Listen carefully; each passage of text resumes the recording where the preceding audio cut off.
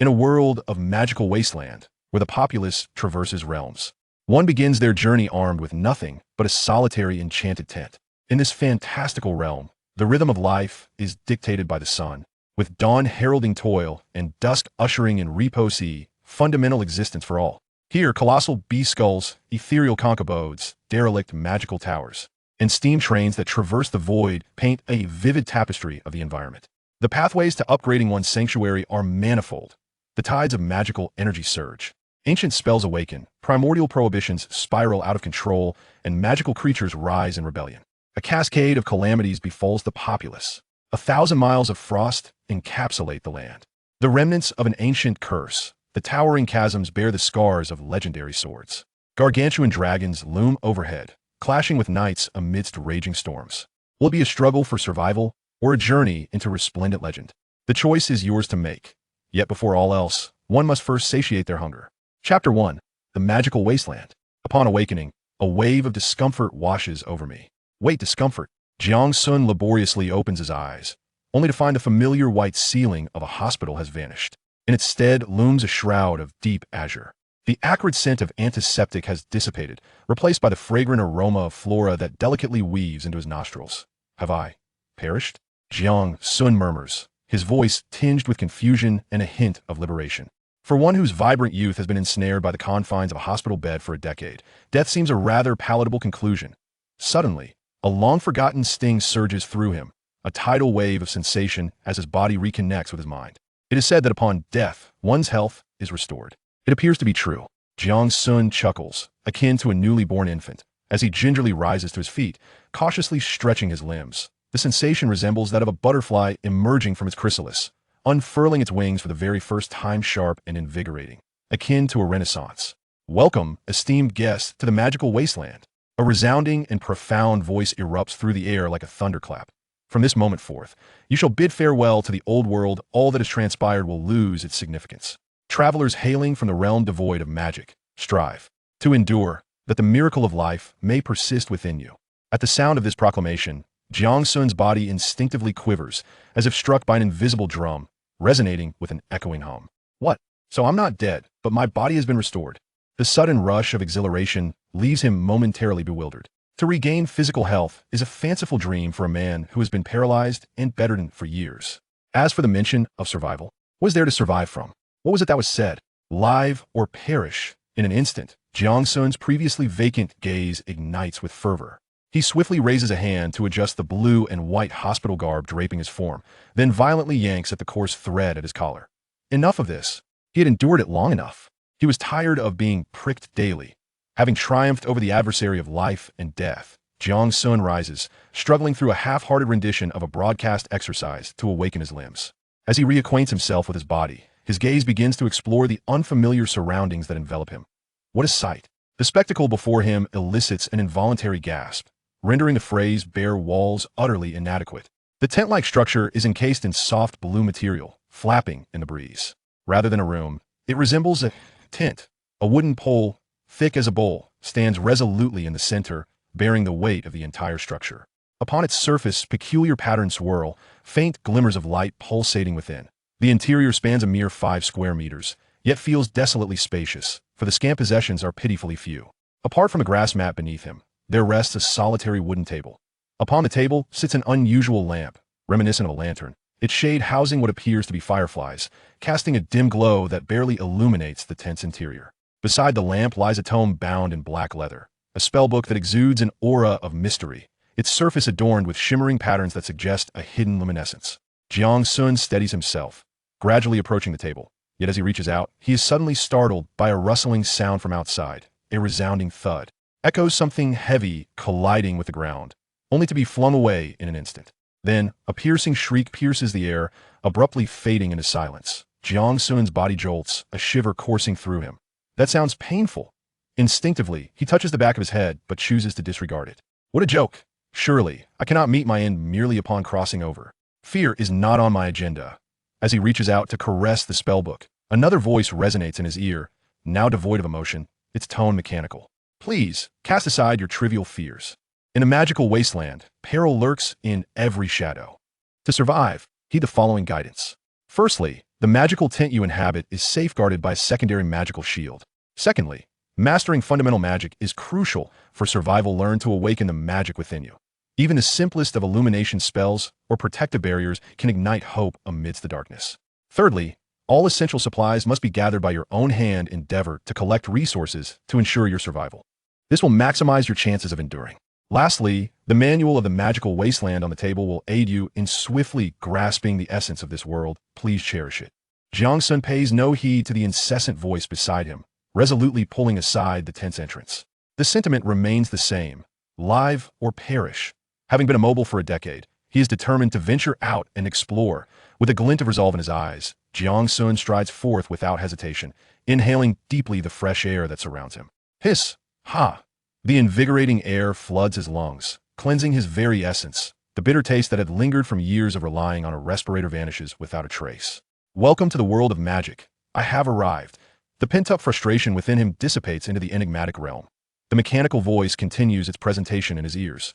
You may acquire basic weapons from the manual of the magical wasteland. Please do so promptly, for without them, your chances of survival are bleak. How rude. Upon re-emerging, he finds himself firmly grasping a half-meter-long white staff. I may die, but not without a fight. This wretched thing, why is it white? Jiang Sun scowls at the staff in his grasp, his expression betraying his disdain that he has never been fond of the hospital's color scheme. Indeed, the spellbook had offered a plethora of weaponry options. Yet, he resolutely chose the staff. Only a fool engages in close combat. He mutters under his breath that it was that very encounter with a truck of battle at close range that plunged him into a decade of darkness, rendering him utterly dependent. Thus, I may perish, but not in a state of indignity. Jiang Sun clutches the staff tightly, its cold surface providing an unexpected sense of reassurance. As he slowly raises his gaze, the scene before him takes his breath away. Before him lay a translucent hemispherical luminescence, akin to a delicate veil, enveloping the tent in its entirety. The periphery of this ethereal glow was approximately 2 meters from the tent, where he had just stood amidst this narrow gap. Beyond the luminous barrier, stars twinkled in the vast expanse, and the moonlight danced in a patchwork of shadows. Not far off, a dense thicket of trees loomed, their towering forms entwined with luminescent vines, the leaves quivering gently and rustling softly. In the air, unknown aerial creatures darted by like bolts of lightning, leaving behind a resplendent trail of light. On the ground, countless unnamed magical flora blossomed, their glow intertwining in a spectacular display. It resembled a magnificent tapestry, enticing nocturnal beings to weave through its vibrant threads. Once, Jiang Sun had lain in bed countless times, listening to novels, conjuring visions of an extraordinary magical realm within his mind. This moment, all those vivid imaginings had materialized before him. It was real. No one could fathom the profound allure this scene held for Jiang Sun, who had been confined to his bed for an extended period. Ding. Warning. Stepping beyond the light barrier at night will. Ding. Warning. Dangers exist in the external environment at night. Ding. Warning. Ding. Undeterred by the system's ominous alerts regarding nighttime dangers, Jiang Sun rubbed his slightly blurred eyes and stepped beyond the luminescent veil. In that moment, he yearned to embrace this world that had bestowed upon him a second chance, regardless of the peril that might await him, even if it meant meeting his end in the next instant. Ding. You have achieved ignorance of danger. Reward. Source of magic. With arms outstretched, he slowly closed his eyes, tears cascading down his cheeks, only to be whisked away by the evening breeze. Whoosh! A sudden rush of wind erupted behind him, and he felt a weight settle upon his shoulder. He jolted his eyes open and turned his head, discovering a small squirrel no bigger than the palm of his hand, its tail shimmering with iridescent hues, perched upon his shoulder. Remarkably, it mirrored Jiang Sun's own pose, extending its tiny paws as if to embrace the world. Jiang Sun gazed at the little creature, and the squirrel gazed back at him, their silent exchange brimming with unspoken understanding. After a moment, walla walla walla walla walla la la, walla la la la. Chapter 2. The Source of Magic. What's the fuss all about? Jiang Sun gazed at the little squirrel with a look of bemusement. The squirrel let out a sigh, its diminutive form nimbly twisting as it raised its tiny paws to smooth Jiang Sun's tousled hair. With a gentle leap, it hopped off his shoulder and scurried into the tent. Jiang Sun was left in a state of confusion. Wait a moment. Wasn't it promised that a magical shield would protect us? Isn't this perilous? Such a large creature has just dashed inside without any hindrance. He lamented. How can I possibly sleep soundly with everything being stuffed into the tent? With a resigned sigh, he attempted to tame his unruly hair, pushing aside his worries. It's merely a squirrel. It can't possibly harm me, he reassured himself, murmuring inwardly. The temperature outside was rather low. and the chilly air crept in through the collar of his attire. Hurriedly, he entered the tent, wrapping his garments tightly around him in an effort to fend off the biting cold. He inwardly cursed the wretched hospital gown. It offered no warmth whatsoever. After securing his clothes, he suddenly recalled that the system had mentioned a reward he had received moments ago. Curiosity piqued, he reached into his pocket. First, he retrieved a few milk candies, and then his fingers brushed against a cool metallic object. Upon pulling it out, he discovered it was a necklace. The necklace shimmered with a bright silver hue, and at the moment of contact, a line of prompts appeared before him.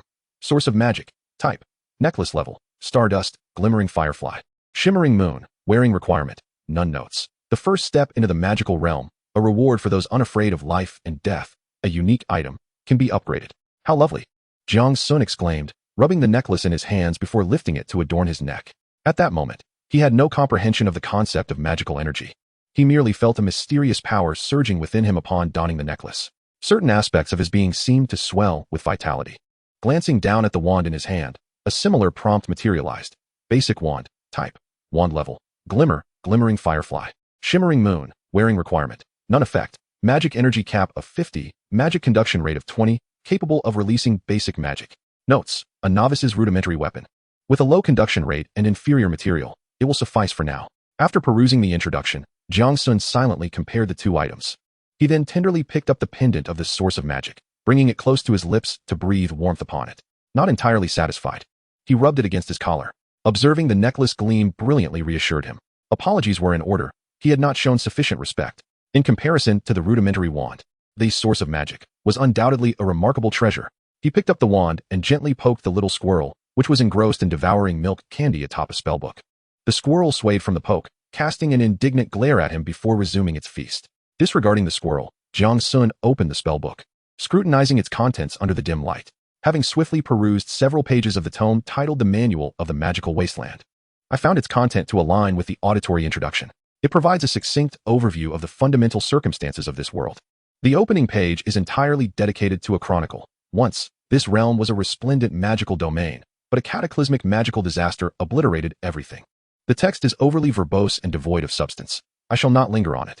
Turning to the next page, time, Blue Star Calendar, Year 1, Day 1, 025. Night, 14 to 2000 hours, 20 to 6 o'clock, day, 6 to 1400 hours. Jiang Sun furrowed his brow, narrowing his eyes in perplexity. According to the magical tome, it appears there are only 20 hours in a day. Moreover, the night consumes a full 12 hours. This is evidently not the diurnal cycle of Blue Star. Nonetheless, it is to be expected, given the circumstances of my transmigration. With a resigned shake of his head, he continued flipping through the pages. Weather. Temperature, 15 to 24. Weather status. The sky is a brilliant azure, with magical energy flowing smoothly. Wind level, gentle breeze. Magical atmosphere. The air is imbued with a faint fragrance of moonlight grass, heralding the occurrence of magical events today. Celestial omens. In the night sky, the stars are arranged in an ancient magical formation, signaling good fortune and serendipity. Is this magical tome not akin to a magical tablet? Jiang Sun scoffed, then proceeded to the World Communication Channel, 11. Messages flooded in like a torrent, refreshing at a terrifying speed that strained his eyes. The nearly 8 billion figures noted at the bottom corresponded closely with the total population of humanity on Blue Star. Jiang Sun marveled silently. It seemed that regardless of age, everyone had been transported here. Could it be that he must tend to infants in this realm? He was suddenly grateful for his solitude, free from the burdens of others. On the side of the chat box were Regional Communication Channel, 55. 9,998 people. Friends, 0 people. The channel was evidently switchable, and Jiang Sun blinked, contemplating. 9,998 people? Someone in the World Channel remarked that each region comprises 10,000 individuals. The missing 2 must have. He inhaled sharply, a chill coursing through him. The magical world, indeed, harbors such terrors. He then began to peruse the regional channel, discovering that the messages refreshed with alarming rapidity. However, he managed to discern a few snippets. Wait, where am I? I was just asleep. Have you seen those glowing plants outside? They're beautiful, but are they dangerous? Mom, where are you? There's a wolf-like creature outside, drooling all over the place. I hear something eerie outside. It's terrifying. I'm starving. Does anyone have food? My hot pot was just served when I got transported. I, the noble brother, shall conquer the magical world. Avada Kedavra. I have a new novice weapon. I shall venture forth to vanquish that tiger. Let us pay homage to our brave brother. Have you all acquired the system's bestowed gathering skill? Upon reading this, Jiang Sun paused, offering a solemn 3 seconds in tribute to the valiant soul. Before perusing his own information, personal information name, Jiang Sun level, glimmer, glimmering firefly, celestial star. Bright moon, strength, 3, 5, agility, 5, 5, stamina, 4, 5, intelligence, 8, 5, magic power, 210, 100 skill, gathering technique, level 1. The figures in parentheses represent the standard values for a healthy adult. And it was evident that Jiang Sun was rather lacking, particularly in strength. Am I truly this feeble? Jiang Sun lamented, gazing at his meager strength of merely 3 points. However, the years spent bedridden had stripped him of the ability to train, leaving his physique undeniably frail. Fortunately, there remains the potential for improvement. The Manual of Magical Wastelands includes a marketplace, shelter information, and various functionalities, yet it currently lies barren. He brushed aside the little creature named Walla, which he had whimsically named after a squirrel, and settled down at the entrance of his tent, clutching the magical tome while humming a tune. Originally, he had intended to name it Milk Candy, but upon closer inspection, he deduced that it was male, hence the name Walla, regardless of whether it approved or not. For it could not articulate human speech. Opening the regional chat channel, Jiang Sun found it bustling with activity. I selected the novice sword, and gained 1 point in strength. Mine is the novice axe, which granted me 1 point in stamina. My novice bow added 1 point in agility and 10 points in magic power. Wait, how did you get an extra 10 magic power? Had I known, I would have chosen the novice bow too. Exactly. This is unfair. I want to trade. Envious of the experts. They struck it rich. What is there to envy? They only gave me 5 arrows. The system says I must gather materials myself for anything else. Isn't the axe capable of chopping wood? Why would you chop wood? The manual states that upgrading the magical tent to a magical cottage requires 100 units of wood, 100 units of stone, and 1 unit of magical material. Isn't there a hidden upgrade method as well? I haven't seen the specific requirements. The tent can be upgraded? That makes sense. Otherwise, I fear the outer shield will eventually be torn apart by that magical wolf. Bro, you're chatting here while there are wolves outside? Your mental fortitude is commendable. What do I have to fear? I am a formidable upright creature wielding a weapon. How can a mere beast intimidate me? I have trained for years, with a strength of 7 points. After sending this message, I shall go and slay it. Brother, how majestic. Brother 587. Observing the dwindling number of participants in the regional channel, Jiang Sun rubbed his temples in exasperation. The inherent shortcomings of humanity, even with the lessons of the past, some individuals remain oblivious to reality. As this thought crossed his mind, Jiang Sun could not help but feel a wave of relief. Thankfully, during his earlier escapade, the terrifying creature that let out a blood-curdling scream did not assault him. Clearly, he was in a state of delirium. Chapter 3, A Night of Revelry. Due to the late hour of his arrival, it was now well past midnight. Jiang Sun glanced outside, where the sky was enveloped in inky darkness. It seemed that little could be accomplished this evening. He closed the Manual of Magical Wastelands and gently patted Walla, who was sprawled out in a most undignified manner, bubbles of snot adorning its nose. Resting his head upon it, he drifted into a deep slumber. Inside the tent, only the lamp on the wooden table flickered intermittently. Outside, the tranquil woods gradually succumbed to an impenetrable darkness, occasionally accompanied by rustling sounds. Whether it was the wind whispering through the leaves or the echo of footsteps remained uncertain. The night swiftly passed. Time, Blue Star Calendar, Year 1, Day 1, 600. Daylight 600 to 1400.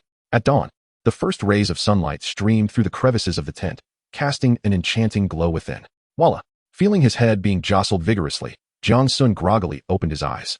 Upon turning his head, he was met with a disgruntled Walla, hands on its hips, glaring at him. What? Just yesterday, it devoured my only ration of milk candies. Jiang Sun, unwilling to back down, widened his eyes and locked gazes with Walla. Walla, do you know the primary purpose of a pet? If it cannot provide emotional value, then it must offer nutritional value. As soon as Jiang Sun finished speaking, he noticed Walla seemingly comprehending, casting him a disdainful glance. Oh, how dare you look at me like that? Jiang Sun playfully grabbed Walla, kneading it in his hands. There is quite a bit of meat here. If I can't find anything to eat later, I might just feast on you.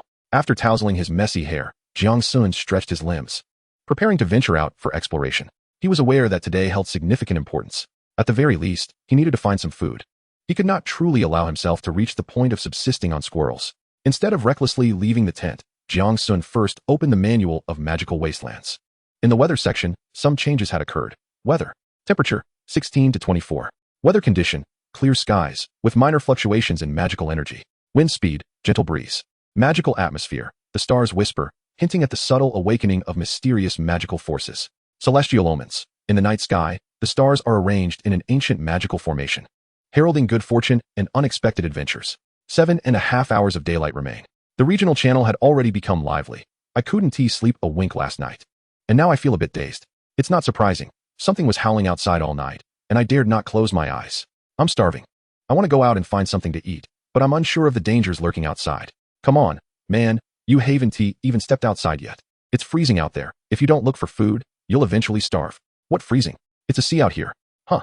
I find myself in a cave, enveloped in utter darkness, and dare not venture outside. But why does the exterior resemble a graveyard? Jiang Sun closed the manual and refrained from reading further, having gleaned some understanding from snippets of conversation. Firstly, the distance between individuals is considerable, rendering any semblance of collaboration nearly impossible. Glancing upwards at the fantastical scenery outside, Jiang Sun felt a sense of relief.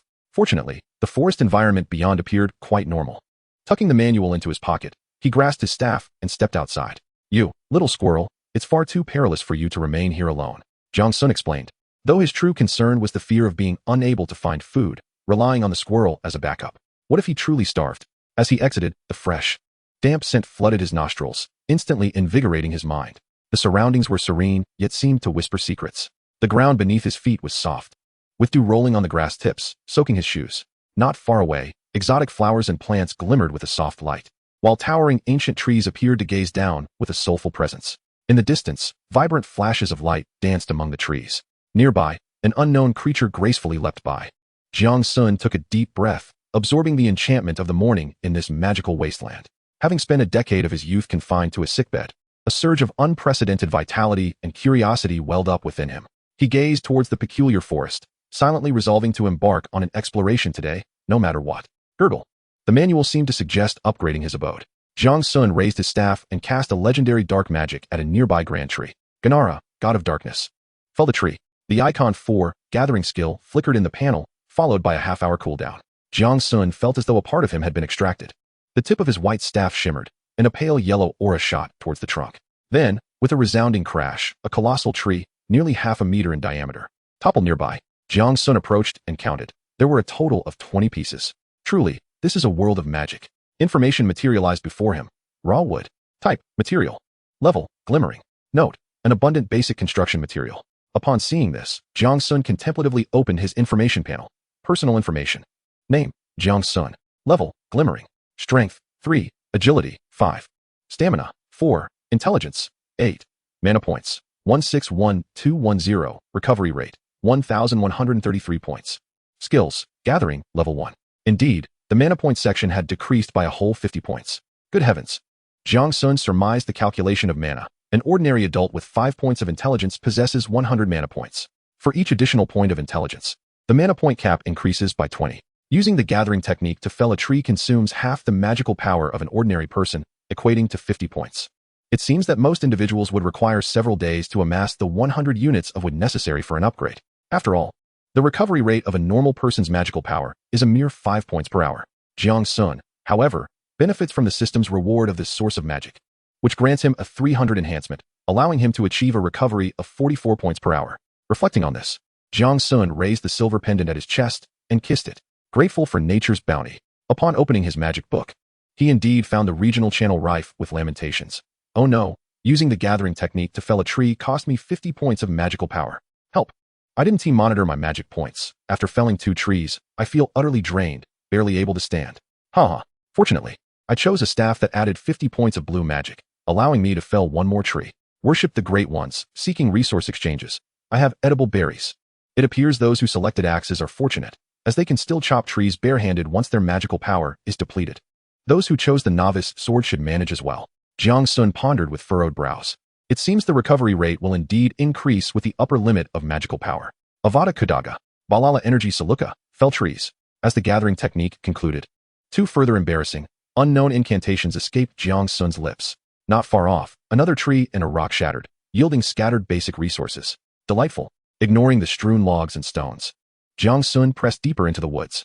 Gathering resources was secondary. Primarily, he had yet to find food. Chapter 4, Raiding the Squirrel's Nest.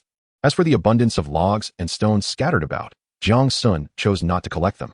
After all, the tree felling site was a mere 10 meters from the tent. He could retrieve them whenever needed. The pressing concern was that today's rations were still unaccounted for. Following a path adorned with luminescent plants, Jiang Sun advanced slowly. Along the way, clusters of unidentified flowers either emitted a soft glow or swayed gently in the breeze, captivating Jiang Sun.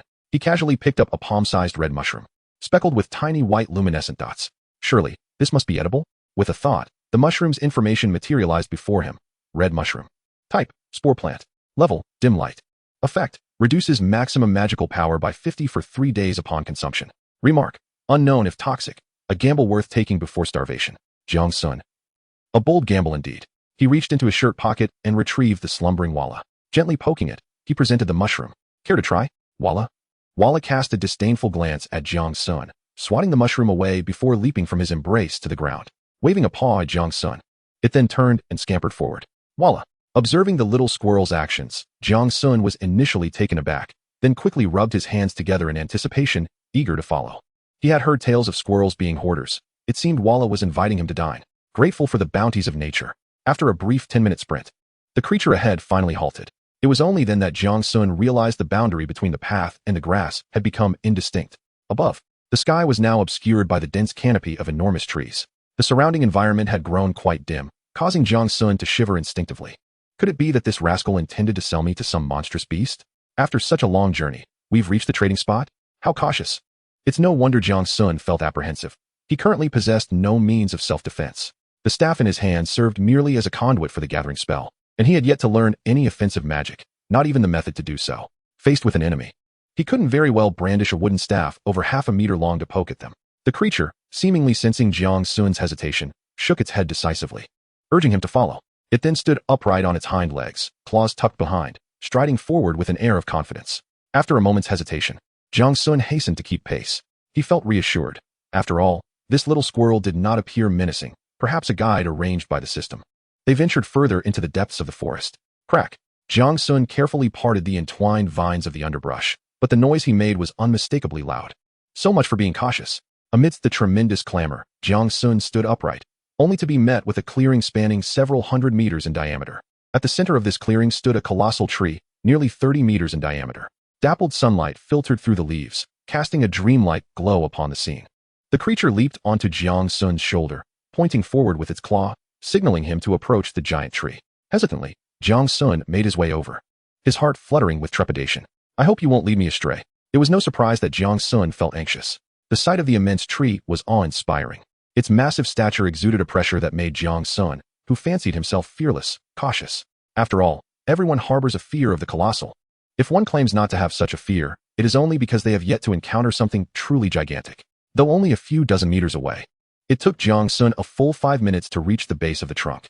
The melodious chirping of birds overhead reassured him considerably. There were living creatures. This indicated that the tree was not a monstrous entity, ready to ensnare any nearby animal with its tendrils for a meal. The creature hopped off his shoulder, striding ahead with an air of swagger that matched Jiang Sun's own pace. Jiang Sun followed suit, jogging alongside it as they circled the trunk. After traversing about a quarter of the distance, the creature stopped, prompting Jiang Sun to quicken his pace to catch up. What? A sudden roar startled him, and he instinctively turned to flee. There, where the creature had halted, was a tree hollow measuring a full 10 meters in diameter. A gust of wind swept through, and the dark tree hollow emitted a chilling wail. Whose lair have I stumbled into? This is truly outrageous. As Jiang Sun cursed and ran, he could hardly fathom the colossal creature that might dwell within that towering tree hollow. After running for a considerable distance, he felt no presence trailing behind him. A hurried glance over his shoulder revealed Walla, standing at the entrance of the hollow, gazing at him as if he were a fool. You dare! Upon noticing Jiang Sun had halted, Walla cast a scornful glance before nimbly leaping into the tree hollow. Moments later, Walla emerged again, beckoning Jiang Sun to follow, signaling that no danger lurked within. Jiang Sun was taken aback. Could this be a natural tree hollow? Hesitantly, he approached, his steps cautious and deliberate, acutely aware of his surroundings. Should any unexpected situation arise, he would undoubtedly flee. Yet, he was reluctant to forfeit the opportunity to enhance himself. After all, merely relying on the collection art would not suffice if he wished to explore this splendid magical realm. Reaching the entrance, Jiang Sun cautiously peered inside. He found Walla seated on a blanket made of animal fur, engrossed in consuming some unknown fruit. The fur beneath him appeared soft and lustrous, far superior to his meager straw mat. The interior of the hollow did not exude the damp, moldy odor he had anticipated. Instead, a faint, refreshing fragrance permeated the air. It seemed as though some natural force was maintaining the dryness and cleanliness of this place. Walla then waved the fruit in his hand, inviting Jiang Sun to partake. After a moment's hesitation, Walla tossed him one, embodying the demeanor of a gracious host. Jiang Sun stepped forward and caught the vibrant green fruit. Its surface was smooth as jade, with a radiant glow seemingly concealed beneath its skin. A mere thought summoned information before his eyes. Jade spirit fruit. Type, magical fruit. Level, firefly. Effect: Intelligence 1, upon first consumption. Each consumption boosts magical recovery speed by 50, duration, 10 hours. Note: grows in areas rich in magic, containing pure natural magic. Especially beneficial for newcomers to the magical domain. What? Jiang Sun rubbed his eyes in disbelief. Is the ordinary fare in this magical world truly so extraordinary? Turning his gaze, he noticed a basket of vibrant, shimmering fruits in front of Walla. Such a splendid array, each fruit exuding an exquisite glow. They appeared anything but ordinary. Walla, whose domain have you usurped in this hollow? Observing Walla's content demeanor, Jiang Sun could not help but inquire. It was evident that Walla had resided here for quite some time. Walla? Walla? Walla. With a disdainful glance at Jiang Sun, Walla's adorable demeanor prompted Jiang Sun to reach out and playfully squeeze him. With a crunch, he bit into the fruit, and juice splattered everywhere. Ugh. Jiang Sun nearly spat it out. It was both sour and bitter. No, this fruit appears so innocuous. How could it betray me like this? Why does it taste so terrible? Jiang Sun fought the impulse to spit it out, chewing it a few times before swallowing. He feared that if he consumed even a morsel less, the intended effect would be lost. At this moment, he understood why Walla preferred candy over fruits with attributes. Pinching his nose, Jiang Sun finished the last of the emerald spirit fruit in large bites. He then opened his information panel, and indeed, changes had occurred. Personal information name, Jiang Sun level, dim light, glimmering fireflies, celestial stars. Radiant moon, strength, 3 agility, 5 stamina, for intelligence, 9 magic power, 142230, recovery rate, 12,366 points, skill, gathering technique, level 1. It seemed this was the method for displaying temporary effects. Jiang Sun's magic recovery rate had now reached an astonishing 54 points. With such a recovery speed, he could regain as much magic power in an hour as others might in half a day. In other words, could he fell nearly 20 trees in a single day? Wouldn't that be a path to prosperity? Realizing this, Jiang Sun quickly shook his head. How deeply rooted was this absurd thought in his mind? Adhering to the philosophy of sharing hardship rather than allowing the child to suffer alone, he retrieved a piece of candy from his pocket and tossed it to Walla. He then sat cross-legged on the laid-out fur and began to browse the regional channel. Chapter 5. Black Bear. Does anyone have a golden finger? Seeking a strong ally. Yes. Yes. What about sign-ins, critical hits, and those who can multiply resources 100-fold? Please take me under your wing. But remember, video verification is a must. And you can fly nationwide. Wait, do you truly believe this? Isn't this how novels portray it? Can the tales spun in novels be taken seriously? My friend, you've already traversed worlds. What is there left to doubt? Observing the meaningless chatter in the channel, Jiang Sun sighed in exasperation. When it came to superpowers, he had his own insights, for he was indeed a legendary superpower wielder, even before his transmigration. He once believed himself to be the epitome of a main character. However, after a decade of wielding his superpowers, he finally confirmed that his golden finger was utterly useless. His golden finger was, as long as he concentrated, he could pull a piece of candy from his pocket. A white rabbit candy. Absurd, isn't it? He thought so too. Moreover, he couldn't procure it in bulk. He could only extract 3 or 4 pieces a day. Eating it conferred no special abilities, merely allowing his younger self to develop a few cavities. This ability was even less useful than the most universally acknowledged useless superpower, controlling body hair growth. Fortunately, he could still use it to feed squirrels. Moreover, it could serve as an emergency ration to stave off starvation. With a sigh, Jiang Sun continued to peruse the chat channel. I gathered a snowy winter root. And the system says it's edible. What is that compared to mine? I found a bunch of fist-sized wild potatoes outside. I harvested dozens. Ah, you're amazing. Big shot. Could you sell me too? My vicinity is desolate, devoid of any sustenance. What do you have there? Look at my breadfruit and sealed spring water. Consuming them enhances my magical recovery speed by 10. Goodness, you are impressive. How did you acquire such items? Just now, I inadvertently shattered a crystal ball hidden within a thicket, which yielded supplies. What? There's a crystal ball. Indeed, upon its shattering, I also obtained 4 crystal fragments. I discovered a parcel named the Enchanted Weaving Package within a tree hollow, which granted me a magical blueprint. You must be jesting. My surroundings are an expansive plain, and anything noteworthy would be easily visible. How could I have missed it? The regional chat channel buzzes with lively discussions, enabling Jiang Sun to glean further insights. Firstly, this world indeed harbors treasures akin to chests that can unveil blueprints and fundamental resources, albeit in scarce quantities. Hence, such matters bear little relevance to Jiang, whose luck is notoriously poor. Secondly, the basket of fruits that the squirrel father indulges in comprises exceptional items. Even a single fruit can permanently augment attributes, far surpassing the treasures others boast about in the channel. This illustrates that the seemingly incessantly chattering squirrel possesses remarkable audacity, feasting daily in the lair of an unknown formidable creature. The rations left behind by this powerful beast have now become a boon for the two of them. Wait, Has that mighty magical beast truly perished? A flash of realization struck Jiang Sun, causing beads of cold sweat to surface. Who informed him that the master of this place had met their demise? On what grounds does he assume his indulgence here is without peril? An unidentified colossal creature. Has my takeaway arrived? With this thought, Jiang Sun wasted no time, hastily rising, seizing the basket of fruits, and darting outside. Upon exiting the woods, he arrived at a tent fortified by a magical shield, providing a profound sense of safety. Of course, this is contingent upon the giant beast not pursuing him. He does not believe that his flimsy tent could withstand the might of a towering magical creature over 10 meters in height. As he stepped out of the woods, the sight before him caused Jiang Sun's eyes to widen in astonishment.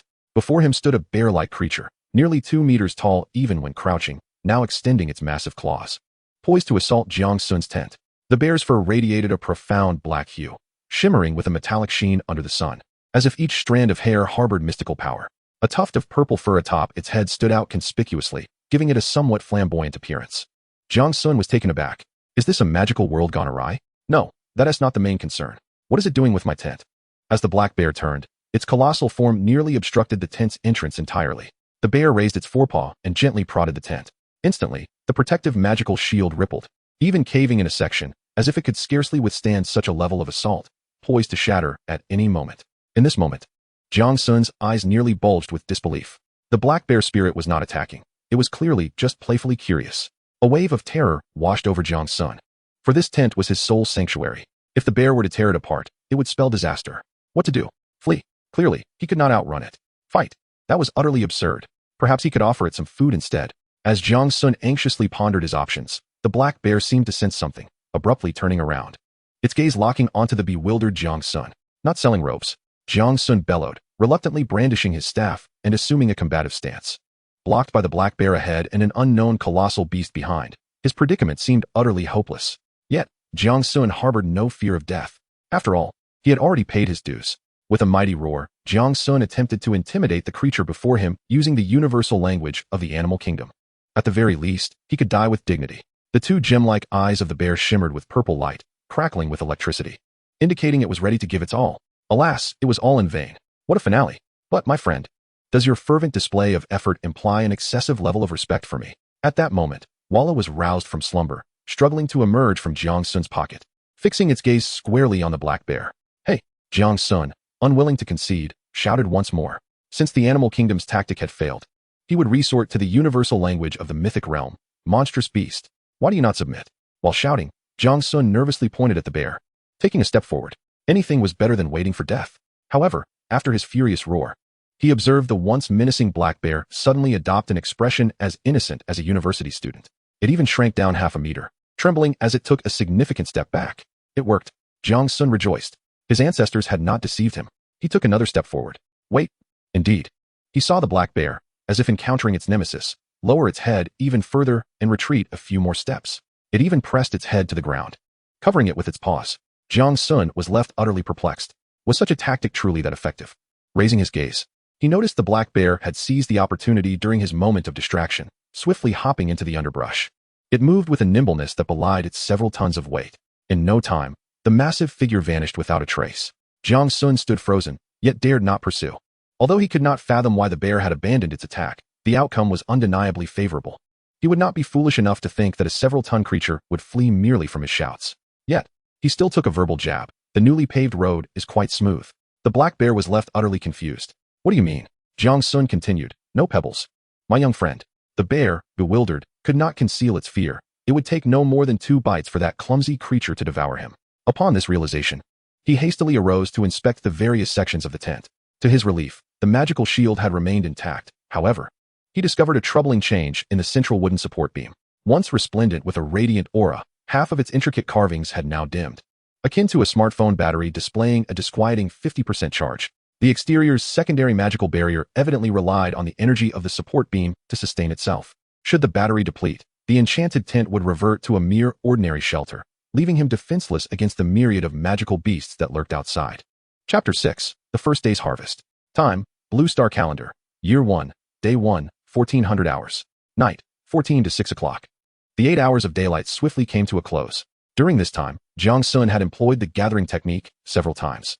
The vicinity was littered with fallen logs and raw stones, which he diligently collected and organized into piles not far from the tent's entrance. After a considerable effort, he counted a total of 150 logs and 60 stones, alongside 2 pieces of firefly-grade hardwood and 3 pieces of firefly-grade magic iron ore, the latter being a rare byproduct of tree felling and stone gathering. In addition to 5 emerald lumina fruits that enhanced intelligence, he also procured 5 fruits with varying attributes, including 1. Ruby raspberry, 3 pieces. Type: magical fruit. Grade: firefly. Effect: agility 1. Upon first consumption, each consumption grants a temporary increase of 1 point in agility, lasting for 10 hours. Notation: grown in areas rich in magical energy, it contains pure natural magic. Long-term consumption may enhance physical constitution. 2. Amber carambola, 2 pieces. Type: magical fruit. Grade: firefly. Effect: stamina 1. Upon first consumption, each consumption grants a temporary increase of 1 point in stamina, lasting for 10 hours. Notation: grown in areas rich in magical energy, it contains pure natural magic. Long-term consumption may enhance physical constitution. Despite the sour taste, Jiang Sun forced himself to consume one of each of these magical fruits, resulting in a boost of 1 point each to his stamina and agility. Although still hungry, he had no desire for further consumption, contemplating instead using these fruits as a barter for more palatable provisions, even if it meant settling for wild potatoes. They were simply intolerable. Yet, Jiang Sun understood that while these fruits were unpalatable, their value would not go unnoticed by connoisseurs. He opened his spellbook and navigated to the section labeled Shelter Information, Glow-Level Magical Tent, an essential temporary equipment for travelers, capable of providing meager protection against wind and rain and fending off small magical beast attacks. Immediate upgrading is strongly advised. Shelter Facilities, Secondary Magical Shield, 46. Shelter Upgrade Requirements: 160 logs, 60 stones, 0 magical materials. Please add. Additional effects: none. Gazing at the less than half-charged energy before him, Jiang Sun despaired and tapped his forehead. It seemed that if he did not upgrade his tent promptly, he would soon find himself homeless, wandering the wilderness. After a long day of toil, Jiang Sun reclined on a grass mat, unwrapping a milk candy and placing it in his mouth. The sweet, creamy flavor instantly redeemed his taste buds. This was food. Jiang Sun had never felt his abilities to be so useful. Observing the bulging cheeks of his little companion, Walla, he was suddenly filled with joy. He quickly grasped Walla in his hands and began to knead him vigorously. The irate little squirrel scolded him for quite a while. Although Jiang Sun could not comprehend the words, he sensed they were likely quite profane. Fortunately, he had this little creature. Otherwise, he would have had to subsist on poisonous mushrooms today. After calming Walla down, Jiang Sun picked up the Manual of Magical Wastelands and began to peruse its contents. At this moment, the messages on the World Channel were scrolling at a more manageable pace than before, allowing him to discern some information. After all, each person could only post once a day. The busy individuals, having completed their day's work, had now turned to idleness. The nights in the magical wastelands spanned a full 12 hours. Subtracting 8 hours for sleep, there remained 4 hours for whatever they wished to do. However, this world did not offer games or short videos. Within their rudimentary tents, they possessed only a grass mat and a rickety table. What could they possibly do? Naturally, they flocked to the regional communication channel to engage in conversation. Humans are social creatures. Prolonged solitude in survival situations can lead to feelings of oppression and panic. Thus, a platform for survivors to communicate naturally became a vital source of psychological comfort for all. Jiang Sun also frequently browsed through it. In his words, it resembled the short videos of the wasteland world. The humorous exchanges of countless quirky netizens could significantly alleviate the anxiety and irritation brought on by survival. The immense pressures of existence could be released through chat and jest. After all, not everyone had a little squirrel. Reflecting on this, Jiang Sun adjusted the Walla resting against his head. Under its reluctant gaze, he offered a piece of white rabbit candy, which somewhat eased their relationship. At that moment, the regional channel was inundated with countless messages. Wood, 100. Are you strong? Just asking if you're strong. Roasted rabbit, 1. So delicious. Does anyone have any seasoning? Lend me some, and I'll share a piece of rabbit meat. Big shot. I beg you, can you spare me a piece? I haven't eaten all day and can hardly move. Those who just want to beg, get lost. If you want to eat, bring some supplies to trade. Sigh. Why do I have nothing to eat? I only found this starlight mushroom that can restore stamina, just enough for a bite. Get lost with your humble bragging. Why are there so many small animals near you? Today, I was chased for ages by a wolf with horns. I couldn't fight back at all. Exactly. I encountered a mole today, and from a distance, it threw stones at me. No matter what I did, I couldn't catch up. Seriously, how does everyone find food? All I see is grass, and I only collected 8 cow dung. Wow, you're amazing. Is this really impressive? Daring to eat excrement doesn't make one impressive. If you dare, then you might be impressive. Jiang Sun's lips twitched slightly, feeling somewhat speechless. These people were evidently not hungry. Otherwise, How could they be so idle? Upon careful observation, he noted that among the speakers, only about 13% had managed to procure food. The majority remained in a state of gnawing hunger. Meanwhile, the trading market had already seen a plethora of new items being displayed, suggesting that everyone had made some gains. However, Jiang Sun was largely unfamiliar with these items, and their exorbitant prices left him astounded. Earlier, someone in the global chat had explained that upon completing a trade, the items exchanged would automatically be transported to the respective tents of the parties involved. However, the items exchanged must be recognized by the system. For instance, if someone possessed exceptional crafting skills, they could construct a chair from raw wood. Once crafted, the item could be utilized as one pleased. Yet it could not be placed in the trading system for sale unless someone approached directly to claim it. Items eligible for trade, aside from food, were either basic materials or items created through magical scrolls. Thus, the significance of magical scrolls was evident. This design not only prevented individuals from amassing wealth due to advantageous birthplaces, but also substantially heightened the survival challenges for all. Jiang Sun then opened the regional chat, where he discovered that everyone was discussing a particular event. Chapter 7, Trade Application. Hey, have you noticed that the glowing patterns on the pillar in the center of the tent seem to have diminished significantly? Indeed, mine has decreased by a third. Could this be the health bar of the shield outside? What? Just now, something attacked my tent, and I ignored it. Now there's only a small segment left. Help! My energy column has depleted. I just went outside and saw that the magical shield has vanished. Help! Someone, please save me. My shield just broke, and now a leopard beast is attacking my tent. With the dissemination of this news, the number of people in the chat dwindled by 1. Jiang Sun then realized that from the original 10,000 individuals in the regional chat, over 100 had quietly perished without so much as a ripple. Glancing at his own remaining half energy, he resolved that he must upgrade his tent that very night. Otherwise, should he be attacked again, he would not even know how he met his demise. He could not afford to gamble on whether other beasts could be frightened away by just a couple of roars. The individuals in the chat quickly adjusted their mindsets, realizing that this was not a whimsical paradise, but rather a desolate world where death was a real threat. Reflecting on this, Jiang Sun identified a blind spot. What exactly was the origin of the term wasteland in this magical wasteland? Although the environment was perilous, it also brimmed with vitality. Regardless of the circumstances, it starkly contrasts with the depiction of a desolate wasteland, littered with radiation and ruins. Shaking his head, he resolved to think no further on the matter. After all, this world harbors too many unknowns, and the information he possesses is exceedingly limited. Baseless conjecture holds little value. Survival is paramount. He was no longer indifferent to the value of his own life. Posting his trading information, 11, lumber, 4, ore, quantity 50. Jiang Sun began to prepare the materials for upgrading. However, within a minute, his listed materials were completely exchanged. This speed did not surprise him. After all, everyone's birthplace and environment were nearly all distinct, resulting in varied resources available for gathering. In the trading center, the exchange rate for lumber and ore remained around 11. With little price variation overall, it appeared that others were equally alarmed, hastening to gather materials needed for upgrading their shelters. Indeed, while it was rare for someone to gather the required materials in a single day, Jiang Sun was certainly not alone in this endeavor. With such a vast population, the number of those who encounter fortuitous events is undoubtedly considerable. Subsequently, Jiang Sun began to sift through the items in his possession that could serve as magical materials, only to discover that the 3 types of firefly-level fruits were inadequate. However, the firefly-level hardwood and magic iron ore proved to be suitable. It seemed that magical materials referred to those that could be sustained over time. Casting aside the dark ore, Jiang Sun was disinclined to utilize these 2 items as the primary materials for the upgrade. Simply put, they lacked the requisite prestige. He reopened the spellbook and turned to the page detailing shelter information, dim light level magical tent, an essential temporary gear for travelers, capable of providing a meager shield against wind and rain while fending off attacks from small magical beasts. Upgrade is highly recommended. Shelter facilities, secondary magical shield, 45.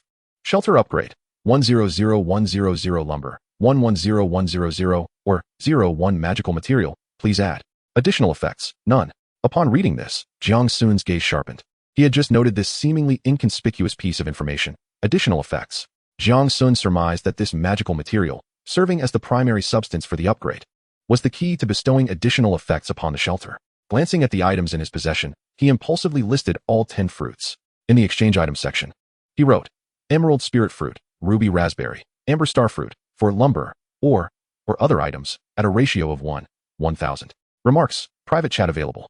Then, he set the trading rules. Everyone could post their trading item information and submit trade requests to him. Jiang Sun could then choose whether to engage in a trade after reviewing the other party's item information. Just after establishing this, a flurry of notification sounds erupted, creating a cacophony. As expected, An overwhelming number of trade requests flooded in. Jiang Sun felt a surge of delight. There were indeed many discerning individuals.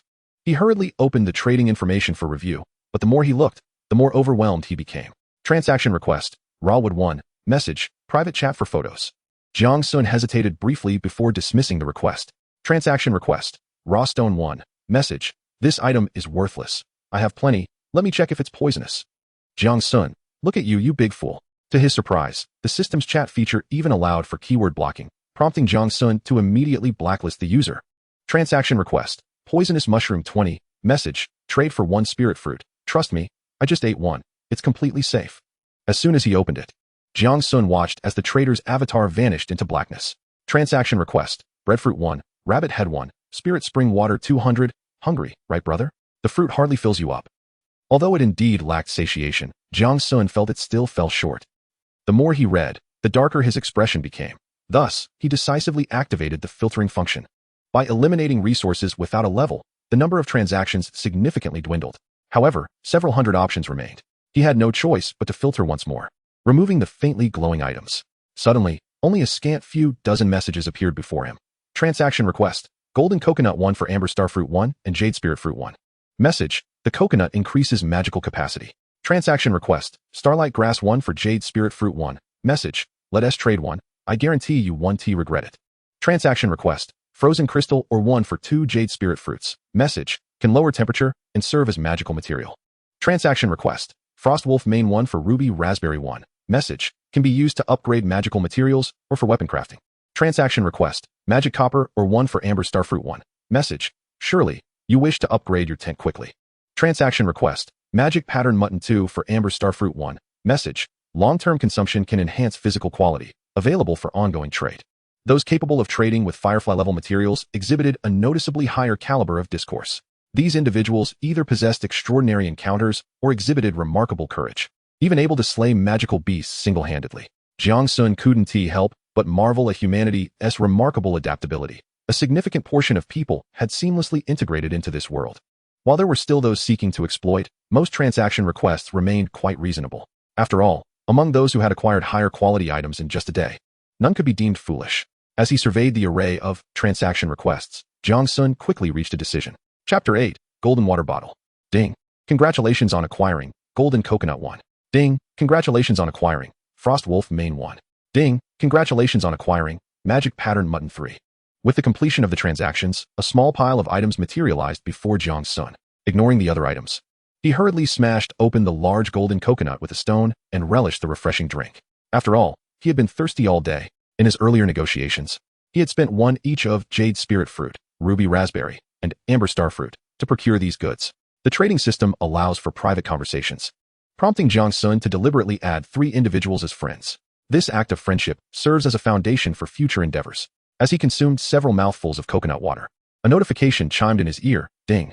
Congratulations, your magic value limit has increased by 30 points. Exhilarated, Jiang Sun found that his magic value was more than sufficient. Yet the thrill of enhancing his power left him entranced. Furthermore, the fruits he had previously consumed failed to meet his hydration needs, making the coconut a timely relief, albeit a temporary one. Recently, in the World Channel, Jiang Sun had observed others beginning to share various methods for collecting water resources. While such resources are essential for survival, individuals tended to guard their knowledge closely. Many who had access to water resources near their birthplace began to trade them for goods. Yet most were unable to effectively exchange them. After all, apart from arid deserts and barren wastelands, most locations permitted some degree of water collection, albeit in varying quantities. For instance, within the enchanted forest where Jiang Sun resided, numerous methods for water collection existed, such as the berries he had spotted on his journey today. However, their collection proved challenging, and he chose not to waste time on it. Consequently, individuals clutched their logs and stones tightly. The lack of concentrated resources resulted in many failing to gather sufficient materials. Thus, Jiang Sun's ability to gather upgrade materials on the very first day, with a surplus to boot, was a rare accomplishment. Cautiously, he used a sharp stone shard to refine the opening of the coconut, intending to use the shell as a vessel for storing water. To his astonishment, as he finished trimming, the coconut shell shimmered, being recognized by the system as a magical item. Golden coconut water vessel. Type, everyday item. Level, glimmering, glimmering fireflies, stars, and the bright moon. Effect, gradually purifies the water contained within, effectively preventing magical turbulence from corroding it. Remark, a natural water vessel with an efficient utilization method. Upon seeing this, Jiang Sun quickly cut a piece of wood and fashioned a simple wooden lid to seal the vessel. Once completed, the golden coconut water vessel radiated with a golden glow. Delighted, he placed the vessel carefully, then eagerly retrieved the magical patterned mutton he had exchanged for, setting it over the fire to roast. The sizzling sounds and the enticing aroma of the meat roused the sleeping Walla, who groggily approached Jiang Sun, settling beside him by the campfire, eagerly awaiting the meal. To procure the mutton, Jiang Sun had spent 5 pieces of raw stone to trade for a piece of fire-starting stone. This fire-starting stone was crafted via a magical manufacturing scroll. The seller's pricing was reasonable, even considerate, as those capable of crafting useful items were scarce. Most items for sale consisted of mundane items, such as magical thermos cups and luminous stones that stored sunlight to provide light during the night. In comparison, the flint is undoubtedly far more practical. This has led to the individual who unveiled the flint blueprint reaping substantial rewards. After all, it is merely a thermos, a solar-powered night light, and a lighter, akin to devouring a large portion of lamb chop with shared enthusiasm. Jiang Sun once again picked up the spellbook, resolutely ceasing his perusal of various basic material transactions. He began to focus intently on the exchange of magical materials. Spirit Branch 1. Exchange for 50 logs. Note: only 1 available. Act quickly to purchase. Hardwood 1. Exchange for 100 raw stones. Note: magical material, suitable for upgrades. Poisonous Toad Gland 1. Exchange for any healing item 1. Note: urgent. Who has healing items? Magic Iron Gear 1. Exchange for 100 logs or 100 raw stones. Note: extracted from a rusty armor. Can be used as upgrade material. Magic Crystal 431. Exchange for 100 logs and 100 raw stones. Note: magic crystal from a crystal ball can energize tents and serve as upgrade material. The plethora of information left Jiang Sun feeling bewildered. Throughout the day, some fortunate individuals managed to acquire magical materials. However, after sifting through the listings for a considerable time, Jiang Sun felt that these offerings were somewhat lacking. Should he rely on them to enhance the additional effects of his shelter, using low-quality materials would be a significant loss. As dusk approached, Jiang Sun stepped outside, gnawing on a charred lamb chop, and employed gathering technique on several sturdy nearby trees. With a series of resounding crashes, he harvested over 50 logs once more. He could not be bothered to drag them closer to the tent. After all, it was not far, and he could transport them when needed. Glancing at his personal information, he noted that his magical energy was still at full capacity. Jiang Sun sighed in exasperation. Were it not for the cooldown period of gathering technique, he would have undoubtedly amassed hundreds of logs and raw stones by now, and would be lounging about. He pondered silently whether anyone had learned other spells. He surmised that few possessed such good fortune, considering that spells could only be acquired through magical scrolls, which were scarce and only obtainable from the world's gifts, such as crystal balls and treasure-like items, with a low probability. Moreover, even if someone had learned a spell, they likely lacked sufficient magical energy to wield it, as everyone needed to use gathering technique to collect basic materials to upgrade their tents. A secure and stable living environment was always the preferred choice. After all, within just one day, most individuals had faced attacks from wild magical beasts. The number of deceased was starkly displayed, prompting everyone to exercise greater caution. After an extensive review, Jiang Sun only saw someone in the World Channel sharing that they had learned illumination technique. It consumed 10 points of magical energy, illuminating a space of 10 square meters for 1 minute. In an attempt to test its effect, the individual nearly attracted the attention of a magical beast. Casting another glance at the regional communication channel, Jiang Sun felt a weight settle in his heart. In this brief moment, the channel had already lost several dozen participants, dwindling to a mere 978910000. It was just the first day, yet the mortality rate among survivors had approached an alarming 3%. Given the staggering population of 8 billion, it was difficult for Jiang Sun to fathom how many lives had already been extinguished. Despite his trepidation, he felt utterly helpless, for he himself had narrowly escaped becoming one of the fallen. As he opened the chat channel, lively discussions ensued among the participants, sharing their experiences and discoveries. Occasionally, someone would share their bounty, prompting a chorus of admiration from others, exclaiming, "You're amazing." Amidst the revelry, desperate pleas for help would occasionally pierce through the chatter, casting a somber silence over the group.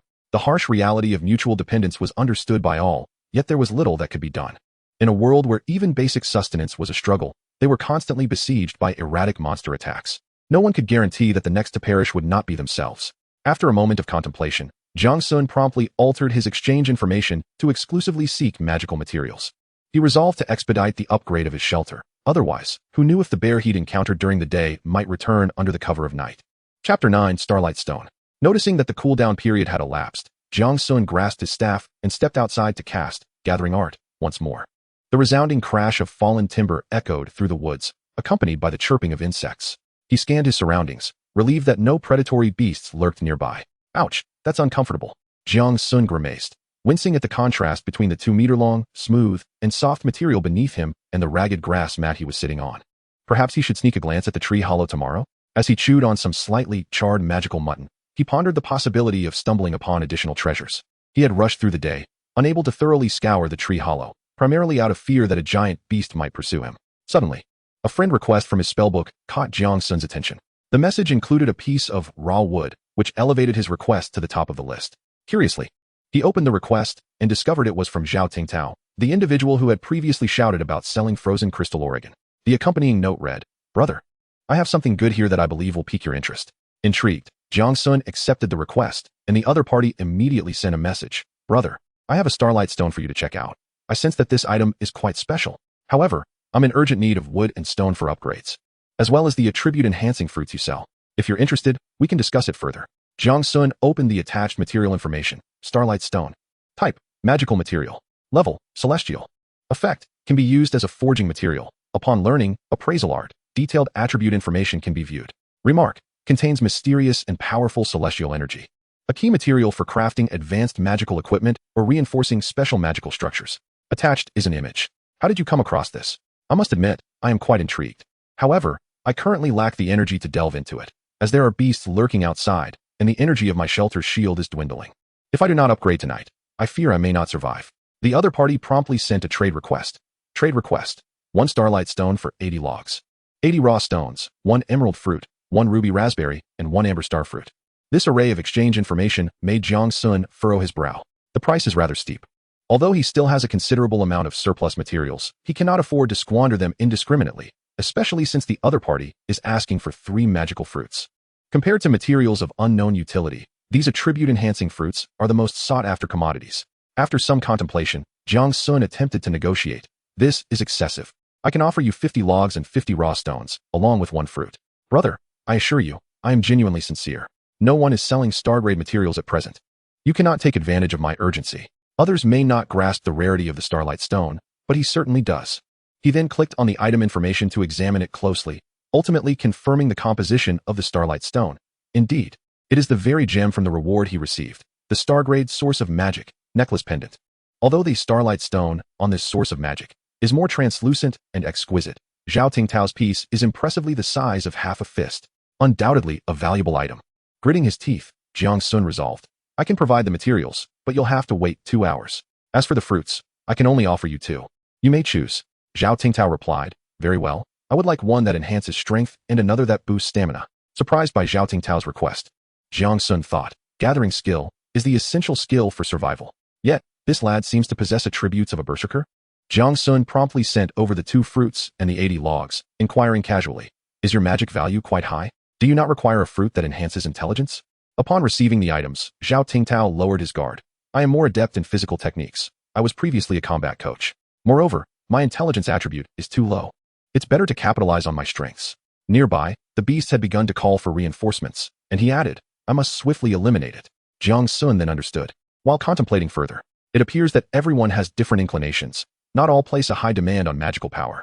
After all, if one's strength reaches a certain level, could one not fell a tree with just 2 axes? Grasping this starlight stone in his hand, Jiang Sun ultimately decided to upgrade his tent first. The required materials were all prepared, as it is prudent to avoid prolonged uncertainties. He opened the spellbook and reviewed the shelter information once more. Glow-level magic tent. A must-have temporary equipment for travelers, capable of providing meager shelter from the wind and rain, and fending off small beast attacks. Please upgrade promptly. Shelter facilities, secondary magic shield, 38. Shelter upgrade, 100, 100 logs, 100, 100 stones, 1 magical materials. None. Please add materials. Additional effects, none. As the starlight stone, in his possession vanished, the magical materials section also transformed into starlight stone, 1, stellar grade. Immediately, a prompt echoed in Jiang Sun's ear. Ding. Would you like to upgrade the level 2 magical cottage using the starlight stone as the primary magical material? Confirmation. In the next instant, Jiang Sun felt as though everything before him had become surreal. The tent began to shimmer with radiant light, while the stacked logs and stones around it melted away like water, gradually integrating into the structure of the tent. As the brilliance erupted, Jiang Sun instinctively closed his eyes. When he opened them again, he was greeted by sharply defined, orderly wooden walls. At the base of these wooden walls, stone barriers connected to a robust stone floor. The wooden beams at the center of the tent had shrunk considerably and regained their luminosity. Now embedded in the center of the room, strands of light flowed from the supporting column to illuminate every corner of the house. If previously it was merely a makeshift support beam, it had now entirely transformed into a source of energy akin to a battery. As the light filled the room, Jiang Sun felt a ripple of magic surging within him, as though it had become more potent. He stood and took a stroll around, estimating that the square room was approximately 25 square meters, resembling a standard 55 square meter space. It wasn't overly large, yet it surpassed the former tent by leaps and bounds. It exuded a sense of security. The table in the center remained unchanged. However, the lamp that had once adorned its surface was now suspended from the central beam, shining even more brightly. It cast a warm, inviting glow throughout the small wooden house. As the radiant lines of light faded, the apex of the house sparkled with starlight, rendering the entire cottage even more mysterious. Jiang Sun admired his new abode, but suddenly recalled something, prompting him to swiftly open the magical Wasteland manual. Indeed, the shelter information had undergone a transformation. Chapter 10, Magical Cottage. Firefly-level magical cottage. Bestowed with wondrous abilities. This magical cottage effectively defends against intermediate-level beast attacks and possesses certain spatial expansion capabilities. Shelter facilities. Basic magical shield, 100. Small magical item storage room, 5 cubic meters. Shelter upgrade. 0-800 logs, 0-800 stones, 0-1 magic core, optional edition. Additional effects. Within the radius of the totem pillar, magic capacity limit 200, magic recovery speed 100. Stamina recovery speed 10. Upon viewing the upgraded information, Jiang Sun breathed a sigh of relief. The secondary magical shield had evolved into a basic magical shield, accompanied by an additional magical item storage room. With a more formidable shield, he could rest a little easier tonight. Walla was also roused from slumber, leaping onto Jiang Sun's shoulder and gazing in astonishment at the changes before them. Walla? On. Walla Walla. Yes, yes. Walla Walla Walla Walla. All right, off you go to play. I cannot comprehend your words. Jiang Sun casually pulled out several pieces of milk candy and handed them to Walla, then fell into contemplation. He had just realized that the quantity of milk candies he could produce seemed to have increased. Remarkably, he could even conjure fruit-flavored candies now. So this seemingly useless ability had evolved. Jiang shook his head, resuming his admiration of his quaint abode. Candy was candy. After 10 years, his interest had indeed waned. Moreover, he had recently gleaned from the system prompts that the second-level magical cottage possessed expansion capabilities, allowing for the addition of facilities such as a magical kitchen. The complementary magical storage room functioned as a compact spatial storage box, designed exclusively for the preservation of magical materials, preventing the loss of their magical potency over time. Aesthetically pleasing and functional, truly befitting the palace of me, the dark god of Gun Era. Ha! A melodramatic, adolescent laugh erupted from Jiang Sun, only to be abruptly halted. Did the magical cottage possess any additional abilities? He hastily opened his information panel, and indeed, he saw personal information. Name, Jiang Sun. Level, Glimmer. Strength, 4. Agility, 5. Stamina, 5. Intelligence, 9. Magic value, 43430. Recovery rate, 226,622 points. Skills, Gathering, Level 1, 89. Gosh. Observing his maximum magic value of 430 points and an impressive recovery rate of 110 points per hour, Jiang Sun felt a mix of despair and frustration. Was it the magical cottage's added attributes that were lacking? Certainly not. A maximum magic value of 200 and a recovery speed of 100 were coveted attributes that almost everyone yearned for. Yet, Jiang Sun was burdened with an excess. Boom.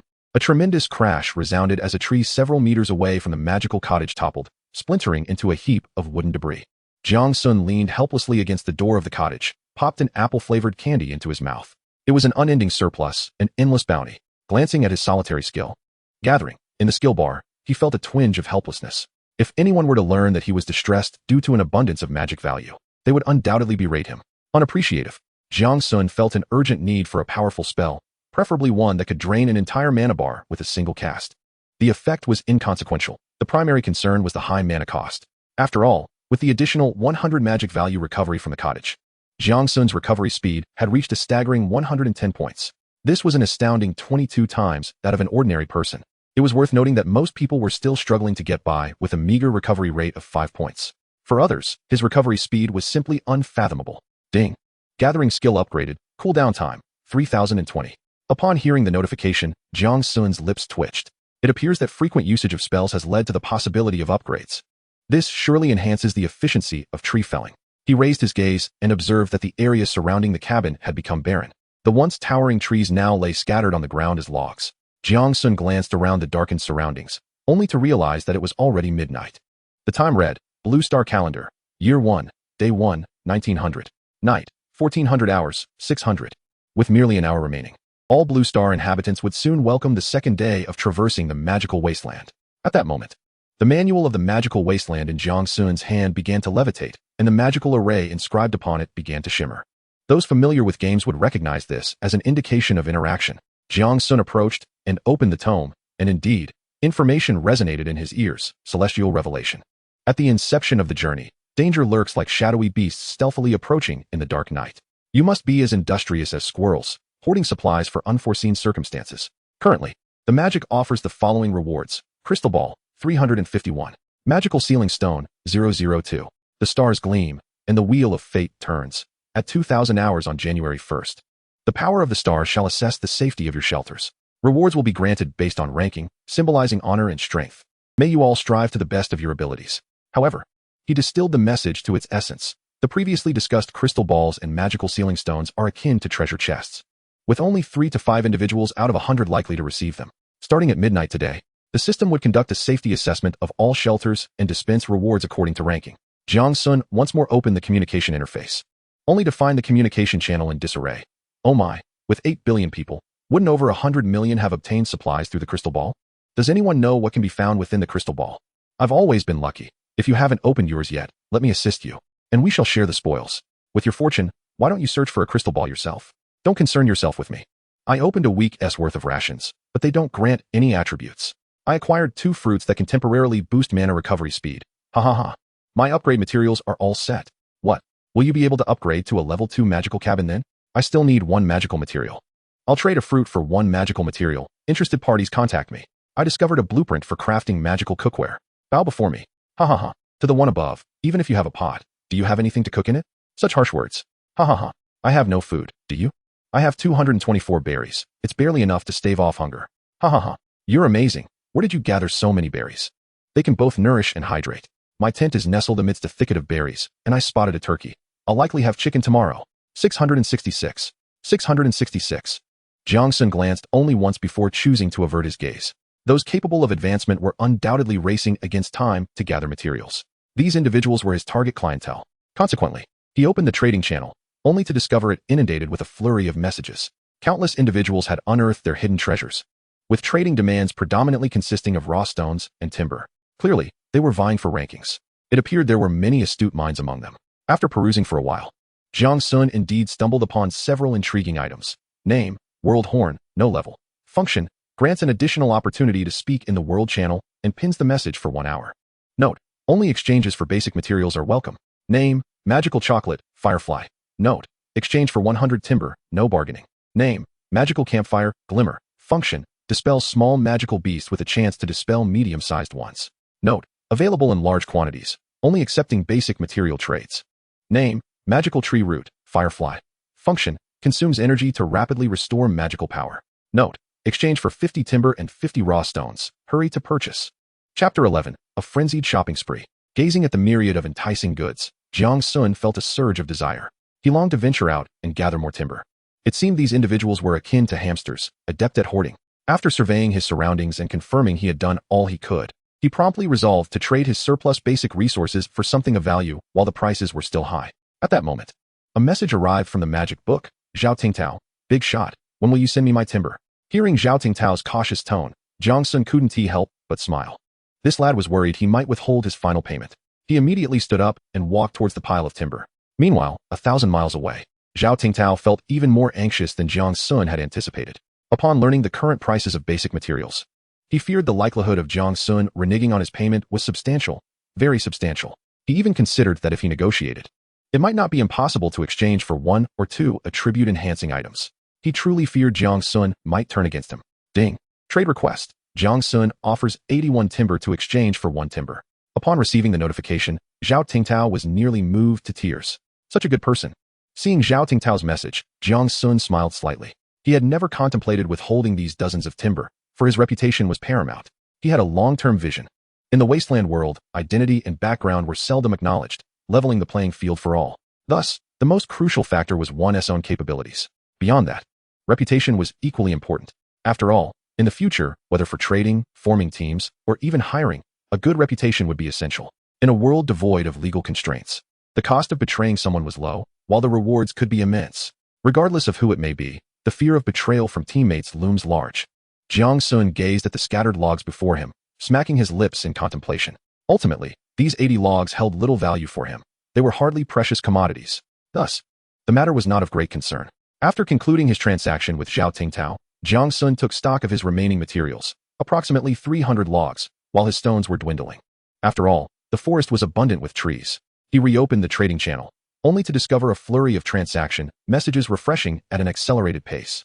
Jiang Sun intended to fully immerse himself in the joyous festivities of the magical realm's Double 11 shopping extravaganza. He began by searching for the keyword, food, and was greeted by an array of peculiar items. Frosty snow cookies, purchased. Moonlight mushrooms, purchased. Breadfruit, purchased. Burnt glowing fish, this one shall not be bought. In no time at all, Jiang Sun acquired an impressive collection of provisions, a small heap accumulating before him. Following that, he also procured a variety of ores and mysterious objects, the prices significantly lower than those of food. After all, most individuals had endured a day of hunger, and even those who had not were hoarding supplies like squirrels. As he observed the ever-growing pile before him, Jiang Sun paused his frenzied shopping spree. Glancing at the dwindling logs, he slowly ceased his activity. Stretching his limbs, he intended to tally his inventory, but his eyes suddenly caught a glimpse of a particular transaction message. A brief scan revealed content that made his eyes widen in astonishment. Frosty snow staff. Type, staff. Level, star, glimmering firefly star, and bright moon.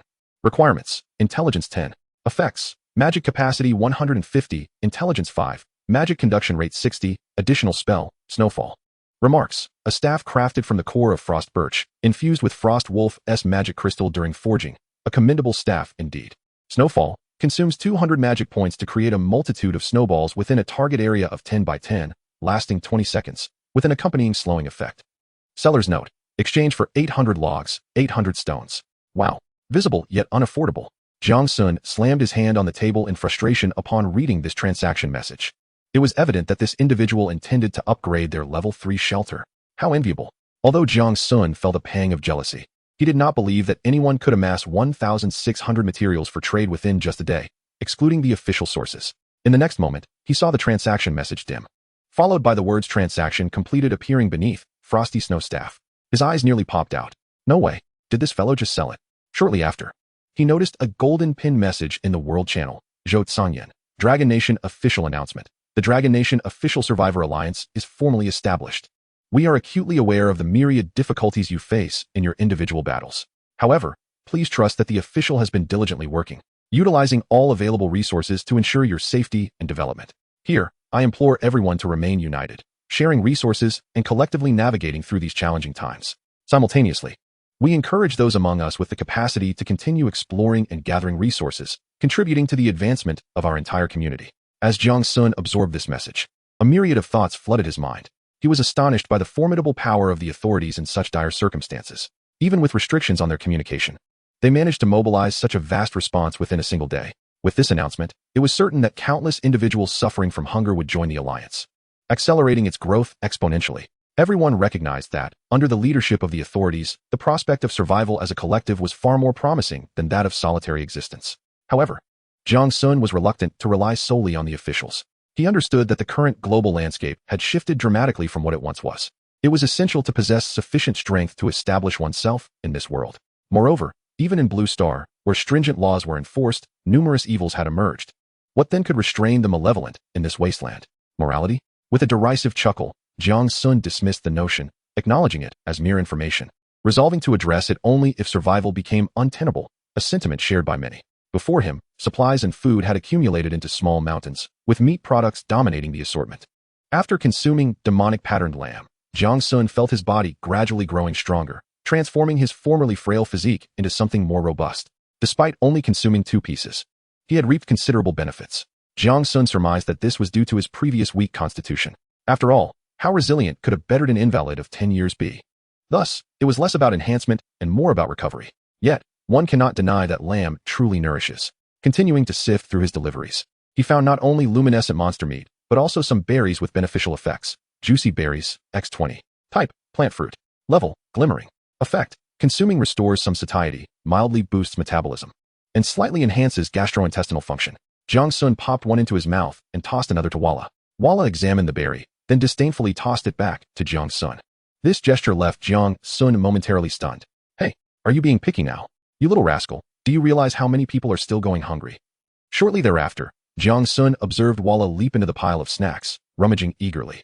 First, he grabbed frosty cookies to enhance perception, sniffed it, and then disdainfully cast it aside.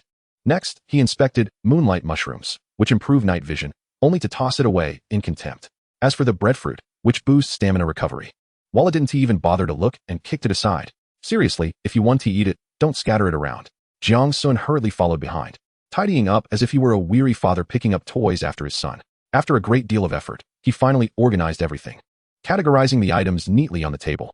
As I glanced over, I noticed that Walla had finished inspecting everything, and with a disdainful shake of its head, its expression resembled that of a human witnessing a pig indulging in beancakes. Beancakes, pig feed. Jiang Sun's lips twitched in response. What? How could a mere squirrel have tasted anything of worth? What does that expression signify? Jiang Sun felt somewhat wounded, akin to the disappointment one experiences when eagerly unboxing a package only to find an assortment of refuse. Any joy from shopping evaporated. At that moment, the sound of a bell chimed in my ears. Ding. Midnight has arrived. Chapter 12. Rankings announced. A detached notification echoed around Jiang Sun. Ding. The evaluation of the shelter level has commenced. The evaluation criteria include 1. Shelter level, including additional effects. 2. Number of magical beasts within a 1 kilometer radius of the shelter and their threat level. 3. Comprehensive strength of the shelter's inhabitants. Soon after, he felt an imperceptible wave sweep over him. The voice continued, Ding. The evaluation is complete, and the ranking is as follows. The number of shelters at safety level, 7. 6 billion. Reward, none. The number of shelters at safety level, 9. 963. 443. Reward, 1 magical crystal ball. The number of shelters at safety level, 155. 890. Reward, 1 magical ceiling stone. The number of shelters at safety level, 2. 709. Reward, 1 firefly level selected weapon, basic skill 1. The number of shelters at safety level, 103. Reward, 1 firefly level selected weapon, 1 selected skill, 1 high yield magical crop. The number of shelters at safety level, 5. Reward, 1 star level selected weapon, 1 advanced selected skill, 1 advanced item manufacturing scroll, 1 revelation regarding the magical wasteland world. Rewards will be distributed the following morning.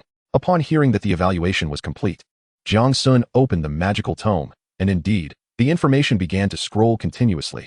Good heavens, 7. 6 billion shelters at the lowest level. What have you all been doing for an entire day?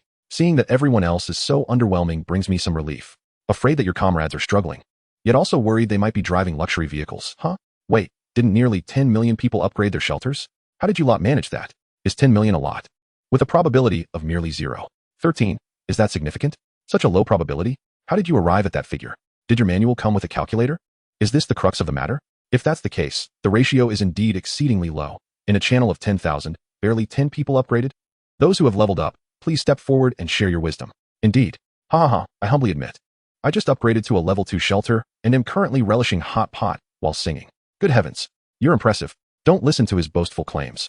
Earlier, he sold me his underwear just to gather resources, trading it for a piece of lumber. Wait, buddy, why are you collecting underwear? By the way, I have a friend who wants to know if you're still collecting. Today, while rummaging through a bird's nest, I unearthed a small stone intended for upgrades, only to discover that its additional attribute was an increase of 5 square meters in area. Had I known, I would have employed superior magical materials. The hardwood I used merely enhanced the sturdiness of the dwelling.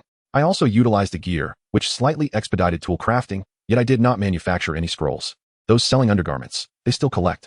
Private messages. Jiang Sun's lips twitched slightly. Is there truly no one worth caring about in this wasteland world? What is the significance of trading and selling undergarments? Had I known, I would have worn a few more pairs. Jiang Sun estimated that approximately a dozen individuals in the channel had upgraded to level 2 shelters. If calculated proportionately, it aligned perfectly with the number of higher level shelters. It appears that upon upgrading, one could indeed receive rewards today. However, he was perplexed about how to assess the higher evaluation levels. Jiang Sun pondered that those who likely upgraded to higher levels had utilized superior magical materials. He himself probably fell within this category. Yet he remained uncertain about his specific standing. Why does it feel so strange? Setting aside the unclean thoughts in his mind, Jiang Sun continued to speculate. A level 3 shelter should correspond with the higher tier, yet this seemed rather absurd. Could it be that these individuals are the chosen ones? One must understand that to upgrade to a level 3 shelter, one not only requires a magical core he had never even heard of, but also must possess high-quality items to exchange for a staggering 1,800 basic materials. Simply unfathomable. Jiang Sun gazed at the level rewards. His envy palpable as he gritted his teeth. As for the level, he did not dwell on it much. Upon seeing the shelter information from the Dragon Kingdom, he had already surmised. Those who attained this level were most likely the official shelters from various nations. Witnessing the outrageous gains of so many, Jiang Sun, who had initially felt a bit elated, now became considerably more composed. With such a vast number, countless fortunate souls existed. He was merely one among them. Regardless of whether it was level 2 or 3, he had already surpassed the majority. One must not be overly greedy. Moreover, if he dared to part with the source of magic to exchange for items, he could likely acquire the materials necessary for a level 3 shelter upgrade. It simply wasn't necessary. Contemplating these thoughts, Jiang Sun felt considerably better. He reached out, grasping the candy-savoring squirrel, raising it to eye level. No matter how impressive his level 2 shelter was, it could not compare to my delightful little squirrel. Meanwhile, at a considerable distance, within a colossal cave, a grand stone shelter stood majestically at the center. The shelter spanned an area equivalent to 2 basketball courts. It was an entirely different echelon compared to conventional shelters. The surrounding cave, serving as a natural concealment, had now been repurposed as a storeroom, with countless wooden logs and stones neatly stacked along the perimeter. Rather than being merely a shelter, it resembled more of a gathering place. At that moment, within one of the compartments of the shelter, an elderly man sat at a table, illuminated by bright light as he perused through a thick stack of paper materials. The door behind him creaked open, revealing a middle-aged man clad in a crisp suit. "Mr. Lin, you have not closed your eyes for a day and a night. You should take a moment to rest. It is of no concern. Xiaozhou, have you clarified the situation with the 5 shelters? Currently, it has been confirmed that, aside from us, the other 3 are affiliated with the Free Nation, the Bear Country, and the New Alliance of Ancient Europe. However, we have yet to identify the last shelter. I have mobilized all our contacts and am gathering information from various channels." Upon hearing this, the elder paused in his actions, a hint of confusion crossing his face. "I heard that Sakura Country has also constructed shelters. Could it be them? Or perhaps the folks from the Stick Country have struck it lucky? We have confirmed that the Stick Country lacks the capability. As for Sakura Country, their shelter was destroyed, suffering significant losses. Given their current circumstances, achieving a higher level would be remarkable. That raises a perplexing question. Who else possesses such capabilities? By the way, how is your ability progressing? Just now, I successfully transformed it into something called a talent. It can now be viewed in my personal information. That is good. Focus on activating the magic circle and try to gather more people. The current number of over 100 is still too few." "Understood, but Mr. Lin, resources nearby are somewhat insufficient. Having too many people would strain the food supply. Then let us aim to gather 200 before proceeding." "Yes." His posture remained straight, betraying none of the frailty typically associated with advanced age. Anyone who saw him would instantly recognize this elder as the legendary figure Lin Hansong, revered as the leader of the Dragon Nation. Meanwhile, Jiang Sun was seated on the ground, his bewildered eyes yet to regain focus. "Beep. After assessment, your shelter's safety level is classified as level 5. Rewards will be distributed tomorrow morning. Please continue your efforts." At this moment, countless chaotic thoughts flitted through Jiang Sun's mind. "Level 5. Did I mishear? System? Let me take another look. Still the same. Could it be that there is an old man in my necklace? Or perhaps I was the reincarnation of Jiang Tian. Or that my magical cottage could transform into Optimus Prime. None of that is possible. Then how could I be classified as level 5? And as compensation, I should receive 2 $5 coupons." He hurriedly scrambled to his feet, nervously grasping the magical tome on the table to check the assessment criteria. 1. Shelter level, including additional effects. Not this. Though he had a level 2 shelter with decent additional effects, it certainly did not qualify as level 5. He continued to peruse. 2. Number of magical beasts and threat levels within a 1-kilometer radius of the shelter. Also not this. In just one day, he had hardly had the chance to investigate. Moreover, even if he found them, how could he possibly defeat them? Even if luck favored him. It was absurd to think there were no magical beasts nearby. The weight of this assessment criterion should not be high. After all, the system is not foolish. As for the third point, the comprehensive strength of the shelter's personnel. Chapter 13, Optional Rewards. Jiang Sun cast a glance at his somewhat slender arms. Could it be that I am truly Jiang Tian's younger brother? Is it possible that within this frail body lies a terrifying soul? One that, upon unleashing a spark of the cosmos, could bring about destruction on a cataclysmic scale. Or perhaps, I am the fated child Jiang Outyin. All the world's treasures might inexplicably transform into my opportunities. This cannot be the case, can it? Jiang Sun, in a state of perplexity, tapped his forehead. But what could be the reason? He surveyed his surroundings at home. Although he possessed a modicum of strength in this desolate world, it was absolutely nothing compared to the abundance he had known on Blue Star. Apart from himself, all that remained was the whimsical Walla, who could only boast of its affinity for candy. If not due to himself, could it possibly be Walla? Could it be that Walla is a formidable, world-destroying beast? Ha ha ha. How absurd. Ha ha ha. Jiang Sun swallowed hard, his expression a blend of complexity as he furtively glanced at Walla, who lay sprawled with its belly up, bubbles of mucus escaping its nostrils. Suddenly, he found himself wavering. Perhaps it is not entirely impossible. Speaking of which, his encounter with Walla had been rather extraordinary. After all, it is hardly the norm for two sleepless beings to embrace the world in the dead of night. The scene of their first meeting resembled a gathering of the deranged. Moreover, through their day-long interaction, Jiang Sun realized he had never truly delved into Walla's true nature. The only reason he had deemed it harmless was that the secondary magical shield of the tent had failed to deter it. Thus, he had naively regarded it as merely another benign forest creature. Furthermore, Walla's penchant for candy hardly suggested the demeanor of a formidable beast. Subsequently, Jiang Sun reached out and playfully squeezed the slumbering Walla. Life is fleeting, one must seize the moment. Even if Walla were an awe-inspiring monster, I must indulge myself first. Witnessing the drowsy Walla roused from its slumber filled Jiang Sun with delight. After all, how could the joy of teasing a squirrel compare to that of a monster? Walla, awakened and glaring resentfully at Jiang Sun, appeared to be nothing more than an irate, ordinary squirrel. How endearing. Jiang Sun hurriedly offered it 2 more pieces of candy. Observing the swift transformation of Walla's expression to one of clarity, he felt a surge of secret joy. Indeed, technology and cunning prevail. Let the forest creature face the judgment of human ingenuity. What could possibly compare to the delight of candy? Jiang Sun then gently placed Walla down, smoothing its makeshift pillow, before reclining comfortably. Truly delightful. Resisting the urge to scroll through videos, he soon succumbed to a profound slumber. Tomorrow morning, the results would be announced. As the first rays of morning sunlight graced the magical abode, Jiang Sun awoke from his dreams. Rubbing his sleepy eyes, he was once more greeted by the familiar sound of the system notification. Ding! Rewards have been successfully distributed. Please check your rewards. Jiang Sun abruptly sat up in bed, his heart racing as if it might leap from his chest.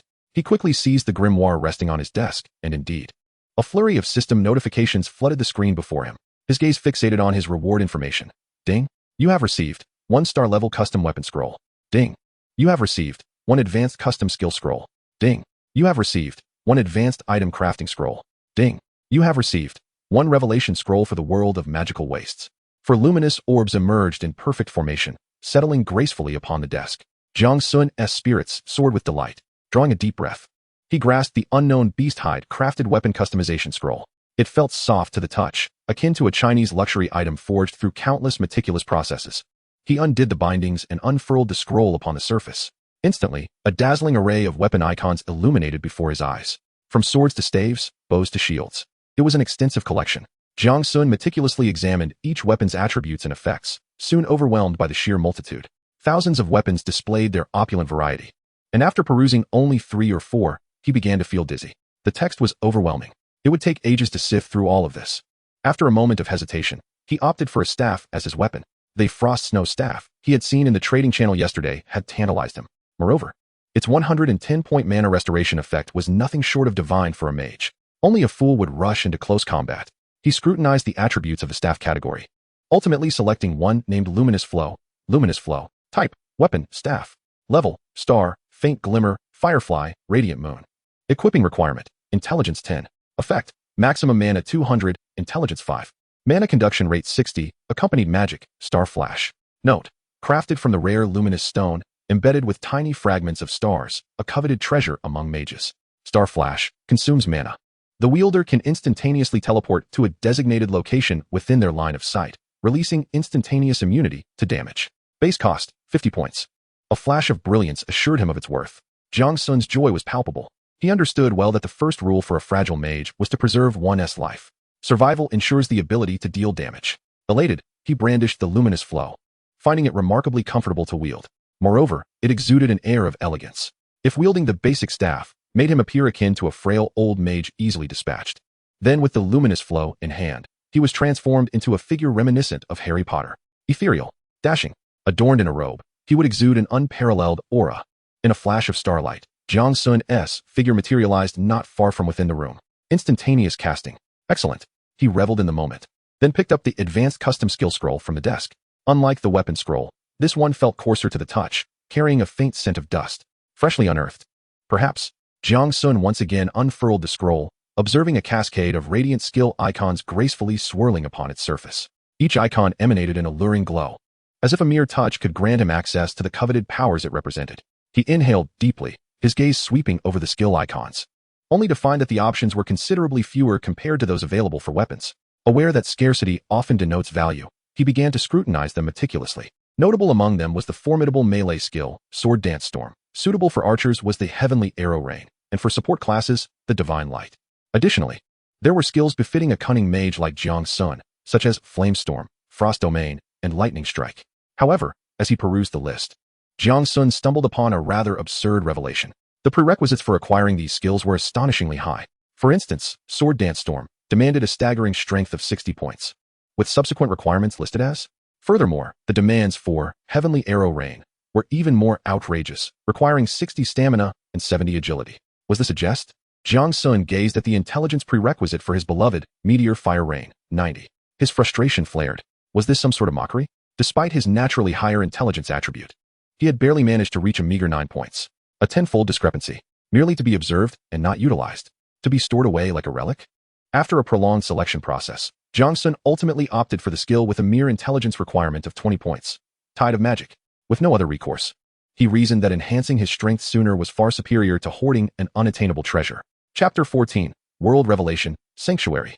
Tide of Magic. Direct a beam of light at a targeted area, lasting for one duration. All enemies within the designated area will suffer sustained damage and experience a magical suppression effect, reducing their magic resistance by 30. Note, the potency of magic, cooldown time, and the amount of infused magic are directly correlated. Basic consumption, 50 points. Gazing at the petite skill scroll in his hand, Jiang Sun felt a sense of equilibrium wash over him. This skill was indeed well suited for him, as his total magic capacity and recovery rate significantly exceeded that of others. Thus, a skill that scales with increased magic infusion resonated perfectly with his abilities, especially given that most individuals possessed a meager total of magic and an exceedingly slow recovery rate. Under such arduous conditions, a substantial portion of one's magic would be expended merely to cast, gathering technique, for material collection. Consequently, even if others managed to acquire Tide of Magic, they would be unable to harness its true potential. In this peculiar circumstance, two seemingly useless items had unexpectedly become valuable. Jiang Sun couldn't help but feel a twinge of delight. Wait, why was he referring to himself as possessing useless items? Advanced Item Manufacturing Scroll and Magic Wasteland World Revelation Scroll. Ding! You have acquired one strategic grade Magic Collector Manufacturing Scroll. The items produced by the Advanced Item Manufacturing Scroll are random and cannot be selected. This realization brought a sense of relief to Jiang Sun, a Libra at heart. The dilemma of choice can be deadly. Setting aside the newly drawn scroll, he once again unfurled the revelation scroll of the magical wasteland world. Jiang Sun was unaware of what this so-called revelation scroll entailed, as the information provided no relevant introduction. He loosened the bindings of the scroll, which gradually unfurled and lay flat upon the table. At the moment the scroll opened, a radiance burst forth like a splendid firework display. Immediately thereafter, countless illusions were projected before Jiang Sun's eyes. He first beheld familiar tints materializing out of thin air across various locales. Next, numerous perplexed individuals emerged from within, resembling the expressions of the Blue Star inhabitants upon their initial arrival. As time accelerated, the cycle of day and night unfolded. Jiang Sun observed the tints behind countless individuals flickering with light. The rudimentary magical tints instantaneously evolved into charming little cottages. Witnessing this enchanting spectacle, he couldn't help but marvel at the wonders of the magical realm. Soon after, innumerable magical cottages sprang forth, and Jiang Sun's perspective elevated, allowing him to gaze down upon the entire scene. The panorama was segmented into countless small squares, each housing a sanctuary. Surrounding these sanctuaries, a diverse array of people busily engaged in various activities, gathering, farming, or hunting, a scene of thriving prosperity. As the imagery gradually accelerated, it became increasingly blurred. Ultimately, the vision crystallized upon one individual, who triumphantly raised the head of a magical beast high in the air. Following this, the magical cottage behind him shimmered and commenced its transformation. Was this the site of the first sanctuary upgrading to level 3? He gradually comprehended that the unfolding scenes before him illustrated the complete process of a sanctuary's ascension. This revelation appeared to encapsulate the very birth of a sanctuary civilization. The level 3 sanctuary transformed into a sturdy stone dwelling, which was soon enveloped by a deeper layer of magical shields. Suddenly, the myriad images before him darkened, only to be followed by a flurry of illuminated scenes. The level 3 sanctuaries began to proliferate among the populace. Countless diverse level 3 sanctuaries erupted from the ground. The differences among the level 3 stone dwellings were vast. Some were spacious and robust, while others were secluded and enigmatic. Jiang Sun understood that this was likely due to the additional effects brought about by the incorporation of various magical cores. As an increasing number of individuals upgraded to level 3 sanctuaries, their lives gradually returned to normalcy. Yet, amidst this illusion, Jiang Sun sensed the presence of significant information that had been omitted. For instance, why had so many people suddenly perished? However, he had no time for further contemplation. There, embedded within the sanctuary, stood the totem pillar. He witnessed a rough, large hand reaching out, tightly grasping the totem pillar, causing the entire world to come to a standstill once more. Then, with a sudden shift of the scene, the once sturdy level 3 sanctuary collapsed with a thunderous crash, reduced to a heap of ruins. Jiang Sun's heart tightened. Could it be that this totem pillar was the very core of the sanctuary? Without it, would the sanctuary lose its protection? Jiang Sun's mind was awash with confusion and unease. Clearly, this totem pillar was far more crucial than he had initially imagined. It is far from being an ordinary shield battery. Instead, it resembles the very core that harbors the power of the sanctuary. As the scene unfolds, the silhouette of a weathered man emerges before Jiang Sun. The man traverses the sparsely vegetated volcanic terrain, limping as he proceeds. When he halts, Jiang Sun instinctively holds his breath, anxiously awaiting what will transpire next. Wait, what is this? The perspective zooms out, revealing a sight that fills Jiang Sun with profound astonishment. The man's figure has shrunk to the size of a grain of rice, while the entire scene is dominated by a colossal skeleton, akin to a mountain. The man's presence appears insignificantly small before this gigantic entity. He seems to be murmuring to himself, but his voice is too faint for Jiang Sun to discern his words.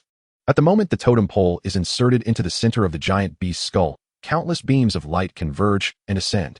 The magical shield is once again generated, expanding immensely to envelop the entire skeleton. Could this be a level 4 sanctuary? Jiang Sun gulps nervously, his hands trembling slightly. The impact of the giant beast's skeleton is overwhelmingly shocking. Even more astonishing is the revelation that this man has transformed the massive skeleton into his own sanctuary. The visuals accelerate further. A series of magnificent scenes unfolds before his eyes. Colossal ships drifting on the sea, their menacing prows aimed at gigantic sea creatures. A lighthouse shrouded in mist, its halo flickering as swathes of magical beasts are reduced to ashes. Treehouses nestled in ancient trees, vibrantly harmonizing with nature. A bronze steam train roaring through the void. The sights before him send shivers down Jiang Sun's spine. All of these are sanctuaries of level 4 and above. It is only at this moment that Jiang Sun comprehends the grandeur of the world in which he resides. Simultaneously, he acquires crucial information. A level 4 sanctuary serves as a significant dividing line. He has just witnessed countless ordinary level 4 sanctuaries, which are merely enlarged and broadened structures. Only a select few, like that man, can transcend the norm and elevate their sanctuaries into true fortresses. However, just as Jiang Sun yearns to delve deeper, the scene abruptly vanishes. Is this the end? Jiang Sun sighs, feeling unfulfilled. Level 4 is evidently not the pinnacle of sanctuary levels. He begins to realize that although he has attained level rewards, in this vast and wondrous world of magical wastelands, he remains but a fledgling explorer. He must continuously strive to enhance both himself and the strength of his sanctuary to survive and make a mark in the challenges that lie ahead. He cannot allow himself to perish in the unknown calamity that has obliterated countless level 3 sanctuaries. As the radiance of the Revelation scroll fades, a uniquely designed card materializes. The card is the size of a tarot card. The overall appearance is a dusky gray, adorned with peculiar patterns that now gently rotate before Jiang Sun. He extends his hand to grasp the card, which bears a script entirely unfamiliar to him. It is referred to as text because, inexplicably, he understands the meaning of 2 characters, sanctuary. Chapter 15, The Holy Place. Jiang Sun steps outside, within the protective barrier of magic, and begins to cast the harvesting technique on the nearby woods. He feels an urgent need to gather enough materials to upgrade the sanctuary, striving to stay ahead of everyone else. While waiting for the harvesting technique to cool down, he opens the Magic Wasteland manual to check. Time: Blue Star Calendar, Year 1. Day 2, 700. Night, 1400 hours, 600. Day, 6 o'clock, 1400. Weather: Temperature, 12 to 22. Weather condition: cloudy turning clear, slight fluctuations in magical energy. Wind level: gentle breeze. Magical atmosphere: the starlit sky hangs low, casting a radiant glow across the land, with energy fluctuations mild yet frequent. Upon opening the regional communication channel, Jiang Sun notices that the number of participants has dwindled by dozens. The current count stands at 967, 510, 000. In less than 2 days, nearly 400 individuals have perished in a channel that once boasted 10,000. A mere 4% may seem insignificant, yet on a global scale, that equates to over 300 million lives lost. 300 million. This figure surpasses the total population of numerous countries combined. Jiang Sun forces himself to dismiss such thoughts. After all, the more he learns, the more it only breeds trepidation without any constructive outcome. He possesses no power to alter the course of events. Perhaps everyone shares a similar mindset, which is why the atmosphere in the chat channel remains relatively buoyant. Many have received rewards, and numerous individuals have successfully upgraded their sanctuaries, proudly showcasing their newfound treasures. Look, look, check out what I've got. Star Iron Sword. Wow, a glowfire level weapon. You're quite the big shot. No, just barely level. It came from a seal stone. What about you? Check out this. Heavy Strike. Wow, a skill. You're amazing, sister. Do you take apprentices? Nurturing Technique. A spell to enhance crop growth. Anyone who has unlocked seeds, let's collaborate. Wow, such a practical spell. Please, great one, take me along. Spirit Tuber. I have a seed here, and I'm planning to form an alliance for resource exchange and mutual assistance. Currently, only sanctuaries of level and above are accepted. Wait, are we even in the same world? I haven't eaten all day and am still scavenging while you all have entered the agricultural era? You better hurry. Or while others are engaging in interstellar warfare, you'll still be playing survival. You all are incredible. I sold all my possessions just to upgrade. I'm only at level. And I haven't dared to open the crystal ball. My mana has run out once again. Does anyone know of a swift method to replenish it? Those who possess a solution are busy chopping trees. Who has the leisure to be in this water group? I have come to realize that I no longer require mana. With a strength of 8 points, I have already felled 3 trees with my bare hands. I have also begun to chop trees by hand. Yesterday, I acquired a Firefly level axe, which proves quite effective. To the esteemed leader initiating the alliance, I am at level X, and I wish to join. What level did you assess yesterday? Level Y. I currently possess 2 types of seeds and have raised 2 rabbits. Kind sir, could you possibly take me along? I can verify through video. I'm willing to move in with you. Brother. I can too. Only men understand men. Wong Gang remains. Everyone else, please step outside. Goodness. The esteemed one enjoys this sort of thing. I can partake as well. Me too. The chat in the channel gradually became distorted, and Jiang Sun could no longer bear to continue reading. No contact information. Sister, would you care to reside in the level X shelter? Of course. Jiang Sun merely contemplated this notion. Are you not afraid of others encroaching upon your domain? In this lawless world, backstabbing someone is as easy as drinking water. Observing the relatively jovial atmosphere, Jiang Sun felt a pang of reluctance to reveal the truth. He wondered if other level shelters received similar insights. If not, then at the very least, there were 4 astonishing messages waiting to astound this group of onlookers. Jiang Sun did not intend to expose the existence of his level shelter. One fears not the thief, but the thief's desire. This principle is universally understood. If other shelters receive the same insights as he did, then there would be no necessity for exposure. Conversely, if the other 4 were different, Jiang Sun had no intention of presenting himself directly before the crowd. Seeking someone to transmit the information or directly contacting the authorities could also be viable options. Having the authorities disseminate, it would only reveal him to those in high positions. This is far preferable to laying himself bare before over 7 billion eyes. As for the possibility of being forcibly confiscated, well, let them come, if they can locate me. We shall see. Even if I were to be inadvertently discovered, can they contend with me? Moreover, I possess the Star Flash skill. If I cannot win, I can certainly escape. A full day and night passed, yet Jiang Sun had not heard of anyone encountering other survivors. He sighed. In truth, he longed to hide away and develop in secret. However, time was evidently not on his side. The sooner he upgraded to a level 4 shelter, the better. After all, that unknown calamity loomed over him like a sharp blade, instilling a constant sense of impending doom. He wondered if others had received insights regarding the disaster. It would be best to prepare in advance. Casting, gathering technique. Into the distance, Jiang Sun munched on a biscuit as he walked toward the house. He needed to quickly enhance his attributes, particularly intelligence. After all, there were advanced skills awaiting his mastery. Grasping a card from the table, Jiang Sun examined the text inscribed upon it.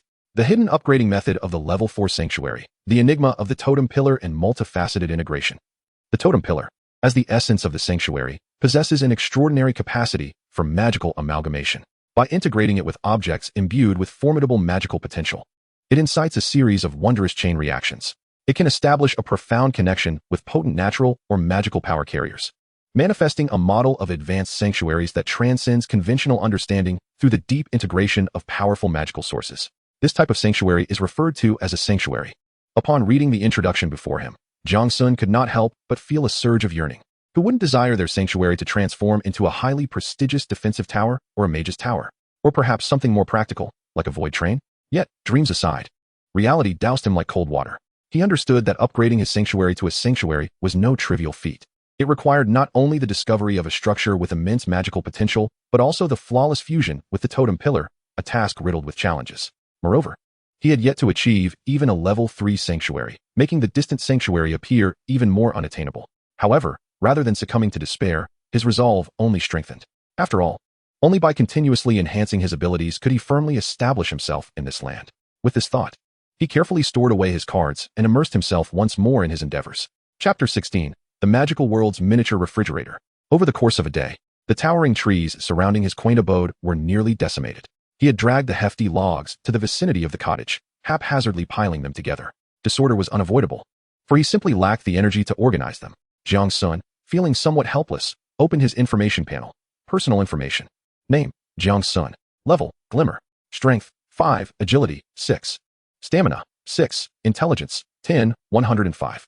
Mana, 700, 700. Recovery rate, 3, 510, 535 points. Skills, Gathering, Level 2, 88.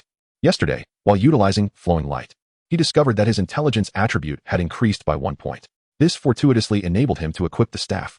Today, upon reviewing his attribute panel, Jiang Sun joyfully realized that, whether due to his consumption of meat over the past 2 days or his laborious physical activities, both his strength and stamina had each increased by 1 point. How delightful this was! With this thought, Jiang Sun hastily grabbed a piece of jerky and stuffed it into his mouth. The coarse fibers of the jerky made him wince as he struggled to swallow. After finally managing to gulp it down, he rubbed his aching jaw, feeling somewhat exasperated. The humid environment of over 20 degrees in the forest rendered raw meat inedible for long, as it would quickly spoil. He was compelled to convert the meat into jerky, a more convenient form for preservation, expending 8 jade spirit fruit in exchange for the coarse salt necessary for curing. He had tried, and he found that food devoid of seasoning was exceedingly difficult to consume. Even someone like him, who has long been bedridden and subsisted on a sparse diet, finds it intolerable, let alone those who indulge daily in heavy, oily, and salty takeout. Even if the jerky, seasoned with coarse salt, has a slightly bitter taste, Jiang Sun still perseveres and consumes a few more pieces. After all, the attribute increases reflected on his status panel are quite tangible. He gulped down a mouthful of tree sap stored in his water bottle, feeling the sourness in his mouth ease somewhat. This was sap collected from a nearby birch tree, and it tasted rather pleasant. He had spent the entire day chopping wood, venturing only a few hundred meters at most, too wary to rush headlong into the forest as he had done before. Jiang Sun was self-aware. He understood that although he seemed to be sailing smoothly, even achieving a level upgrade for his shelter, it was not due to his own prowess. At present, he remained an utterly defenseless mage. A single strike could obliterate him. As for Walla, that little rascal had snatched 2 candies from his pocket and scampered off this morning. The cluttered little hut was certainly no match for the comfort of a spacious tree hollow. Besides, Jiang Sun did not expect it to be of much assistance. After all, if it were indeed a powerful magical beast, it would never submit to him for just 2 pieces of candy. After a moment's contemplation, Jiang Sun withdrew a handful of candies from his pocket and placed them at the entrance of the hut. This was the total he had amassed throughout the day, and he himself wasn't particularly fond of them. He had developed quite an affection for the little squirrel. The straw mat was of poor quality and had already become uneven. It had only been 3 days. Perhaps he could borrow something from Walla tomorrow? Jiang Sun felt a flicker of temptation. He then adjusted his position and picked up the manual of Magical Wastelands to peruse. He was curious whether any announcements would be made by the official shelters today. Earlier in the morning, he had sent a friend request to Zhou Tsangyan, who disseminated official information from the Dragon Kingdom. It made sense. Unless he revealed his identity by exposing his upgraded shelter, how could he possibly be found among the hundreds of thousands of friend requests received daily? As he scrolled through the regional channel information, munching on the berries in his hand, he appreciated that their juiciness saved him considerable time in seeking water resources. Although they lacked flavor, the regional communication channel was bustling, as always, finally upgraded to a level 2 shelter. Just after the upgrade, a magical beast attempted to ambush us, but thankfully we managed. Today, I hunted a rabbit, who wants it in exchange for food that enhances attributes. Oh, come on, raw meat is so hard to preserve. It's better to eat some fruit instead. Breadfruit, anyone? Only trading for items that enhance attributes or basic materials. I have some magical herbs that can heal injuries and restore a bit of mana, only exchanging for attribute fruits. Seller of herbs, do your plants come with roots? Our alliance has established a stable crop harvesting method. We look forward to your joining. ISNT that the big shot who collected seeds this morning? Has the alliance been established in just 1 day? And crops have already been planted. Indeed, my esteemed friend, does your alliance still accept new members? I am willing to invest resources into the group, for I possess a Firefly-grade hoe that can significantly enhance farming efficiency. Very well. I shall add you for a private chat. I am Chen Wang. I am selling mushroom soup, freshly made with added salt, remarkably delicious. Additionally, I have rice for sale. Today's batch comprises the magic crystal rice, procured from my crystal ball, enough to satisfy 3 meals in one. I am also offering ice blocks, an essential item for preservation. If anyone wishes to purchase ice blocks, please contact me. Just yesterday, I dispatched a magical goat, and today, I have taken down another magical deer. Without freezing them, they will spoil. My goodness, while we are still foraging in the wilderness for roots, you have already embraced the freedom of wild delicacies? No matter, I welcome everyone to exchange meat for basic materials. Observing the bustling atmosphere akin to a street food market in the chat channel, Jiang Sun felt his mouth water. How he longed to indulge, and he could afford it. Yet, he must refrain. He must devote all his efforts to gathering materials to elevate the level of his shelter. Otherwise, with his fragile strength and a staff devoid of offensive capabilities, he would stand no chance against magical beasts. Jiang Sun sensed an oddity in his current predicament. If he were to claim poverty, it would be true. He possesses a level shelter and a plethora of items that could fetch exorbitant prices.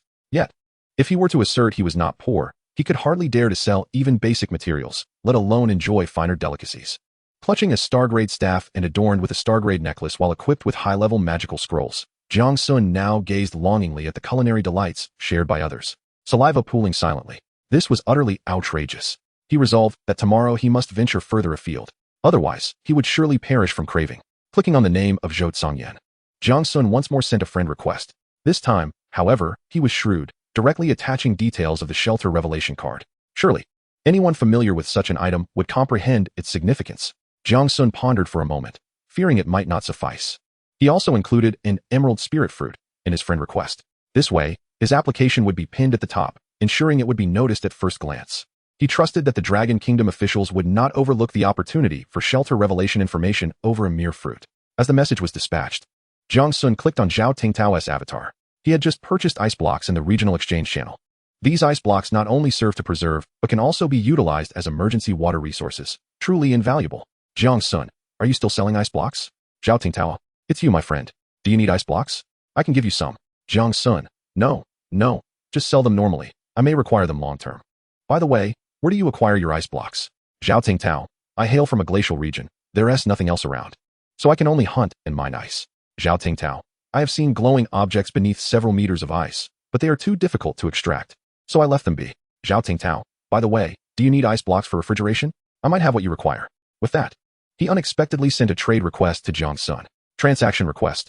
Zhao Tingtao uses the low-temperature magic array diagram 1 to trade you 1 log. Upon reading the message, Jiang Sun was momentarily stunned before promptly clicking to agree. In an instant, a shimmering light emerged, revealing a paper magic scroll in his hand. Low-temperature magic array diagram. Type, one-time magic scroll. Effect, upon use, it creates a low-temperature magic array within a 1 square meter area at the target location, maintaining a temperature of -10 degrees Celsius. The effect can be sustained by infusing magical energy, with a consumption of 30 points of mana. Chapter 17, Green Mountains. Wow, a magical refrigerator in the realm of sorcery. Jiang Sun exclaimed. This item was incredibly useful. It is well known that the freezer compartment of a refrigerator can be likened to a space where time stands still. Thus, items placed within the freezer are typically regarded as having an infinite shelf life. What a marvelous item. However, Jiang Sun began to hesitate. He felt that this item was rather precious. If Zhao Tingtao were to release this refrigerator magic diagram into the market, it would undoubtedly fetch a high price. Especially from those who relied on hunting for survival. They would certainly be willing to pay a handsome sum.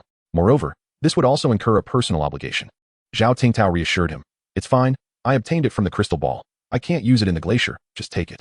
After some contemplation, Jiang Sun retrieved a jade spirit fruit from his basket. Yet, sensing it was still somewhat inadequate, he rummaged through his collection of odds and ends. Ding! Transaction request. Jiang Sun uses 1 jade spirit fruit and 1 magic campfire to trade you 1 log. At that moment, Zhao Tingtao, trembling in the freezing cabin, heard the transaction notification and cautiously opened the chat window.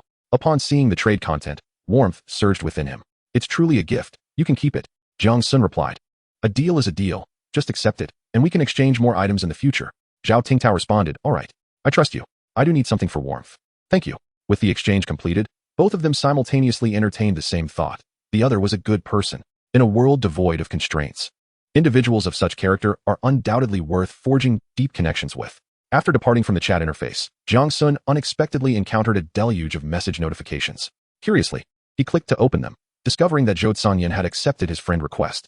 At that moment, the name appeared on Jiang Sun's friend list, with a striking crimson 99 in the upper left corner. What the heck? A sycophant. Jiang Sun hastily clicked to view the messages. Hello. Would you be willing to share the information you have acquired? Hello. Is your side a faction organization or an individual? Would you or your organization be interested in joining the Dragon Kingdom's official shelter? Have you encountered difficulties, and do you require official assistance? We can dispatch relevant personnel to assist you near your shelter. Jiang Sun rubbed his eyes in disbelief. What happened to the aloof persona of the Dragon Kingdom officials? After a moment's hesitation, he added, our organization is called Green Mountains. In jest, one asserts that one's identity is self-bestowed when venturing beyond the familiar. I declare myself part of whatever organization I choose, and the number of its members matters not. After all, we are all esteemed in our own right, deserving of mutual respect. Meanwhile, within a colossal cavern, a girl of roughly 15 or 16, with short hair, vigilantly watches over a tome of magic. The robust Zhou Tsungyan hastens to her side, heedless of the bloodstains adorning his attire. He promptly seizes his Apocalypse Wasteland manual for a closer examination. Qingshan. He is utterly bewildered by the sudden emergence of such a vast organization, which has achieved parity with the official shelters in a single day. In the command room, Lin Hansong also hears the commotion and promptly steps outside. Xiao Xiao, is this the last level 1 shelter that has made contact? He inquires, a glint of excitement in his eyes. Yes, Grandpa Lin. He claims to be from Qingshan. Xiao Xiao quickly explains. Qingshan. Could this be the faction from the northern Baishan? No, they lack the capability. Lin Hansong ponders, absent of clarity, as his fingers repeatedly caress a crystalline stone. I shall converse with him directly, he declares, taking the magic book from Xiao Xiao and beginning to compose a message. Meanwhile, Jiang Sun has just arranged the formation diagram in the corner and relocated provisions before picking up his manual to peruse. The first message causes his eyes to widen in shock. Hello, I am Lin Hansong. May I inquire if you are from the Dragon Nation? Wow, what?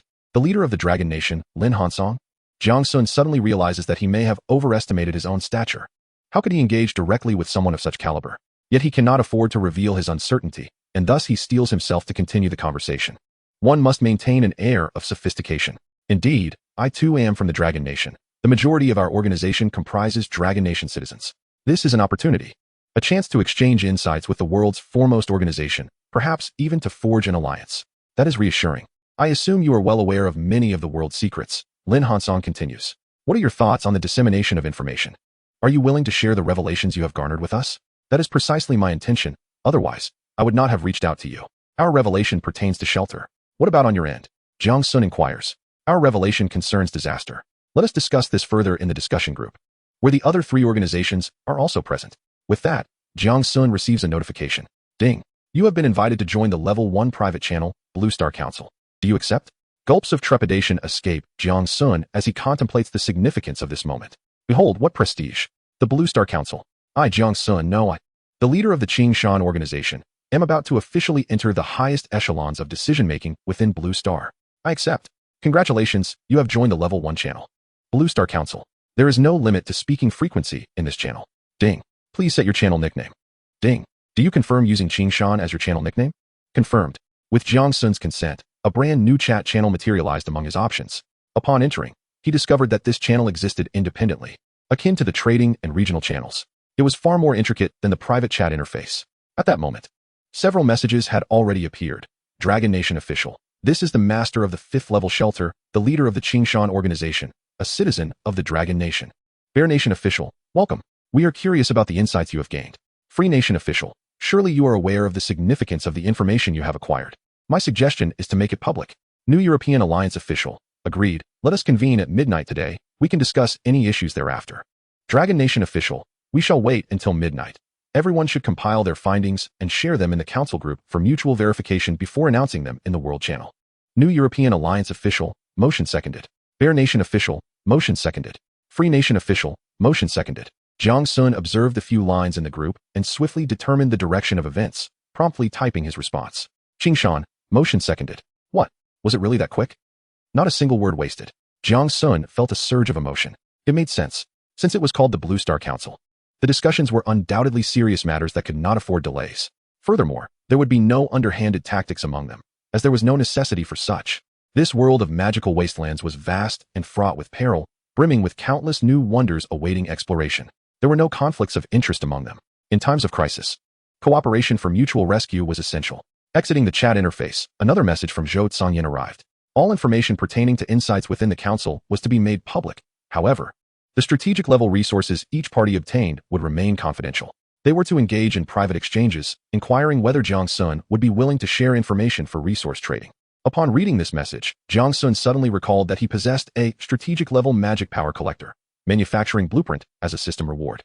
He had been so engrossed in the joy of enhancing his own strength that he had not taken the time to carefully examine the blueprint. Chapter 18, Announcement of Information. Jiang Sun quickly retrieved the blueprint to scrutinize it. Instantly, a wealth of information unfolded before his eyes. Strategic level magic power collector manufacturing blueprint, 55. Type, manufacturing blueprint. Level, special. Required materials, 10 mithril, 1000 crystal fragments, 100 magic iron ore, 100 magic copper ore, 1 stellar level magic core.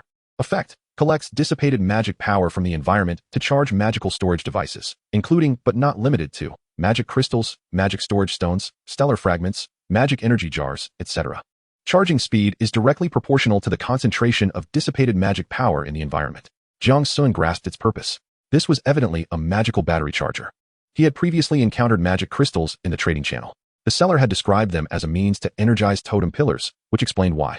Even in times of exorbitant basic material prices, the magical crystal has astonishingly sold 200 units of basic materials. This clearly reflects the overwhelming demand for safety. Although Jiang Sun does not fully comprehend the value of this device, he is well aware of the worth of the crafting materials. Crystal shards are remnants from the shattered crystal spheres, with each sphere yielding only 34 shards. The magical iron and magical copper ores can only be obtained with a mere 2 probability while mining using the gathering technique. As for the stellar-grade magical core, Jiang Sun surmises it likely refers to the outputs from formidable stellar-class magical beasts. He has never even heard of mithril. The cumulative worth of these materials is simply outrageous. Jiang Sun inwardly scoffs. No wonder it bears the prefix of strategic level. It is indeed beyond the means of just 1 or 2 individuals to gather. He feels a twinge of desire but decides to wait until he has confirmed all 5 pieces of revelation before making a decision. Zhou Tsangyin chuckles wryly. Old Lin. They at Qingshan will probably choose to conceal their information just like everyone else. Lin Hansong sighs in agreement. That is highly likely. After all, everyone is acutely aware of the significance of such strategic items. Moreover, with only 5 manufacturing opportunities, it is entirely reasonable for them to be reluctant to share. Upon finishing their conversation, both men simultaneously exhale deeply. Jiang Sun sets aside the spellbook, resting his arms upon the grass mat. It is indeed more comfortable here. He wonders where that wretched contraption has gone. With that thought, he picks up the coconut water jug and takes a few swigs. Gazing at the nearly empty starry birch sap, he feels a sense of resignation. What kind of life is this? Poor meals and restless sleep. Checking the time, he realizes it is already 1940, leaving only 20 minutes until the information is revealed. His heart races with increasing anxiety. He finalizes the message and posts it in the Blue Star Council discussion group. Then he reclines quietly, awaiting the dawn of a new day. Ding! With the sound of a notification, midnight has arrived. Jiang Sun abruptly springs up from the grass mat, swiftly flipping through the spellbook to the World Communication Channel. Indeed, he finds several golden messages pinned at the top. Dragon Nation Official Shelter. Level 1 Shelter World Revelation information has been consolidated and is now publicly announced. Please read it carefully. We urge everyone to believe that the light of hope shall never be extinguished. We, the 8 billion inhabitants of Blue Star, have descended into this magical wasteland, facing hunger and lacking clothing, with the very survival of our race hanging by a thread. Yet, even as the path ahead is fraught with thorns, obscured by sandstorms, please do not abandon the belief in life. Let us outline the contours of hope amidst desolation. Forging a broad avenue through adversity, we shall surely transcend the bitter winter and welcome the warm spring. Humanity of Blue Star shall endure. These words carry a weighty gravity. It appears that the revelations received by others are not particularly favorable for humanity and could potentially deliver a devastating blow to their resolve to survive. Jiang Sun continues to read on. The official announcement from Long Country states that the world has revealed impending disasters, and the magical wasteland will sporadically descend upon the populace with calamities, with a week's notice before each event. The types of disasters include, but are not limited to, magical tides, magical upheavals, the resurgence of ancient forbidden spells, monstrous invasions, and magical plagues. Currently, the date for the first nationwide disaster has been confirmed for the 10th day of the first month at midnight, and the disaster type is a magical tide. Magical tide, level 1, an environmental disaster lasting 7 days. Humans with dimensional attributes below 15 points, if directly exposed to the tide, will suffer a magical upheaval within their bodies, leading to their physical disintegration. Note, it is imperative to upgrade to a level 3 shelter as evaluations indicate that the shield of a level 2 shelter, unless charged, will be incapable of withstanding the 7-day magical tide. Damn, Jiang Sun exclaimed, unable to contain himself. Having merely read the first message, he felt a tremor in his hands. Indeed, this magical wasteland world could not possibly be benevolent. Anyone exposed outside the shelter, or with a low-level magical shield that shatters, would have little hope of survival. Upgrading to a level 3 shelter requires a staggering 1,600 materials. Jiang Sun felt a pang of despair. How many could possibly gather that amount? His mindset was spiraling out of control. Meanwhile, the sentiments of others were even more frantic than his own. Jiang Sun suppressed his tumultuous emotions and continued to read, hoping for a glimmer of hope. The official announcement from Freedom Country elucidated that the essence of the magical world lies in magical energy, which permeates all existence. One can extract magical energy through specific magical arrays and directly replenish items in need of charging, such as the shelter's totem pillar. Note: the efficiency of the magical energy extraction array is rather low. It is advisable to utilize magical storage items for replenishing energy, e.g., magical crystals. The following was a diagram illustrating the method of drawing the magical extraction array. Jiang Sun quickly opened it, discovering that the drawing method was not overly complex. It merely required some internal magical energy and a bit of beast blood, both of which were readily accessible. As expected, within 5 steps, there lies a remedy. This magical extraction array was evidently the solution. Jiang Sun's emotions stabilized somewhat. He had sensed this when he first obtained the low-temperature magical array diagram. The core of this magical wasteland world undoubtedly revolves around magical energy. Everything requires magical energy to function. The magical extraction array shared by Freedom Country was precisely what everyone needed at this moment. It could extract magical energy directly from the corpses of magical beasts, basic supplies, and magical materials, replenishing areas in need of energy, such as the totem pillar. Although this crude method of extraction would result in significant waste, it could save countless lives during the first disaster. Jiang Sun breathed a slight sigh of relief. Next, he saw the message from Bear Country being published. The official announcement from Bear Country proclaimed that talent is innate. However, in the magical world, it can be manifested through various means, forming unique abilities. 1. Defeating monsters or opening gifts, such as crystal balls or treasure chests, may yield the rare awakening stones. 2. Self-development through continuous practice can stimulate awakening, particularly for those endowed with special abilities. The news, though brief, is a rare piece of good fortune. Upon reading it, Jiang Sun immediately recalled his seemingly useless special ability, candy. Could this be my talent? His smile abruptly faded. Logically, he belonged to the category of special ability users as noted in the second point. Yet, what could his talent accomplish once manifested? Could he produce a handful of candy all at once? Jiang Sun couldn't help but chuckle ruefully. However, he quickly reassured himself. It seemed rather inconsequential. Recently, he had been accumulating more and more candy, hardly needing to invest time in practice. So, he decided to let things unfold naturally. He continued to peruse the subsequent announcements. The Ancient European Alliance Official, World Revelation Class. In the world of Magic Wasteland, there is no job transition pathway. Yet professions do exist. Once all 4 primary attributes reach 20 points, an automatic assessment will be conducted based on one's inherent abilities, resulting in a job transition. Professionals will amplify their attribute tendencies while simultaneously acquiring relevant professional skills. Currently, no confirmed professional identities. Yet another revelation aimed at enhancing survival prospects. Jiang Sun felt a wave of relief wash over him. He understood that the final piece of information pertained to the protective revelation he had received. What once seemed exaggerated now felt somewhat trivial in the present context. After all, the foremost concern for everyone was survival, rather than the pursuit of a better life. As for professions, the requirement of 20 points across 4 attributes felt far too premature for him. Amid the fluctuating emotions of the crowd, the concluding announcement was released. Chapter 19, The Frantic Ones. Qingshan Organization, World Revelation Protection, when upgrading a sanctuary. The exhibited characteristics will depend on the attributes of the magical materials added. Upon upgrading, the totem pillar will be thoroughly integrated, with future upgrade methods yet unknown. Note: the totem pillar is the core of the sanctuary. Please safeguard your totem pillar and ensure it remains within the confines of the sanctuary.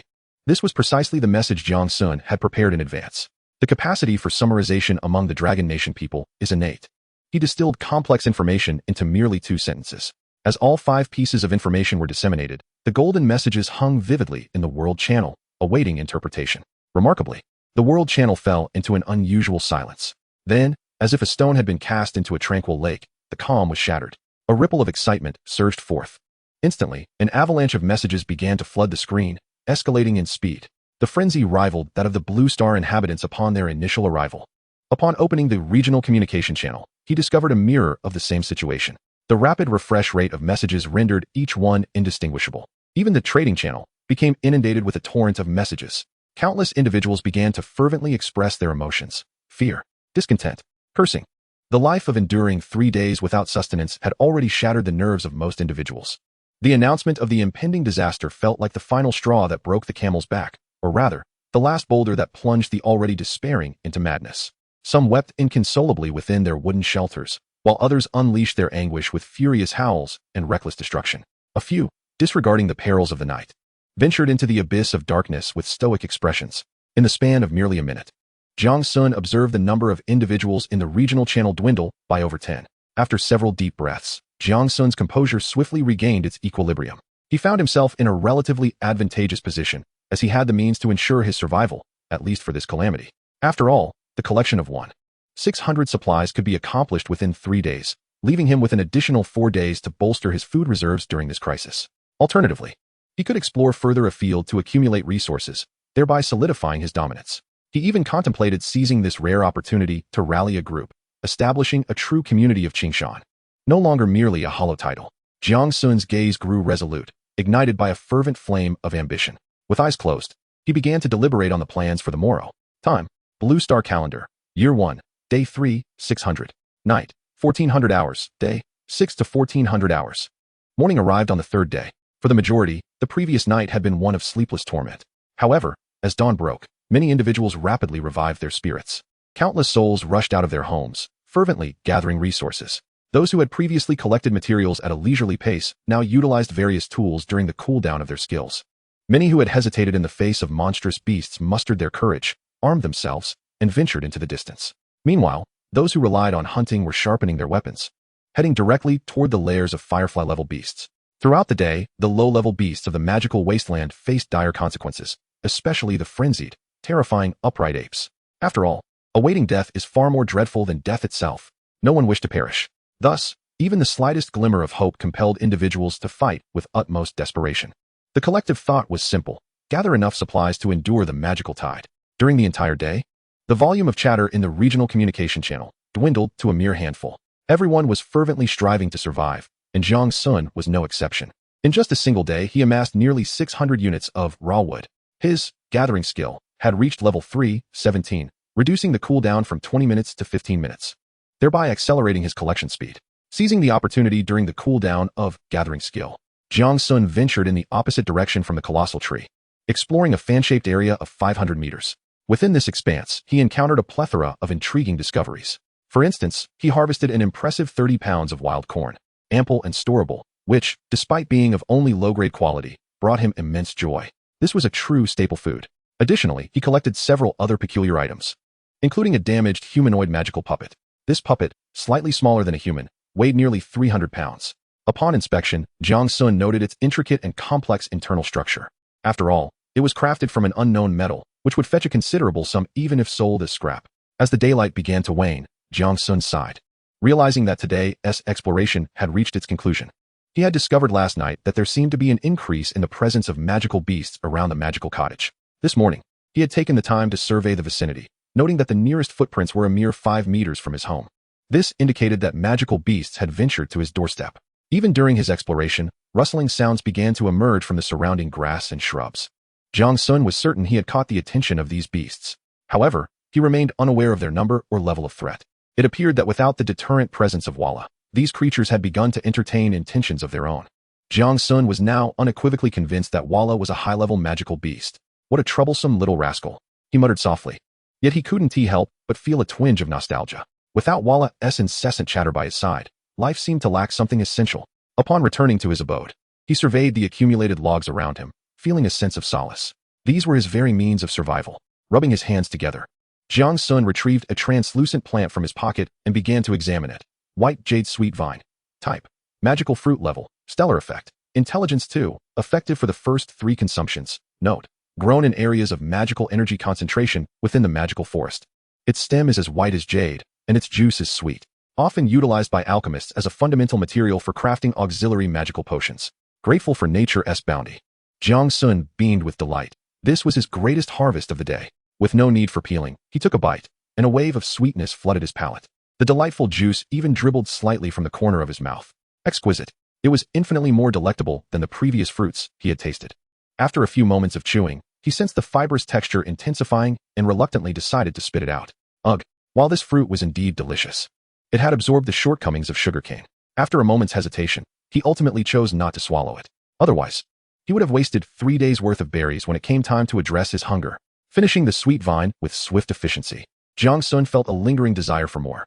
He recalled that there should be another sweet vine nearby. Just a short distance away lay an unknown beast's lair, which deterred him from recklessly charging in to gather resources.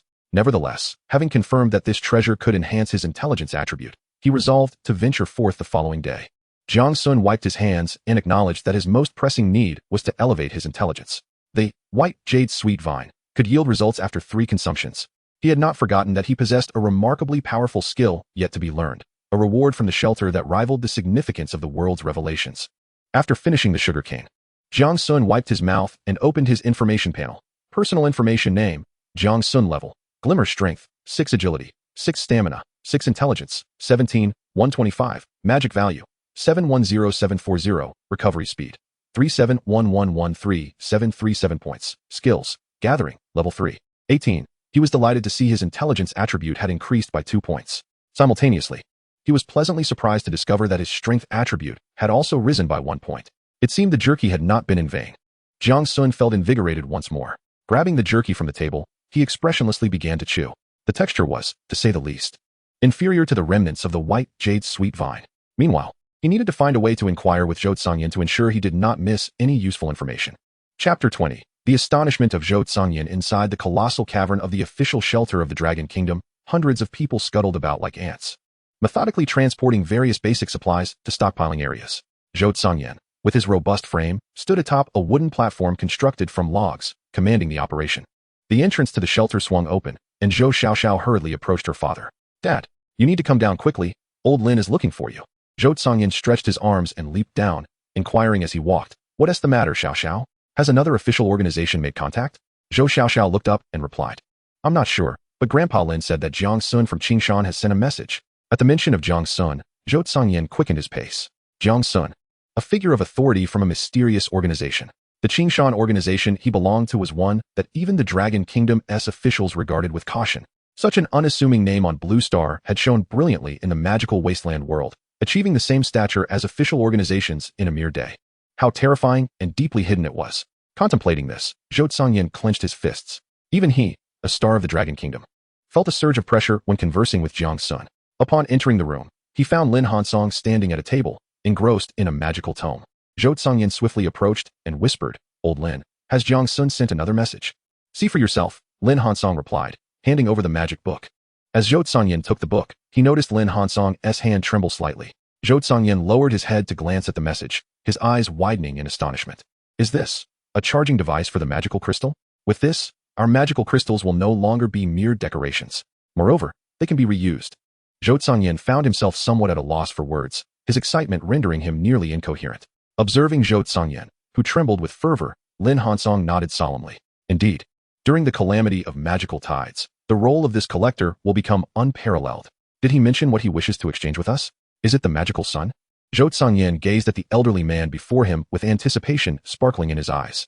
However, without a means of charging, the produced magical crystals would merely be crystals, utterly unusable. Lin Hansong remained silent for a moment before saying. He said nothing more, simply sending this message, devoid of any annotations.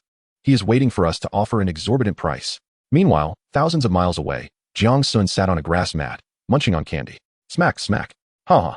A bunch of fools. He found that humans truly excel at finding joy amidst adversity. Observing the absurd banter among online users, Jiang Sun's previously suppressed mood lifted entirely. He had just received a message from Lin Hansong, which included the manufacturing information for the Magical Sun. Magical Sun Manufacturing Blueprint, 55. Type, Blueprint. Level, Special. Materials required, 1 sunstone, 3,000 raw stones, 500 magical iron ore, 500 magical copper ore, 1 fire attribute stellar material. Effect, can simulate sunlight conditions. Requires continuous replenishment of magical energy. The description was overly simplistic.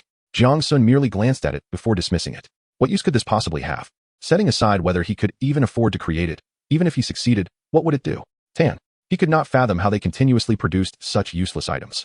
This was evidently less practical than my blueprints. Jiang Sun spat out the jerky in his mouth, realizing that even placing the meat in a low-temperature magic circle accelerated its decay. Conversely, the unpalatable fruits remained unchanged after several days, their surfaces still as smooth as before. He hastily took the meat out to roast over the fire, resolving to consume it all by tomorrow. In this world of food scarcity, one must not waste, even at the risk of overeating. Just as he turned around, he noticed another message from Zhou Tsangyan. "Zhou Tsangyan, is there anything your organization requires? Please compile a list, and we shall do our utmost to gather it." Upon reading the message, Jiang Sun felt an unsettling sense of dissonance. When did they become so courteous? He stroked his chin, perplexed. He was not lying. He truly lacked nothing at the moment. Surely, he could not trade strategic resources for mere sustenance. That would be too undignified. After all, he was a key figure in the Qingshan organization. On the other side, Zhou Tsungyin and Lin Hansong, upon receiving the message, felt a weight settle in their hearts. Zhou Tsungyin forced a wry smile. Lin, their power is indeed formidable. We currently face a food shortage for several hundred people. While they appear to need nothing, Zhou Tsungyin was acutely aware of the significance of the magic collector to their endeavors. With a sigh, he continued to message Jiang Sun. Please reconsider. We have amassed a plethora of rare materials, including weapons of celestial caliber. Celestial weapons? He possessed those as well. In fact, he had even more formidable items. Turning his gaze around, he confirmed the abundance of resources at hand. He replied, we could also contemplate exchanging some basic materials. He thought to himself that if they could trade for several thousand materials, it would be advantageous to stockpile them and sell for a profit before the impending tide of magic. On the other end, Zhou Tsungyin was invigorated upon receiving the message. Excellent. As long as there is demand. He hastily exited to begin inventorying the basic materials. He also called upon Zhou Xiaoxiao to assist in contacting the other 5 shelters affiliated with the authorities, compiling the material statistics. He had initially assumed they would be reluctant to trade.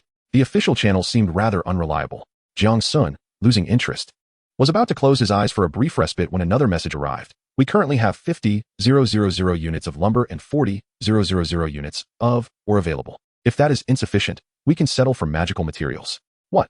Jiang Sun sprang up, rubbing his eyes in disbelief. He had indeed read that correctly. 50,000 units of lumber and 40,000 units of ore.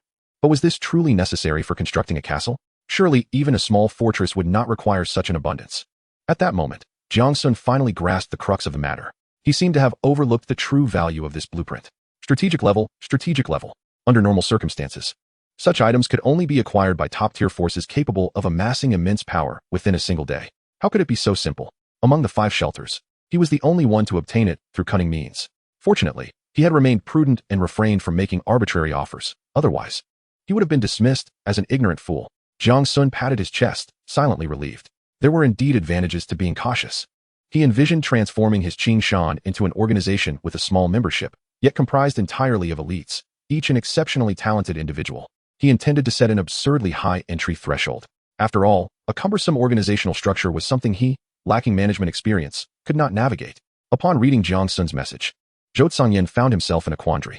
At that moment, he had mentally envisioned Qingshan as a formidable clandestine organization, one that transcended the mundane and dedicated itself to uncovering the truths of the world. Such an organization would be even more formidable than the official entities. Moreover, it was truly not lacking in resources. Chapter 21. A long-term vision. Jiang Sun set aside his spellbook, gazing thoughtfully at the blueprint in his hands. Through their earlier conversation, he had finally deduced the true purpose of this item.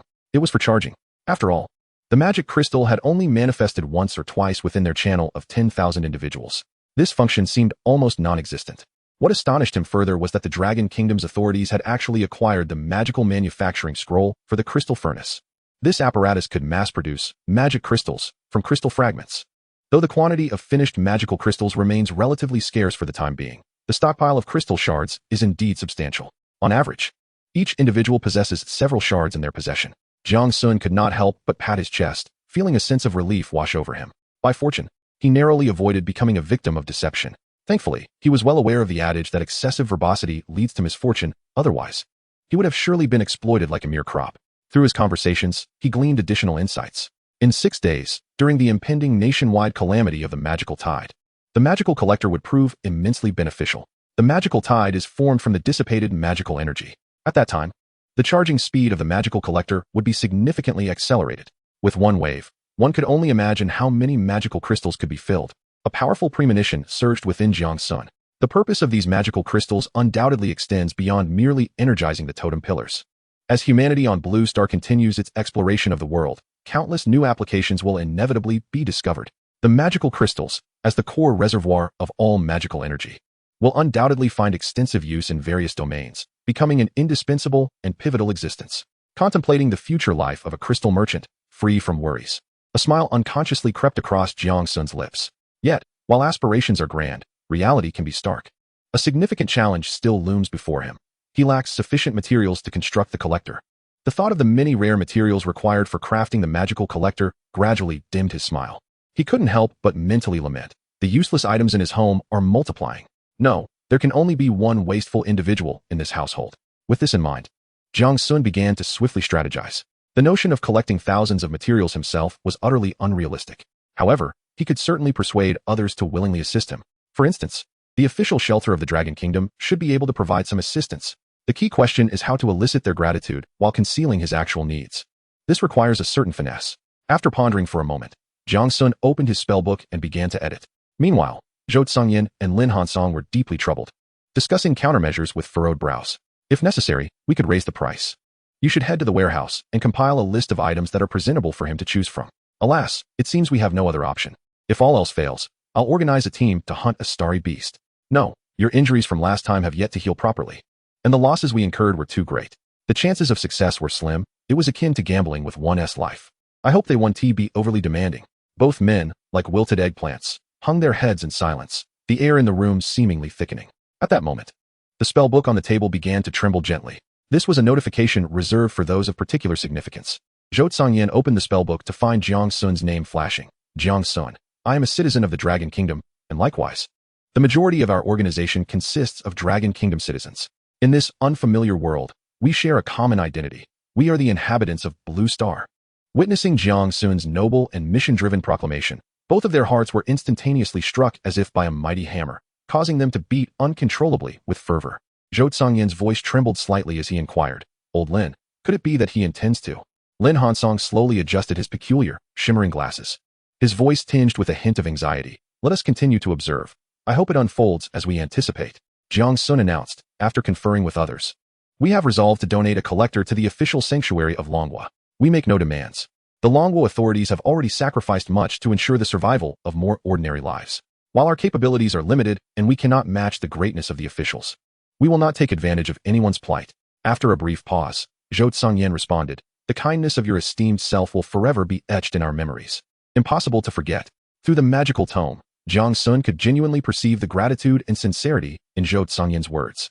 This was precisely the effect he sought to achieve. On the other end, Zhou Tsangyin carefully set down the magical book and took several deep breaths to quell his surging emotions. In their prior dialogue, he had sensed that Jiang Sun's understanding of the collector might be somewhat lacking. However, instead of concealing this crucial information to exploit the situation, he chose to enlighten Jiang Sun with candor and integrity. He had prepared himself for significant sacrifices, even bracing for the possibility of risking his own life. Yet, unexpectedly, Qing Shan had bestowed upon them such a remarkable surprise. In that moment, his admiration for the Qing Shan organization soared like a rocket. Jiang Sun continued, by the way, we are not hoarding a vast array of resources. We kindly request your assistance in gathering 2 sets of crafting materials. Additionally, we wish to procure a crystal furnace from you. Observe how he utilized the information the other party yearned to hear, subtly downplaying his true intentions and fostering an atmosphere of benevolence, as if they were merely offering assistance without any ulterior motives. Thus, having expressed it in this manner, how could they possibly refuse to provide the materials? And how could they dare to charge me for the crystal furnace?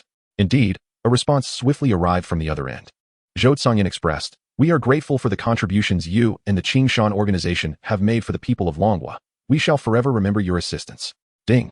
Zhou Tsangyin has initiated a trade for 1 crystal furnace, with the message, we will gather the materials and send them to you as soon as possible. Look at this. This is not something I had to request. This is something you insisted on providing to me. Jiang Sun's smile widened. He understood well that in this world, the most vital resource was the population. Countless endeavors required individuals to explore, research, and produce. Furthermore, even if his Qing Shan were to be established, it could not attract many ordinary people. Thus, cultivating a favorable relationship with the official sanctuary of Manhwa became essential, fostering a perfect symbiosis between the 2 parties.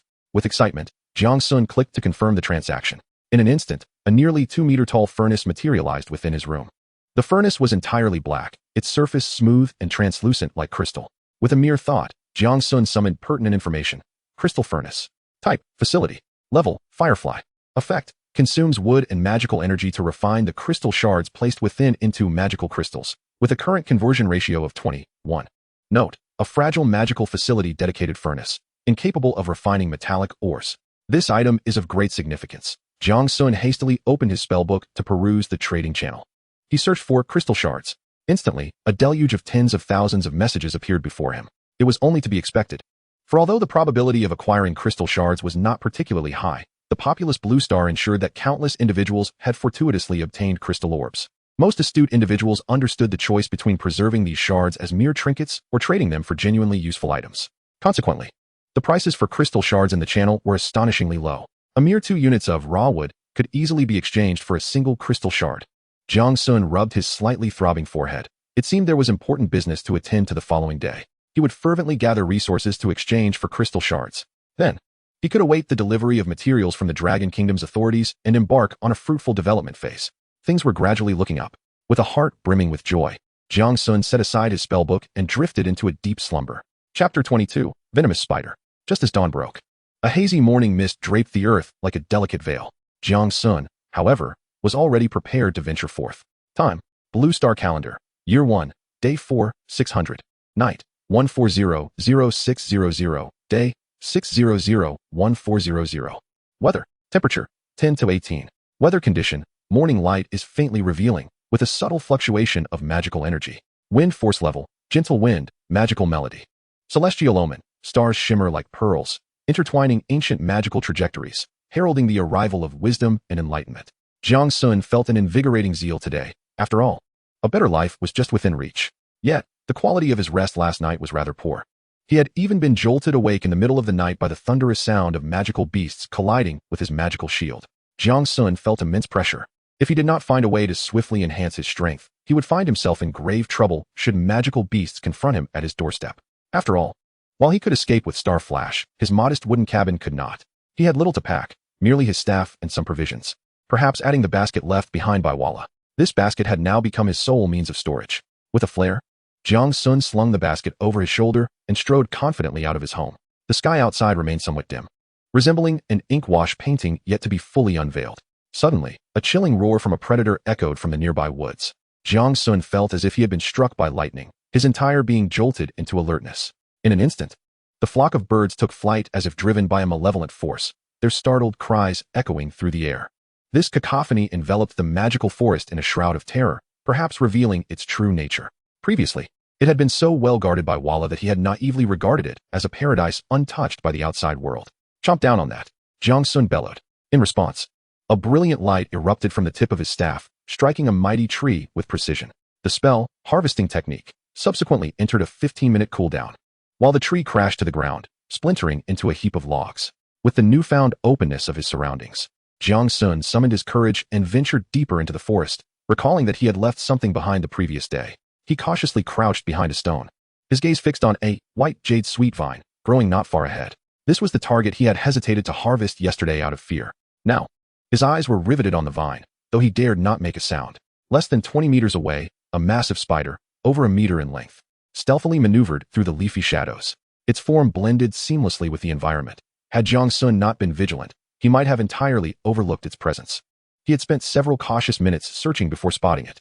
The remnants of various bones strewn about the ground served as a grim reminder that he could not afford to be careless. The spider's body was adorned with dark green scales, each seemingly infused with lethal venom. Its 8 long legs rested lightly on a branch, moving with such silence that it was the epitome of a patient predator poised to ensnare its prey. At that moment, a gentle breeze stirred, and a rabbit-like magical beast darted forth, its sights set on the white jade sweet vine just beneath the tree. This small commotion immediately piqued the spider's interest. Its eyes, glowing like 2 eerie green lanterns, fixed intently on the rabbit. In an astonishing display of speed that defied the laws of physics, it lunged forward. Its long legs traced arcs through the air, ensnaring the rabbit in a flash. What transpired next would make even the steeliest heart, like Jiang Sun's, churn with disgust. The spider's fangs pierced the rabbit's flesh, and almost simultaneously, a bizarre green fluid began to seep from the creature, a sure sign that the venom was swiftly breaking down its prey. Mere minutes later, the once vibrant rabbit had been reduced to a repulsive puddle of liquid. The venomous spider then began to feed leisurely, the entire process both efficient and ruthlessly cruel. Jiang Sun felt a wave of nausea wash over him, his resolve crumbling. I'm interrupting, I'll be on my way. This horrifying spectacle obliterated his courage. How could he possibly contend with such a creature? It had been foolish of him to covet the white jade sweet vine in the first place. Yesterday was indeed a stroke of sheer misfortune. This contraption was evidently a spider's snare, a lethal trap designed specifically for prey as self-assured as myself. Jiang Sun began to retreat cautiously. He resolved to withdraw. However, as he lifted his gaze, intending to steal another glance at the venomous spider, he was nearly startled into a cry. The spider had seemingly vanished into thin air. All that remained on the ground was a pool of green liquid and the eerie bones of a rabbit. Starflash. In an instant, his figure transformed into a dazzling stream of starlight, reappearing near the white jade sweet vine. The venomous spider's 8 elongated legs were deeply embedded in the earth. Enraged, Jiang Sun cursed. Damn it, what a cowardly ambush.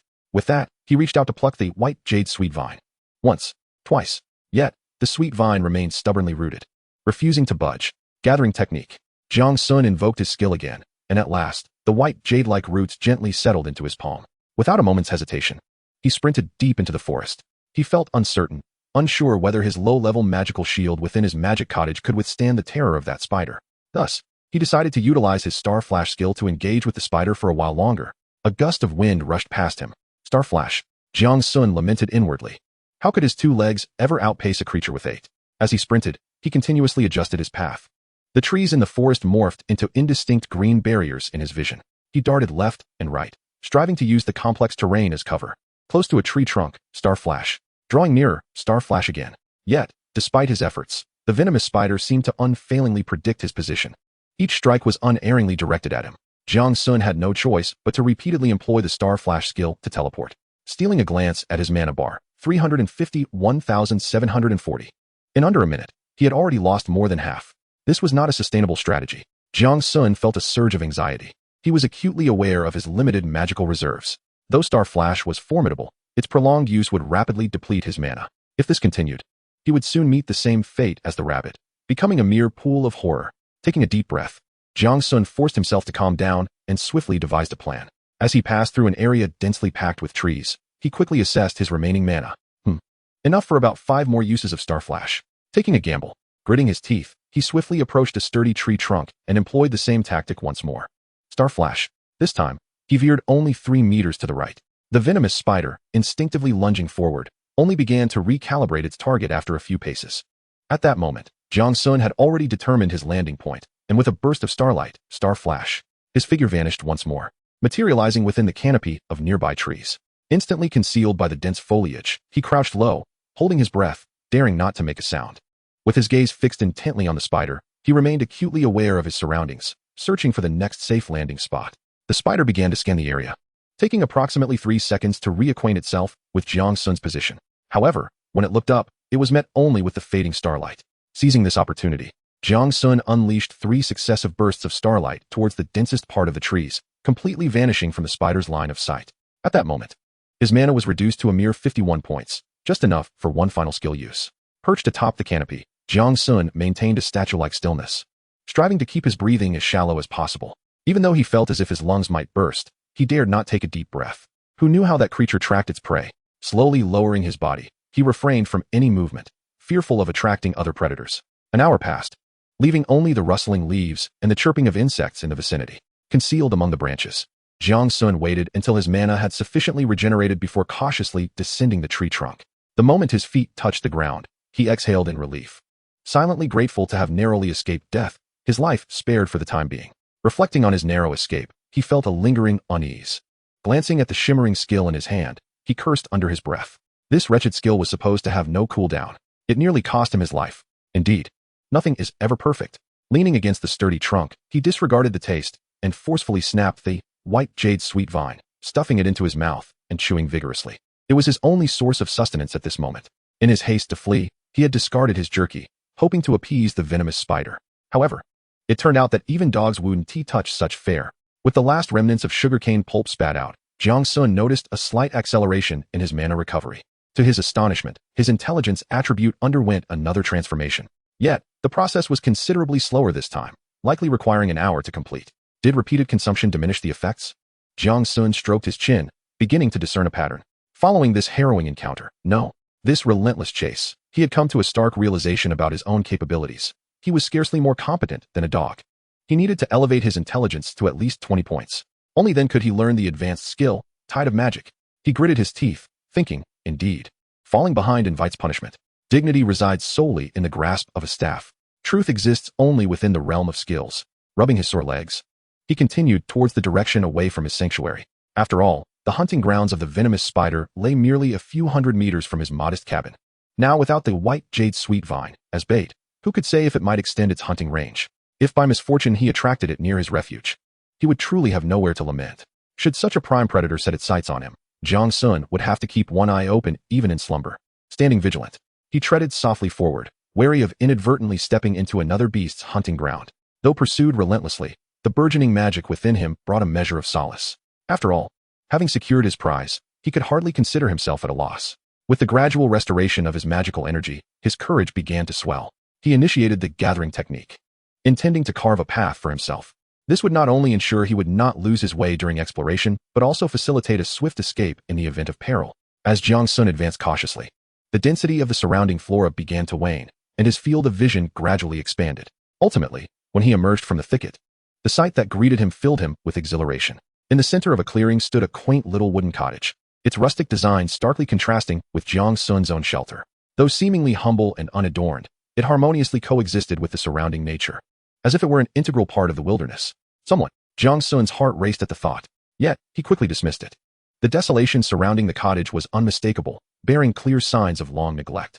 Weeds thrived in chaotic abundance, some towering high as if in defiance of the passage of time. The grasses swayed gently in the breeze, producing a soft, rustling sound. Amidst the undergrowth lay scattered patches of unknown crops. Around the cottage, remnants of abandoned farming tools lay strewn about, some so weathered they were unrecognizable, while others lay shattered in two. Jiang Sun even spotted an old wooden barrel half buried in the grass, its surface cloaked in moss, evidently unused for many years. The entire scene resembled a canvas eroded by time, each detail whispering tales of ages past. He approached the cottage, realizing that it was constructed entirely of wood. Unlike the meticulously crafted shelter produced by the system, this dwelling bore the unmistakable marks of handcraftsmanship. It appeared rugged yet sturdy, exuding a wild and desolate charm. Wait, a thought struck Jiang Sun suddenly. This place seemed abandoned for at least several decades. How could a wooden structure exist without any signs of decay? He halted, his gaze wandering over the cottage and its surroundings, a swell of conjectures flooding his mind. Peering toward the window, he found it shrouded in impenetrable darkness, dispelling any thoughts of spying within.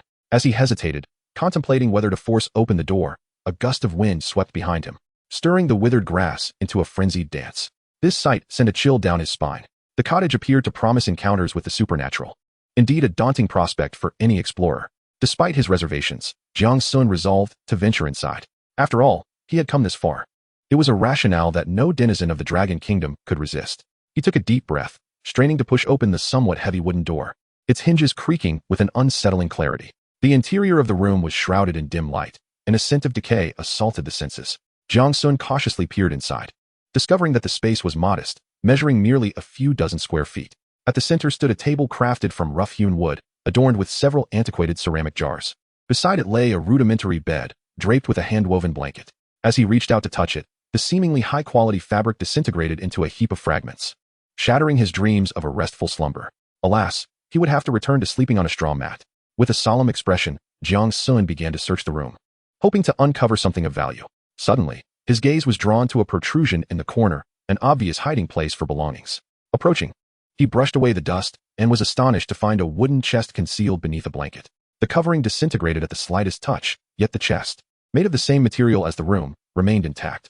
It was diminutive, roughly 15 liters in volume, its surface intricately carved with elaborate patterns, the beauty of which was only slightly dulled by the layer of dust.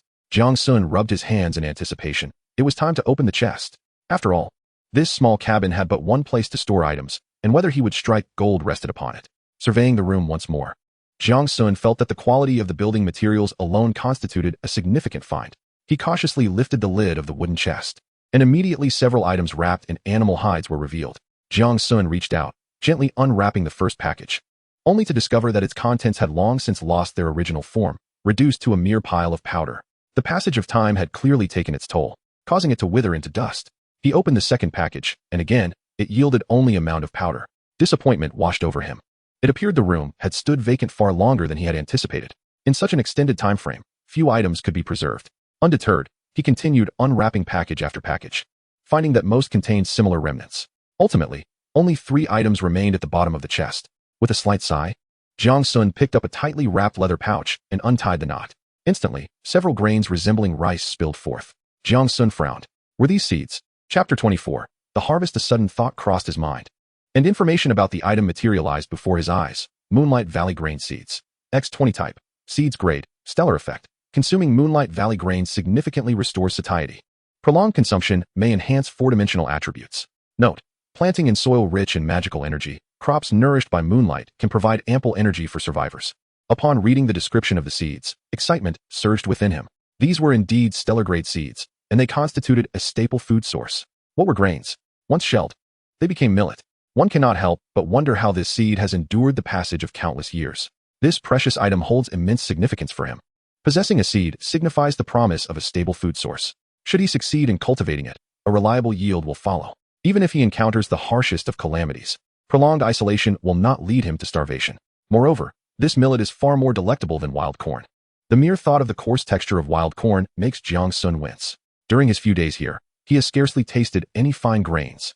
His mind began to conjure images of a life abundant in high-quality carbohydrates, and his lips moistened at the thought. He hurriedly cradled the seed pouch to his chest before reaching for the next package. This parcel felt somewhat heavier and was bound more securely. Jiang-sun's excitement surged. The weight and density indicated that it was certainly not powder. He eagerly unwrapped it, only to discover a stone inside. Yet, calling it merely a stone seemed inaccurate, for it bore a distinct shape. One end was flat while the other was thick, and a round hole was present at the thicker section. Jiang-sun examined it closely. Was this the head of a tool? Having never engaged in farming, he reluctantly sought assistance from the system. Wooden flint hoe, head. Type: tool, semi-finished. Level: firefly, glimmering firefly star, and bright moon. Effect: slightly reduces stamina consumption during cultivation, enhances yield of magical crops by 20, and can mildly dispel the chaotic magical erosion of the land. Note: requires the user to channel their own magical energy. Can be completed with wood of firefly level or higher. Upon reading the description, Jiang-sun finally grasped the purpose of this item. A hoe. A tool for tilling the earth. Goodness, it seems they are providing me with a complete set.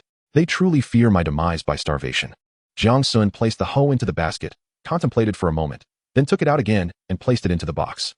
He deemed the box a commendable storage tool. Although the system had gifted him a warehouse upon upgrading the magical cottage, it merely designated an area. His belongings still lay haphazardly in a corner. Thus, the box would serve a significant purpose. He continued to unveil the third item, only to find it was not a package, but rather a scroll rolled into a tight bundle. Its material differed markedly from the previous items, appearing significantly rougher, resembling untreated leather. The system was unable to identify any information. Jiang-sun cleared the dust from the table and spread the scroll flat. Instantly, a jumble of chaotic symbols emerged. Gazing at the crude sketches and sparse lines, he squinted in concentration and eventually managed to discern that it was, astonishingly, a map. The map crudely depicted the distribution of forests and various wild resources. However, to Jiang-sun, it seemed devoid of practical value. After all, this house appeared to have been abandoned for decades, and it was difficult to ascertain just how much the surrounding area had changed over such a long span of time. On the map, a delineation of resource distribution within approximately 10 kilometers has been sketched. However, Jiang-sun noticed that several locations were deliberately circled. What could this signify? Puzzled, he scrutinized the map further and observed that the indicated routes largely circumvented these circled areas. Could it be that these marked spots represented the territories of predatory magical beasts? Upon contemplating this possibility, Jiang-sun couldn't help but smirk, deeming it of little value. After all, decades had elapsed since then, and the predators in these territories were likely long deceased or had changed hands multiple times. Furthermore, their hunting ranges were not consistently fixed. The venomous spider he encountered earlier was not marked on the map, prompting him to shift his focus. Ultimately, Jiang-sun's gaze settled upon two distinct circles, which truly captured his attention, for they were highlighted in striking red. Notably, one of these red circles was in close proximity to the wooden cabin. Wait, what location is this? A sudden epiphany struck him, and his eyes widened. He quickly gestured to indicate the relative positions of the cabin and the sanctuary, then verified the location of the red circle. He discovered that the red circle was merely 3 kilometers from the cabin, and even closer to his magical abode. At just 1 kilometer, was that the massive tree he had been guided to by Walla? Thus, it seemed that this red circle marked the territory of a high-level magical beast. With this realization, he hurriedly checked the position of the other red circle, which he found was already at the edge of the map, a considerable 10 kilometers away from his sanctuary. Only then did Jiang-sun feel a slight sense of relief. He had previously conversed with Zhao Tingtao and Zhou Tsangyan several times, collecting various bits of information in the chat area, thus acquiring a vague understanding of the classification of magical beasts. Firstly, small herbivorous creatures and horned animals occupy the lowest tier of the forest food chain, generally categorized as luminescent level. Conversely, adult carnivorous magical beasts typically possess physical attributes exceeding 15 points, and these creatures are usually classified as firefly level. The shamat bear Jiang-sun encountered a few days prior could be categorized as star level, given its immense size and unique electrical abilities, which clearly surpassed the realm of ordinary magical beasts. Reflecting on the venomous spider he had just encountered, Jiang Sun surmised it was likely also at the star level. Thus, encountering such beasts was best met with a hasty retreat, even if the chances of escape were slim. Few had encountered magical beasts of this caliber. Only a handful of official sanctuaries had encountered a few, and even the Dragon Nation Sanctuary had successfully hunted one, albeit at a great cost. At this thought, Jiang Sun couldn't help but wipe away a bead of cold sweat, pondering his outrageous luck. Within less than a week, he had encountered 2 star-level magical beasts. Such fortune could no longer be aptly described as that of an African chieftain. It was more fitting to liken him to the ruler of Wakanda. Jiang Sun chuckled to himself in self-deprecation. Then he recalled the formidable presence of Walla, who could frighten away the Shamate bear with but a glance. He had come to the realization that it was indeed Walla who had come to his aid on the day he first encountered the bear. Thus, it was evident that Walla's rank surpassed that of the Shamate bear. Could it be that he had reached the level of the Radiant Moon? A jolt of astonishment surged through Jiang Sun's heart. This was no mere rebellious child. This was akin to a benevolent guardian. Creatures of the Radiant Moon rank were scarcely heard of, let alone encountered. No wonder his sanctuary had attained such a high rating. It was all due to Walla's contributions. Jiang Sun murmured to himself, a hint of melancholy in his tone.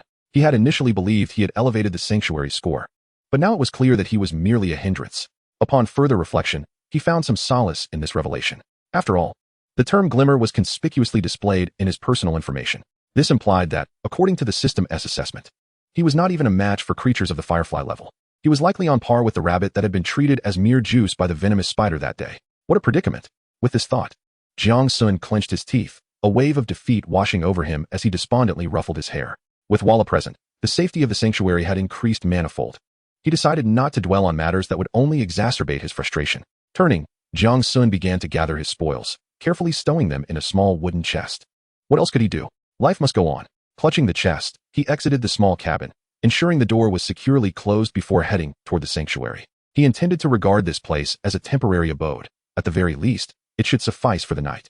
If nothing else, he could wait for the materials to dismantle and build anew, as it was clear these were not ordinary woods. As he walked, he activated his gathering technique, planning to create a pathway from the cabin directly to the sanctuary. Simultaneously, his mind pondered the issue of upgrading the sanctuary. According to the information gleaned from the revelations, a level 4 sanctuary could directly integrate suitable magical structures. Walla's immense tree hollow would undoubtedly qualify as one. However, this also implied that regions housing magical structures were generally guarded by high-level beasts. If the guardian beasts were indeed of the Radiant Moon rank, humanity would face significant challenges. The notion of a sanctuary, after advancing to level 3, being capable of confronting Radiant Moon beasts seemed utterly unrealistic. Staying stagnant in levels was also impractical. After all, the very first calamity required a level 3 sanctuary for protection. What about the subsequent disasters, which would undoubtedly escalate in severity? Remaining unupgraded would lead to inevitable downfall. Jiang Sun felt a sense of helplessness wash over him as he recognized the daunting path ahead. He could scarcely conceive of any alternative strategies aside from allying with Walla. It seemed urgent to expedite his development and subsequently enlist Walla to seize another Radiant Moon beast's territory. He had no intention of seeking a stationary abode. The void train and colossal sailboats he had glimpsed in the revelations were clearly superior.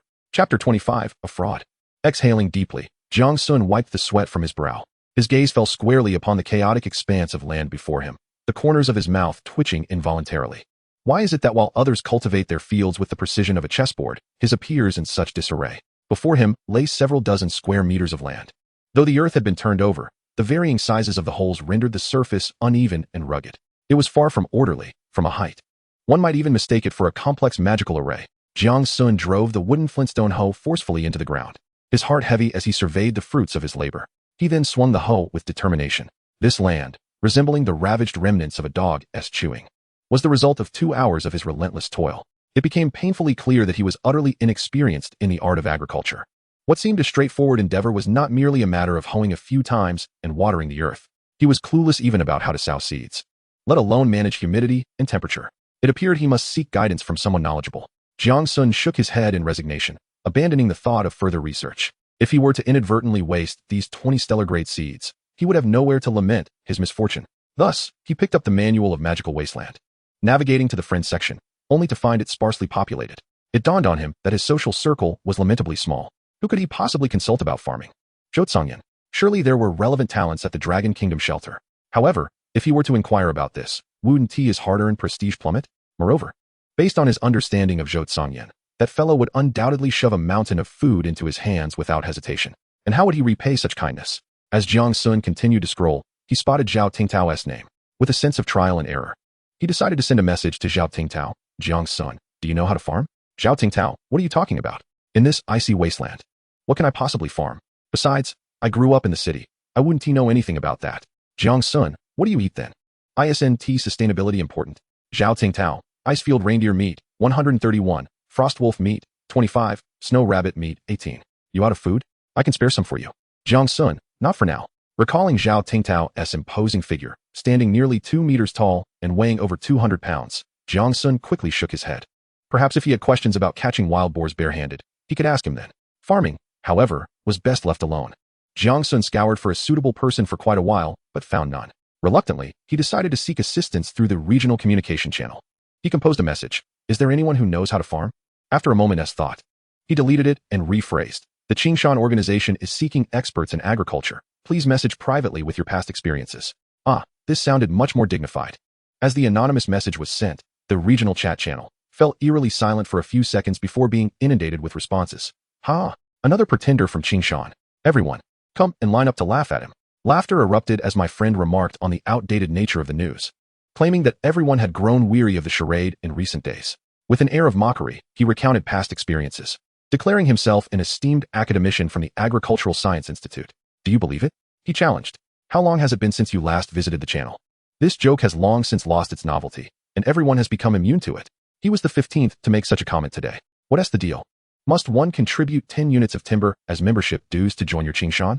Amidst this barrage of messages, Jiang Sun could not help but furrow his brow. Indeed, the past few days had been quite fulfilling for him, leaving little room for idle chatter in the group. This had resulted in a significant disconnect from current events. Reflecting on the situation, he realized that among the 5 enlightening messages he had sent, 4 had originated from the official shelters of the Blue Star as foremost nations, while only 1 had been disseminated under the banner of Qingshan. In the ensuing days, countless individuals had engaged in fervent discussions regarding the true nature of Qingshan, and its popularity showed no signs of waning. However, with the rising excitement came increasing complications. Although many had fallen victim to deception, it appeared that the populace had quickly developed an immunity to such tricks. Jiang Sun rubbed his temples, acknowledging that the disbelief stemmed from his failure to appreciate the necessity of clarification. He should have issued a statement at the time of the announcement, which could have spared many from being misled. Of course, those who had been duped were not particularly astute. He then picked up his magical tome and dispatched another anonymous message. Qingshan organization has never publicly recruited members. Please be advised. Accompanying this message was information regarding an item known as the World Revelation Shelter. This item was undeniably authentic, and all could access its detailed information. Jiang Sun foresaw the tumult that would ensue from Qingshan's inaugural public appearance, yet he was grateful to have activated anonymity in advance. The anonymous feature was an added benefit of the first-level chat channel of the Blue Star Council, allowing his messages to be indirectly sent through the channel, thus effectively circumventing the chaos of being bombarded with countless messages. He marveled at how the officials of Long Kingdom had acquired such an advanced channel, as its functionalities were exceedingly beneficial. Jiang Sun resolved that, once he acquired sufficient funds, he would establish a similar setup for Qingshan. As his message disseminated, the regional channel fell eerily silent for a few seconds before new messages began to flow in. This fool is still putting on a show. Please take note, everyone. Let us continue to mock him. Big shot. We have no ties to the one above. Are you truly a member of Qingshan? Is Qingshan still recruiting? Yes, esteemed one. What are the requirements to join Qingshan?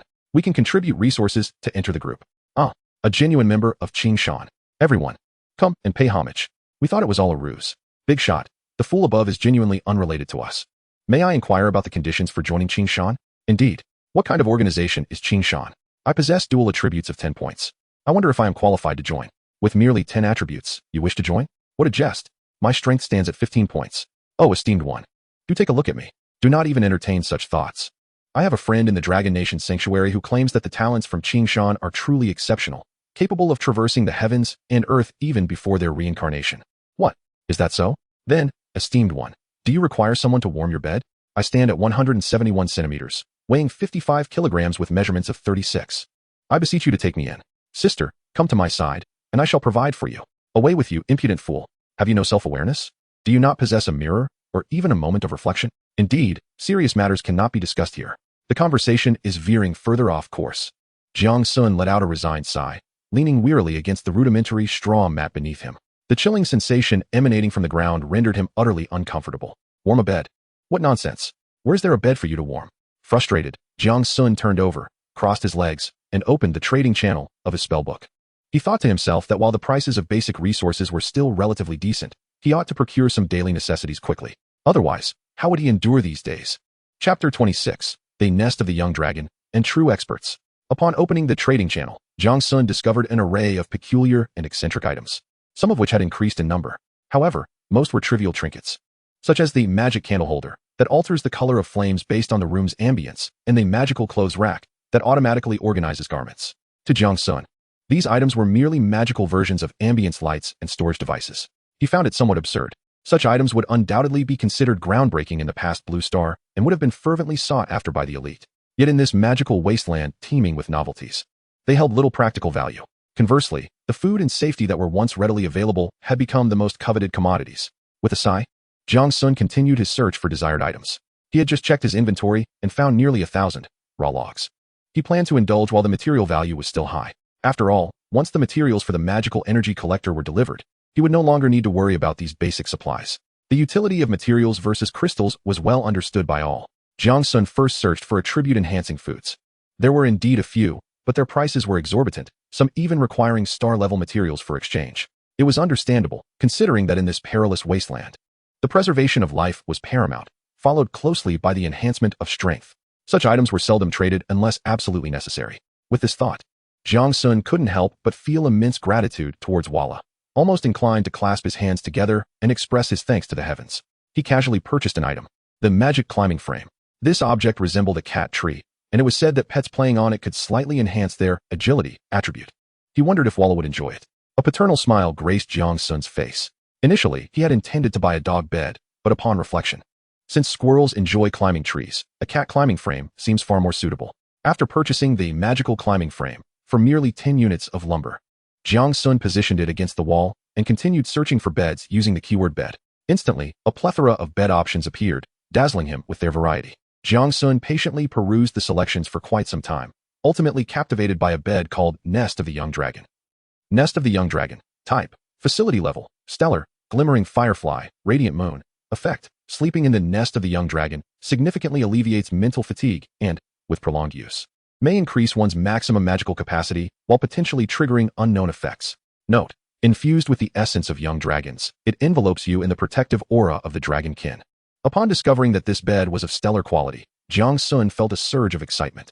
However, his enthusiasm waned upon seeing the price, a staggering 500 basic materials, which gave him pause. Yet, in the end, he gritted his teeth and made the purchase, compelled by the bed's enchanting name. Jiang Sun had grown weary of the tattered straw mat he had been using. Moreover, this was the highest quality bed he could find. According to the seller, she was motivated to upgrade her shelter due to living with her daughter, as she would not have sold it otherwise. It was then that Jiang Sun learned that children lacking self-sufficiency would be teleported alongside their parents. He couldn't help but click his tongue, and a peculiar thought flashed through his mind. If the teleportation in this magical world were determined by blood relations, might some children be inexplicably transported to the homes of neighbors or friends? He could barely fathom the delightful chaos that would ensue, an expanse of vibrant greenery.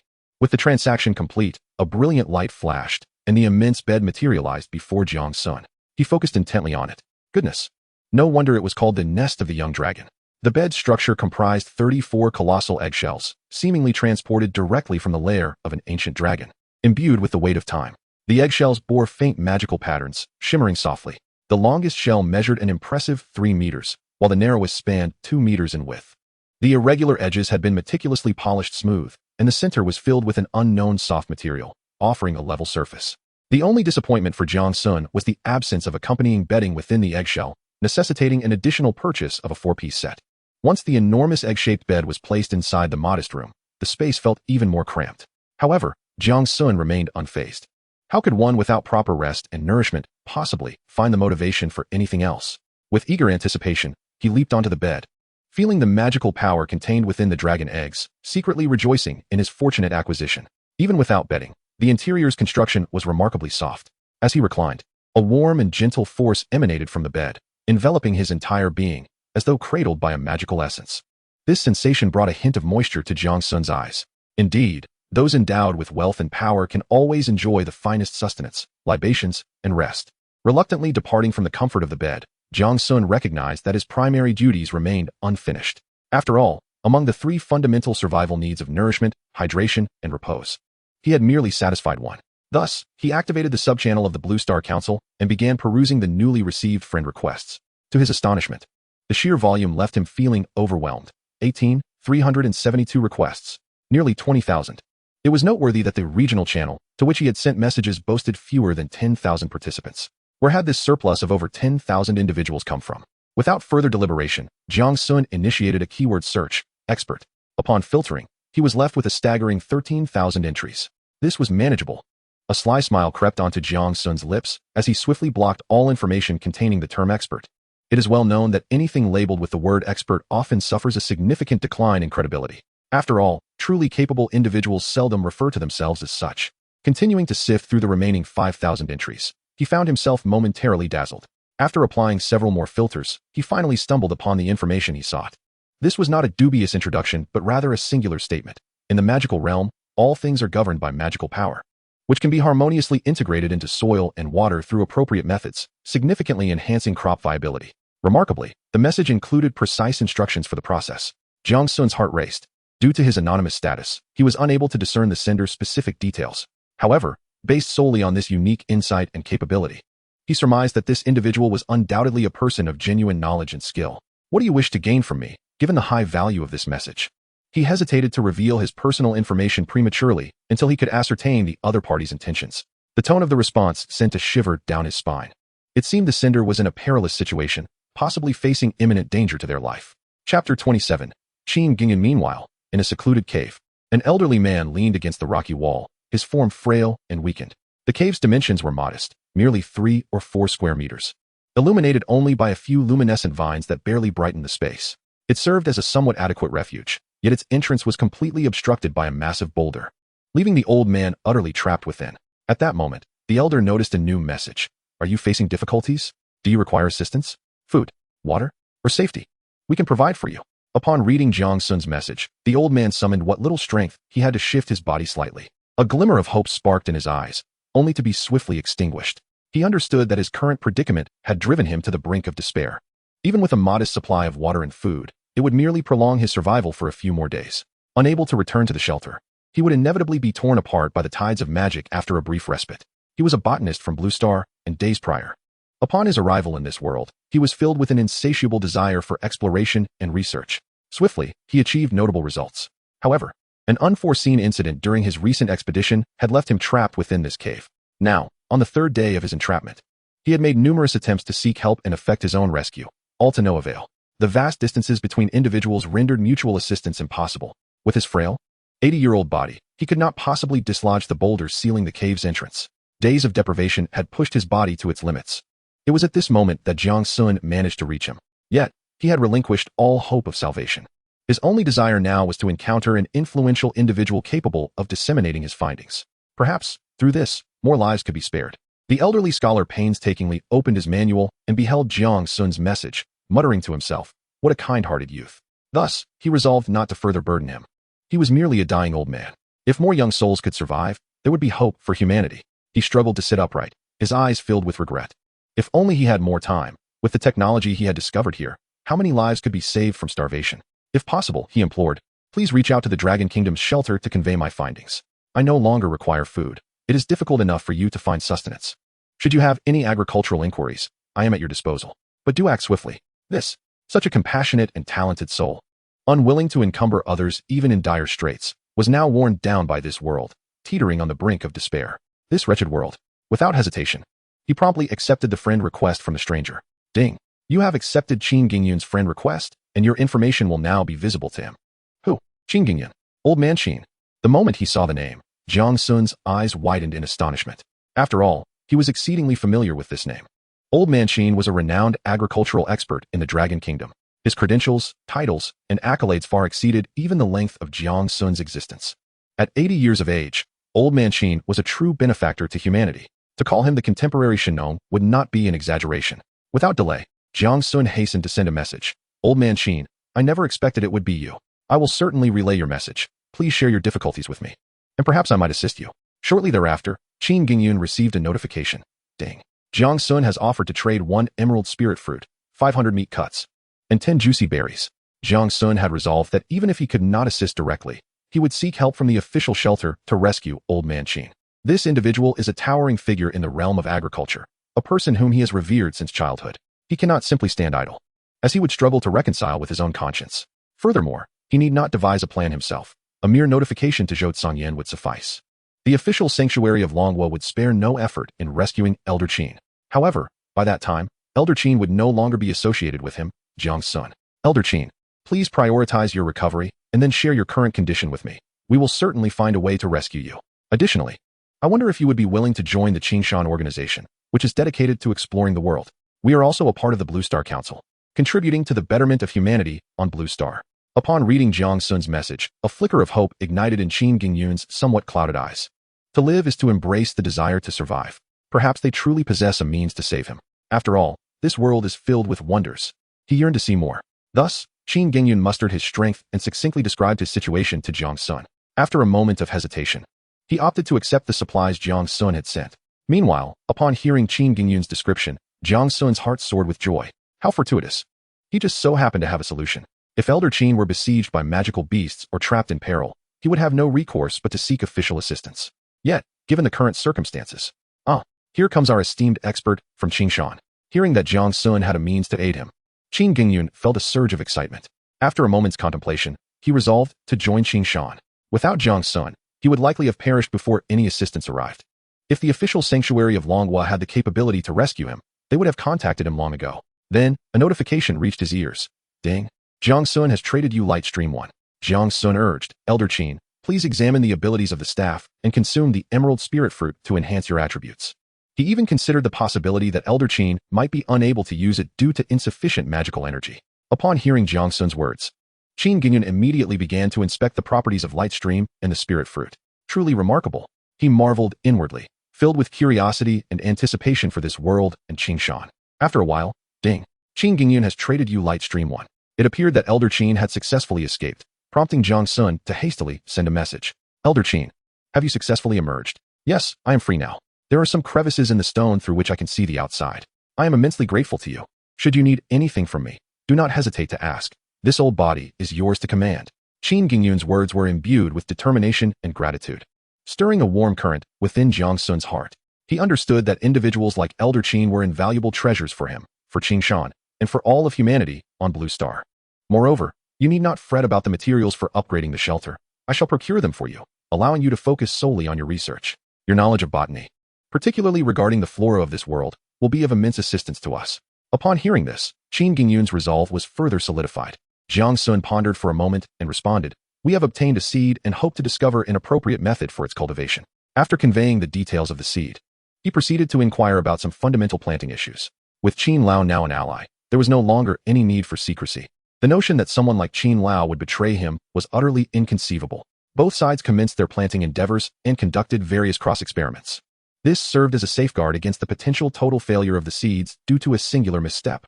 After sending Qin Lao 200 basic materials for upgrading the tent, Jiang Sun also utilized the techniques he had learned to till the land anew, subsequently planting the seeds of the Moonlight Valley spike.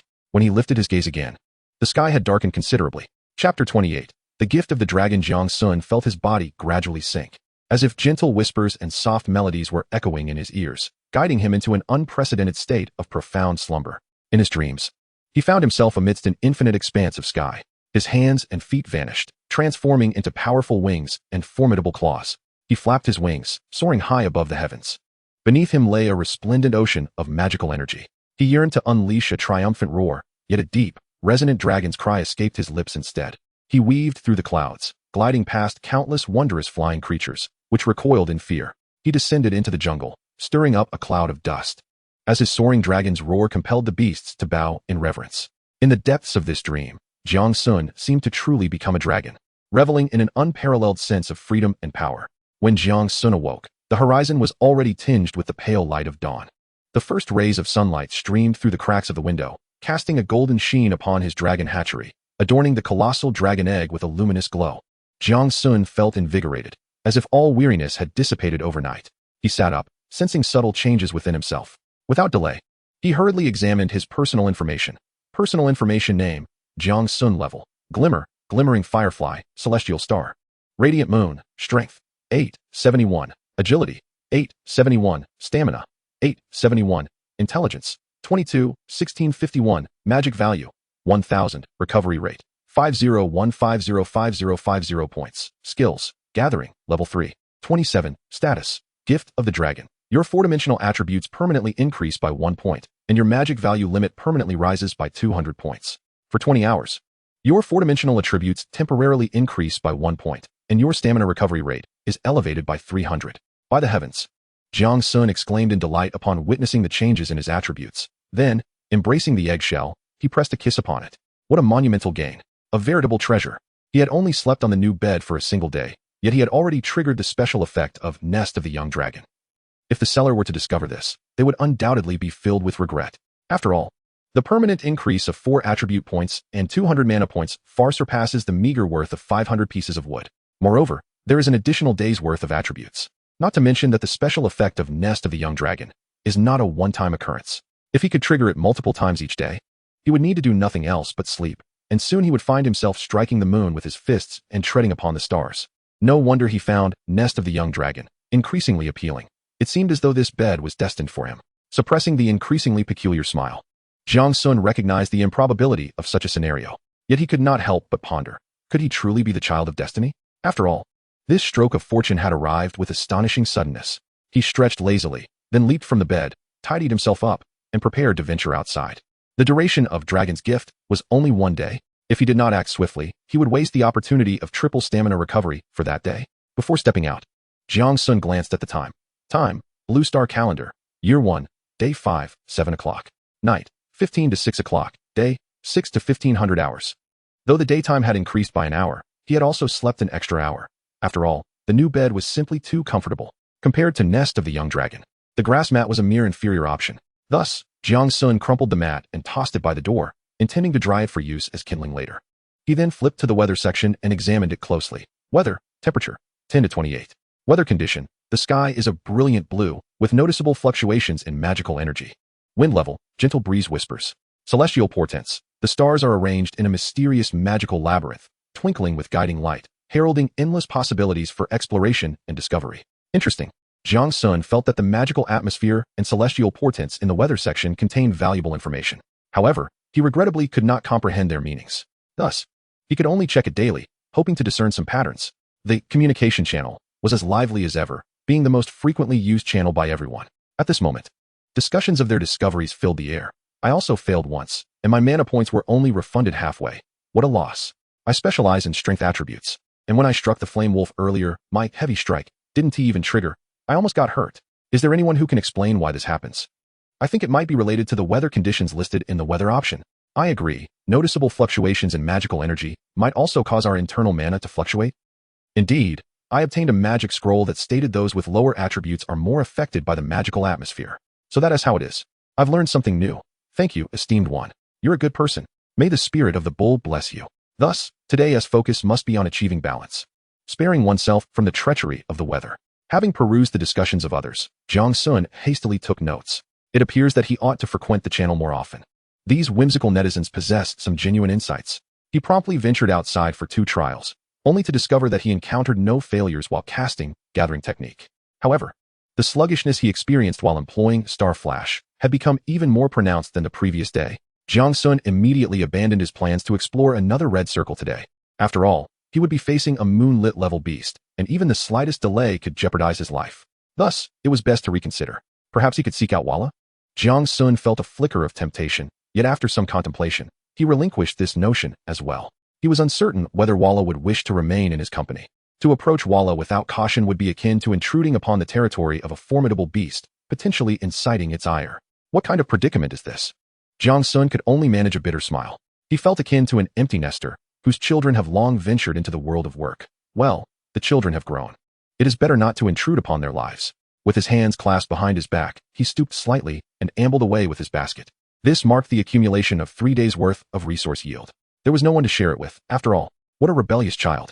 Half an hour later, Jiang Sun cautiously explored in a specific direction, each step deliberate and tentative. The path beneath his feet had vanished entirely. Previously, the map of the small cabin indicated that there had been a mining area in this direction.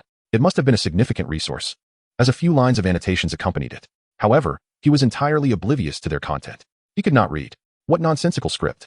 In this magical world, Jiang Sun only recognized the term sanctuary, a piece of knowledge forcibly imparted by the system. Today, he had two plans. One was to explore the mining area, and the other was to seek a source of irrigation and drinking water. The mining area was his primary objective, as other resources may have long since vanished with the passage of time. However, mineral resources were unlikely to have disappeared. After all, when juxtaposed with the millions of years it takes for minerals to form, a few decades pale in comparison. Moreover, the water source was also among the goals of this exploration, yet this was subject to chance. The rivers within the forest had minimal flow, making success reliant on fortune. Even if he were to locate one, he would need to exercise utmost caution in the collection process. Water sources were frequented by magical beasts. In truth, acquiring water resources was not overly difficult at present. If all else failed, he could always procure some ice blocks directly from Zhao Tingtao, as he had done for his washing needs in recent days. Jiang Sun clutched the radiant staff tightly, his focus unwavering. In such a place, one could not afford to be careless. Had he not been sufficiently vigilant last time, he might have ended up as the venomous spider's juice. The mere thought of the venomous spider sent a chill down Jiang Sun's spine. Its hunting methods were ruthlessly savage. Once he acquired offensive skills, it would undoubtedly be the first target he eliminated. As he continued walking, Jiang Sun felt the ground beneath him becoming increasingly firm. The vegetation around him also began to thin. It appears that the location of the mining area is not far off. At last, after parting a tangle of entwined vines, Jiang Sun's surroundings opened up before him.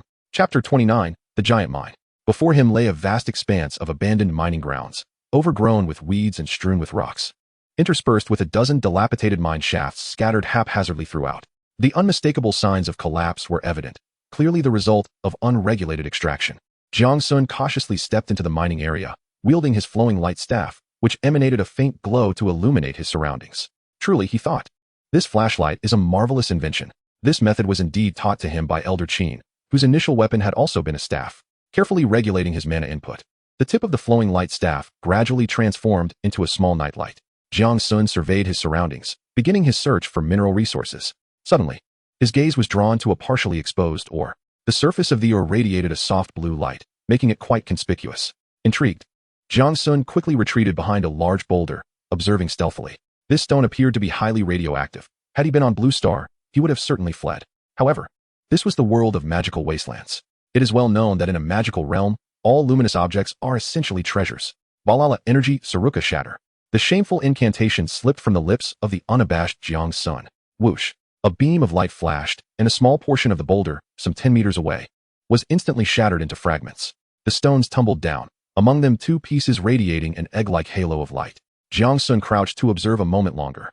After confirming that the movements of his gathering technique had not attracted any magical beasts, he cautiously rose and approached.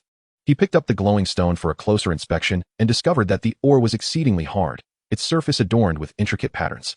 With a thought, the information about the stone immediately materialized before him. Obsidian, ore, type, magical Oregon level, firefly. Properties, hard. Note, can be refined into sturdy obsidian. An excellent material for crafting magical artifacts. Upon confirming its value, Jiang Sun promptly tucked the ore into his pocket, leaving the ordinary stones scattered around untouched. Why not trade them on the spot later? Jiang Sun silently praised his own wisdom. After all, such fundamental resources are a universally accepted currency and will surely sell without difficulty. While waiting for the cooldown period of gathering technique, Jiang Sun ventured deeper. Since this was a mining site, there should be even more mineral resources. Sure enough, as he pressed onward, several pits towering over 2 men in height came into view. Glimmers of light seeped from within the pits, indicating the presence of valuable materials. Scattered about the pit's mouth were various mining tools, most of which had decayed beyond recognition. Jiang Sun crushed one pickaxe beneath his foot, noting that these tools were of significantly inferior quality compared to those discovered near the small wooden hut. The tools at the hut had endured decades of environmental erosion, yet remained usable. It was merely some weathered traces. Jiang Sun picked up the scattered stones on the ground and tossed one into the mine. He then quickly retreated several meters, hiding behind a thicket, his eyes fixated on the mine's entrance. After the spider incident, Jiang Sun felt as though he had developed a persecution complex. There were always nefarious individuals seeking to do him harm. The world was fraught with peril. Indeed, with a dull thud as the stone landed, a sharp, piercing wail echoed from within the shaft. Soon after, a flurry of hurried, chaotic footsteps ensued. Jiang Sun's heart raced, and he held his breath, pressing his body tightly against the grass, fearful of being discovered by the creatures within. Then, several beings resembling mice, yet the size of small dogs, darted out of the mine. What enormous rodents! Jiang Sun gasped silently. The eyes of these large rats glimmered with an eerie green light in the night, their exposed sharp teeth appearing particularly menacing. Clearly startled by the sound of the falling stone, these creatures began to scour their surroundings for threats. Jiang Sun furrowed his brow. Earth mice? This was a name he had learned from the Blue Star Council's channel. Though these rat-like creatures lacked individual strength, their sheer numbers and tendency to act in groups posed a significant challenge to solitary survivors. Fortunately, it seemed these earth mice had not detected the hidden Jiang Sun. With a quiet sigh of relief, he waited until the earth mice had completely vanished before slowly rising from the grass. He was grateful for his caution. In an instant, however, he dismissed any thoughts of exploring the mine. It was well known that these large rodents were scavengers. Not only was there little to gain, but their flesh was also toxic. Attempting to steal from them would be a futile waste of time and magical energy. Consequently, Jiang Sun circled around the mine inhabited by the earth mice, proceeding with careful exploration. Before long, he arrived at an even larger pit. This mine was deeper than the previous one, as if it led straight to the earth's core. The edges of the pit were littered with mining tools, and there were even some ancient stones quietly resting there. Jiang Sun approached cautiously, noticing that these rune stones emanated faint magical fluctuations. Clearly, they were not ordinary stones. As he gingerly picked one up, it crumbled to dust in his hand.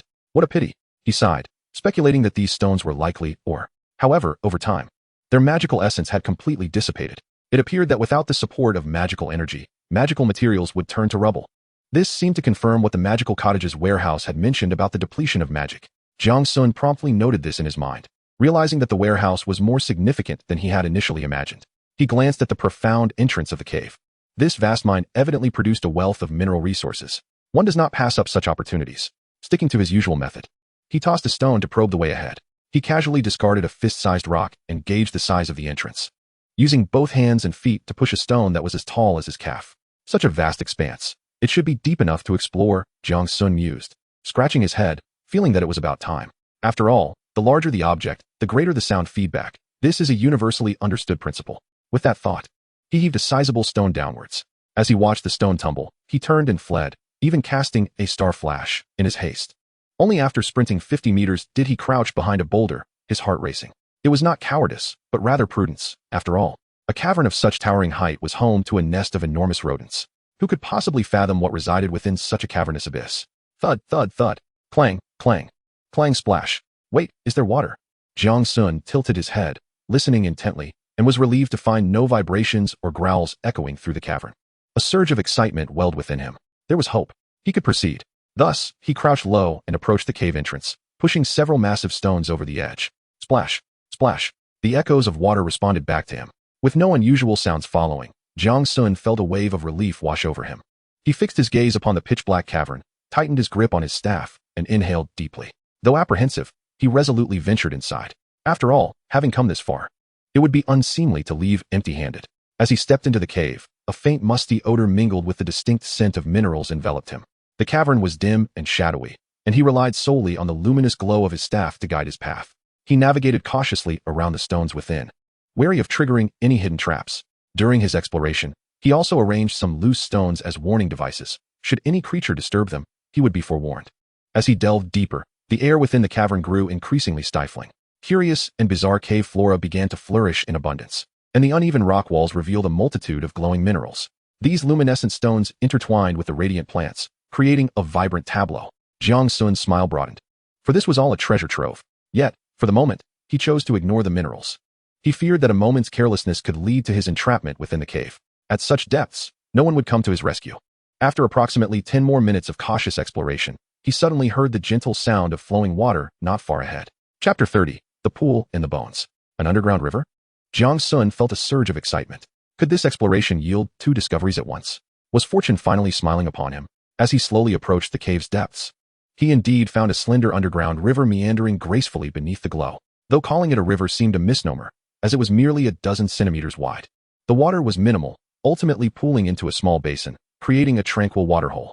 With an approximate volume of 10 cubic meters, the water was crystal clear, appearing highly suitable for drinking and irrigation. Jiang Sun hurriedly approached and cupped his hands to examine the spring water closely.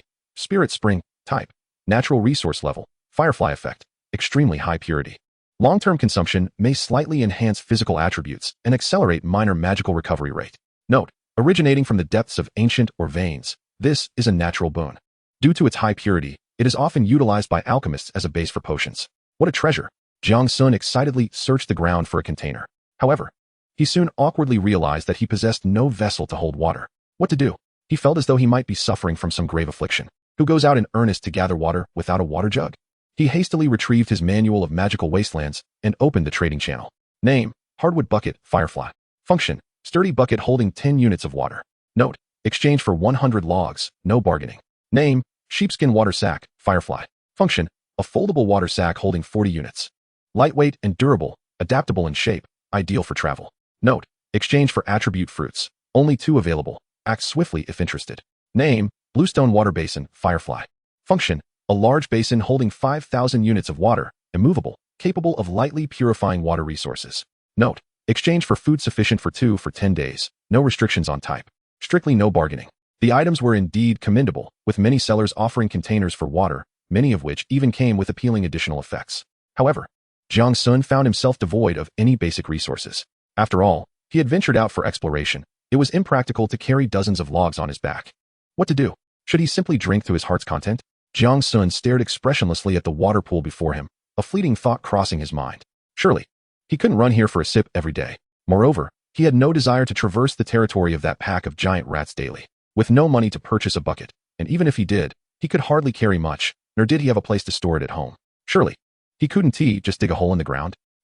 Suddenly, the idea of digging a hole struck him, and Jiang Sun felt a spark of inspiration. It had to be me. He swiftly opened his spellbook and typed out a message to Zhao Tingtao. Jiang Sun, go find a place to dig a large ice pit. Zhao Tingtao. Jiang Sun, I have something good. Don't dawdle. I'll share half with you. Zhao Tingtao. All right, brother. Meanwhile, Zhao Tingtao, whose physique resembled that of a bear, grinned upon receiving Jiang Sun's message. He promptly discarded the entire carcass of a tundra deer that he had slung over his shoulder into the shelter, turned, and grabbed his tools before heading out. Jiang Sun was one of his few friends, and that old rascal was quite affluent. Since he claimed to have something valuable, it must indeed possess genuine worth. Thus, he seized the tools crafted from beast bones and began chiseling a pit into the ice. After a while, Zhao Tingtao completed the pit and sent a message to Jiang Sun. Soon after, he heard the system notification. Ding. Jiang Sun is offering you 5 tons of rock spirit spring for trade. Do you accept? What the? 5 tons? Zhao Tingtao rubbed his sore arms, feeling that this endeavor was not in vain. Did that old rascal truly quantify good items by the ton? Zhao Tingtao. All right, brother, I only need a little. But you must be quick, it will freeze if you take too long. Jiang Sun understood. Watching the pool of water diminish significantly before him, Jiang Sun felt a profound sense of satisfaction. It matters little to distribute some of this renewable resource to Zhao Tingtao. After all, at this rate, collection can occur every 3 days. At home, he is but one person with a handful of crops, and perhaps Qin Lao can be counted as well. How much spring water can they possibly utilize? At this moment, Zhao Tingtao is indeed able to assist him, and Jiang Sun has always been generous toward friends. With the pressing matter resolved, Jiang Sun continues deeper into the cavern. Not far ahead lies the bottom of the mine. It would be splendid if he could uncover additional treasures along the way. Holding his staff, he deftly navigates the winding passages of the mine, the staff's glow casting his shadow upon the dim cavern walls. As he ventures further, a scent of sulfur and a faint trace of decay begin to permeate the air. It seems he is nearing the core of this ancient vein.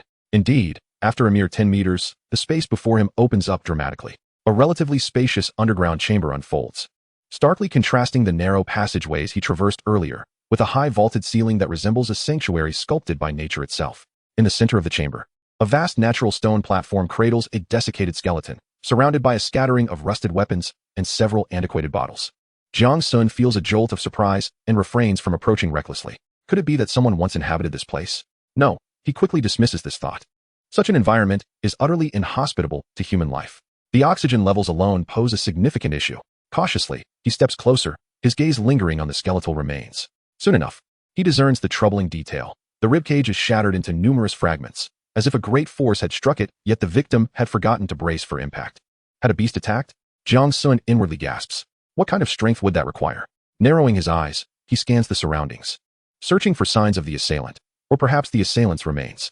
After all, if this individual had sustained such injuries, they could hardly have traveled far. Thus, the battle likely occurred nearby. However, since the human skeleton remains intact and untouched by beasts, it is highly probable that the beast's remains are less than whole. As Jiang Sun channels more magical energy into the flow of light, the brilliance of his staff intensifies, illuminating the cavern's interior. Indeed, not far off, he discovers a colossal beast skeleton. Judging by the skull, this creature stood nearly 3 meters tall and measured 5 meters in length.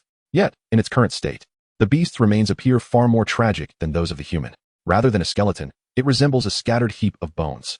Were it not for the hardened skull retaining some features of the beast, Jiang Sun would find it difficult to ascertain its identity. The violence of the encounter is evident. Though both met their demise, it is clear the beast suffered a more brutal fate. And what of the human skeleton? Did they fall victim to an ambush? Jiang Sun found himself at a loss, for the passage of time had obscured the truth. He remarked on the virtues of martial ethics, observing the tragic fate of the creature that had succumbed to a stealthy ambush. With a sympathetic glance at the bones of the beast, he felt a sense of relief now that the immediate danger had passed. He could afford to examine the remains more closely. Turning his attention to the human skeleton, Jiang Sun exclaimed, "You were a good person." The skeleton remained silent, perplexed. "If you have any last wishes, do share, and I shall endeavor to fulfill them." Again, silence. "Oh well, in that case, I shall take a bone with me to ensure you have a resting place. At least you will have a home in death." He found it surprisingly sturdy. With that, Jiang Sun set his basket aside and began to tally his spoils. Weapons. Damaged. He could only grasp the hilt of a sword. The blade lying abandoned. A necklace. Also broken. He had inadvertently snapped it apart. Even the ores in his bag had lost their magical essence, reduced to mere dust. Frustration welled within him. Was it not possible for him to refuse such a task? He had gained nothing of value. Who cared about the consequences? As he continued to rummage through the remnants, his disappointment deepened. Surely, there couldn't be nothing left. Suddenly, an ethereal sigh echoed in his ears. Who was it? Jiang Sun jumped back, retreating a good 2 meters. Was the place haunted? His heart raced. There were no other living souls in this cavern.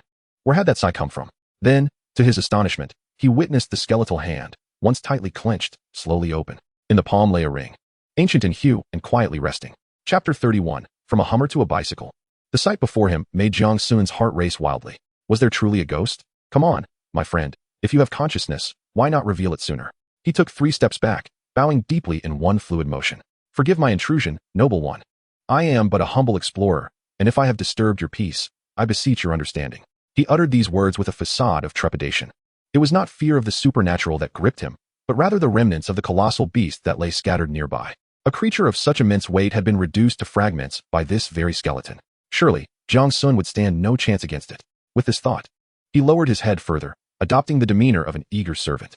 However, after a prolonged silence, he heard no response. Tentatively, he raised his gaze, only to find the skeletal figure undisturbed, lying motionless as if the prior events had been mere figments of his imagination. Jiang Sun swallowed hard, summoning his courage to stand tall once more, ready to speak again, but then hesitated, recalling the barriers of communication. Resigned, he shifted his focus to observing the skeleton. His eyes were inevitably drawn to the ring it held. It appeared ancient, adorned with intricate engravings, and now emitted a faint, alluring glow that stirred a sense of longing within Jiang Sun.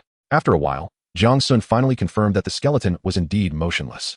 He took a deep breath and cautiously approached to retrieve the ring from the bony hand. He held it up to his eyes for a closer inspection.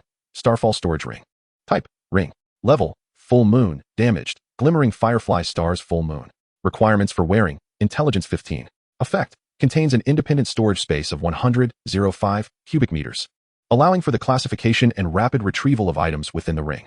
Note, meticulously crafted by an ancient elven master artisan using starfall iron and spatial magic crystals, integrating the mysteries of spatial magic, currently damaged. Upon seeing the ring's attributes, Jiang Sun's eyes widened in astonishment. The description was quite clear. This was precisely the kind of storage ring depicted in novels, and it was of full moon level, a high-grade equipment.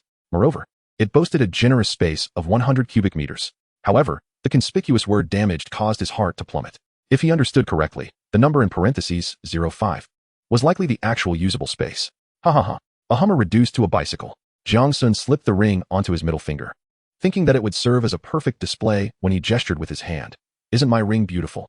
Casting aside his whimsical thoughts, Jiang Sun silently murmured, open the ring's space. Yet, the ring showed no response.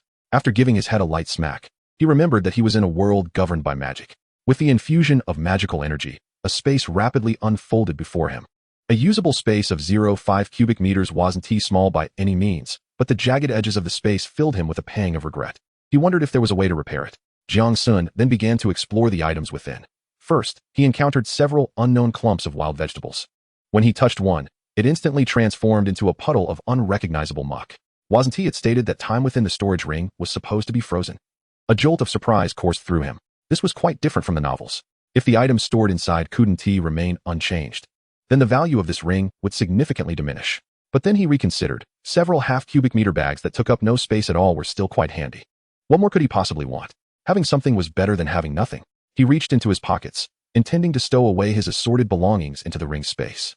A flint, a few pieces of ore, some jerky, a handful of candies, a collection of roadside weeds, a few stones for navigation, and 2 mushrooms that looked decidedly toxic. As he emptied his pockets, the storage space of the ring began to resemble a small mountain. After rummaging through his pockets one last time and finding nothing left, Jiang Sun stared in disbelief at the mound before him. Wait, did I really carry this much stuff with me all the time? He scratched his head. It seemed that the value of the storage ring had diminished yet again. After all, it was widely known that a man's pockets could hold all his worth. Thus, the storage space is not significantly different. Suddenly, an object nestled in the corner of the space caught Jiang Sun's attention. He cautiously extracted it and discovered, to his astonishment, a palm-sized pouch. Indeed, a treasure. Jiang Sun immediately felt a surge of excitement, recalling that the items he had previously found in the wooden cabin were also wrapped in this same material. He hurriedly opened the small pouch, revealing a crystal of exquisite clarity. Rubbing his hands together, he nervously extended his finger. Poke. Oh, it didn't shatter. Jiang Sun gingerly lifted the crystal, treating it as a precious find. Grateful for nature's bounty, as the crystal nestled in his palm, a faint black aura began to emanate. Startled, Jiang Sun suppressed the urge to toss it away and hastily examined it. Shadow Wolf Crystal Core. Type, magical material. Rank, full moon, glimmering firefly starlight full moon. Effect, can be used as forging material. After learning, identification, detailed attribute information can be viewed. Note, the crystal core of the shadow magical creature, Shadow Wolf. An excellent material for crafting. Gulp. The sound of swallowed saliva was distinctly audible. Jiang Sun quickly raised his hand to wipe the cold sweat from his forehead. So, the pile of bones on the ground belonged to a full moon-level magical beast. The image of the one who could slay a full moon beast with bare hands immediately elevated in Jiang Sun's mind. He moved with greater caution, mindful of the remains of such a formidable being. After gathering his findings, Jiang Sun stored all his acquisitions in his ring. Casting one last glance at the skeletal remains upon the stone platform, he stealthily prepared to depart. For reasons he could not articulate, perhaps simply out of respect, Jiang Sun did not wish for the remains of such a powerful individual to languish in this lightless mine. It was evident that this was a relic of a bygone era, yet the circumstances of their silent demise in this cavern remained a poignant mystery. Jiang Sun couldn't help but ponder if this might also be their eventual fate. Upon exiting the cave, Jiang Sun first sought a place to lay the bones to rest.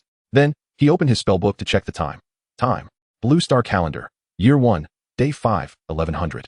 Night, 1500 to 600. Day, 600-1500. With 4 hours remaining until nightfall, Jiang Sun believed there was much he could still accomplish. He carefully circumvented the territory of the earth mice. After assessing the dangers, he began to unleash, harvesting, upon the exposed rocks of the mine. In mere moments, a plethora of rocks had crumbled into a bounty of raw stones and ores. For the time being, Jiang Sun had no intention of mining within the colossal cave. Firstly, he lacked the pertinent knowledge to ensure the structural integrity of the mine. Secondly, he struggled to control the effective radius of harvesting. If he inadvertently caused a collapse, the consequences would be dire. He could discern between a bountiful feast and a disastrous miscalculation. After unleashing the gathering technique several times, Jiang Sun felt somewhat unsatisfied. Thus, he spent 100 raw stones to procure a seemingly fine pickaxe from the trading channel.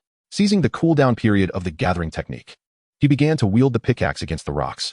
The additional 300 stamina recovery from Dragon's Protection was no mere embellishment. Jiang Sun felt an abundance of energy coursing through him, even contemplating a few more rounds of grinding. As twilight descended, Jiang Sun's ring space was brimming with an assortment of ores.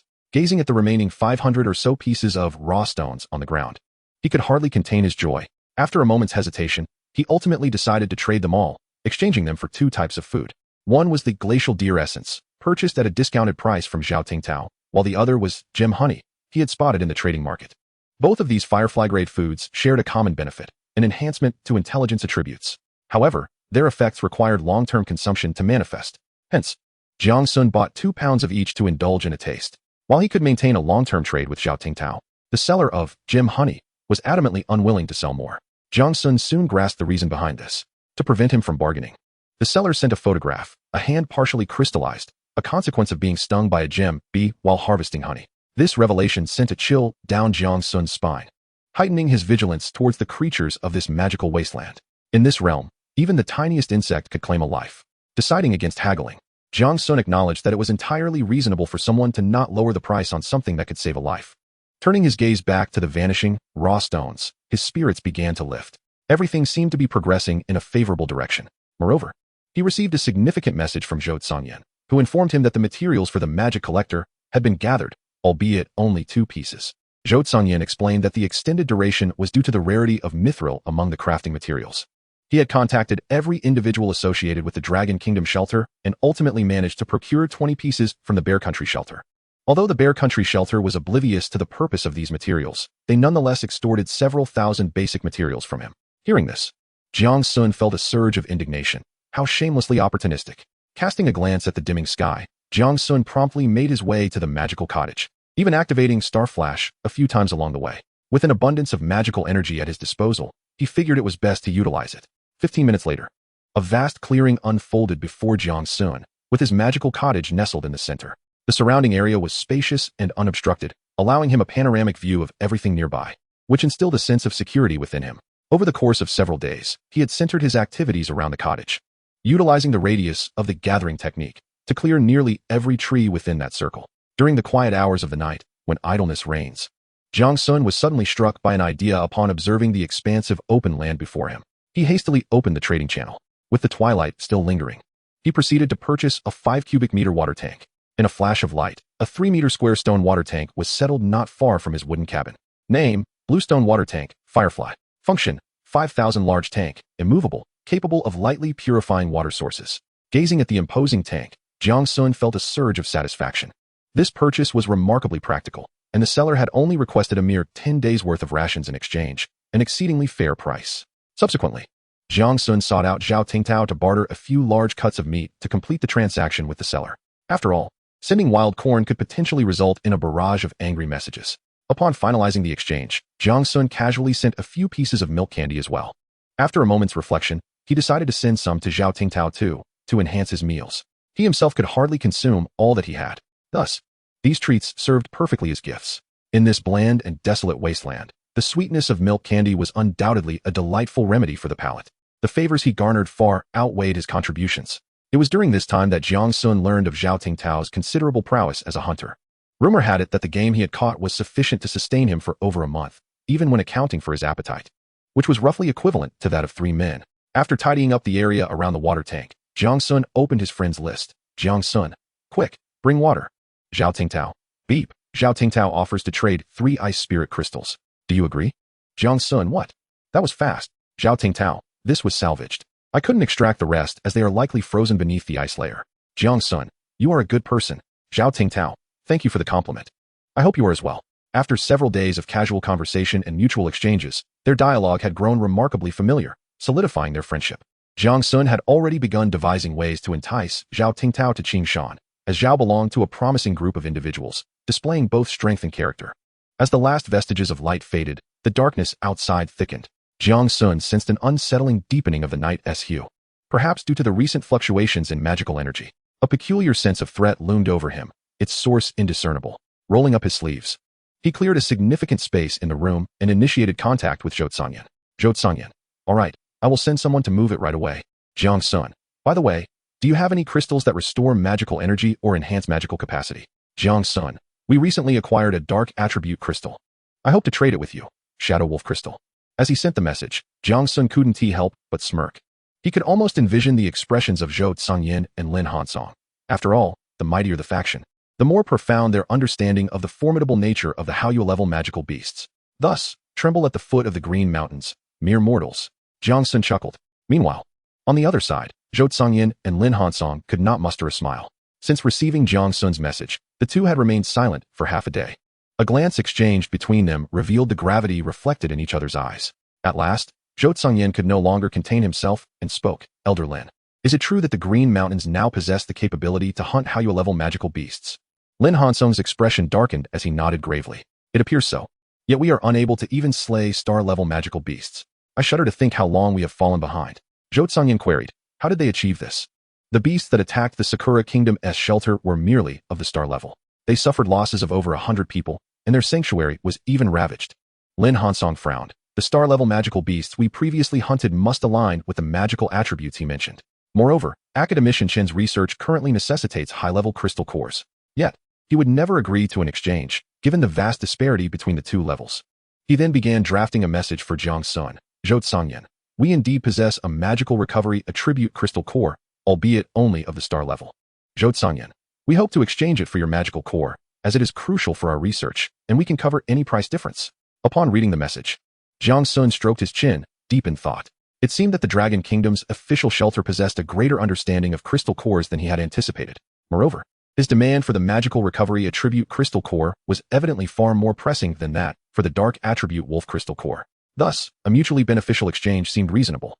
Jiang Sun replied, agreed, but the wolf was in a weakened state. While the core is how you level, its energy may be insufficient.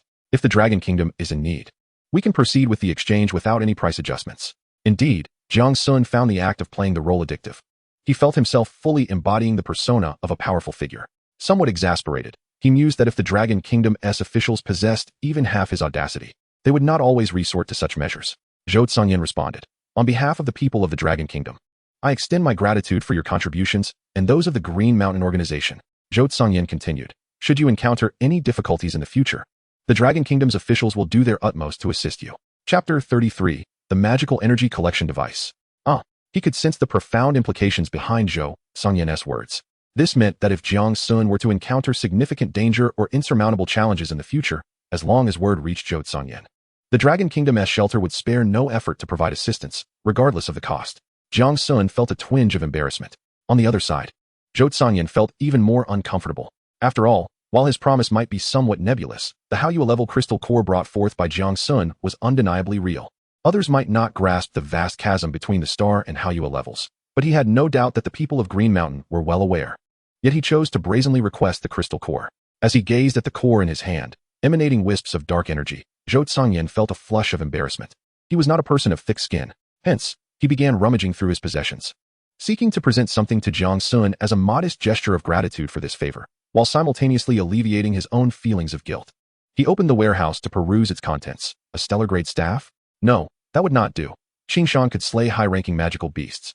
So how could he possibly resort to such a flimsy item? High-grade materials? Also unacceptable, as they lacked sincerity. Various delicacies? Absolutely not, for offering such would seem insulting. Would the people of Qingshan truly lack for food?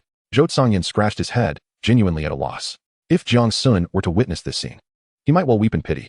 These items were indeed in short supply for him, especially food, as he was still gnawing on tough jerky. At that moment, Jiang Sun lay on his bed, fidgeting with impatience. He had even taken a keen interest in Lin Hansong's glasses. Zhou Songyan, with a fixed gaze, approached Lin Hansong, who quickly stowed away his glasses, waving his hands dismissively like shooing away flies. Away with you. This is the only useful item I possess. The treasures of Qingshan surely surpass ours. We need not concern ourselves with this. Suddenly, the elder appeared to recall something, a glint of insight flashing in his eyes. Did you not gift him a crystal melter last time? With their smaller numbers, they surely lack an abundance of crystal shards. Zhou Songyan comprehended instantly and dashed back toward the warehouse. Meanwhile, Jiang Sun was growing drowsy. The nest of young dragons was remarkably comfortable. Having endured poor sleep and inadequate meals, he had never experienced such luxuries. Thus, as he lay upon it, slumber came easily. Just as his eyelids grew heavy, a delightful notification chimed in his ear. Ding. Zhou Songyan wishes to trade 2,000 crystal shards with you. Do you agree? This was precisely what he had been waiting for. Jiang Sun sprang from the dragon egg and hurried to the designated open area, crouching down. Accept. Then, a cascade of crystal shards fell like stardust, the sound of their clattering creating a harmonious symphony. Jiang Sun's smile was uncontainable. This was also the first time he had encountered crystal shards. After all, as the king of Africa, he had yet to receive any form of gift. He could only watch others share their bounty with envy. Without this, I would surely starve. Jiang Sun chuckled at his own plight, occasionally finding it difficult to discern whether his fortune was favorable or not. He picked up a spellbook and sent a message to Zhou Songyan. Thank you for your kindness. You may send the crafting materials to me now, as I happen to have some free time. He refrained from feigning modesty, as that would appear insincere. After all, those who navigate the official circles can easily see through such trivial ruses. It was far better to graciously accept, especially since he genuinely needed those shards, even if he could also gather them slowly on his own. However, repeatedly haggling with the wandering merchant over a few fragments would take an eternity. Fortunately, the officials of the Dragon Nation had contemplated this matter. Otherwise, Jiang Sun would have had to intervene. Ding. Zhou Songyan offers you a trade. 20 mithril, 2,000 crystal fragments, 200 magic iron or 200 magic copper or 3 stellar magic cores. Do you agree? Upon seeing the lengthy trade prompt, Jiang Sun felt somewhat dazzled. Surely, These items must be worth a considerable sum. A surge of greed flickered within him, only to be swiftly quelled. To tarnish the reputation of Qin Shan for such trifles would be a Pyrrhic victory. After all, the days of wealth were just around the corner. Confirming the trade, Jiang Sun clicked to accept. Instantly, a plethora of scattered items appeared before him, categorized into small mounds. Approaching to examine them, he discovered that, while most were dark ores and fragmented crystals, a small vial and 3 translucent magic cores stood out conspicuously. Of the 3 cores, 2 were materials for crafting the collector. He picked one up to inspect. Manhwa magic core. Type: magical material. Level: stellar. Effect: can be used as a forging material. Upon learning, identification, detailed attributes can be viewed. Note: the magic core of the mysterious magical creature, the Manhwa, an excellent material for item crafting. Before the exchange, Zhou Sanyan had specifically explained that the Manhwa was the only stellar-level magical beast they had ever hunted. If not for dozens of individuals risking their lives to shield against the magic, they would have likely been obliterated. Having heard this, Jiang Sun could essentially deduce that this was indeed the item he sought. As for the other 2 stellar-level magic cores, they were acquired by Zhou Sanyan through an enormous expenditure of resources from other shelters. Upon hearing the outrageous price, Jiang Sun couldn't help but gasp. It seemed the Dragon Nation shelter had truly invested heavily in this magic collector. Simultaneously, he felt a sense of relief for his earlier decision. Had he attempted to gather the materials himself, even selling off fragmented pieces would not have sufficed to amass such rare resources. His gaze then settled upon the thumb-sized crystal vial. Is this mithril? Staring at the unassuming vial containing dark powder shimmering with silver, Jiang Sun found it hard to believe. This seemingly ordinary substance was worth tens of thousands of basic materials. As he focused his thoughts, the information about mithril illuminated before him. Mithril, 20. Type: magical material. Level: crescent moon, glimmering firefly star crescent moon. Effect: a high-tier material that is both sturdy and lightweight, exhibiting excellent magical conductivity. Note: an ideal material for crafting high-quality magical items. Whether for wands, magical armor, or enchanted accessories, the inclusion of mithril significantly enhances their quality and performance. Jiang Sun gasped in astonishment. No wonder it commanded such a high price. He instantly grasped the value of this substance. The note made it abundantly clear, this was a universal additive. During the process of forging equipment, a mere touch can endow the crafted items with superior characteristics.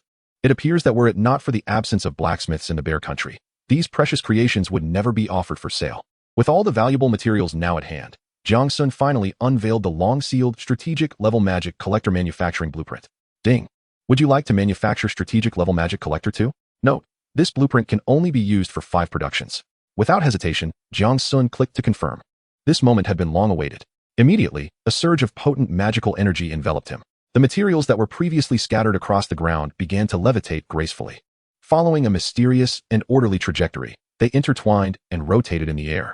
The silver powder gradually coalesced into intricate patterns under the influence of magic, while the crystal fragments sparkled with a life of their own, dazzlingly embedding themselves into the structure.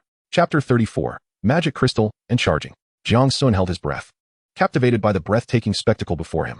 He had never witnessed such profound magical artistry, even though he had previously crafted several items.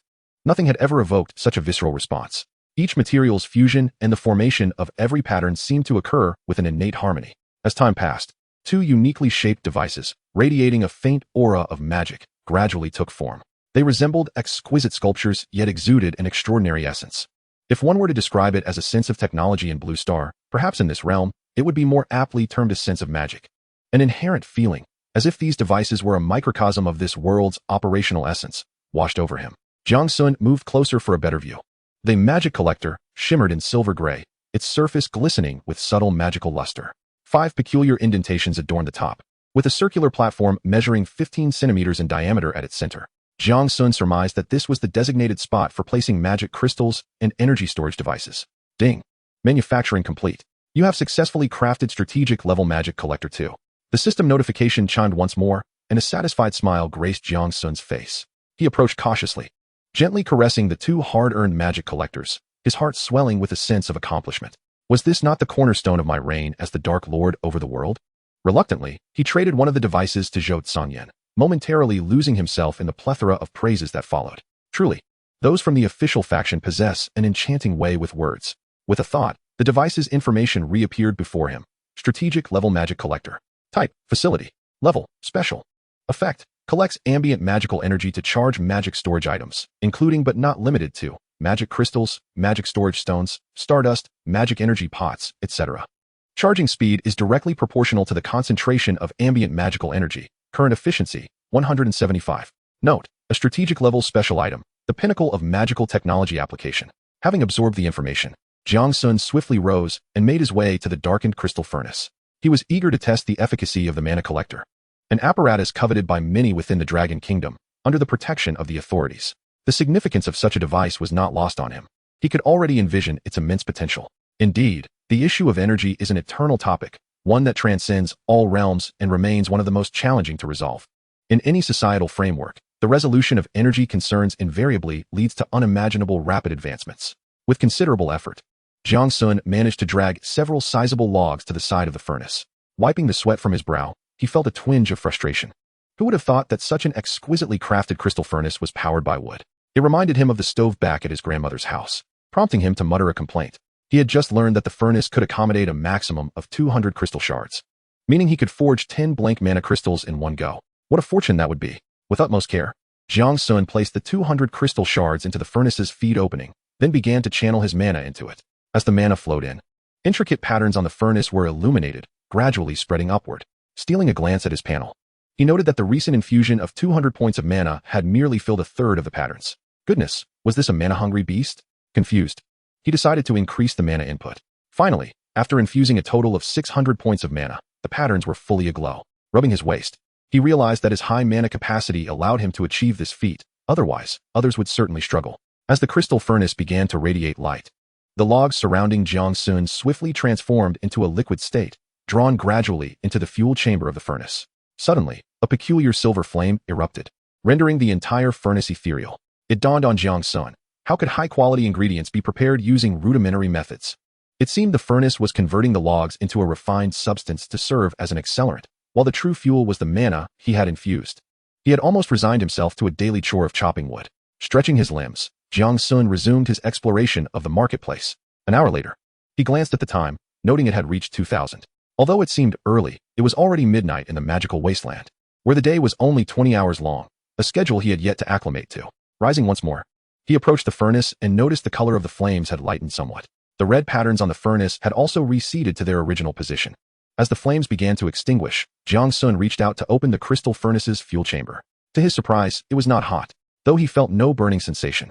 He sensed an unusual warmth emanating from within. He raised his hand to inspect it, only to find that there were no traces on his palm from touching the furnace. However, the sensation of searing heat was undeniably real, as if it were directly affecting his very soul. Taking note of this peculiar feeling, Jiang Sun retrieved 10 crystalline magic crystals with a branch. Subsequently, information materialized before his eyes. Magic crystal, 0, 10. Type, magic storage item.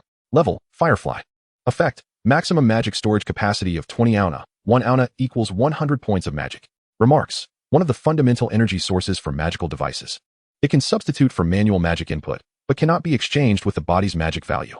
Grasping a translucent, magic crystal in his palm, Jiang Sun found it fitting to hold with one hand.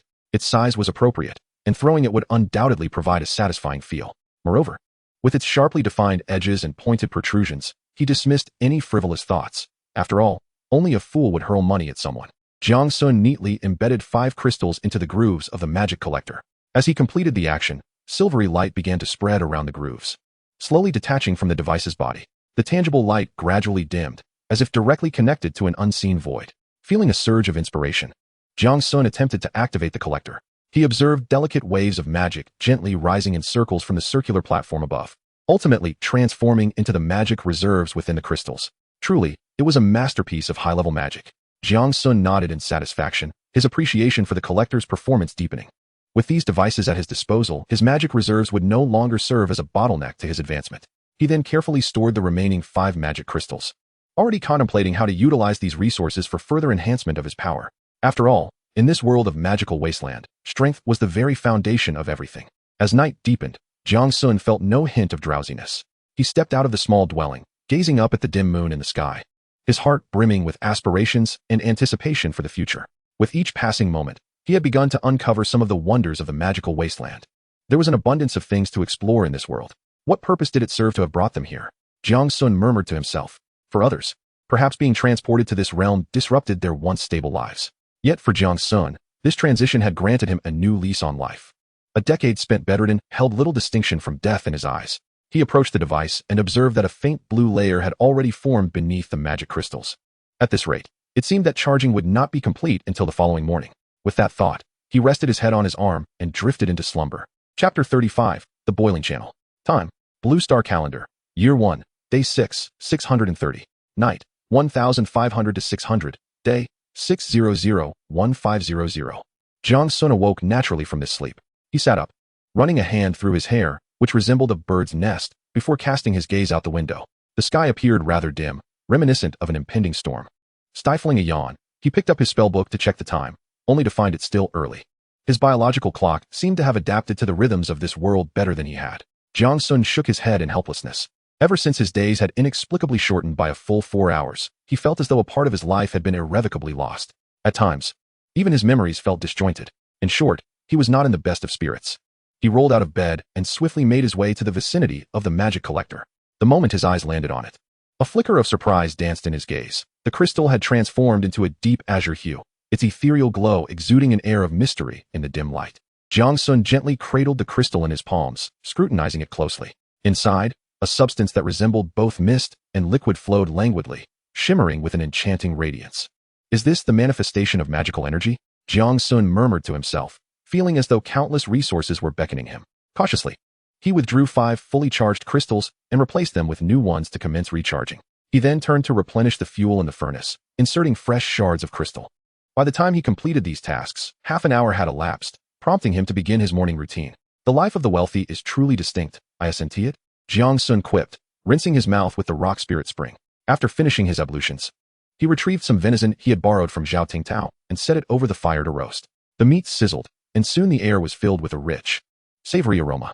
Jiang Sun inhaled deeply. This wretched weather paired with such culinary delights makes for the perfect day indoors. If only I had a high-end computer. That would be ideal, he sighed softly, shaking his head in resignation, casting aside his unrealistic thoughts. Jiang Sun placed the roasted venison on the table, savoring the meat while perusing his spellbook. Messages in the regional communication channel scrolled by as usual, yet today's atmosphere felt particularly tense. The magic tide was only 3 days away, and my shelter is merely at level 2. What am I to do? I'm in the same predicament. I still need a lot of materials. It seems this time we are doomed. Indeed, is there any expert willing to guide me? I can work hard. I just wish to survive the tide. I've heard the magic tide will disrupt the magic within one's body, and being exposed is tantamount to certain death. Thank you for reminding me I'm about to die. You are so kind. So does hiding in the shelter guarantee our safety? The shield of a level 2 shelter cannot withstand for 7 days. We must find a way to replenish our magic. I tried extracting magic from raw wood to replenish the totem pillar, and it will require a full 500 units, which is nearly equivalent to upgrading the shelter. I also tried using Firefly-grade magical materials for magic extraction, and that requires 50 units, which is nearly impossible to gather. Are we doomed then? Woe is me. I do not wish to perish. If death is inevitable, I have long overstayed my welcome in this wretched place. Jiang Sun observed these messages, secretly relieved that his plans were progressing relatively smoothly. After all, he had already acquired a strategic-grade magical energy collector and amassed a considerable number of magic crystals. As long as he continued to enhance his strength over the next few days, confronting the magical tide should pose no difficulty. At that moment, Zhao Tingtao sent a message. The magical beasts on my end are acting rather strangely. They seem quite restless. Could the magical tide arrive earlier than anticipated? Zhao Tingtao continued. I am currently reinforcing the shelter, but resources are limited. I wonder if it will hold. I recall that you have yet to upgrade. Am I correct?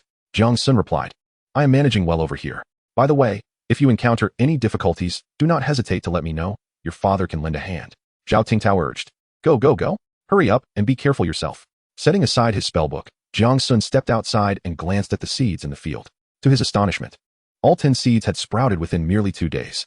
He wondered if it was due to the irrigation with the rock spirit spring, or if the seeds themselves were particularly extraordinary. The tender green sprouts appeared extraordinarily vibrant under the dim sky, seemingly entwined with faint glimmers of magical energy. Though subtle, they were remarkably distinct. Truly, these were stellar-grade seeds. He quickly communicated with Elder Qin regarding the planting progress, only to be surprised to learn that Elder Qin's progress was even swifter. It was said that the sprouts had already reached the length of a finger. According to Elder Qin, he might be able to harvest the first batch of crops within merely a month. This meant that the cycle of chickens laying eggs and eggs hatching into chickens could soon alleviate his worries about food. Moreover, Elder Qin brought him an even greater surprise. During his explorations in the wild, he had fortuitously gathered several firefly-level fruits, which he had successfully transplanted.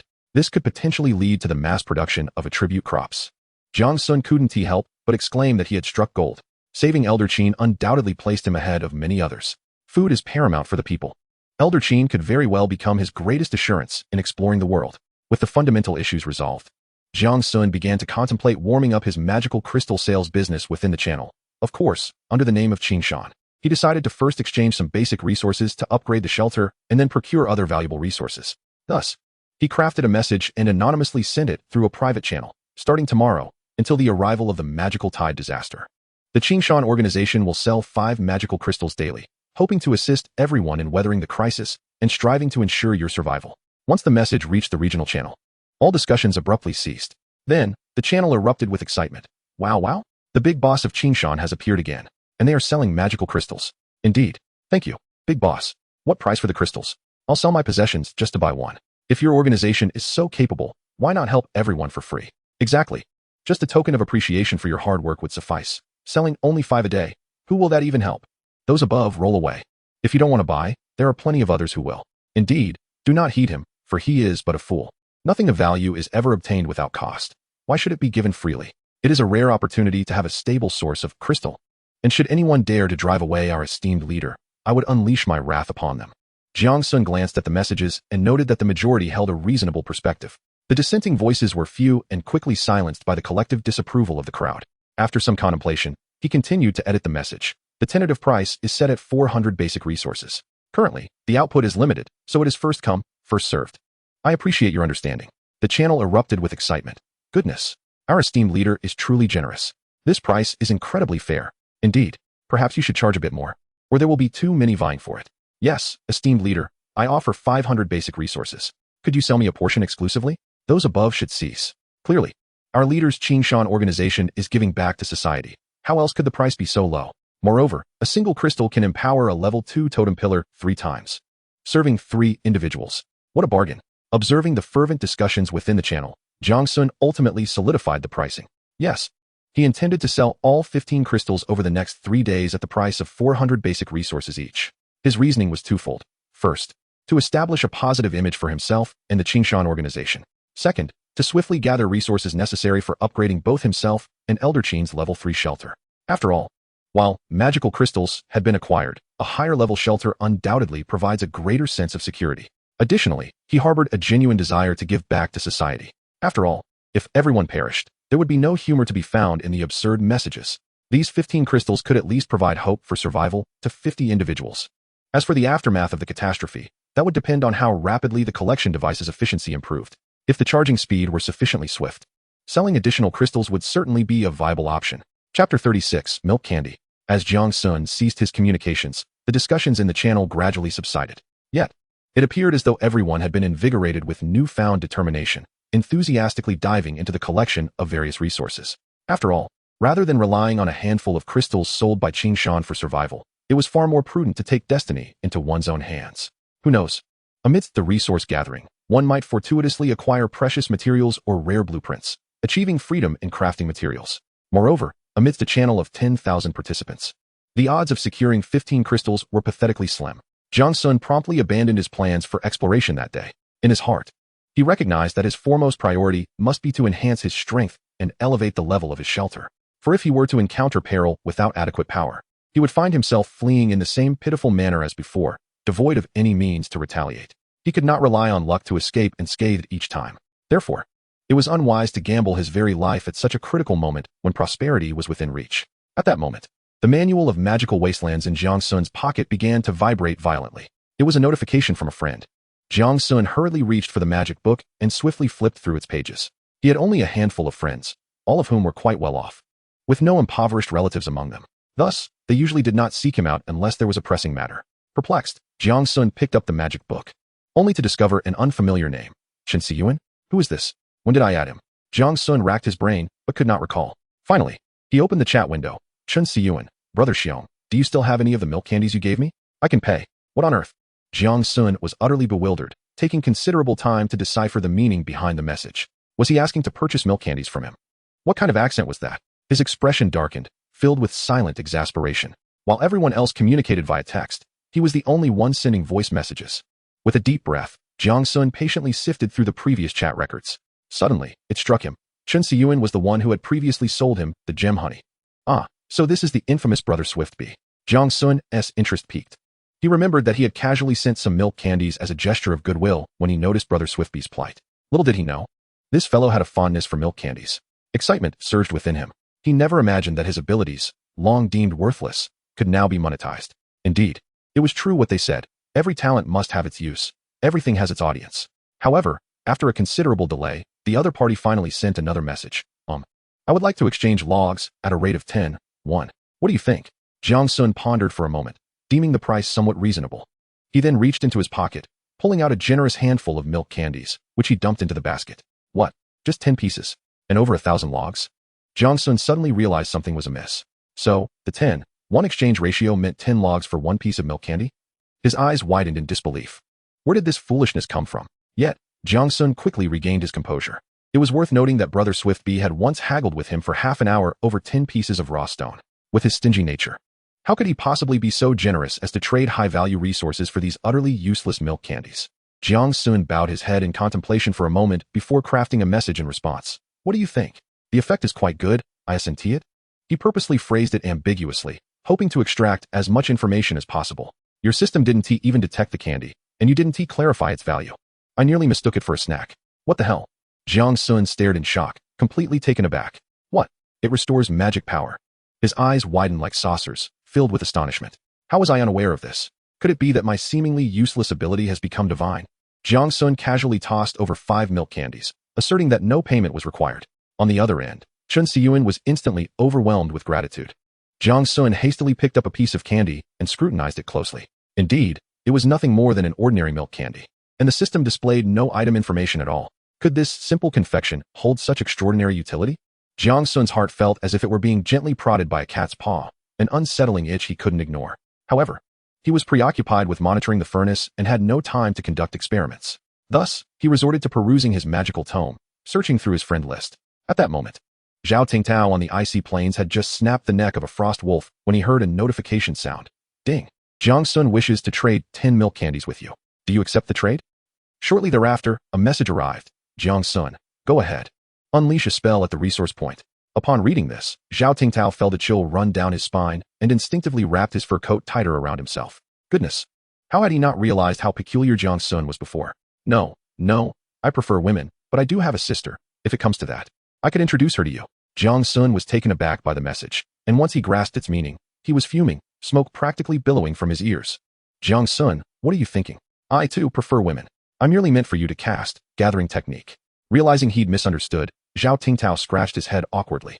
He quickly directed his attention to a nearby pile of ice and cast, gathering technique. With a flash of light, numerous ice blocks tumbled down. He sent a message to Jiang Sun. Zhao Tingtao, I've done it, now what? Jiang Sun, eat the candy. Zhao Tingtao, perplexed, replied. Huh? What's gotten into you? Are you under too much stress lately? I have a sister. Jiang Sun, just eat it already. With a resigned sigh, Zhao Tingtao popped a milk candy into his mouth and began to chew. He figured Jiang Sun wouldn't harm him. After all, it was just an ordinary milk candy, right? But no sooner had he thought that than he sensed something amiss. His intelligence attribute was rather low, and his maximum mana was a pitiful 120 points. The recent use of gathering technique had drained him of half his mana. This was precisely why he had always collected resources by hand. However, upon consuming that piece of candy, he felt his depleted mana beginning to recover at an astonishing rate, as if springing forth after rain. He quickly checked his personal information and was taken aback. His mana was replenishing at a remarkable pace of 10 points per second. In just 5 seconds, it was fully restored. Zhao Tingtao's eyes widened in disbelief, exclaiming that it was preposterous. After all, he had never even heard of anything that could restore mana so swiftly. This item was incredibly valuable. With it, even someone of his limited intellect could cast spells at will. It would significantly enhance his resource gathering speed. This was utterly outrageous. At that moment, Jiang Sun's message came through. Jiang Sun, how does it feel? Zhao Tingtao, my esteemed father. The effect of this milk candy, I fear, surpasses even Chun Si-Yuan's description. With a cheerful disposition, he tossed another 10 pieces of milk candy to Zhao Tingtao. After a moment's thought, he also sent 10 pieces to Old Qin, informing him of its efficacy. Thus, Jiang Sun's innate talent transformed instantaneously from that of a useless individual to an extraordinary gift, rare in the heavens and hard to find on earth. Grateful for nature's generous bounty, Jiang Sun eagerly checked his personal information panel, only to discover that his talent had not manifested on the panel as the revelation suggested. It appeared there was still room for enhancement. Jiang Sun's joy was so profound that his smile extended to the back of his head. Prosperity was on the horizon. Life was indeed becoming increasingly splendid. It was only at this moment that he truly grasped the immense power of talent. Jiang Sun stroked his chin, pondering quietly. It seemed that Zhou Tsungyan's talent was no trifling matter either, and indeed, it appeared to be more practical. Hastily, Jiang Sun retrieved all the milk candies from his pocket, placing them carefully in a conspicuous position on the table. From this moment forth, they would no longer be mere snacks, but rather crucial strategic resources. Chapter 37. Gathering Magic Light. As the new batch of magical crystals in the furnace gradually took shape, Jiang Sun raised his arm to wipe the beads of sweat rolling down his forehead. He had just calculated that the process of forging a batch of magical crystals took a full 2 hours. During this time, the crystals charging within the magic collector had filled to a quarter. This speed was evidently much faster than yesterday. This discovery brought Jiang Sun a measure of delight. But then he seemed to recall something. Hastily, he opened the spell book, his fingers swiftly turning the pages until they rested on the section labeled Weather. As expected, the description in the Weather Conditions section had transformed into high-frequency fluctuations of magical energy. Jiang Sun's expression darkened slightly, his demeanor becoming grave. The signs of the impending magical tide were becoming increasingly pronounced. Although for him, surviving this monumental disaster was hardly a daunting task, he was acutely aware that for the vast majority of people on Blue Star, this would be a brutal test of life and death. At this moment, the world stood on the brink of the magical tide's arrival, resembling a seemingly calm sea. Yet beneath its tranquil surface, tumultuous currents surged with ferocity. Especially for individuals like Jiang Sun, who possessed a keen sensitivity to magical forces, the overwhelming pressure felt akin to a mountain bearing down upon him. This was the primary reason he refrained from further exploration. He estimated that should he encounter a ferocious predator like the venomous spider in his current state, with a release delay of 1 second, the outcome would undoubtedly be grim. He would be destined for a tragic fate, reduced to mere juice. This left Jiang Sun at a loss for what to do. In recent days, due to his excessive indulgence, he had already consumed half of the Frostland deer essence and gem honey acquired through trade. Indeed, the enhancement of intellect was remarkably evident. Even without the luminary equipment, it attained a score of 18, a substantial increase of 3 points. Furthermore, the attributes of strength, agility, and vitality were also fortuitously elevated by 2 points each, evoking both surprise and delight within him. After all, focusing solely on the enhancement of one attribute often leads to neglecting others. Thus, such a comprehensive improvement was truly an unexpected boon. Since exploration was temporarily unfeasible, Jiang Sun resolved to channel his energies into augmenting the strength of the sanctuary. He carefully placed the newly forged magical crystals into a small box and commenced his research on fortifying the sanctuary's defenses. Jiang Sun began to scour the trading channel for various potentially useful magical materials, hoping to discover items that could augment shield strength or enhance magical absorption efficiency. However, at such a critical juncture, few were willing to part with such treasures. Disheartened, he adjusted his search terms to focus on magical propulsion items. What would happen if someone possessed devices requiring magical crystals or substantial magical energy to operate? The answer was evident. They would undoubtedly be eager to sell them in exchange for essential survival supplies, for the avenues to acquire magical crystals were exceedingly scarce. Thus far, the entire regional channel had yielded merely 5 crystals, and those fortunate enough to possess them treated them as precious gems, given their capability to energize totem columns, which essentially represented the sanctuary's vitality. Consequently, very few would dare to squander such resources. Nevertheless, Jiang Sun entertained other speculations. He theorized that since the foundation of this world was magic, the trajectory of development would undoubtedly center around it. Therefore, it was likely that over time, individuals would gradually obtain magical crystals or similar magical storage items through various unforeseen channels, thus beginning to genuinely integrate into the magical realm. At that point, it was reasonable to assume that the prices of various magical propulsion facilities would soar. Moreover, valuable items would likely be hoarded for personal use. With this thought in mind, Jiang Sun decided to stockpile a selection of goods. Thus, he boldly posted a purchasing notice on the trading channel, offering high prices for various magical propulsion devices, inviting interested parties to contact him privately. Simultaneously, he began monitoring potential trade information for items that might arise in the trading channel, preparing to act at a moment's notice. Sure enough, it wasn't long before someone reached out to Jiang Sun. This individual, named Luo Jun, subsequently sent him details regarding an item called the Magic Gathering Lamp. Upon examining the information, Jiang Sun discovered that this item was of special quality. Its function was to gradually extend the range and scope of the giant troll lamp as the input of magical energy increased. According to the seller, his meager score of over 100 in magical energy was depleted within a mere 5 seconds of use, and its illumination effect was rather average, comparable to that of a high-powered flashlight. Upon reading this, Jiang Sun couldn't help but smile. The name of this item, along with the yet-to-be-learned Magic Gathering Tide, Both bore the essence of magic aggregation. It is evident that a singular, enigmatic mechanism is at play. He likely deduced the application of certain skills through the magic gathering lamp, or perhaps he envisions developing methods to utilize the lamp through skills in the future. Realizing that this object was remarkably suited to him, Jiang Sun promptly inquired about the price. Luo Jun stated he desired 200 units of timber and 100 units of raw stones, or their equivalent in food. Although the price was not insignificant, the item was undeniably a perfect fit for him. After a moment of contemplation and careful consideration, Jiang Sun deemed the cost somewhat steep, yet still within a reasonable range. Thus, he readily agreed to the transaction. With a flash of light, an object approximately the height of his calf materialized before him. Was this the magic gathering lamp?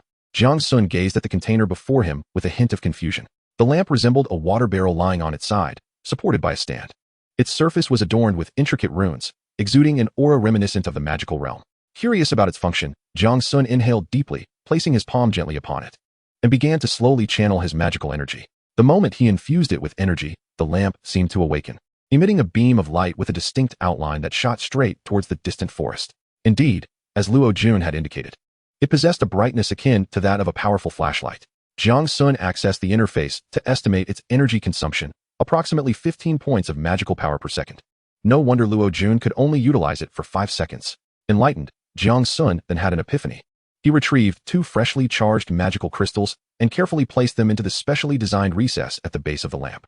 Instantly, the magic gathering lamp illuminated, casting a soft yet brilliant glow that illuminated a considerable area. As Jiang Sun adjusted the 2 control knobs, the light began to either disperse or converge, with its brightness continually fluctuating. If it could focus, perhaps this object possessed additional functionality. Excited, much like a child with a new toy, he set the lamp to its minimal focus and directed the beam, as thick as a barrel, straight towards a nearby tree trunk, eagerly awaiting the outcome. Indeed, within less than 5 seconds, wisps of smoke began to rise from the trunk. Hastily, Jiang Sun turned off the lamp and rushed over to investigate. To his astonishment, he discovered a substantial charred mark on the section of the trunk that had been illuminated.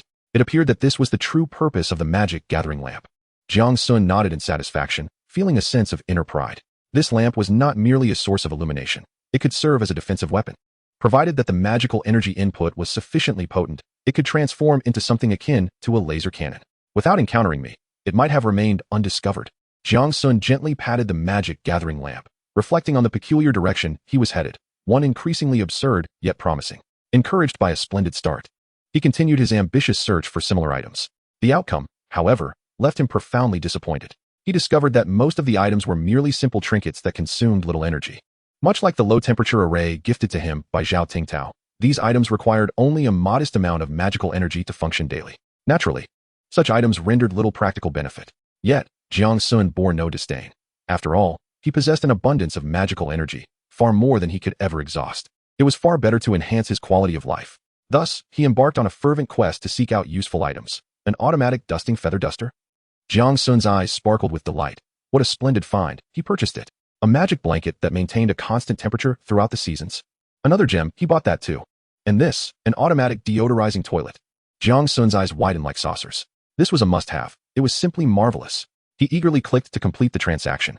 However, the system notification rendered him momentarily speechless. Insufficient materials for trade. Could it be? Jiang Sun glanced at the toilet priced at a mere 100 wood and felt a surge of panic.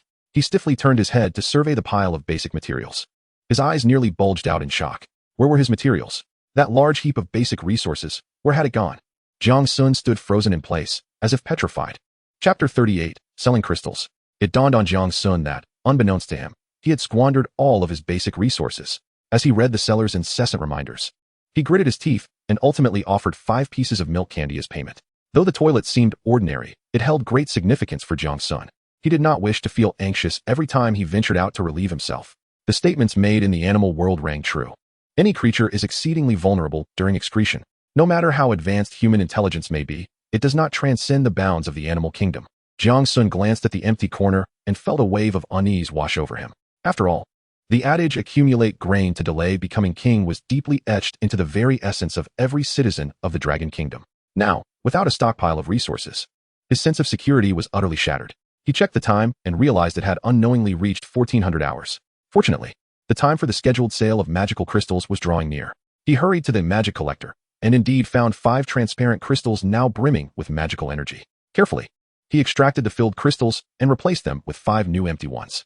He then opened the regional channel. The Qingshan organization's crystal sale will commence promptly at 1500 hours. Please stay tuned to the trading channel. Upon this announcement, the once bustling channel fell eerily silent. Soon after, a deluge of messages flooded the screen. Desperately seeking one, please. Great Overlord, grant me this boon. Is it truly 400 resources for a single crystal? What incredible integrity. Long live the Qingshan Overlord. Great Lord, I implore you. Sell me one. I will pay double the price. Finally, the moment has arrived. Great Overlord, please grant me an opportunity. I am willing to offer 800 basic resources. To the one above, the Great Overlord has stated the quantities are limited. Have you lost your mind over money, disrupting market order? My esteemed friend, I find myself in dire straits at the secondary sanctuary, as the energy of my shield is rapidly depleting. I am in urgent need of crystals for salvation. Who among us is not awaiting rescue? Are you somehow exceptional? In haste, I beseech the heavens, may the Almighty be praised. I implore you, grant me the fortune to seize but one crystal. The faith of those above is rather intricate. Can it truly be of assistance? Regardless of its efficacy. Attempting it is not a waste of time. What if it proves beneficial? Goodness, that reasoning is quite sound. Seizing the moment before the offerings are listed, Jiang Sun hurriedly exited to organize the storage of supplies. After all, in a short while, a total of 2,000 basic resources would be credited. Such a substantial bounty necessitates considerable space, a task with which he was unfamiliar. He could only strive to clear a substantial area. At 450, Jiang Sun wiped the thin beads of sweat from his brow, steadfastly positioned within the trading channel. At this moment, the channel was inundated with fervent pleas for divine favor. There were countless requests for blessings from deities, from the Buddha, and a myriad of celestial beings implored for assistance. Jiang Sun even spotted requests for the protection of Sun Wukong and Erlang Shun. He inwardly scoffed. Are you all planning to have those two simply seize my resources? The mere thought of their rebellious personas in myth made him break into a cold sweat. Who does not know them as the three notorious rascals of the heavenly court? At that moment, a message from Zhao Tingtao disrupted Jiang Sun's thoughts. Zhao Tingtao, how quick is your hand? Did you see the message in the channel about Qingshan selling crystals? Why not try to grab one yourself? Ding. Jiang Sun proposes a trade for 1,001 magical crystals. Do you accept? Note. Go cool off. Bring me 5 pounds of prime beef, and I shall take it with me shortly. Subsequently, Jiang Sun closed the dialogue box, disregarding Zhao Tingtao's incessant barrage of messages, and focused intently on the trading channel. As the count reached 1,500, Jiang Sun swiftly clicked to confirm the listing. In an instant, a thunderous crash resounded. The 2,000 basic materials cascaded onto the meticulously cleared space like an avalanche. The towering mound of resources left Jiang Sun utterly astonished. He had not even had the chance to lift his finger to confirm the transaction's completion. Had they already sold out? Bewildered, Jiang Sun opened the spellbook, only to discover the regional channel, filled with cries of despair. Oh my goodness. I managed to snag one. I am now a tycoon. Haha, how could that despicable scalper have gotten one? You speak so brazenly, and yet you obtained it? I did not, but I am at a level 3 sanctuary. So, you did not get one either? We are all in the same boat. Is your hand speed simply superior? I am not single. My wife is also in this channel. Oh, she too is at a level 3 sanctuary. 2 questions struck with painful precision. My dear brother, your plight is rather unfortunate. Indeed, it is quite disheartening to hear. Those fortunate enough to have secured a crystal. Do speak up. If you can recharge 3 times, would you be willing to sell me one? Please, I am utterly drained. A massive scorpion has been lurking around me for days, rendering me too fearful to venture outside. I implore everyone not to send messages in the trading channel tomorrow, lest everyone becomes aware of our situation. Today, out of 5 items, our channel managed to secure only 3. What a stroke of luck. Gazing at the incessant stream of messages, Jiang Sun felt a twinge of helplessness. This method of trading, reliant on pure luck, is unable to evade the presence of scalpers. However, transitioning to direct trading would forsake his initial intentions and would demand an inordinate amount of time to meticulously select each item. Thus, Jiang Sun resolved to persist with this method for tomorrow's sales. After all, here, there is no disparity in internet speed. It all hinges on reflexes and fortune. Closing the communication channel, he surveyed the chaotic pile of materials before him, immediately feeling a headache coming on. He pondered how to manage the surplus materials in the future. He quickly resolved to upgrade to a level 3 shelter tomorrow. Out of sight, out of mind. These 2,000 units of materials need organizing, so it is better to utilize them directly.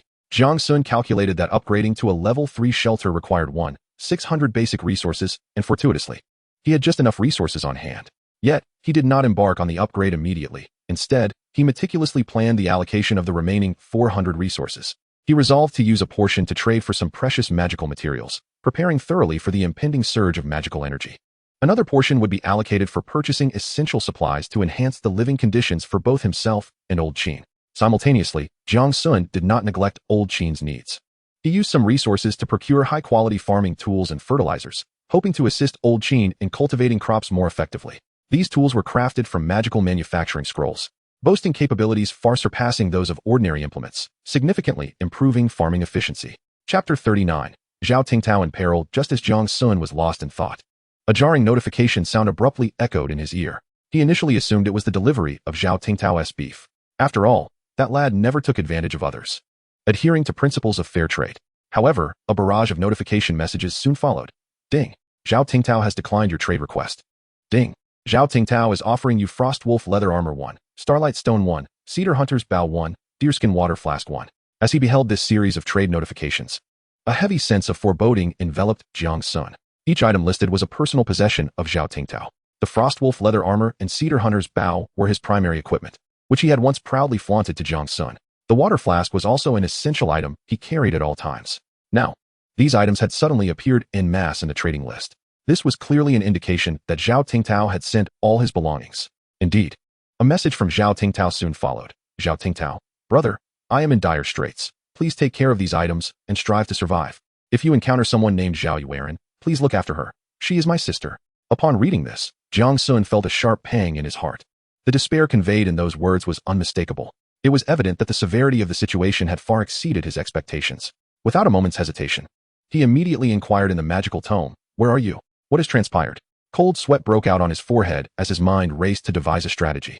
He had always known that Zhao Tingtao was not one to relinquish hope easily. Thus, unless absolutely necessary, he would not resort to such drastic measures. Realizing the urgency of the matter, Jiang Sun set aside his doubts. He swiftly accepted Zhao Tingtao's trade proposal and began to equip the necessary items. At that moment, his heart was a tumultuous mix of emotions. He was both worried for Zhao Tingtao's safety and grateful for his trust. Although he could not guarantee Zhao Tingtao's rescue, he resolutely sent over his glimmering staff and a generous handful of candies.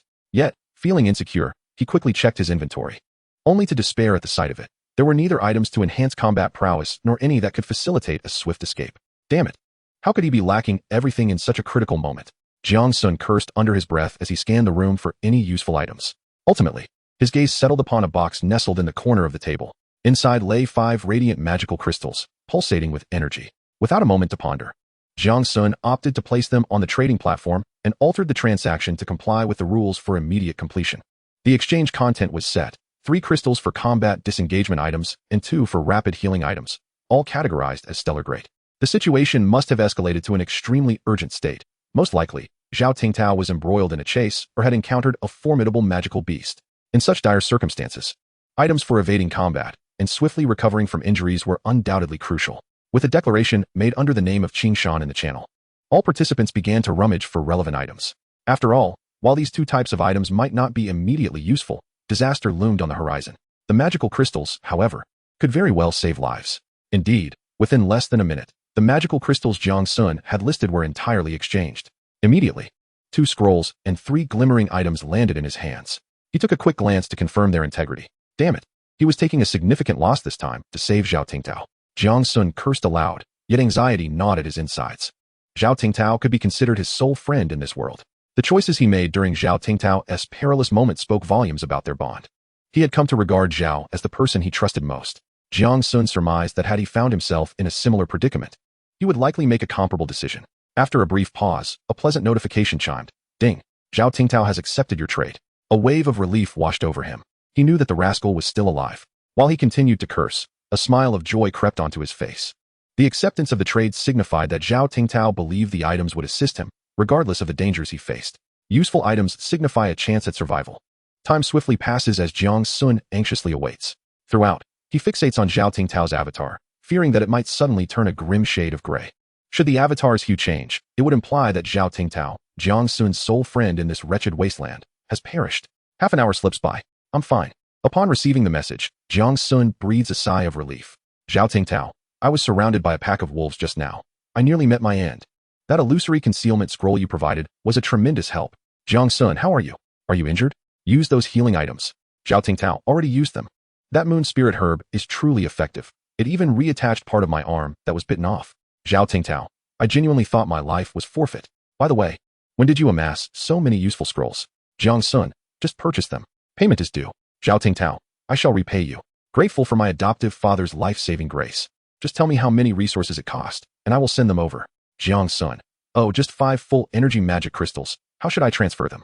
Zhao Tingtao. Father. Jiang Sun. Calling me father want help. Even if you go sell your skin, you must repay me. Jiang Sun feigns concern for his finances. Yet genuine happiness fills him. After all, while magic crystals fetch a high price, they are not significant for him. Zhao Tingtao, however, is a prospective high-ranking member of the Qingshan organization. Finding a trustworthy companion is no simple feat, and through this ordeal, they have solidified their friendship. Perhaps even to the extent of entrusting each other with their lives. With this thought, a mischievous idea strikes Jiang Sun, prompting him to message Zhao Tingtao. Jiang Sun. By the way, does your sister still require my care? From now on, we shall each refer to each other as father and brother-in-law. Zhao Tingtao. Yet, Zhao Tingtao insists on leaving the Starlight Stone for Jiang Sun, sending an abundance of supplies, including hundreds of pounds of meat. Upon receiving them, Jiang Sun discovers a variety of food, all of which are of at least firefly-grade quality. Among them, there are a full 5 pounds of star-grade glacial deer essence. Zhao Tingtao. Brother, from now on, I shall take care of your meat. Whatever you desire, I shall fetch for you. Jiang Sun. All right. I remember there are dragons in this world. I haven't had the chance to taste one yet. Zhao Tingtao. Just wait. Jiang Sun. By the way, have you not been able to contact your sister? Zhao Tingtao. She is not in this regional channel. I also send messages in the world channel daily. But you know the density of messages there. Upon reading the message, Jiang Sun quickly comprehends the situation. Seeking familiar faces is nearly everyone's first instinct. However, most individuals are not in the same regional channel. Thus, the world channel becomes the only option for all. Yet, with 8 billion blue star inhabitants, the message density is overwhelming. Searching for someone within it is akin to finding a needle in a haystack.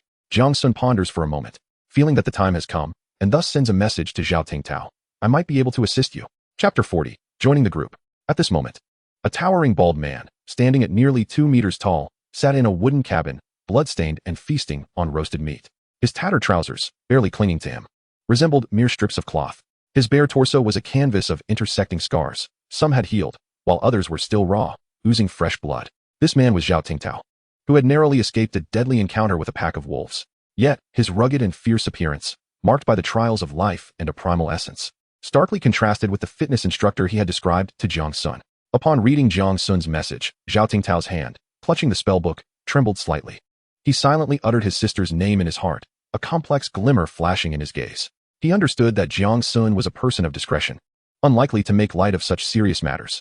Thus, he was convinced that Jiang Sun must indeed possess a genuine solution. Yet, the thought sent chills down Zhao Tingtao's spine, stirring a tempest within him. Would you be willing to join Qingshan? My Qingshan. Jiang Sun, however, paid no heed to Zhao Tingtao's flustered exclamations in response to his astonishment. He decisively sent a message to Zhou Tsanyan. After all, in this vast and perilous world, relying solely on his meager strength and the mere 3 members of the Qingshan organization to locate a specific individual amidst the sea of humanity was nothing short of a fool's errand. Thus, the extensive and powerful Dragon Kingdom shelters naturally emerged as a highly viable avenue. Their members were dispersed across every corner and channel, nearly encompassing the majority of the Dragon Kingdom's populace. Moreover, as Zhou Tsanyan had mentioned, they had successfully integrated 46 shelters, each averaging a population of 300 individuals, the logistics of which remained a mystery. Such a vast demographic served as an invisible yet colossal information network, extending to the farthest reaches of the world, greatly enhancing the likelihood of finding the missing person. Furthermore, the official announcements they disseminated, bolstered by their authority and extensive channels of communication, would undoubtedly attract greater attention. Jiang Sun was aware that if a missing person notice were issued under the Qingshan organization's name, it might yield certain results. However, his influence currently remained largely confined to the regional channel. Therefore, a simultaneous effort from both fronts was essential to achieve their objective swiftly. As the message was dispatched, it spread with remarkable rapidity. The Dragon Kingdom's officials evidently took the matter very seriously, actively promoting the dissemination of information. They even offered star-level food as a reward to incentivize more individuals to join the search effort. The pinned message in the organizational channel was swiftly changed from an announcement to a missing person notice, highlighting the urgency with which Jiang Sun's request was being treated. This brought forth a wave of emotion within Jiang Sun, who felt a profound conviction that, with such formidable momentum and all-encompassing efforts, regardless of the eventual outcome, they would make significant progress. Absolutely achievable. One must see the living and, even in death, the remains. While awaiting news, Jiang Sun had already divulged the situation in Qingshan to Zhao Tingtao, leaving him utterly astonished. Zhao Tingtao, so? Are you saying that I now belong to one of the 5 most formidable forces in this world? Jiang Sun. Indeed, and you are the second in command. Zhao Tingtao, well? That is something. So, does this mean that our organization consists solely of the two of us? Jiang Sun, not quite.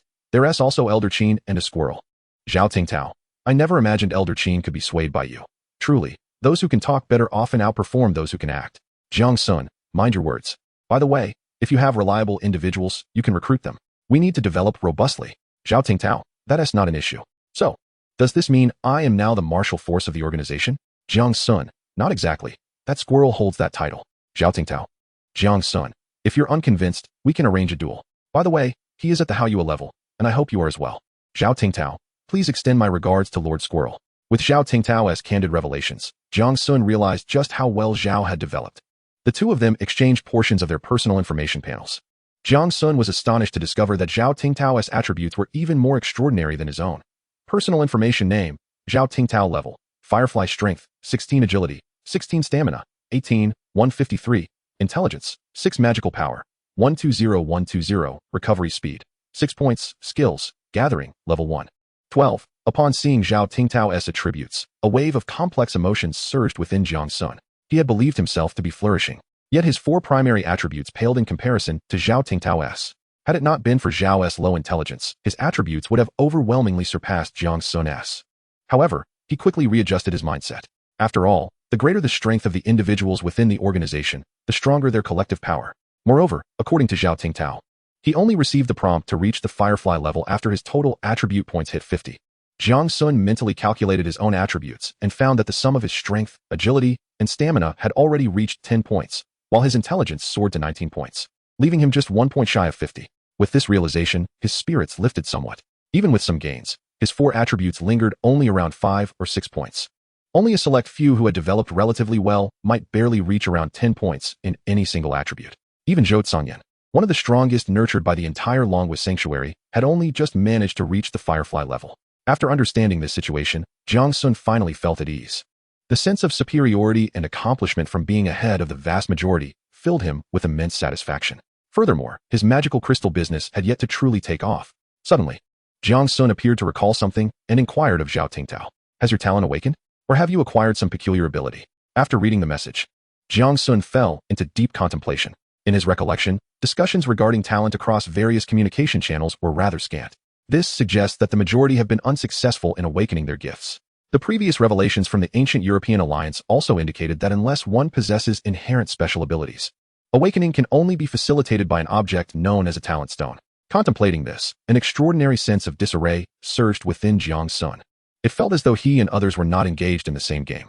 Despite his superior attributes, commendable talents, and even a streak of good fortune surpassing that of many, he was still enveloped in an unsettling absence of security. This world, in his eyes, appeared rife with lurking mortal dangers. On the first day, he encountered the enigmatic and formidable Walla. On the second, he faced a Shamat bear, treating its shield as a mere ball. On the fourth day, he was pursued and battered by a venomous spider. Each of these magical beasts represented an insurmountable threat. Had it been anyone else, encountering even one of these creatures would likely lead to their demise. As for the various low-level magical beasts of the glimmering tier that others discussed, Jiang Sun had not even caught a glimpse. Even the rabbit that was consumed by the venomous spider as if it were juice was likely of the Firefly tier, wasn't it? Others had starter villages. Yet here he was, cast into a high-level map. Jiang Sun ground his teeth in frustration, filled with helplessness. Chapter 41, Level 3 Sanctuary. Time, Blue Star Calendar, Year 1. Day 7, 600. Daytime, 700-1300. Night, 1300 to 700. Jiang Sun groggily opened his eyes, only to find the outside still shrouded in darkness. Was it not yet dawn? Had he risen too early today? Puzzled, Jiang Sun recalled that his biological clock was usually quite accurate. He quickly retrieved his manual to check, only to be astonished to discover that the time section had undergone a change. Dawn had been delayed by a full hour, and the duration of daytime had been shortened by 2 hours. It would be dark by 1 in the afternoon? This was somewhat absurd, Jiang Sun muttered under his breath. It was only the 7th day since his arrival in this world. In just 1 week, the cycle of day and night had altered multiple times. What would the future hold? Jiang Sun suddenly remembered something and hastily sent a message to Old Qin to inquire about the state of the crops. He was concerned that insufficient sunlight would hinder their normal growth. However, Old Qin had also mentioned that if the cycle of day and night continued to fluctuate drastically, it could potentially lead to crop yield reduction or even death. Thus, preparations needed to be made promptly, as crops lacked the adaptability of humans. Jiang Sun immediately thought of the strategic blueprints from the Dragon Country Sanctuary. It seemed to be called Magical Energy Sunday. He had previously dismissed its utility, but now it appeared that the manual of Magical Wasteland would not provide humans with superfluous items. Therefore, the next catastrophe was likely related to the shifts in the day-night cycle. Jiang Sun scratched his head in contemplation. If that is indeed the case, then by that time, the value of the magical sun will have significantly increased. Contemplating this, Jiang Sun hastily sent a few messages to Zhou Zhangyan, nurturing their relationship. After all, fortune is cyclical, and there may come a time when he needs to seek assistance from him. Rising from his slumber, Jiang Sun continued to refine a batch of magical crystals. He then replaced a set of filled crystals. Upon completing these tasks, he found himself feeling somewhat unoccupied, as his range of activities was rather limited. Perhaps a bit of exercise would do him good. This notion had long been on Jiang Sun's mind. After all, aside from intellect, the other three attributes represented physical prowess. Thus, it was entirely plausible that he could enhance his capabilities through physical training. Consequently, Jiang Sun began to exercise in accordance with the methods taught by Zhao Tingtao. Indeed, after a mere 10 minutes, he was drenched in sweat and felt a substantial depletion of his stamina. Gritting his teeth, he disdainfully picked up a piece of meat and tossed it onto the fire to roast. This fellow possesses some talent, Jiang Sun remarked while rubbing his sore arms. The training regimen was peculiar. Even with Jiang Sun's stamina attribute being double that of others, he could only endure for 10 minutes. Moreover, some of the movements were quite strange. For instance, an upward arm lift followed by a forward throw, succeeded by a hand rotation. To Jiang Sun, it resembled the act of throwing someone forward and then snapping their neck. Zhao Tingtao is indeed remarkable, he muttered softly before turning to take a seat at the table with the roasted meat. He had long suspected that Zhao Tingtao's identity was far more complex than merely being a fitness coach as he claimed. However, everyone harbors secrets, and Jiang Sun had refrained from probing further. After devouring a substantial piece of roasted meat, Jiang Sun found it utterly tasteless. Life without carbohydrates was simply unbearable. He silently harbored resentment. Although the food reserves increased day by day, his craving for carbohydrates intensified with each passing moment. In this magical wasteland, Jiang Sun had yet to witness anyone achieving a stable carbohydrate yield. At most, he had encountered a few wild potatoes, which quickly vanished from sight. After finishing his meal, Jiang Sun opened the manual of the magical wasteland. In the regional channel, he was met with a chorus of lamentations. Why hasn't the sun risen yet? Only 2 days left to gather resources, and I am still far from prepared. Indeed, why are the daylight hours limited to just 6? This is forcing us to venture out at night. Help me, I haven't even upgraded my tent yet. What should I do? What have you been doing these days? Without an upgraded tent, you might as well resign yourself to fate. I broke my leg climbing trees for fruit on the first day. I haven't been able to leave my shelter for days. You can't blame anyone else. Everyone is struggling to survive, and there are no extra resources to aid you. You must fend for yourself. I have seeds and wild fruits. I beg you. I only need to upgrade to a level 2 hut. Then just wait for a big shot to lend you a hand, or contact the official shelter. If they can see this. Upon observing the conversations in the channel, Jiang Sun gleaned a better understanding of the situation. At present, the majority have opted to rely on the conversion array to endure the tides of magic. Yet, the exact resources required remain a mystery. After all, the revelation merely indicated that a Tier 2 sanctuary would falter, while a Tier 3 sanctuary could withstand the onslaught. However, calculations have shown that the energy levels between the two shields differ by more than 5-fold. Thus, the precise amount of energy necessary for survival remains uncertain, leaving everyone to fervently gather resources in a desperate bid to enhance their chances of survival. What if they are just one piece of wood short? This is the collective mindset. Jiang Sun, however, could not concern himself with the thoughts of others, while he could assure his own survival. He did not believe he could thrive amidst the peril. Countless high-level magical beasts lurked nearby, severely undermining his sense of security. It was only a matter of time before he might be discovered by an insurmountable foe and subsequently torn asunder. Gazing at the materials before him, Jiang Sun resolved to upgrade to a Tier 3 sanctuary today and prepare for a Tier 4 sanctuary starting tomorrow. Time waits for no one, particularly not for those who dawdle. He then opened the magical tome to this sanctuary interface, Firefly-level magical cabin. This enchanted cabin possesses remarkable capabilities, effectively resisting the assaults of intermediate magical beasts and featuring some spatial expansion abilities. Sanctuary facilities, primary magical shield, 90, small magical item storage, 5 cubic meters. Sanctuary upgrade requirements, 1, 103, 800 logs, 950, 800 stones, magic core 01, optional edition. Additional effects, within the totem pole's radiation range, maximum mana value 200, mana recovery speed 100, stamina recovery speed 10. Beholding the promising attributes of the magical cabin, Jiang Sun gritted his teeth and retrieved the Moonhowler beast's crystal core from his pocket. I hope you do not disappoint me. He then chose to add the magic core. As the invaluable star-level magic core vanished, a prompt appeared before Jiang Sun. Ding. Will you use the Manhwaedit Beast's crystal core as the primary material to upgrade the Tier 3 magical stone fortress? Confirmed. With Jong Sun's click, a dazzling radiance enveloped the entire magical cabin. Within the brilliance, the structure of the cabin rapidly disassembled before eerily hovering in midair, merging with the newly added materials. The logs and stones seemed to be imbued with life as they meticulously constructed the framework of the stone fortress in the air.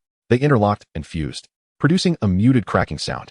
The magic core floated at the center of the fortress, continuously releasing powerful waves of magical energy. This energy, like threads, intricately wove all the building materials together. As the construction progressed, the walls of the fortress gradually thickened, revealing mysterious magical runes that shimmered with an ethereal blue light. The original primary magical shield began to metamorphose under the nurturing of the magic, its brilliance intensifying.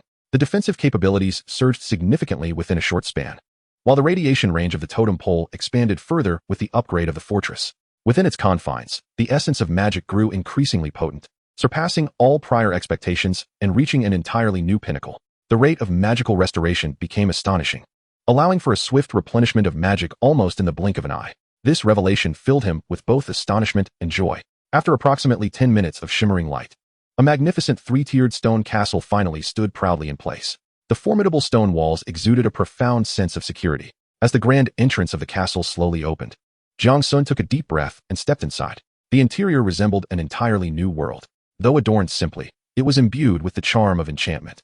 The walls were embedded with stones that emitted a gentle glow, illuminating the entire space. Remarkably, these were the luminous stones he had previously purchased but never utilized.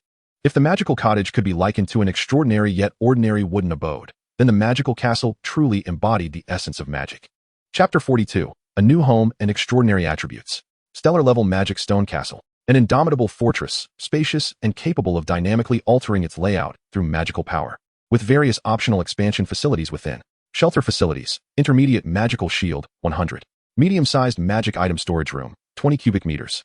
Magic energy gathering array. Adds materials, transforms magical energy. Magical Watchtower enables remote surveillance of the surrounding environment, providing early warnings of approaching beasts and dangers. Shelter Upgrade.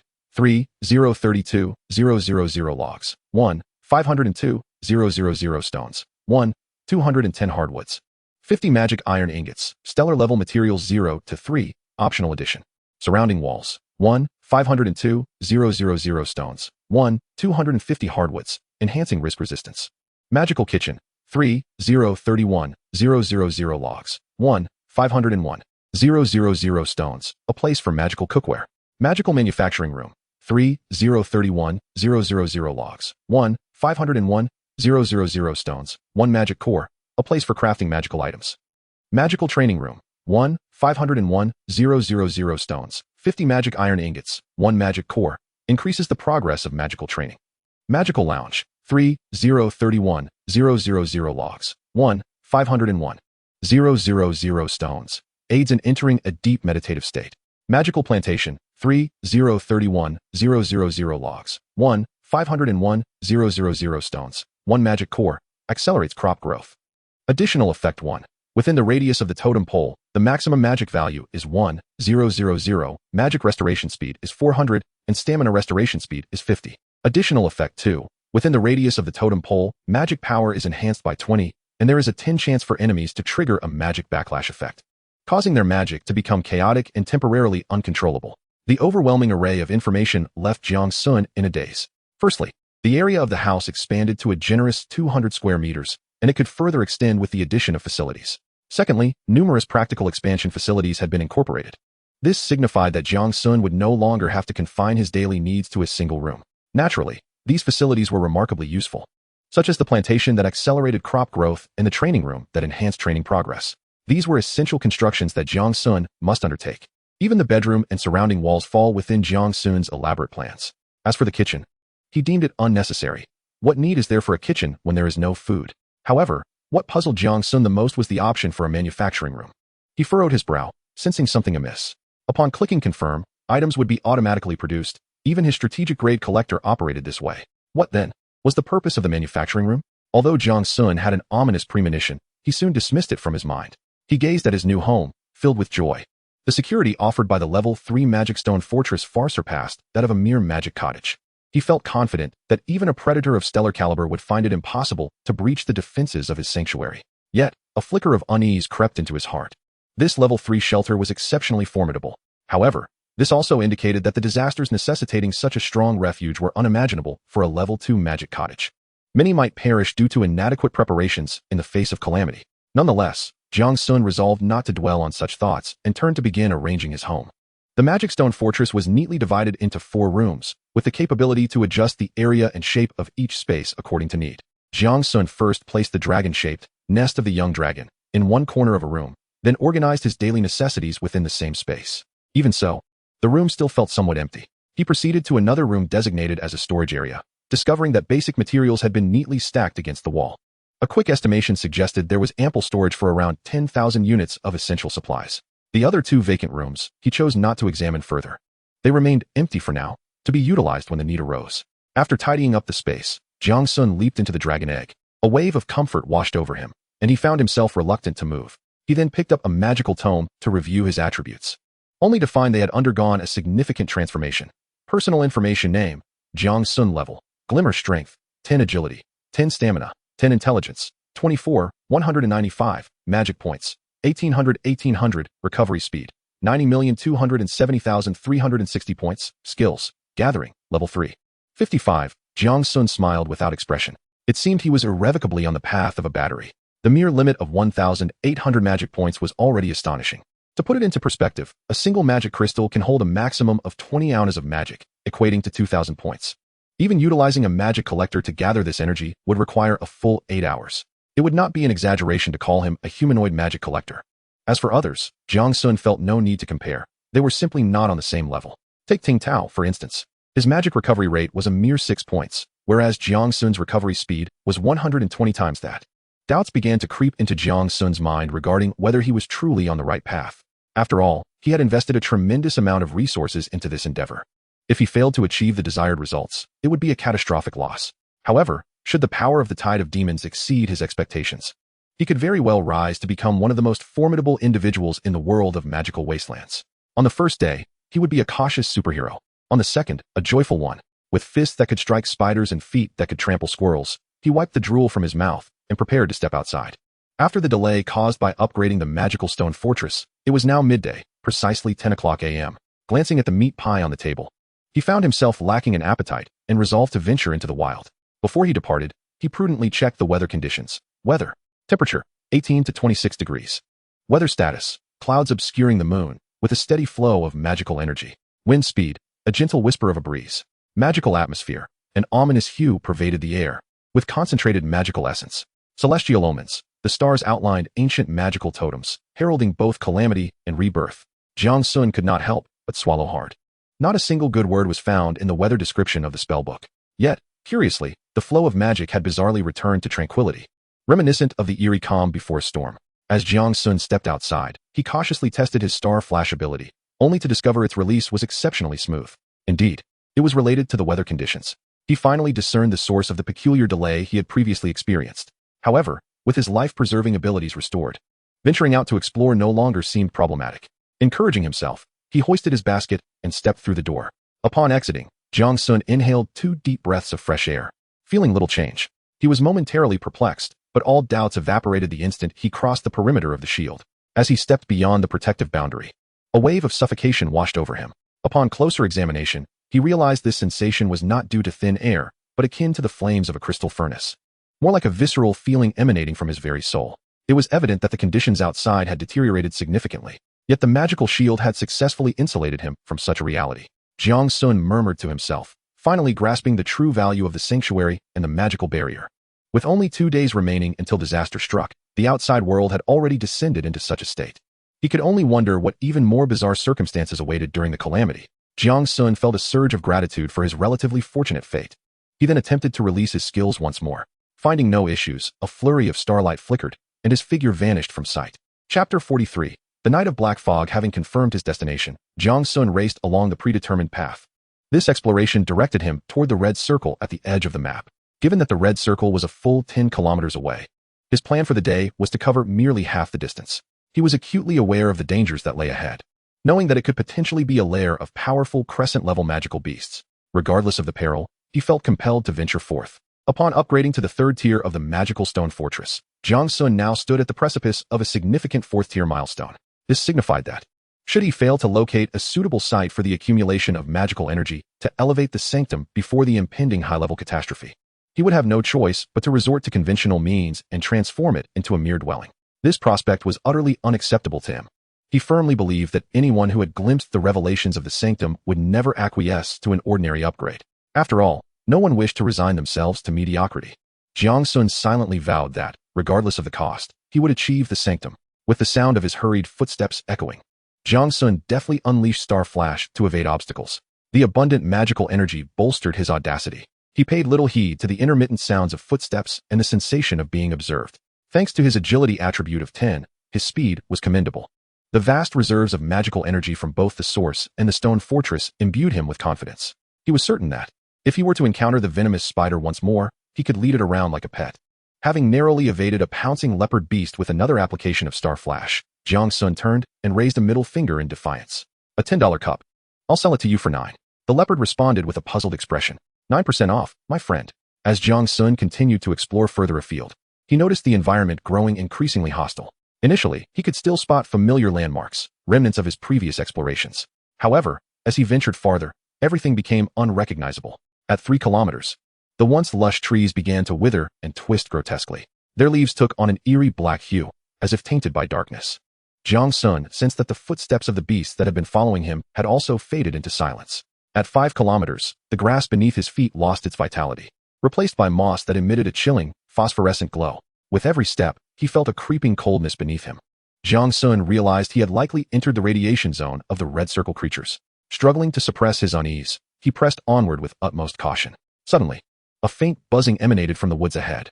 Initially, the sound was barely perceptible, but as Jiang Sun approached, it grew increasingly clear and resonant.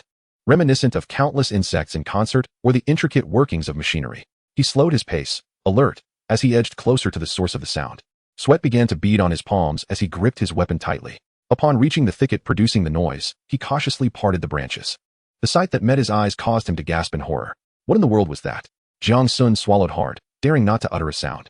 Before him lay an open area where a dozen humanoid beings were tearing apart a creature of indeterminate shape, its carcass a tableau of blood and dismemberment. These humanoid beings resemble fallen knights, their forms encased in tattered, obsidian metal armor. They exude a potent aura of darkness. Upon the armor, runes are inscribed, each pulsating with an eerie azure glow, intertwining with the bizarre crimson hue of their eye sockets, evoking an unsettling chill. Jiang Sun scrutinized them closely, observing that their movements, though seemingly mechanical, possessed a peculiar harmony, as if adhering to a predetermined sequence. Moreover, as they decomposed the corpses of the magical beasts, tendrils of black magical energy were drawn from the remains, gradually merging into the bodies of the knights. Instantly, their aura of darkness intensified. Could it be that these entities enhanced their strength by consuming magical energy? Jiang Sun pondered, with furtive thoughts surfacing in his mind. For the desire to claim valuable things for oneself is a universal inclination. Just as he furrowed his brow in contemplation, the Black Mist Knights abruptly ceased their actions in unison. Observing this, Jiang Sun halted as well. Then, he witnessed several knights, each in varying postures, suddenly turn their heads in unison, their gaze fixated directly upon his position, yet all he could see was a scattering of starlight. Moments later, Jiang Sun found himself panting heavily amidst a dense tree canopy, having retreated a full 500 meters from the humanoid monsters, a testament to his 10 consecutive uses of Star Flash. Despite his extraordinary magical power of 1,800 points, he found himself diminished to half that amount. Thank goodness he could run swiftly. What on earth were those beings? Jiang Sun clutched his chest, his heart racing. In that brief moment of distraction, he had nearly lost his life. The speed of those knights was utterly staggering. Although he had managed to escape just in time, he had still caught sight of their lightning-fast advance. There were even after-images. This magical wasteland was truly terrifying. At the instant all the knights raised their heads, Jiang Sun caught a glimpse of the internal structure through a damaged section of one of the armors. It was not flesh and blood, but rather bones and machinery.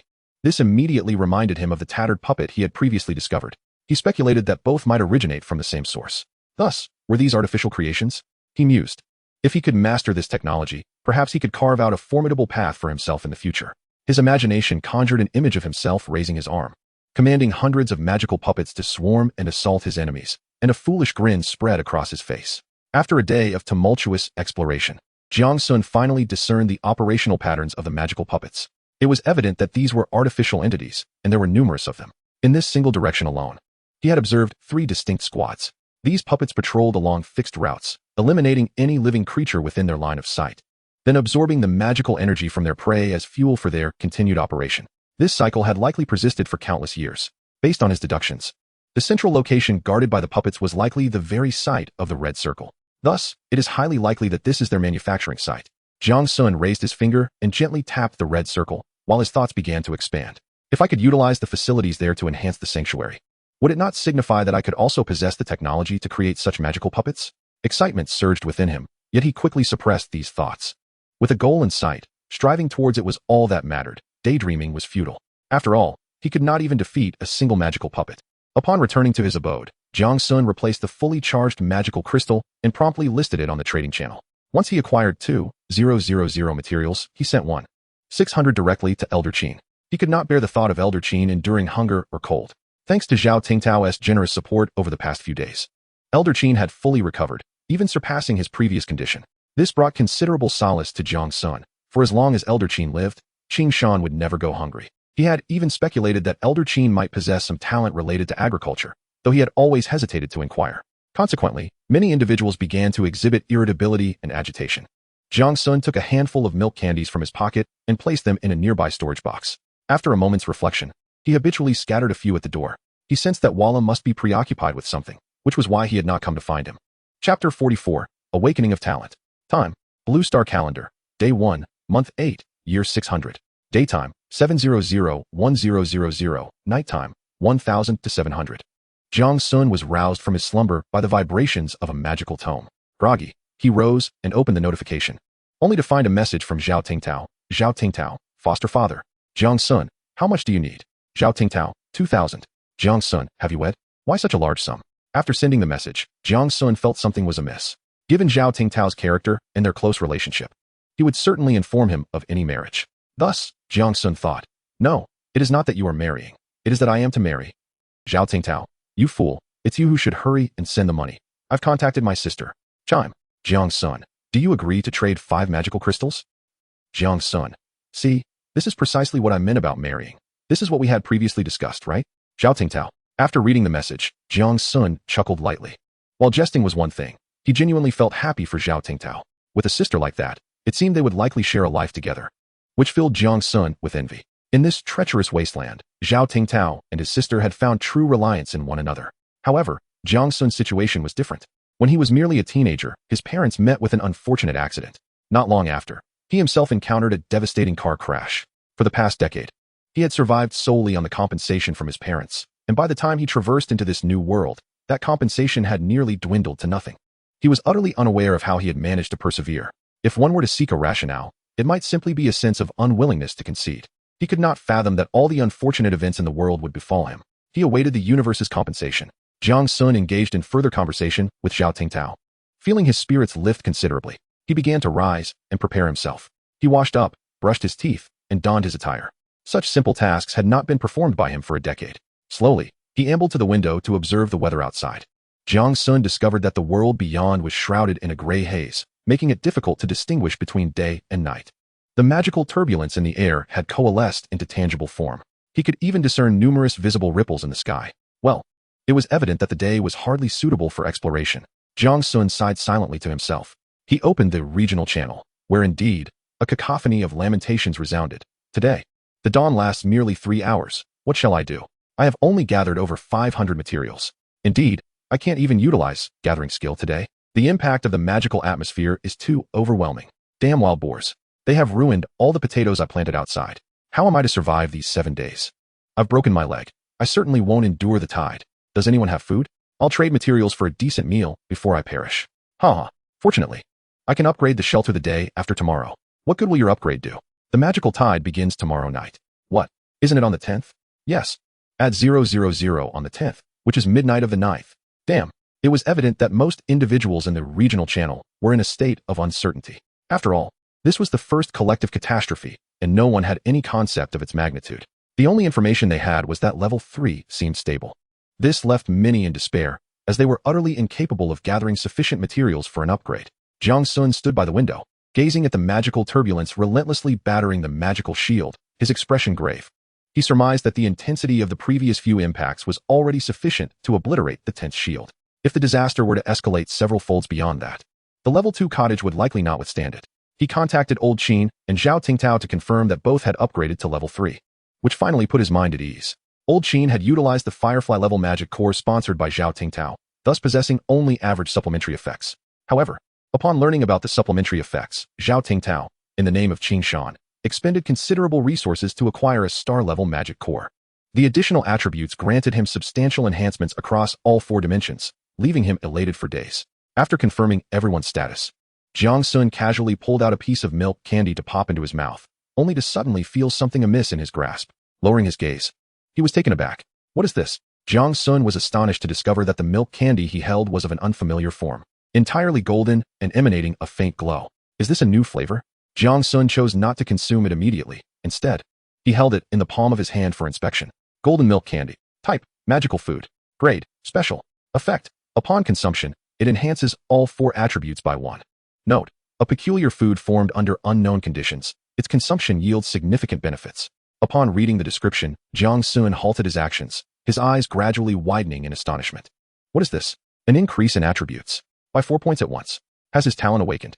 With this thought, Jiang Sun hastily accessed his personal information.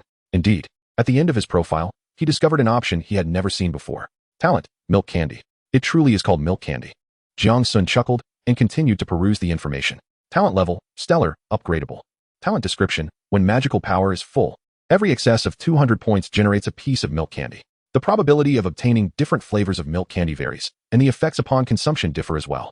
Current probabilities: apple-flavored milk candy, substantial recovery of bodily injuries, probability 5. Strawberry-flavored milk candy, increases stamina recovery by 100 within a day, probability 3. Chocolate-flavored milk candy, randomly enhances one of the 4 attributes by 1, probability 15. Golden milk candy, enhances all 4 attributes by 1, probability 0, 49. Rainbow milk candy, enhances all 4 attributes by 5, grants 1 random skill for a day, probability 0, 01. Note: magical power can be consumed to forcibly manifest milk candy. Current consumption: 300 points. After reviewing his talent description, Jiang Sun's heart began to race, as if it were about to leap from his throat. The last time he felt such a sensation was when his shelter was assessed as level A. Milk candy. What a surprising turn of events. This seemingly useless ability has bestowed upon him such immense joy. In Jiang Sun's mind, even if his milk candy had merely awakened to restore magical power, it would have been remarkable. But now, his milk candy talent had transformed into a formidable ability that encompasses recovery, healing, status enhancement, and permanent attribute increases. The plain milk candy symbolizes his extraordinary magical recovery capabilities finally being put to use. The apple flavor signifies a stable source of healing items. The strawberry, chocolate, and golden milk candies represent the permanent attribute enhancements he desperately needs. There even exists the absurd rainbow candy. Although its probability is dismally low, the rewards are astonishingly high. A smile began to uncontrollably spread across Jiang Sun's face, his eyes sparkling with excitement. He calculated that with his current magical recovery speed of 720 points, he could obtain 70 pieces of milk candy daily without consuming any magical power. Even with normal magical usage, he would still accrue around 50 pieces each day. This implies that he would receive at least 2 or 3 healing items daily.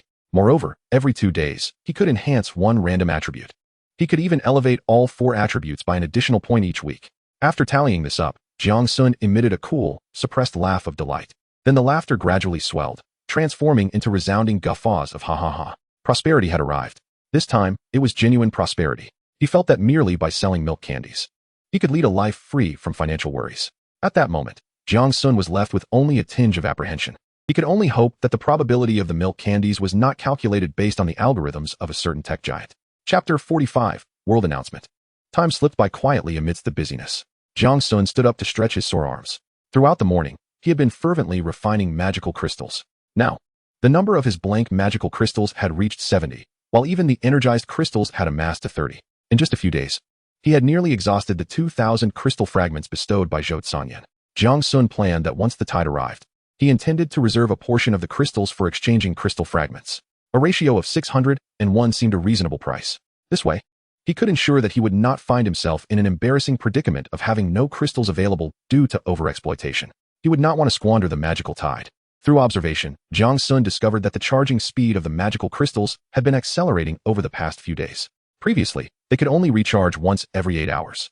Now, he needed to replace a batch of blank crystals every 5 hours. He speculated that if this rate of improvement continued, by the time the magical tide arrived, the charging speed could very well reach 1 batch per hour. That would mean over 100 fully charged crystals each day. Coupled with the activity of exchanging fragments for crystals, it would ensure a continuous supply of crystals for him. He could hardly fathom how many fully charged magical crystals he could accumulate. Initially, Jiang Sun had some reservations about whether there would be individuals unable to produce 60 fragments for exchange. However, he quickly came to a realization. Although each person obtained only a few fragments, the magical crystals were not rendered ineffective after a single use. They could easily pool together to purchase one for shared use. In such a scenario, not only could more people survive, but it would also tighten the bonds among them. Jiang Sun could not help but commend his own cleverness. Subsequently, he took out the milk candies he had saved earlier, preparing to gift some and subtly promote himself. After all, marketing costs were necessary. Without even counting, he simply grabbed handfuls and sent some to Zhao Tingtao and Old Qin. He then opened his friend list, distributing a few pieces to each person while including a brief description. Amidst the chorus of gratitude, some inquired about the price. This posed a challenge for Jiang Sun, as there had been no precedence in the trading channel for such transactions, leaving him without a suitable psychological price point. After all, each individual's need for magical energy varied, and thus their psychological price points differed as well. This would enable him to accurately gauge the demand for such items and adjust the pricing accordingly. After distributing the milk candies, Jiang Sun listed 5 magical crystals for sale today. With the arrival of 2,000 materials, he embarked on a new plan. He intends to first construct all the supporting facilities of the level 3 magic stone fortress. After all, when the magical tide arrives, no one will be able to venture outside. Thus, engaging in meaningful activities during this period has become Jiang Sun's primary choice. He reviewed the supporting facilities. There are walls, a kitchen, a manufacturing room, a training room, a lounge, and a plantation. With the construction of the walls, the safety of the surrounding environment can be ensured, thereby stabilizing the development of agriculture. Moreover, with the training room established, skill levels can be enhanced more rapidly, augmenting his personal strength. Although the skill of gathering cannot be improved through the training room, after consuming the golden milk candy, Jiang Sun has finally acquired the coveted skill of magical tide. This is likely to become his primary combat skill in the future. The lounge, plantation, and manufacturing room are equally essential. Aside from the magical kitchen, Jiang Sun feels he is in dire need of all these facilities. As for the kitchen, it seems merely decorative. He feasts on roasted meat daily. What need has he for a kitchen? Gazing at the table laden with meat, Jiang Sun felt he was on the verge of forgetting the taste of other foods. He had previously attempted to trade for some ordinary food. However, the cost-effectiveness of those items was dismal. They not only failed to enhance his strength, but were also rather unpalatable.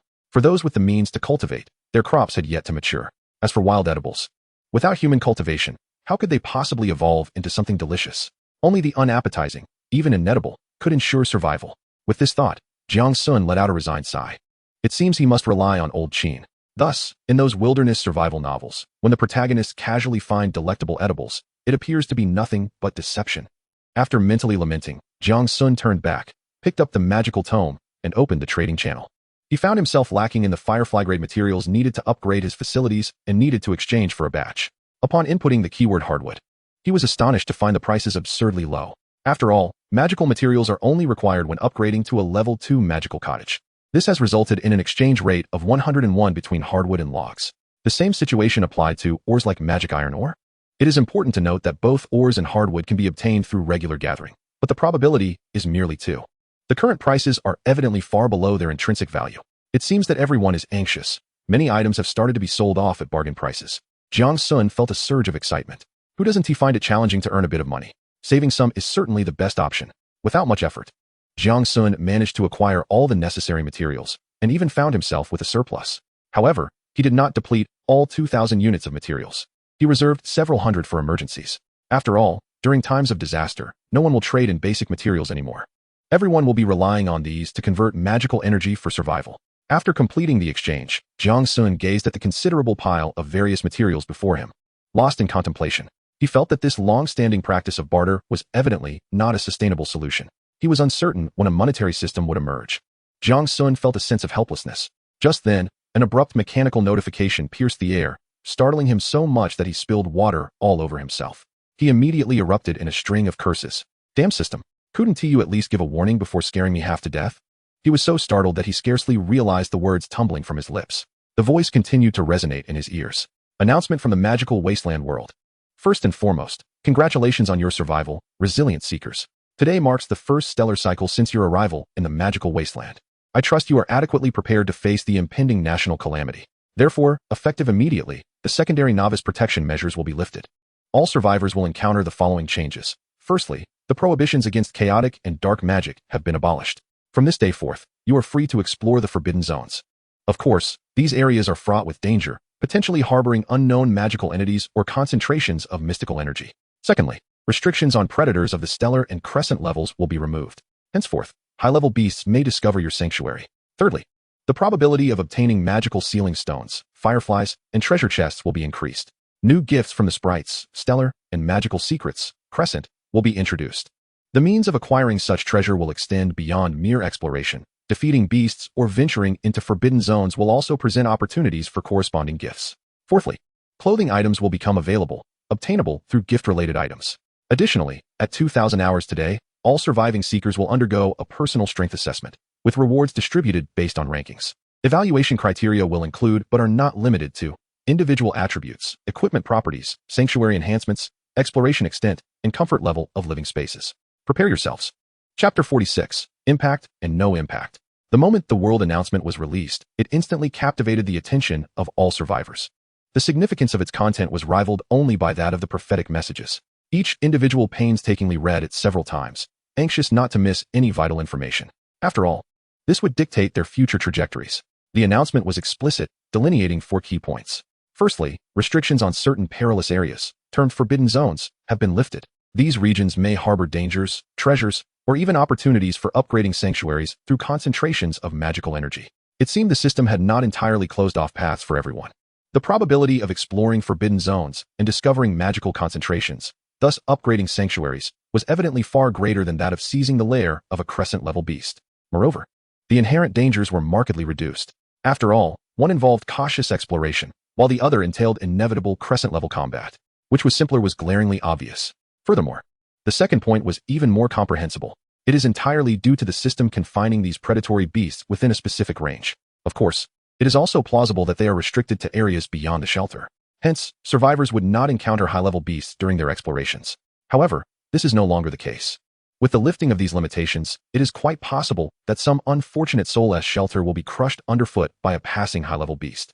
Upon reading this, Jiang Sun felt an unsettling premonition, yet he persevered, continuing to delve deeper into the information. The third point, however, is a boon for survivors. Not only does it enhance the probability of acquiring treasure-like items, but it also broadens the avenues through which they can be obtained. Previously, such items could only be acquired through exploration and luck. Now, through sheer strength, they can be reliably secured. This development will undoubtedly grant individuals like Xiao Tingtao, who constantly battle against beasts, an epic enhancement. This lad is bound to amass wealth. Jiang Sun felt a surge of joy for him. Yet, at that moment, he also discerned something profoundly amiss. 1, 2, 3, 4. For announcements heralding monumental changes for all survivors. Yet for Jiang Sun, they bore no impact whatsoever. Aside from the fourth point, which allows him to replace his hospital gown with a new outfit, what of the other 3? He had already experienced them all. Forbidden zones? Do the patrolled areas of the Black Fog Nights qualify as forbidden zones? What about the Tree Hollow of Walla? Certainly, they do. And even the Colossal Mine would fall under this category. Yet Jiang Sun had already traversed them all. Predatory beasts. The Walla at the level of the Bright Moon. Venomous spiders. The Killmate bear. Within the span of a week, he had encountered a dozen. It then struck him that he had not heard of anyone encountering beasts above the star level. The Wolf King that Xiao Tingtao encountered merely watched from a distance atop a mountain, not participating in the hunt. The Moonsong beasts hunted by Zhou Tsangyan and his companions could hardly be considered predators. They were likely neutral creatures. So, the novice protection did not extend to him. Did it? Surviving solely by the fortune of his own life? A wave of indignation coursed through Jiang Sun, igniting his fury. It was clear to him that with such a level of difficulty, it was improbable for so many to survive. He pondered whether there was a means to file a complaint. I must lodge a grievance against this wretched system. It protects others, yet neglects me, does it? Compensation is in order. As for the third point regarding treasure-like items, Jiang Sun had no desire to even glance at it. He had been traversing this realm for a full 8 days. He didn't even know what the most basic crystal ball looked like, let alone any higher-level treasures. Why should this be the case? We all crossed over together. Is it merely to bully me? Jiang Sun erupted in a tirade against the inept system. He realized that following the system announcement, his life remained utterly unaffected. He still ate and drank as usual. After reviewing the personal strength evaluation criteria, Jiang Sun lay helplessly on his bed. First and foremost, he knew that his 4-dimensional attributes could not be rapidly enhanced. He had even drawn a few prizes. The attributes of equipment and the supplementary effects of the sanctuary have always been areas where he exerted his utmost effort for improvement. As for the exploration of the world, it presented no challenge for him. Jiang Sun could hardly believe there was anyone else who could emerge unscathed after exploring 3 forbidden zones as he had. Thus, the only remaining concern was the comfort of his living space. He stroked his chin, deep in thought, sensing that he could still strive for greater enhancement in this regard. If he could acquire another piece of furniture on par with the nest of the young dragon, his rating would likely ascend to new heights. Without hesitation, Jiang Sun seized his spellbook and began searching the trading channel for the items he needed. To his astonishment, he discovered that the value of such items had swiftly escalated in a short period. Furthermore, the items being traded were predominantly attribute-related. He sighed, realizing that no one was foolish. Everyone understood that the sole method to quickly enhance their ratings was through this means. This had led many to opportunistically seize the moment. Jiang Sun cursed these individuals for their lack of foresight. After all, buyers were hardly naive. Among the various evaluation methods, it was clear to everyone which criteria held greater weight. The comfort rating was evidently among the least significant. For someone well-developed in various aspects, it was only natural to enjoy good food and restful sleep. Hence, relying solely on improving the comfort of a sanctuary to achieve a high rating was utterly implausible. Wise individuals would not squander substantial resources in such pursuits. Of course, there were some less imprudent individuals attempting to exchange such items for basic resources. They recognized that exceptional talents like Jiang Sun were their target clientele, likely coming from households with ample surplus. Therefore, securing basic resources to ensure safety during the magical tide was the more prudent course of action. After browsing for a while, Jiang Sun soon discovered several appealing items. Name: lava fireplace, firefly grade. Function: a fireplace crafted from lava stones that maintains a constant temperature when infused with magic.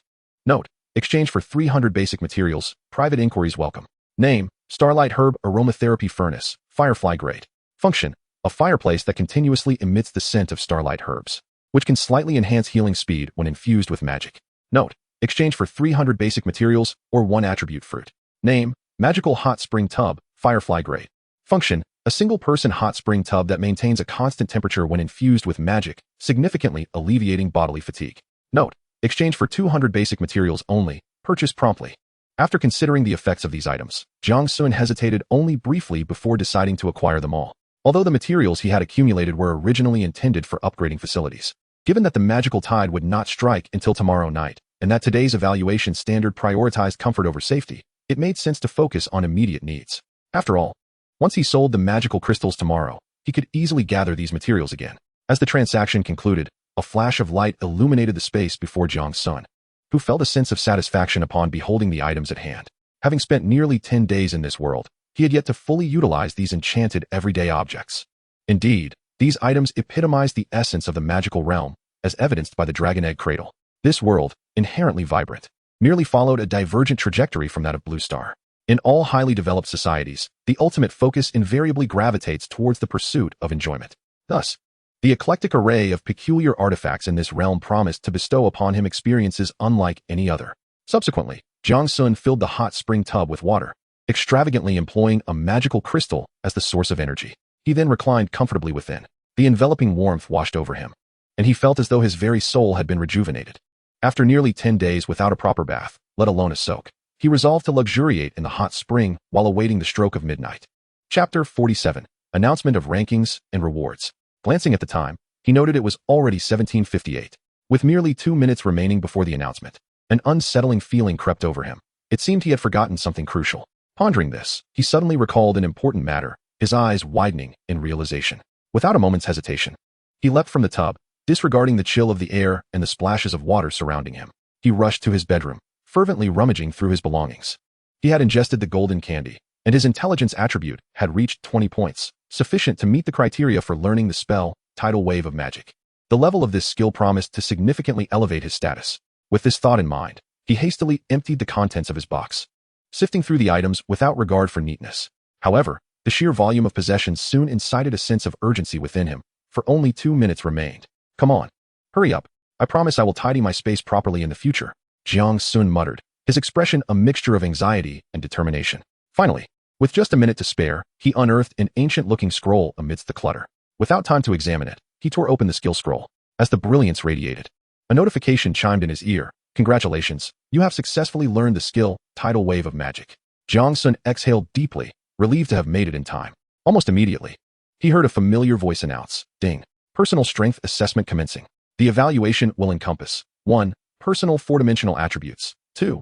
Personal equipment and effects. 3. Shelter's additional effects. 4. World exploration degree. 5. Personal space, comfort level. Then, an invisible wave swept over him, and the voice continued. Ding. Assessment complete. Ranking results are as follows. Personal strength level among 5 billion individuals. Reward, none. Personal strength level count. 123-523098. Reward, mana recovery potion, X1. Personal strength level count. 472609. Reward, basic magic item, crafting blueprint, X1. Personal strength level count. 5720. Reward, dimensional backpack, X1. Magic item, crafting blueprint, X1. Personal strength level count. 2106. Reward, talent, awakening stone, X1. Personal strength level count. 105. Reward, talent, awakening stone, X1. Growth enabled exclusive equipment, X1. Your assessment level. Rewards will be distributed tomorrow morning. Everyone has made remarkable progress. Jiang Sun gazed at the data released by the system, feeling somewhat nostalgic. During the previous shelter ranking, a staggering 7.6 billion individuals were languishing at the lowest level. However, in this latest personal level assessment, that number has dwindled to 5 billion. Moreover, the levels have expanded to a formidable 105, a staggering increase from the mere 5 in the last evaluation. Of course, Jiang Sun perceived that the value of the rewards had diminished significantly. After all, the previous assessment pertained to the entire shelter, while this time it was based on individual prowess. Hence, the magnitude and focus of the rewards diverged considerably. In the last shelter rating, the primary rewards consisted of insight cards and strategic blueprints, evidently tailored for distinct factions. In contrast, the growth-enabled exclusive equipment this time is clearly intended for personal use. Upon realizing this, Jiang Sun retrieved his source of magic from his collar for a closer inspection. Despite having regarded it with utmost importance, it now appeared that its worth surpassed his expectations.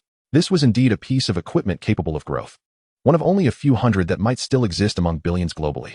Subsequently, Jiang Sun opened the grimoire, discovering that countless individuals had begun to engage in spirited discussions. My total attribute points are only 25, yet I've been rated. Indeed, it can restore mana 3 times, and each time a whopping 1,000 points. I can't exhaust it at all. How infuriating. My 24 points nearly got me rated, just a fraction short. You're not doing too badly. I received a blueprint for a fan. Check out my stylish new bag, dimensional backpack. Wow, esteemed expert, what are your attributes? 44 points. Not particularly impressive. A friend of mine has a perfect 50 and was rated. Esteemed one, do you still need accessories? I can find some rope.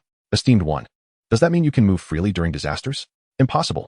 The easiest attributes to enhance are one's strengths. Weak attributes can hardly reach 15 points. Observing the banter among these amusing netizens, Jiang Sun gleaned an understanding of the scoring criteria. It primarily hinges on the four-dimensional attributes. The total sum of an ordinary person's four-dimensional attributes hovers around 20 points. However, with some training or slightly better development, most individuals can surpass 25 points, which equates to a level. Achieving levels of 30 points or 40 points necessitates considerable luck or exceptional talent. The existence of over 2,000 individuals at the 50-point level was something Jiang Sun had not anticipated. After all, individuals like Zhao Tingtao, who have made remarkable progress, are still barely exceeding 50 points. How have these 2,000 individuals achieved such feats?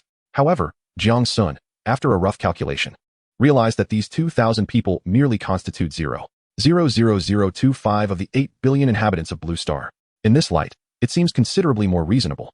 For amidst such a vast population, there are bound to be a few fortunate souls. Contemplating this, Jiang Sun hastily reached out to Zhao Tingtao and the others. Indeed, Zhao Tingtao had also ascended in rank. To Jiang Sun's delight, even Elder Qin had received a promotion. According to him, it was due to consuming a considerable amount of wild fruits with uncertain properties. Alarmed, Jiang Sun quickly cautioned Elder Qin to exercise caution, for many substances are indiscernible in terms of toxicity. If something were to harm Elder Qin, the verdant mountains could very well turn into desolate wastelands. Subsequently, Jiang Sun submerged himself once more into the bath, realizing that he had been standing there in the nude for quite some time. Now that the evaluations were completed, there was little else to attend to. Thus, he began to examine the newly acquired skill, Tidal Wave of Magic. This skill releases a beam of light into a designated area for a duration of 1 second. All enemies within the area will incur continuous damage and suffer from a magical suppression effect, reducing their magic resistance by 30, with a base consumption of 50 points. Jiang Sun recalled how this skill stood out among a plethora of advanced techniques, primarily because the other skills required excessively high attributes, while this one was within his short-term reach. Additionally, the description of this skill was succinct and straightforward, unlike the lengthy descriptions of 300 to 500 words typical of others. Hence, Jiang Sun maintained a high level of anticipation regarding the effectiveness of this skill. However, he had always been perplexed about the distinctions between the inherent skills of the staff and those acquired through learning. The primary difference appeared to be that the skills attached to the equipment could not be upgraded, whereas the skills he learned could. He speculated that skills might merely represent a manifestation of magical energy. They are likely processed through a magic circle or a similar mechanism, exhibiting different effects. The distinction may lie in the positioning of the magic circle S engraving. For instance, Star Flash engraves the magical diagram within the staff, whereas Tidal Wave of Magic engraves it within the body. Jiang Sun couldn't help but ponder, if this were indeed the case, would mastering the engraving technique allow him to transfer the skills from the staff into his own repertoire? If so, that would be splendid.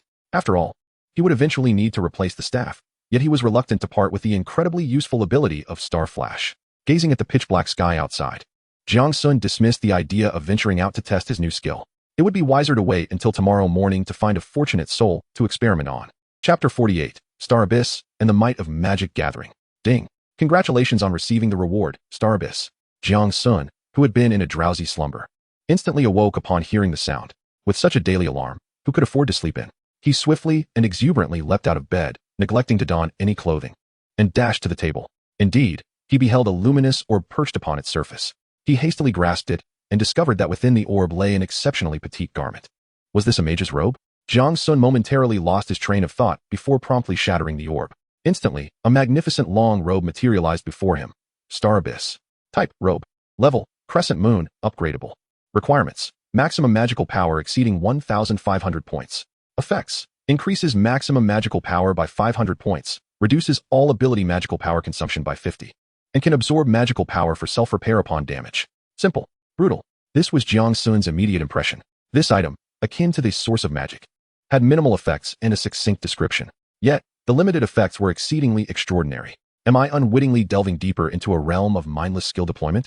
Jiang Sun couldn't help but scratch his head. The more he gazed upon the robe, the more he found himself enamored. The robe, approximately 1.5 meters in length, radiated a profound, deep blue hue, reminiscent of a tranquil nebula in the night sky. The fabric was not of ordinary material, but woven from a mysterious fiber known as star silk. The collar of the robe featured a high, standing design that encircled the neck, with the edges adorned with intricately embroidered golden star patterns. Each star pattern resembled a miniature magical star, emanating a gentle wave of magical energy. On the back of the robe, a colossal starry sky motif was displayed, composed of countless twinkling stars interconnected to form a mysterious magical array. Truly, this was an outfit of crescent moon caliber. Jiang Sun couldn't help but marvel. Today, a delightful surprise had presented itself before him. With this thought, he quickly donned the robe. The integrated mage robe spared him numerous steps in dressing. Mirror, mirror, where's a mirror? Jiang Sun suddenly yearned to witness his transformation. After all, for the past decade, he had been most often accompanied by that hospital gown. After rummaging through the stone castle, he realized he possessed no such item. Without a mirror, perhaps a splash of water would suffice. He suppressed the absurd thoughts in his mind. Jiang Sun began to ponder alternative ideas, feeling that something was amiss during his washing routine. Water, right? There was also a reservoir. With this thought, Jiang Sun swiftly dashed out the door and raced to the edge of the water basin. Upon gazing into his reflection, his eyes widened in astonishment. This charisma, this flair. Indeed, one is defined by their attire. Jiang Sun silently praised the aesthetic of the magical wasteland world. He began to pose playfully before the water basin. Ha ha, truly, I am magnificent. His boisterous laughter gradually crescendoed. Jiang Sun placed one hand on his hip and the other over his face, tilting his head back and bending forward. In this scene, it seemed that the hospital gown would have been far more fitting. Reining in his exuberant laughter, Jiang Sun lifted the loose sleeves. To his delight, he discovered a designated spot for his staff within. It was indeed tailor-made. Star Flash. As a cascade of starlight dissipated, Jiang Sun's figure materialized 50 meters away. He hastily activated his panel to inspect his attributes. Indeed, his consumption had halved. With his current reservoir of magical energy, he could continuously teleport to the cabin in the woods without pause. Moreover, he now possessed the delightful candy. Ha ha ha. Jiang Sun laughed heartily 3 times, exuding an exuberant bravado. Suddenly, a thought struck him. There was a new skill he had yet to test. With this in mind, Jiang Sun disregarded further admiration of himself. He promptly activated the Tide of Magic skill, and instantly, the tip of his staff shimmered with a faint aura. A beam of light flashed, leaving behind a charred mark on a nearby tree trunk. Observing the effects of Tide of Magic, Jiang Sun frowned slightly. The power was decent, yet it fell short of what one might expect from a skill of this level. Glancing down at his consumption, he noted that only a basic 25 points had been expended. It appeared that the lack of continuous magical input was the cause. Gritting his teeth, Jiang Sun resolved to intensify his efforts. He raised his staff once more, beginning to channel his magical energy. Instantly, a point of light blossomed at the tip of the staff, gradually swelling into a sphere the size of a ping-pong ball. The orb remained cohesive, growing increasingly radiant. As Jiang Sun's magical energy surged, the luminous sphere at the tip of the flowing light staff began to solidify. Stealing a glance at his magical reserves, he discovered that he had already consumed over 300 points. It was important to note that this was under the premise of Star Abyss, reducing consumption by 50 points. Under normal circumstances, he would have injected 600 points of magic. This amount of energy was sufficient to forge a batch of magical crystals. Unfazed, Jiang Sun persisted in his magical infusion. Upon reaching 500 points, the orb became even more resplendent. Within it seemed to lie a terrifying energy that instilled a sense of trepidation in Jiang Sun himself. Nevertheless, he did not cease. Determined, he continued to input magical energy, albeit with increasing caution. If this were to explode, it would certainly spell his doom. After all, no one stipulated that his magic could not harm him. As the infused magical energy reached 800 points, Jiang Sun halted his reckless endeavor. It was not a matter of insufficient magic, but rather that the staff could not withstand any more. Jiang Sun felt as though he could faintly hear the lament of flowing light. He sensed that even a slight additional influx of magical energy would cause the staff to burst into fragments, resulting in a catastrophic explosion that would take him along with it.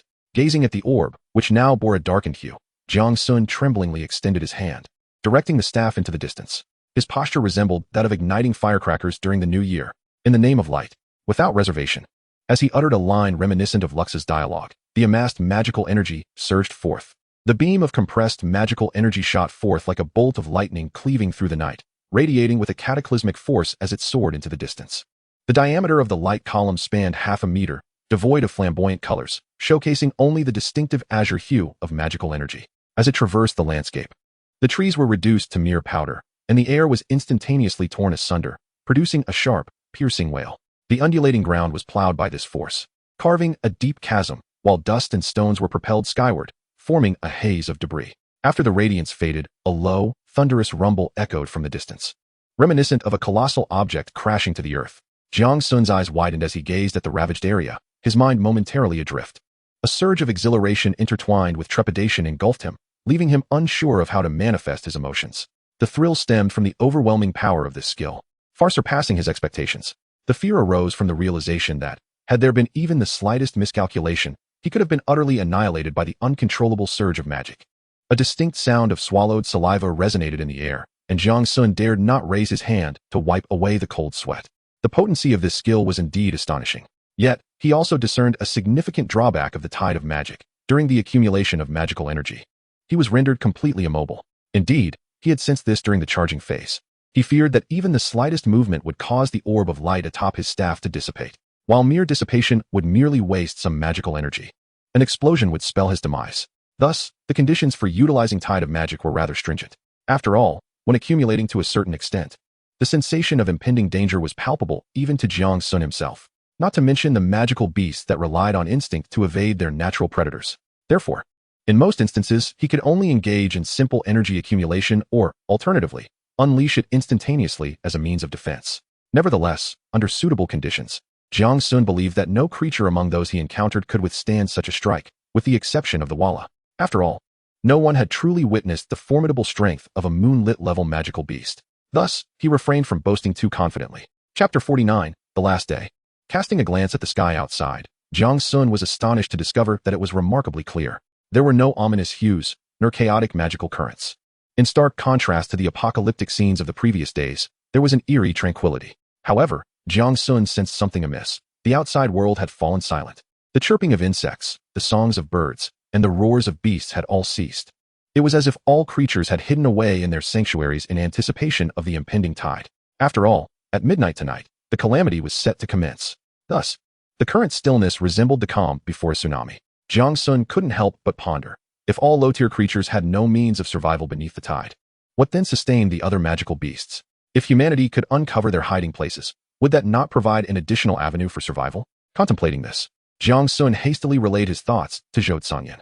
With their numbers, they might be able to devise some solutions. Initially, they gathered various types of sustenance, sufficient for him to last over a month. Among these, the most abundant were a myriad of meats. However, all these provisions shared two common characteristics. Firstly, the realm is imbued with abundant energy, yet it offers little in terms of culinary delight. Jiang Sun is uncertain whether his misfortune stems from an inability to find palatable sustenance or if the desolate world of magic simply lacks delectable fare. Regardless, his provisions lack any semblance of food that is both nutritious and enjoyable. At this moment, the significance of Old Qin in Jiang Sun's heart is truly unparalleled.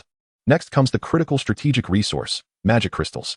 After several days, the crystal shards sent by Zhou Tsangyan have been largely consumed. He possesses over 30 whole crystals, with a comparable number of empty ones. Jiang Sun deems it necessary to prioritize the collection of shards. Idly consuming resources is certainly not a wise habit. Following that, there are other supplies to consider. As for water resources, he plans to venture into the mine once more today to gather a fresh batch. This should suffice for the impending calamities over the next week. Then there are the basic supplies, which do not cause him any worry. After all, these are plentiful and accessible to all. Thus, as long as he is willing to expend crystals, a continuous supply of basic resources can be secured. Having organized his belongings, Jiang Sun swiftly outlines his plan for the day. He will first descend into the mine to collect water from the rock spirit spring, ensuring ample hydration for the upcoming week. Following this, he intends to eliminate a black mist night for research purposes. Subsequently, he aims to ascertain the distribution and strength of the nearby magical beasts. Those of lesser power will be dispatched, while the stronger ones will be marked for avoidance, thus preventing them from discovering his sanctuary after the tide recedes. Finally, he plans to sell a few crystals and construct the accompanying facilities for a level 3 magic stone fortress. Of course, if possible, Jiang Sun intends to seek out additional materials for research and study. After all, it is highly probable that he will spend the next 7 days within his refuge. Utilizing this time to augment his strength would be most advantageous. Jiang Sun cast a satisfied glance at his magic stone fortress, fortified like an impregnable stronghold. However, he remained vigilant. Although his sanctuary is not at risk of being destroyed by the tide, he cannot afford to be complacent. There is always the possibility of a reckless magical beast launching an assault on his haven. It is worth noting that the first-level magic tide restricts creatures with dimensional attributes below 15 points. Thus, any beings capable of roaming freely during such times are undoubtedly formidable. With his plan firmly established, Jiang Sun sensed a pressing urgency. Nonetheless, he swiftly set his intentions into motion. He considered that if time permitted later, he might pay a visit to Walla, especially since he had prepared a new mouse climbing frame for him. With this thought in mind, he hesitated no longer and executed a star flash, vanishing from his location in an instant. Before long, Jiang Sun arrived at the entrance of the colossal mine. He first inspected the skeletal tombstone, relieved to find it undisturbed by magical beasts. Only then did he descend to the mine's depths to collect water. This time, however, he had learned from experience and had preemptively purchased 2 water reservoirs from Old Qin. Consequently, he would be able to carry away all of the spring water. Following this, the exploration of the distribution of magical beasts commenced, predominantly concentrated within a 3-kilometer radius of the sanctuary. After all, these creatures possess a robust territorial instinct and typically do not stray far from their domains. After a morning spent in exploration, Jiang Sun discovered an astonishing abundance of magical beasts surrounding him. He identified no fewer than 3 stellar-class beasts, while the number of firefly-class beasts was simply incalculable.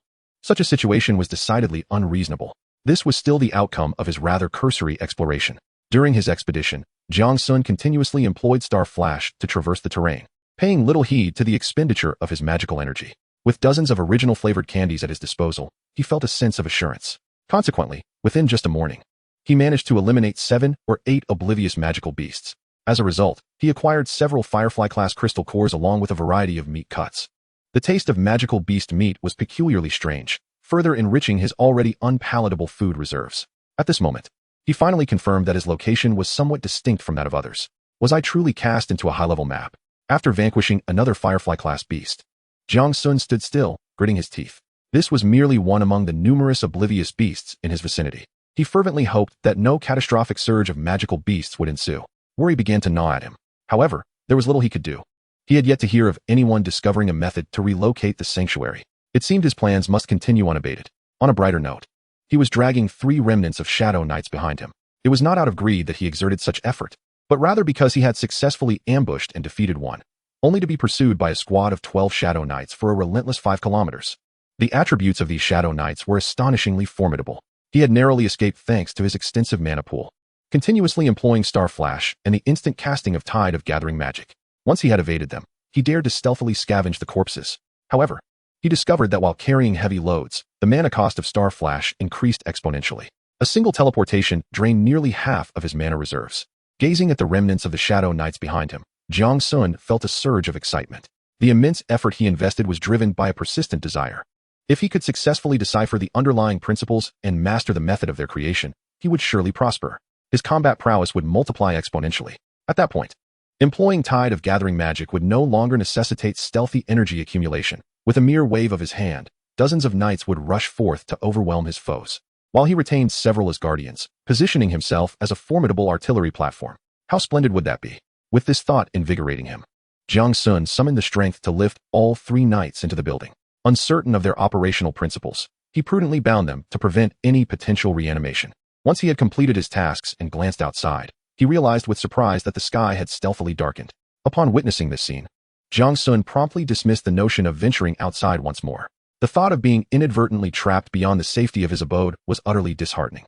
In the face of calamity, no matter how well prepared one might be, the outcome could still be a grim demise. With this in mind, Jiang Sun opted to deploy today's magical crystals. The moment the materials arrived, he immediately proceeded to initiate the construction of the necessary facilities.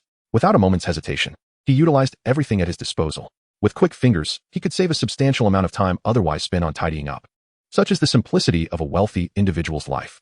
Observing the chaotic flurry of materials outside, he swiftly dragged out a hot spring tub and filled it with water. Stripping off his garments, he leaped into the soothing warmth. After a day of relentless toil, it was time to indulge in some well-deserved relaxation. Under normal circumstances, one would treat themselves to a sumptuous meal at this hour. However, Jiang Sun found himself lacking interest in the abundant food scattered throughout the room. He pondered whether there existed any automatic cooking magical devices. They need not be extravagant. Even a humble capability to prepare home-cooked dishes would suffice to satisfy him. As Jiang Sun mused quietly, the misty vapor began to envelop him, imparting a comforting sensation that made him feel revitalized. The perils he had encountered throughout the day had been numerous and unexpected, revealing the treacherous nature of his surroundings.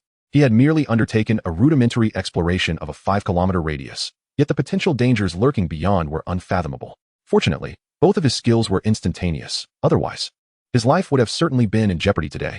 Chapter 50. This is not a beginner's village.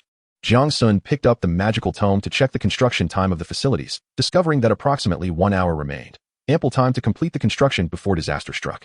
Observing the whirlwind of materials outside, he could not help but feel a tinge of admiration. It seemed this peculiar system possessed remarkable efficiency. After all, the ability to precisely utilize all materials and erect various bizarre structures was a feat that even the most esteemed designers from Blue Star could scarcely achieve.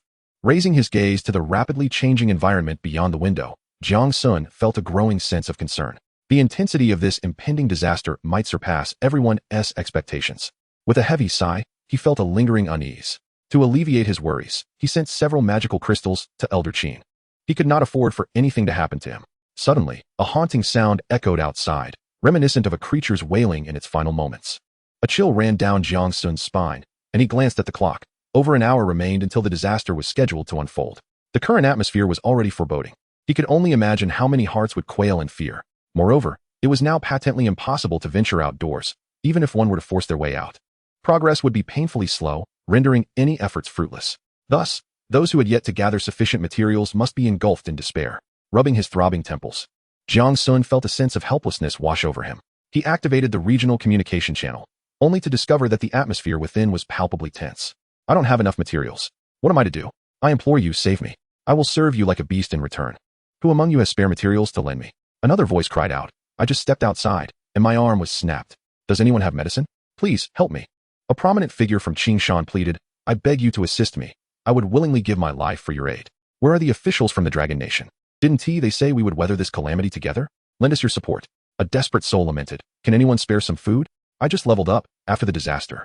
I will repay you threefold. Laughter erupted. We are all doomed. You shall perish too. None shall survive. There's a nearby monster lair, and I intend to venture there. Otherwise, I am surely doomed. A voice from above cautioned, calm down. The outside is rife with magical turbulence. Any encounter could render you incapacitated. There's nothing to be done. I certainly cannot endure with what I have left. Wish me luck. In despair, one lamented.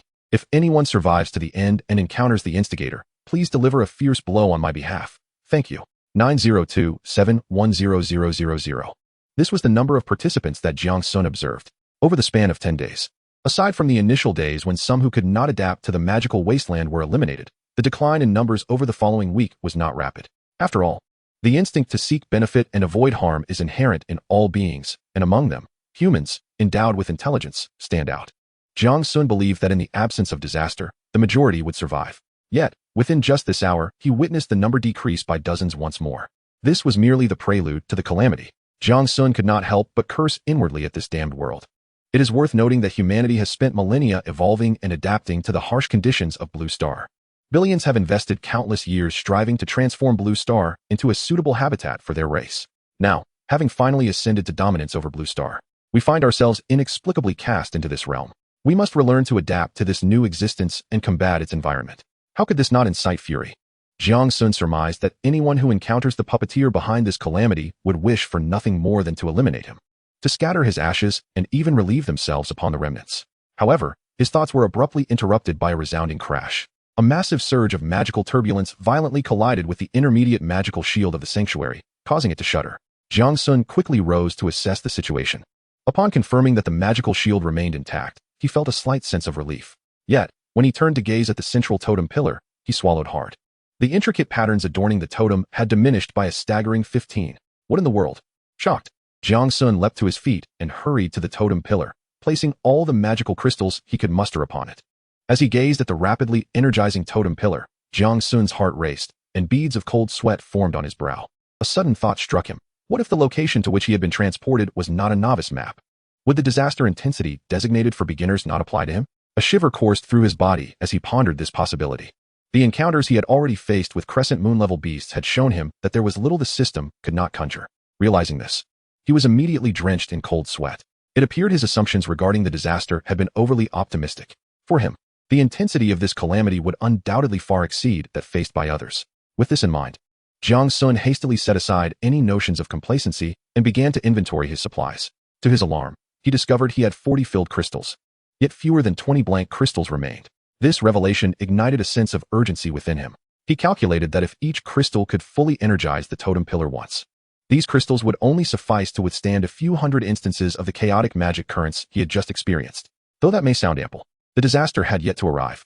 Who could predict how many chaotic magical currents of that intensity would emerge when the calamity struck?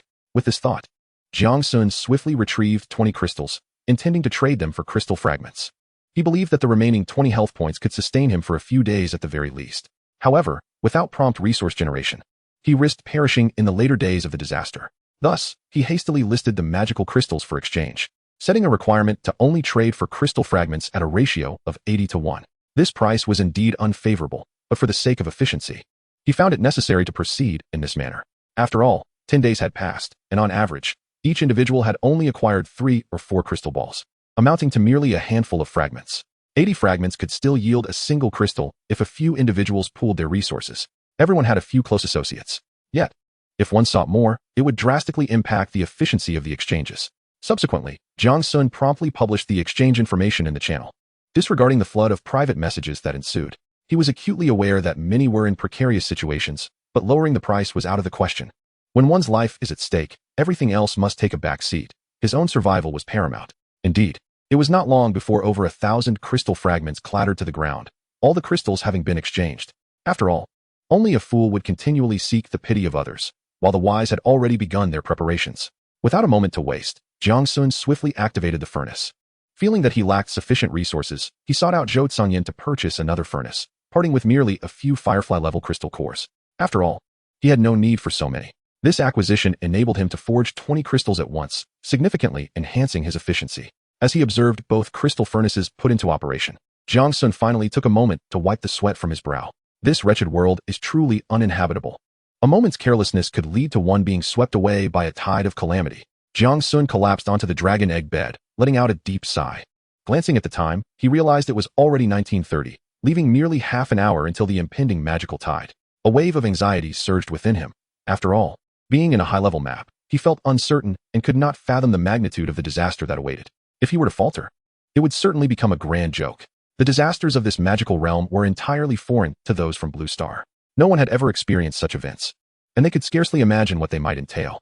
This left everyone feeling quite apprehensive. If the calamities were of a nature familiar to them, such as extreme cold or heat, torrential floods, or acid rain, they could at least make some targeted preparations. However, for the magical tide, aside from reinforcing the shields, there was no other recourse. Chapter 51, The Sound of Knocking. Bang! Another surge of magical turbulence crashed against the magical shield. This marked the third occurrence in just 2 hours. Jiang Sun rubbed his forehead in exasperation. Fortunately, he was well equipped. Had it been someone else, they would have likely been swept away along with their shelter. Ding. Training room construction complete. Please proceed to inspect it. Ding. Rest room construction complete. Please proceed to inspect it. Ding. Plantation construction complete. Please proceed to inspect it. A series of notifications chimed consecutively. Jiang Sun looked up and realized, almost without noticing, that all the supporting facilities of the shelter had been completed. He quickly rose to investigate and was astonished to find that the overall area of the rooms had more than doubled, now exceeding 500 square meters. This made his already meager facilities appear even more desolate. Stepping outside, he discovered that the shelter was now encircled by a wall nearly 3 meters high. The distance between the wall and the main structure of the shelter was a substantial 10 meters. The entire edifice gleamed with a metallic azure hue, exuding a sense of robustness. As for the plantation, it occupied a mere 80 square meters, arranged outdoors adjacent to the shelter's walls. A sturdy stone pathway circled the perimeter, while a vast area in the center was meticulously tilled soil. The earth was a dark brown, twinkling with flecks of fluorescence, and 10 palm-sized. Verdant crops stood in orderly rows. These were precisely the Moonlight Valley grains he had longed for.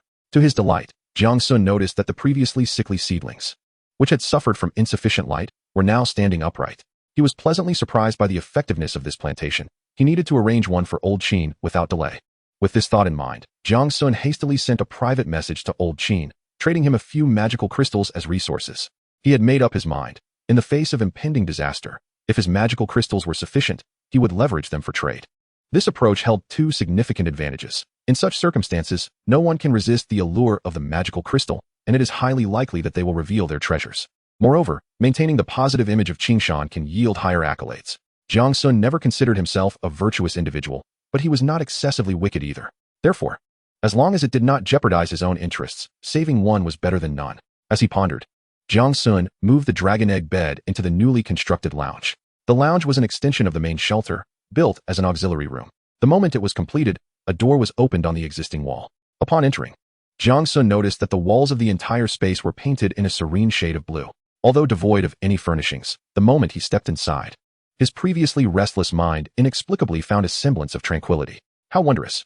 A raspy voice escaped Jiang Sun's lips, and he suddenly realized that his voice had changed. It had been so long since he had spoken, having communicated solely through text messages after Walla's departure. It had been nearly a week since he last uttered a word. It seemed he would need to chant spells aloud more often. Taking a sip of water to soothe his throat, Jiang Sun continued to survey the room. Soon enough, he had explored the other few rooms. This was primarily due to the fact that there was little to behold. Aside from the walls, the rooms contained nothing. All the necessary amenities would have to be procured independently, and even that was uncertain. Only the training room featured a smooth wall. Through the system's introduction, Jiang Sun learned that this was a device for testing skill potency. Upon striking the wall, the skill would display its power value.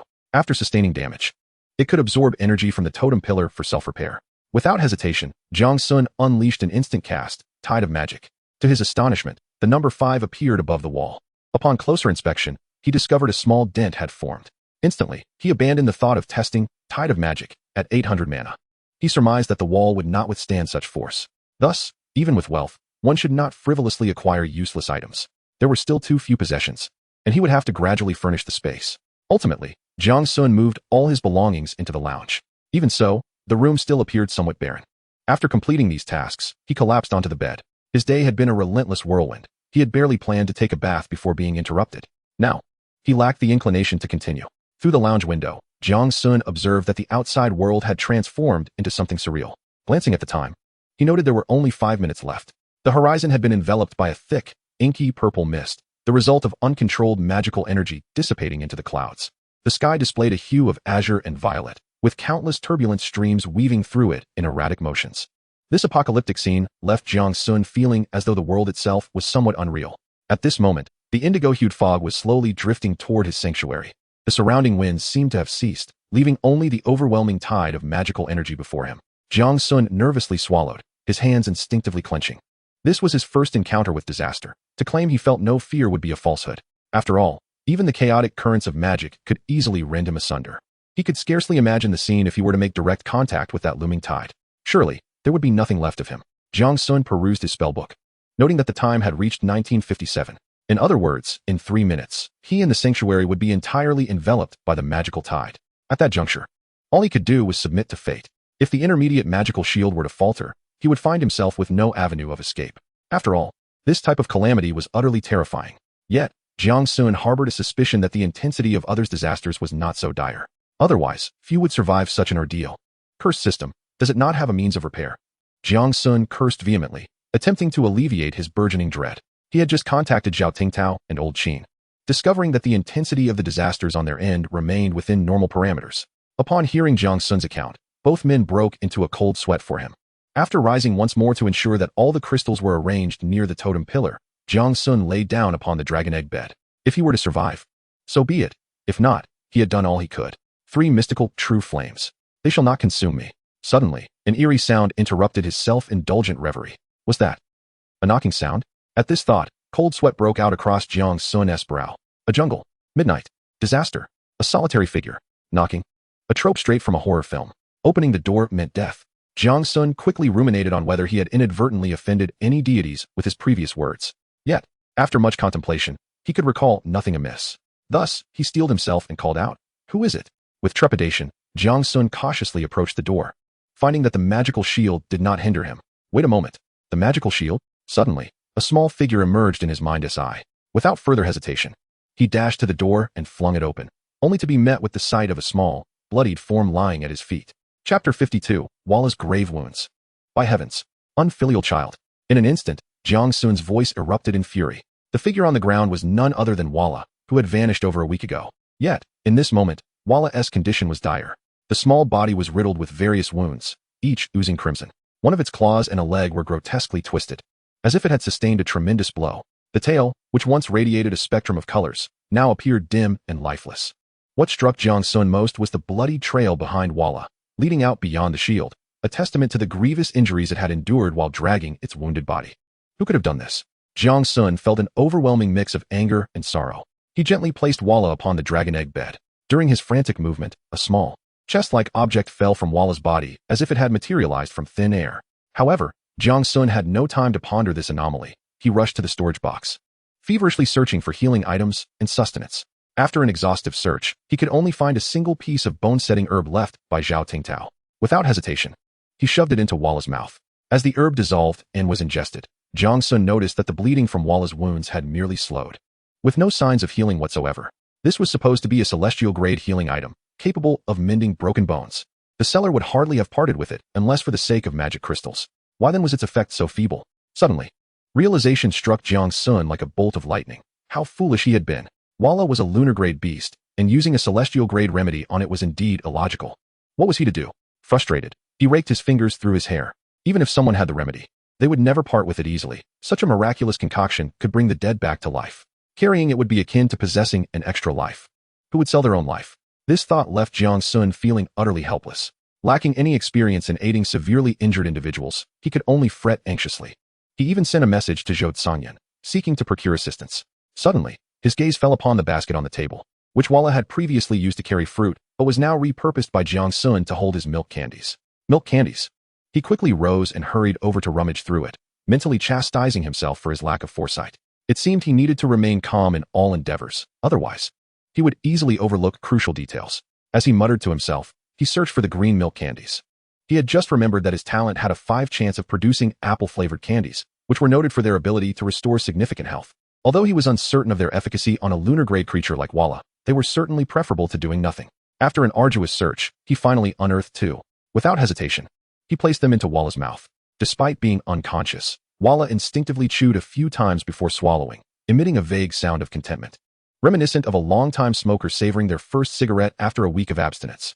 Jiang Sun anxiously watched Walla's wounds. To his relief, merely 10 seconds after consuming the apple-flavored candies, the bleeding had ceased. While there were still no signs of healing, the initial results were promising. The remedy was indeed effective. Jiang Sun decisively picked up a crystal and administered it, and indeed, he observed that Walla's wounds began to exhibit signs of slight healing. This was splendid. Seeing Walla's condition stabilize considerably filled Jiang Sun with excitement. Although he currently lacked apple candies in his inventory, he was not deterred by a scarcity of supplies. Rather, he feared a lack of efficacy. It is worth noting that his talent allowed him to forcibly materialize candies. With a little extra expenditure of magical energy, he could certainly conjure a few. With a solution in mind, Jiang Sun let out a sigh of relief. While he yearned to expedite Walla's recovery, he lacked the energy to attend to this task at the moment. He lifted his gaze to the looming tide, his palms slick with sweat from anxiety.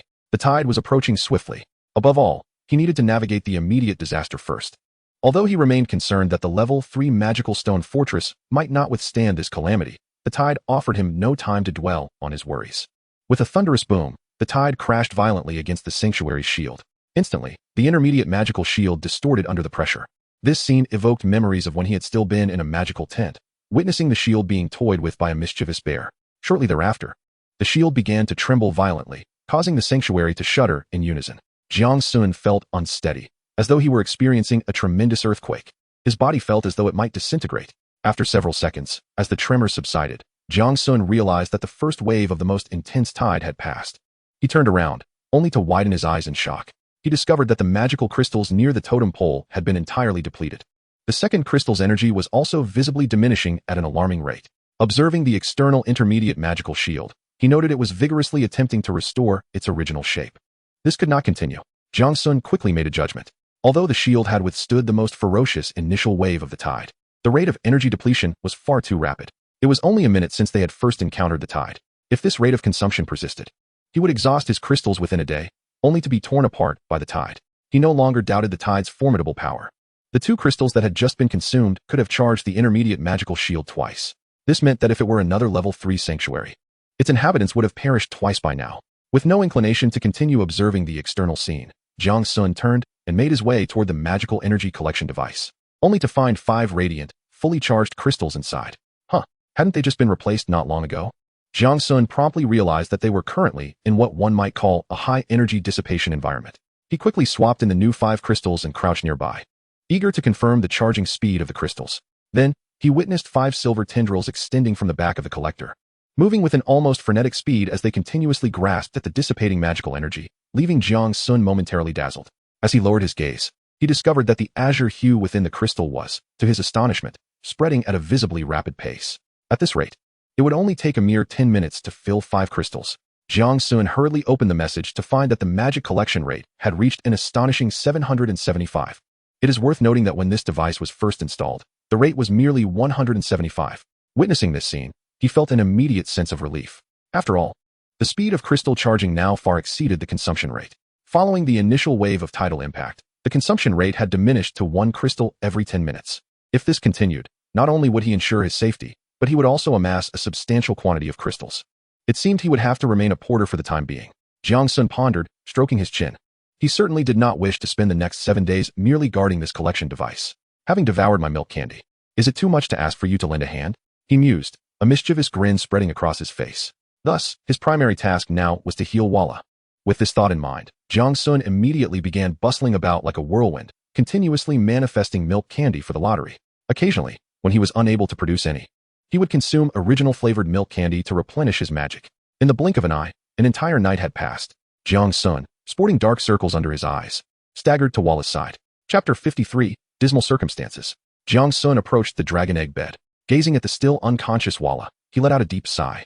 I wonder whose luck you've inherited, he lamented, rubbing his face in exasperation. Although he had been bustling about all night without a moment's rest, he had not ceased the task of manifesting milk candy. After all, this was a matter of Walla's very life, and Jiang Sun could not afford to take it lightly. However, after a night of toil, he had consumed over 100 pieces of original flavored milk candy, yet had only managed to manifest 3 pieces of apple-flavored candy, which was the same quantity as the chocolate-flavored variety. This was peculiar. The probability of manifesting apple-flavored candy was 5, while that of chocolate-flavored candy was merely 15. The discrepancy in odds was threefold. This was the result of Jiang Sun's diligent efforts. After an entire night, he had consumed so much candy that his teeth ached. Gently stroking Walla's head and sensing the lack of response, he directly fed the candy into its mouth. Walla's body began to recover rapidly. In a short while, the various wounds adorning its body had nearly vanished, and its complexion appeared considerably more vibrant. Who could fathom how Jiang Sun discerned a rosy hue on a squirrel's face? Yet, he simply had that feeling.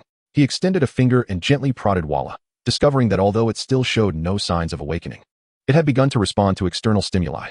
However, its tail remained somewhat dull and drooped at its side. Should I feed it some magic pattern lamb soup? Jiang Sun contemplated, knowing well that lamb is highly nourishing. Rebellious child, why not reveal your bank card details, or perhaps your treasure location to your father? You are aware that I am your sole legitimate heir. Jiang Sun sat at the edge of the bed, employing a gentle coaxing tone. He surmised that Walla, being a formidable beast of the moonlit rank, must possess a considerable cache of valuable items. The fruits previously bestowed upon him were likely merely Wa-La's everyday sustenance, perhaps even mere snacks. Thus, since they are family, what need is there for division? With this thought, Jiang Sun smiled. He glanced at the crystal chest on the floor not far away, ultimately suppressing the urge to open it. At the very least, he would wait until Wa-La woke. After all, this treasure chest appeared to be an exceptionally high-grade gift. No one in the entire world channel had ever shared any findings related to it. Yet, the thought that Wa-La might have sustained injuries due to this treasure made Jiang Sun abandon his clandestine plan to peek inside. Although there was no need for formality between them, a modicum of respect was still warranted. This chest had emerged from Wa-La's body. When Jiang Sun first laid eyes on it yesterday, it had nearly terrified him into thinking Wa-La had perished, with the treasure chest having burst forth. Thankfully, Wa-La had been saved. Otherwise, Jiang Sun would have been forced to endure the pain of opening it himself. Once Wa-La was settled, Jiang Sun lifted his gaze towards the window, only to find that the entire expanse within his view was enveloped in a misty purple haze, rendering it impossible to discern whether it was day or night. After a night of relentless tides, the totem pillar had consumed dozens of crystals, yet the collector had amassed over 100 crystals. The power of the tides had significantly diminished, and the consumption rate of crystals had slowed to about 1 every 20 minutes. Nevertheless, even under these circumstances, the daily consumption would still amount to a staggering 60 magical crystals. Such a figure was unfathomable to an ordinary person. Jiang Sun estimated that, under these conditions, any individual would likely meet their demise. He had just inquired with Zhao Tingtao and Old Qin, learning that the tidal force on Old Qin's side was minimal. The first wave had depleted only about 1/10 of the totem pillar's energy. Now stabilized, enduring for 7 days was entirely feasible. Zhao Tingtao's tides were somewhat stronger, yet still limited. After a night, only about 1/5 of the energy had been consumed. Without recharging, sustaining for 7 days should also pose no problem. However, this was relatively manageable for them. For the majority, it was a struggle to endure. The regional channel was filled with lamentations, prompting Jiang Sun to frown involuntarily. The count stood at 872, 610, 000. In one night, nearly 300 lives had been lost. Jiang Sun continued to read with a grave expression. My level 3 totem pillar has lost 110 energy overnight. How fares your level 2 shelter? The energy of the level 2 totem pillar has already diminished by half. I have begun converting rations into magical energy. Rations? I have even converted my weapons. Ha ha ha. If one cannot survive under such circumstances, then let death come. You all pondered. If we forsake the sanctuary, can we carry the totem pillar and endure? Spare yourselves the effort. My friend uprooted the totem pillar. Though the shield's area diminished, his endurance increased, yet the sanctuary has collapsed. Rebuilding after a disaster is surely feasible. After all, the small dwelling requires merely 200 materials. What are you thinking? He received a notification stating that reconstruction is impossible. Only the upgrade method of the sanctum is available. Alas, is that not the end? In a forbidden land, does not one perish for each venture? Indeed, I wonder when we might teleport to another sanctuary. Thus, it is best to abandon such misguided thoughts. The totem pillar cannot recharge once it departs the sanctuary. Without the sanctuary, death is inevitable. Do you not think our bodies harbor a modicum of magic? Following this revelation, silence enveloped the channel as everyone began to digest the weight of this statement. Many quietly contemplated the feasibility of such a method. Yet, who among us can truly summon the resolve to sever their own limbs to transmute magic? Thus, they awaited the first individual compelled to take such drastic measures. Witnessing this, Jiang Sun felt a pang of bitterness in his heart. He had not anticipated the dire circumstances outside had escalated to such extremes. Indeed, some had already conceived of this frenzied solution. It is no wonder despair permeated the air. After all, not everyone possesses the fortunate encounters and gains like Jiang Sun. In the face of life and death, which is of greater significance, limb or life, the answer is painfully clear. Even if such an act is akin to drinking poison to quench thirst, many would undoubtedly resort to it.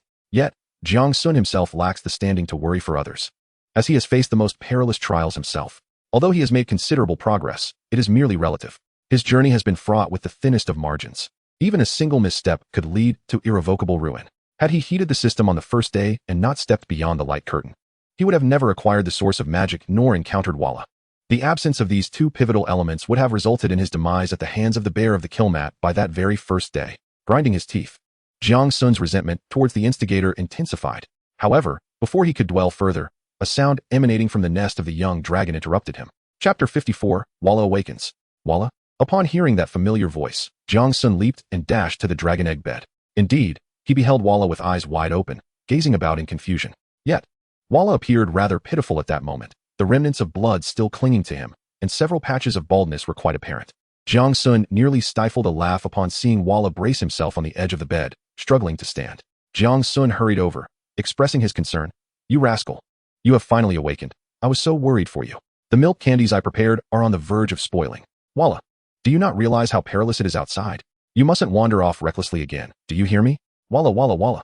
By the way, you know that our household has never been affluent. To cure you, I have spent quite a sum. Wow. So how do you plan to subsidize the household? Wow. In this exchange, Jiang Sun meticulously adhered to the golden rules of communication. He began with what the other party would appreciate, followed with something they could accept, then articulated his own thoughts, and finally expressed his desires. Now, it was Walla's turn to be taken aback. The roundness of its eyes brimmed with immense confusion. However, having ventured this far in conversation, it seemed inappropriate not to contribute something. Thus, it began to survey its surroundings and soon spotted the crystal treasure chest prominently displayed by Jiang Sun. Turning back to gaze at Jiang Sun's genuinely warm smile, Walla felt a sense of being ensnared by a clever ploy. Perhaps this is the allure of marketing. Yet, with no alternative, Walla reluctantly pointed towards the chest propped up by several layers of timber. Walla walla walla. Oh dear, you must admit, this is quite extravagant. Jiang Sun seized the opportunity to respond. Given our close relationship, why must you go through all this? Before he could finish his sentence, the treasure chest had already materialized in Jiang Sun's arms. The rapidity of this occurrence was due to his casting of Star Flash twice in succession. Resisting the urge to open it immediately, Jiang Sun first conducted a thorough examination of Walla's condition. One wonders how such a small creature could sustain so many injuries. Did someone step on you? As Jiang Sun muttered, he scrutinized Walla's wounds, discovering that there were no visible external injuries. However, it appeared that its magical energy was nearly depleted. Even after feeding it several pieces of plain milk candy, there was no discernible improvement. It seemed to be an internal affliction. Jiang Sun sighed, casually placing Walla into the hot spring tub for a rinse. Under Walla's disapproving gaze, he gestured towards the climbing frame by the window. This is for you. See if you like it. Walla. It pointed at itself and then at the nearby mouse climbing frame, clearly incredulous. Yes, it was prepared specifically for you. Jiang Sun beamed with a paternal smile. Walla. Watching as Walla frolicked upon the pet climbing frame, Jiang Sun felt a wave of nostalgia. Why was there a lack of clever minds in the organization? Hesitating over a 25-unit milk tea, yet readily accepting a dozen 250-unit offspring. With a sigh, Jiang Sun placed the crystal treasure chest on the table, rubbed his hands together, and exhaled. This chest represented the first of its kind that he had encountered. Regardless of its contents, it merited commemoration. Moreover, Jiang Sun had never seen anyone share such a magnificent chest within the channel. Merely by its resplendent appearance, it was evident that it was no ordinary item. Perhaps it was an even higher-grade treasure? Contemplating this, Jiang Sun felt a strong likelihood. After all, the level of danger he faced exceeded that of others. So it would be reasonable for his rewards to be of a higher caliber as well. Naturally, he also felt a twinge of shame for potentially reaping unearned benefits. Yet, in the face of immense profit, hesitation was not an option for Jiang Sun. He attempted to lift the lid of the treasure chest with a single motion. Come forth, he exclaimed, yet the lid remained stubbornly closed. Embarrassed, Jiang Sun scratched his head. This high-grade treasure chest was indeed different. He began to search for a method to unlock it, but after a lengthy search, he found no keyhole or similar mechanism. This revelation provided him with a modicum of relief. After all, the notion that a treasure chest required a corresponding key to be opened was rather irksome. This irritation stemmed from his years of gaming experience. The Glitch D trope of needing a key after acquiring the chest had long vexed him. I have the chest. Can't I just smash it open? Isn't searching for a key utterly pointless? He muttered to himself, continuing his quest for a means to open the chest. Suddenly, he felt a familiar indentation on the back of the chest. He recognized that pattern all too well. Having seen it so often in recent days, it was none other than the slot for a magic crystal. This implied that even to open this chest, one would need to expend a crystal. Jiang Sun pondered this absurdity for a moment, but ultimately decided to insert a magic crystal. After all, a chest with such stringent opening requirements must contain something of great value. With a satisfying click, he embedded the crystal.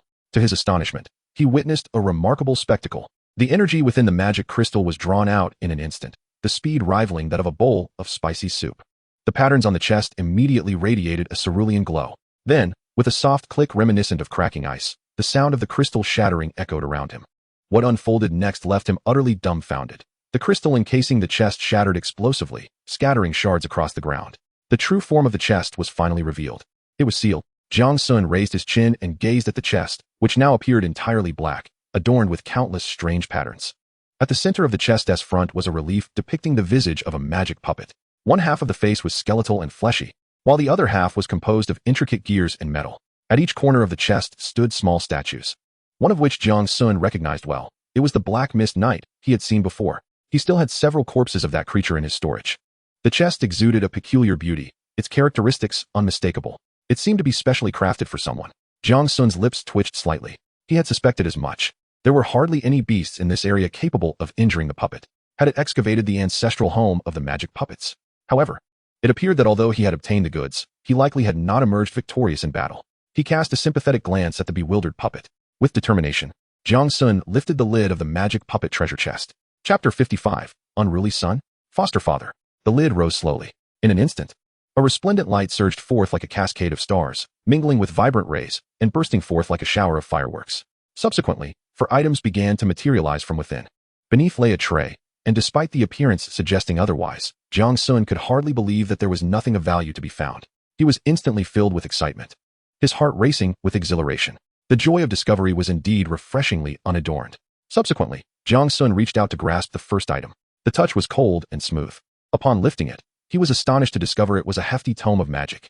The surface of the jet-black book shimmered with a flowing luminescence, reminiscent of the chest's exterior, which struck Jiang Sun as rather enchanting. After all, aside from the Manual of Magical Wastelands, he had yet to encounter any other magical tomes. Thus, with a flicker of thought, the name of the book materialized before his eyes. Chronicles of the Magical Puppets. Jiang Sun paused, pondering whether this could be a biography. He continued to peruse the details. Chronicles of the Magical Puppets. Type, heritage. Rank, epic, barely glimmering firefly starry moon epic. Learning requirement, intelligence 20. Effects, knowledge inheritance. Bestows upon the user long-lost advanced skills in the crafting and manipulation of magical puppets, including various formidable puppet design blueprints, core structural principles, operational commands, and rune combinations. Enlightenment of wisdom. During the study, the user has a chance to gain inspiration, enhancing their understanding of magical puppet functionality and mechanical skeletal structures, permanently increasing intelligence by 10 points, cumulative. Note, unique item, the key to exploring the mysteries of magical puppetry. A sacred text in the hearts of magical puppet researchers. Jiang Sun stared vacantly at the tome in his hands, momentarily unable to comprehend the significance of his acquisition. After rereading the introduction, his eyes widened in astonishment. It was as if an invisible force had immobilized him, and his breathing became rapid and labored. He might not have fully grasped the implications of the lengthy description, but he understood the term epic. This was a classification that had never been previously encountered in items. Epic rank, surpassing even the luminescent moon. Moreover, it was a unique item. This indicated that in this world, this tome was one of a kind. Once he possessed it, no one could acquire it through any other means. The value of this dark magical tome was thus immeasurable.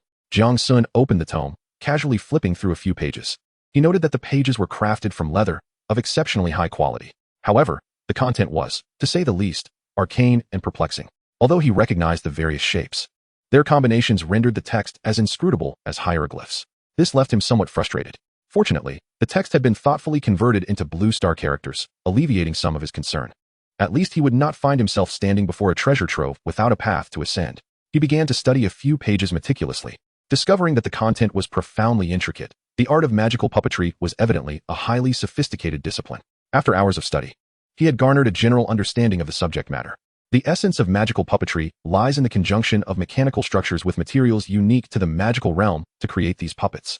The styles of magic automatons are incredibly diverse.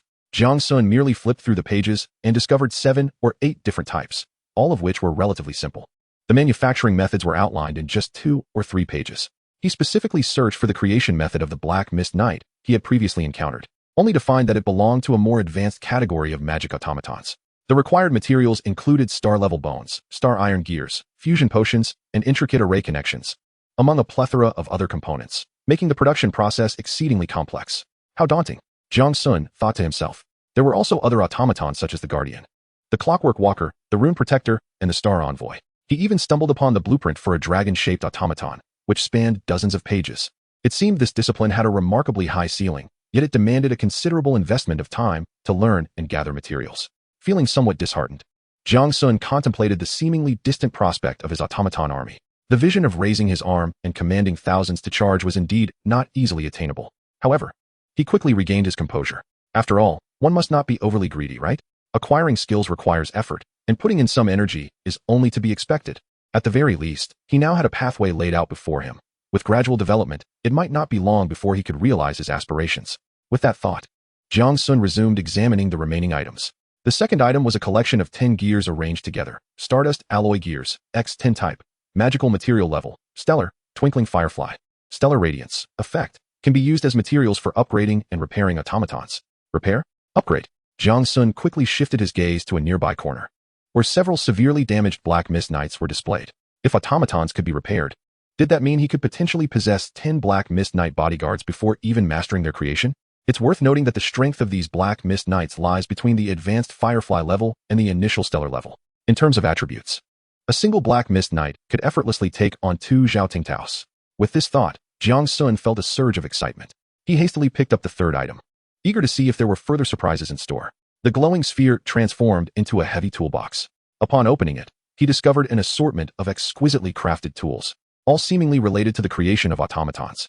Upon checking the details, he found Automaton Manufacturing Kit, Type, Tool Level, Special Effect, Essential Tool Set for Automaton Manufacturing, containing 30 sets of fine iron transmission gears.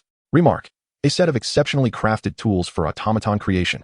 Indeed, this was a remarkable find, and a complete set at that.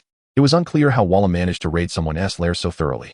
It appeared that becoming an automaton master was an inevitability for him. Jiang Sun secretly rejoiced, feeling that his dreams were on the verge of realization. After all, why would one prefer a solitary battle when one could revel in a brawl? Even with ranged attacks, there's always the risk of being caught, but watching from the sidelines while others engaged in combat was an entirely different experience. As he pondered, Jiang Sun casually grasped the final item, and an immediate transformation swept across his expression.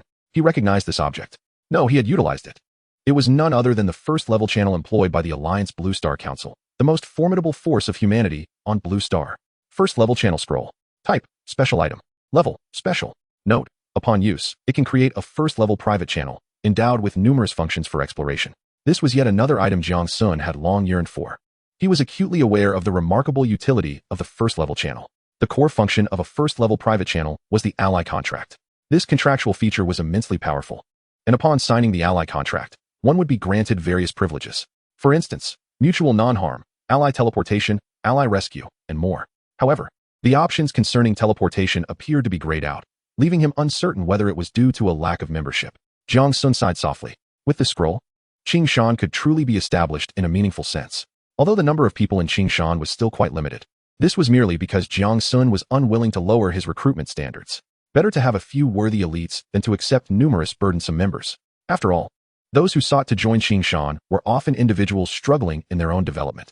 Conversely, those with promising prospects tended to have their own ambitions. Thus, rather than accumulate a multitude of individuals who might hinder progress, it was preferable to recruit a select few capable elites. In doing so, they could support one another, share resources, and exchange rare commodities, each standing independently. This was the vision Jiang Sun held for Qingshan. An abundance of weak individuals would not constitute greatness. It would merely become unwieldy. Reflecting on his recent acquisitions, Jiang Sun felt a sense of unreality. The magic puppet record had bestowed upon him the key to enhancing his power. Star Dust Alloy Gears might enable him to quickly amass a cadre of enforcers. The Puppet Master's kit would allow him to embark on his journey as a puppet master. First-level channel scroll would enable him to genuinely realize Qingshan's potential. To him, all of this felt akin to receiving gifts without any cost, yet it had significantly elevated his strength. A path to greatness lay before him. Casting a glance back at Walla, who was frolicking wildly on the rodent climbing frame, he wondered how Walla had managed to procure this treasure from such a formidable creature. Jiang Sun sighed deeply. Thankfully, he had refrained from rash exploration. Otherwise, he might have been reduced to mere bones. Remembering Walla's injuries, Jiang Sun felt a mix of gratitude and sympathy. The returns indicated that Walla had sustained serious wounds in the pursuit of this chest. He could discern that this treasure was clearly intended as a gift for him, evidenced by Walla's act of throwing it from his storage space before losing consciousness. Alas, Jiang Sun sighed profoundly. He owed a significant debt of gratitude. It was worth noting that his contributions throughout this ordeal had been limited to just a few milk candies. Thus, how could this be termed as rebellious? This was akin to filial piety. Chapter 56, The Chef. Jiang Sun strolled leisurely to the mouse climbing frame, reaching out to gently caress Walla's head. Then, much to its astonished gaze, he produced 3 handfuls of milk candies from his pocket. Walla paused, then, with incredulity, pointed at itself and questioned, Walla? Yes, they're yours. Walla walla la. No, we haven't been relocated. Walla walla walla la la la. I haven't been sponsored by a wealthy lady either. Walla walla walla la la la. Indeed, there will be some every day from now on. Walla la la la. A father's love is as steadfast as a mountain. Jiang Sun scratched his head, uncertain if he had grasped Walla's meaning. But given the context, there seemed to be no issue. After all, the conversation had not faltered. Hence, all was well. Observing Walla's recovery, Jiang Sun retrieved a substantial piece of starlight-grade magical mutton he had borrowed from Zhao Tingtao, intending to prepare dinner. After a moment's thought, he refrained from tossing it directly onto the fire. Instead, he spent a crystal to purchase a complete set of magical cookware and tableware from the trading market. He resolved to cook a grand meal himself. The seller was a young woman. Upon seeing Jiang Sun's offered price, she readily agreed to the transaction and graciously included a magical cookbook she had authored after arriving in this world. A girl who understands the joys of life. Jiang Sun mused. Immediately upon receiving the full set of cookware, Jiang Sun eagerly examined it. The assortment was extensive, featuring pots, bowls, and utensils aplenty. Among them were marvelous items such as a magically controlled pot for regulating heat and a magical salt shaker that automatically adjusted the salt quantity. He pondered where this person had gathered such treasures. Subsequently, Jiang Sun moved everything into the kitchen. He flexed his arms, brimming with anticipation. The enchanting properties of magical items filled him with an inexplicable confidence, despite his culinary inexperience. Walla, just watch. Observe how a father transforms this raw meat into a world-class delicacy. Walla la la la. Half an hour later, Jiang Sun and Walla sat opposite each other at the table. Before them lay a plate of dark, unrecognizable food. Let me tell you, Walla, being picky is wrong. You must try this. It's surely isn't as unappetizing as it appears. Walla? Walla la la la la. Me? Don't mind me. I'm on a diet. After a prolonged exchange of incredulous glances, Jiang Sun, in resignation, disposed of the plate of dark food. He finally acknowledged that cooking was not his forte. Moments earlier, he had even considered giving it away. After all, there were many who went hungry, weren't there? However, when someone attempted to taste it, they found it utterly incapable of even transforming into magical energy. Jiang Sun was instantly disheartened. He contemplated for a moment and ultimately decided to add the cookware seller as a friend. If my cooking doesn't satisfy, I can always dine out, right? After all, I have a little money to spare. Meanwhile, on the other end, Song Yin sat idly on the ground, staring blankly at the totem pillar. Just moments ago, she had traded away her most cherished possessions to secure her safety. Now, her totem pillar had been fully restored, allowing her to weather the impending magical tide with ease. Yet, gazing at the desolate kitchen, a twinge of sorrow gripped her heart. Back on Blue Star, she was a somewhat renowned private chef, and cooking had always been a source of joy rather than mere labor. Thus, upon her arrival here, she immediately immersed herself in the study of culinary recipes from the magical realm. The wondrous kitchen utensils of this enchanted world made her culinary endeavors feel effortless, even awakening a latent talent within her. Consequently, she joined a well-regarded alliance. However, on the eve of the tide's arrival, she was expelled from the alliance for rejecting the leader's proposition for patronage. Although she never expected assistance from others, she found herself deprived of numerous supplies that were held in the alliance's consignment. As a result, her small abode contained only enough rations to barely last a week, alongside the recently traded kitchenware given to Jiang Sun, which she was loath to sell unless absolutely necessary. Sitting on the floor, feeling aggrieved, Song Yin muttered to herself, hoping that he too possessed remarkable culinary skills. She propped her chin on her hand and stared blankly out the window, realizing that the next 7 days might be spent in this manner. Just then, a trading notification interrupted her reverie. Ding! Jiang Sun wishes to trade magical cookware. Enchanted salt jar, fire element magic circle. Do you agree to the trade? Song Yin was taken aback. Her immediate reaction was that she had been returned. Hastily, she sent a message. Song Yin. Is the item unsatisfactory? However, I have already used half of the crystal. May I replenish it for you later? Jiang Sun, hold on. I am not here to return it. Jiang Sun, how should I put it? I might not be very adept with your set of cookware. Song Yin, is that so? I can teach you how to use it. You don't need to send it back to me directly. Jiang Sun, your cookware seems to have recognized its owner, you understand, right? It feels a bit unwieldy for me. Song Yin, that is not true. This cookware is exceptional, truly easy to use. Jiang Sun, I simply struggle with cooking, is that clear? Smiley face Song Yin, well, that is not the cookware's fault. However, I can return it since your offer was quite generous. Thus, he decided to be more straightforward. Jiang Sun, you need not return the crystal. Just prepare 2 meals for me, and we'll be even. Song Yin, certainly. I shall make steamed magical pattern lamb, steamed magical bear paw, steamed icefield deer tail, and roasted flower spirit duck.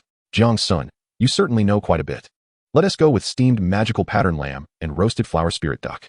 Song Yin, very well. I will need 2 pounds of starlight-grade icefield deer meat, 2 firefly-grade flower spirit ducks, half a pound of grass fruit, and 2 starlight mushrooms. Jiang Sun. Song Yin, all right.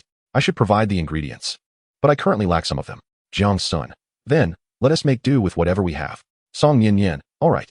Ding. Song Yin wishes to trade 20 jerky. Do you agree? What the hell?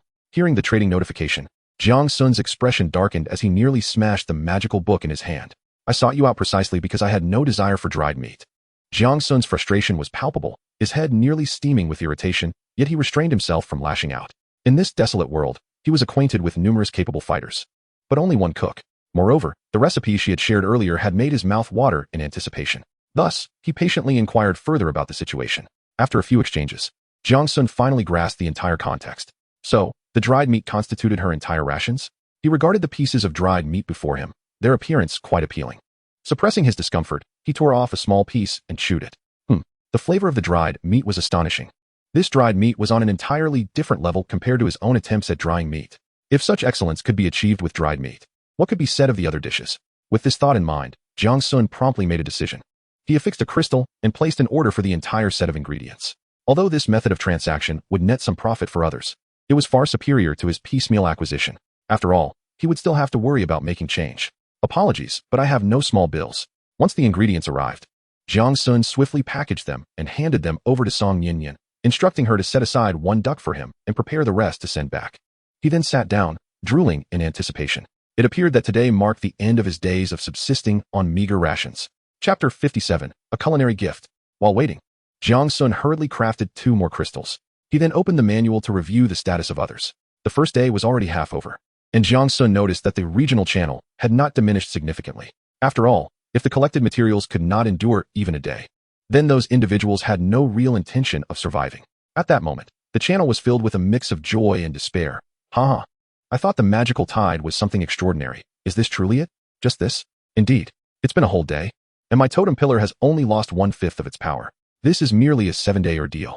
How can that be? My level 2 shelter lost half its energy overnight, and I fear I won't last the full 7 days. Could it be that everyone faces different intensities of disaster? That is quite possible. Just yesterday, my friend from a level 3 shelter went missing. The last message he sent me contained only 2 words. What did he say? How could a level 3 shelter possibly fail to withstand the tide? He didn't have time to elaborate. He merely said, "Purple. Purple? Is that the color of the tide? Isn't the tide supposed to be light blue?" Indeed, it seems that everyone experiences varying intensities. My level 1 shelter has witnessed a pale purple tide outside. I am at level 2, and it too is a pale purple. The energy of the level 3 shelter has already diminished by 1/3. It seems each individual's encounter with intensity is unique. I always believed that disasters could not be equally distributed. If one were to face a more intense disaster, wouldn't that imply a significant loss? Of course, ever since we arrived in this world, haven't we all been testing our luck? Jiang Sun gazed impassively at the conversation unfolding before him. He then lifted his head to observe the darkening purple tides outside, lost in silence. Luck, one might say, is a complicated matter. Perhaps it is best left unspoken. However, Jiang Sun had begun to grasp the magnitude of the calamities he had endured. He estimated that the destructive power of the tides he faced was at least 100 times greater than that experienced by others. This revelation startled him momentarily, yet he quickly comprehended the implications. The potency of the tides must be assessed from both energy and scale perspectives. Jiang Sun surmised that his tidal energy level was 5 times that of others. Thus, while others suffered a damage value of 1 from a single attack, he bore a damage value of 5. As for the scale, it was absurdly disproportionate, likely around 50 times greater than that of others. In other words, while others were attacked once, his sanctuary endured a staggering 50 assaults. Whom had he offended? This was clearly divine retribution. Jiang Sun thought bitterly, filled with indignation, yet unsure of whom to blame. In frustration, he grasped his plush toy and began to knead it. It seemed he had been eating well outside, and had gained some weight. The familiar texture of the toy brought a significant lift to his spirits. It appeared that he wouldn't need to rest his head on his arm tonight. Just as this thought crossed his mind, an alert chimed. Ding. Song Nian wishes to trade 1 steamed magic pattern lamb and 1 roasted floral duck. Do you accept? My delivery has arrived. Upon hearing the notification, Jiang Sun picked up his plush toy and strode towards the table. On it lay the wooden utensils he had meticulously arranged, 1 set for himself and another for the toy. Jiang Sun rubbed his hands in anticipation, and the plush toy mimicked his actions. Except, as light enveloped the table, 2 exquisitely plated dishes materialized before him. Instantly, a wave of aromatic delight enveloped him, far surpassing any takeout he had indulged in during his years on Blue Star. He was momentarily entranced. What is this? Observing the dazed expression of his plush toy, Jiang Sun suddenly realized that the exaggerations in Chinese master chef might not have been mere embellishments. Perhaps he had never before savored such delicacies. He then turned his gaze to the 2 dishes before him. The steamed magic patterned lamb resembled a small hill sculpted from white jade. The meat was cut into uniformly sized pieces, each appearing tender and juicy, exuding wisps of steam amidst the emerald herb leaves and crystalline embellishments. The rising steam intertwined in the air, forming the shape of a frolicking lamb. Is this truly magic pattern lamb? Jiang Sun wiped away the drool that had escaped him. It is worth noting that magic pattern lamb was the meat he had consumed most frequently. Although it was nourishing, he had grown weary of the flavors of grilled ribs and jerky. He never anticipated that it could be transformed into such a magnificent dish. The roasted floral duck beside it was equally impressive. The entire duck was presented on a smoked ebony platter, its golden, crispy skin glistening like glass. A gentle touch of chopsticks caused the entire duck to effortlessly flake into even, delicate slices. The slightly curled exterior exudes a tantalizing aroma of grease, causing Jiang Sun's mouth to water profusely. Without a second thought, he promptly picked up a piece of duck meat and placed it into his mouth. Crispy, tender. He nearly swallowed his tongue in delight. Come on, Walla, join me, he mumbled, beckoning for Walla to partake as well. Raising his gaze, he noticed Walla, bewildered, grasping a chopstick with no idea how to proceed. How could he forget? Squirrels cannot wield chopsticks. Hastily, Jiang Sun shoved a piece of meat into Walla's mouth, then took the chopsticks and skillfully fashioned them into 2 skewers with a few deft movements. Here, use these. It's all good. Neither of us should be picky. Just as he handed the skewers to Walla, he sensed something amiss. A warmth began to envelop his body. Had he been drugged? No, that couldn't be right.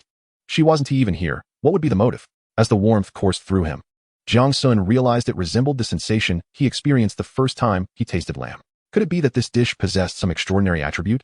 With this thought, he concentrated, and immediately the details of the dish materialized before him. Steamed demon pattern lamb, 2 bites taken.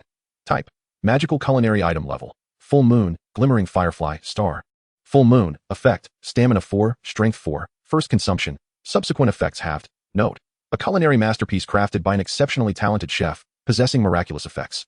Roasted flower spirit duck, devoid of its tail. Type: magical culinary item level, star effect, intelligence 2, agility 2, first consumption. Subsequent effects halved. Note: a culinary masterpiece crafted by an exceptionally talented chef, possessing miraculous effects. Having perused the system's description, Jiang Sun lost his appetite entirely and immediately messaged Song Yinyan. He surmised that anyone capable of letting such a talent be overlooked was undoubtedly a fool, specifically the leader of the alliance who had kicked Song Yinyan out. Jiang Sun distinctly recalled the ingredients he had traded to her: star-level magical lamb and firefly-level flower spirit duck. The quality of the other ingredients could not possibly surpass that of the primary components. Yet, after her culinary prowess, both dishes had ascended a level. Such an absurd capability, what could be the reason behind it? It must be her talent. If her gift allowed her to elevate the level of ingredients through cooking, it would be formidable indeed. Furrowing his brow in contemplation, Jiang Sun felt that encountering someone like Song Yinyan without bringing her into the fold would be an utter waste of potential. With that in mind, he sent her a message. Jiang Sun, you must join my team. A culinary master, truly deserving of the title. Song Yinyan, huh? Do you want to support me? Jiang Sun. Song Yinyan, no, but I don't even have 200 yuan in wood for the membership fee. Jiang Sun. Observing the absurdity of their exchange, Jiang Sun couldn't help but reflect on the treachery of human nature. Had the world outside descended into such chaos? To join an organization, one must barter their charms and be deceived for resources. Was it truly this difficult to navigate the external organizations? It seems I have been excessively lenient. I shall seek out Zhao Tingtao shortly to extort a few items. Chapter 58, Level 1 Private Channel, Qingshan. After much deliberation, Song Yinyan remained convinced that Jiang Sun was a charlatan. To dispel her doubts, Jiang Sun even revealed his most prized protection card, proving his authenticity. It was only after Song Yinyan confirmed that Jiang Sun had no intentions of keeping her as a mistress that she agreed to join Qingshan. Although the two, the mouse, could not comprehend each other's words, a harmonious atmosphere of conversation persisted for half an hour.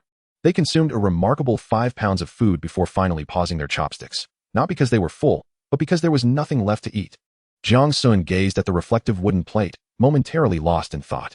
Was this plate not in need of washing? After tidying up the dishes, he reclined on the bed, forming a plush pillow out of the fluffball resting beneath his neck.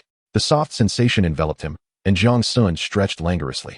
How delightful! A satisfying meal, restful sleep, and a little squirrel for company. He felt undeniably like a winner in life.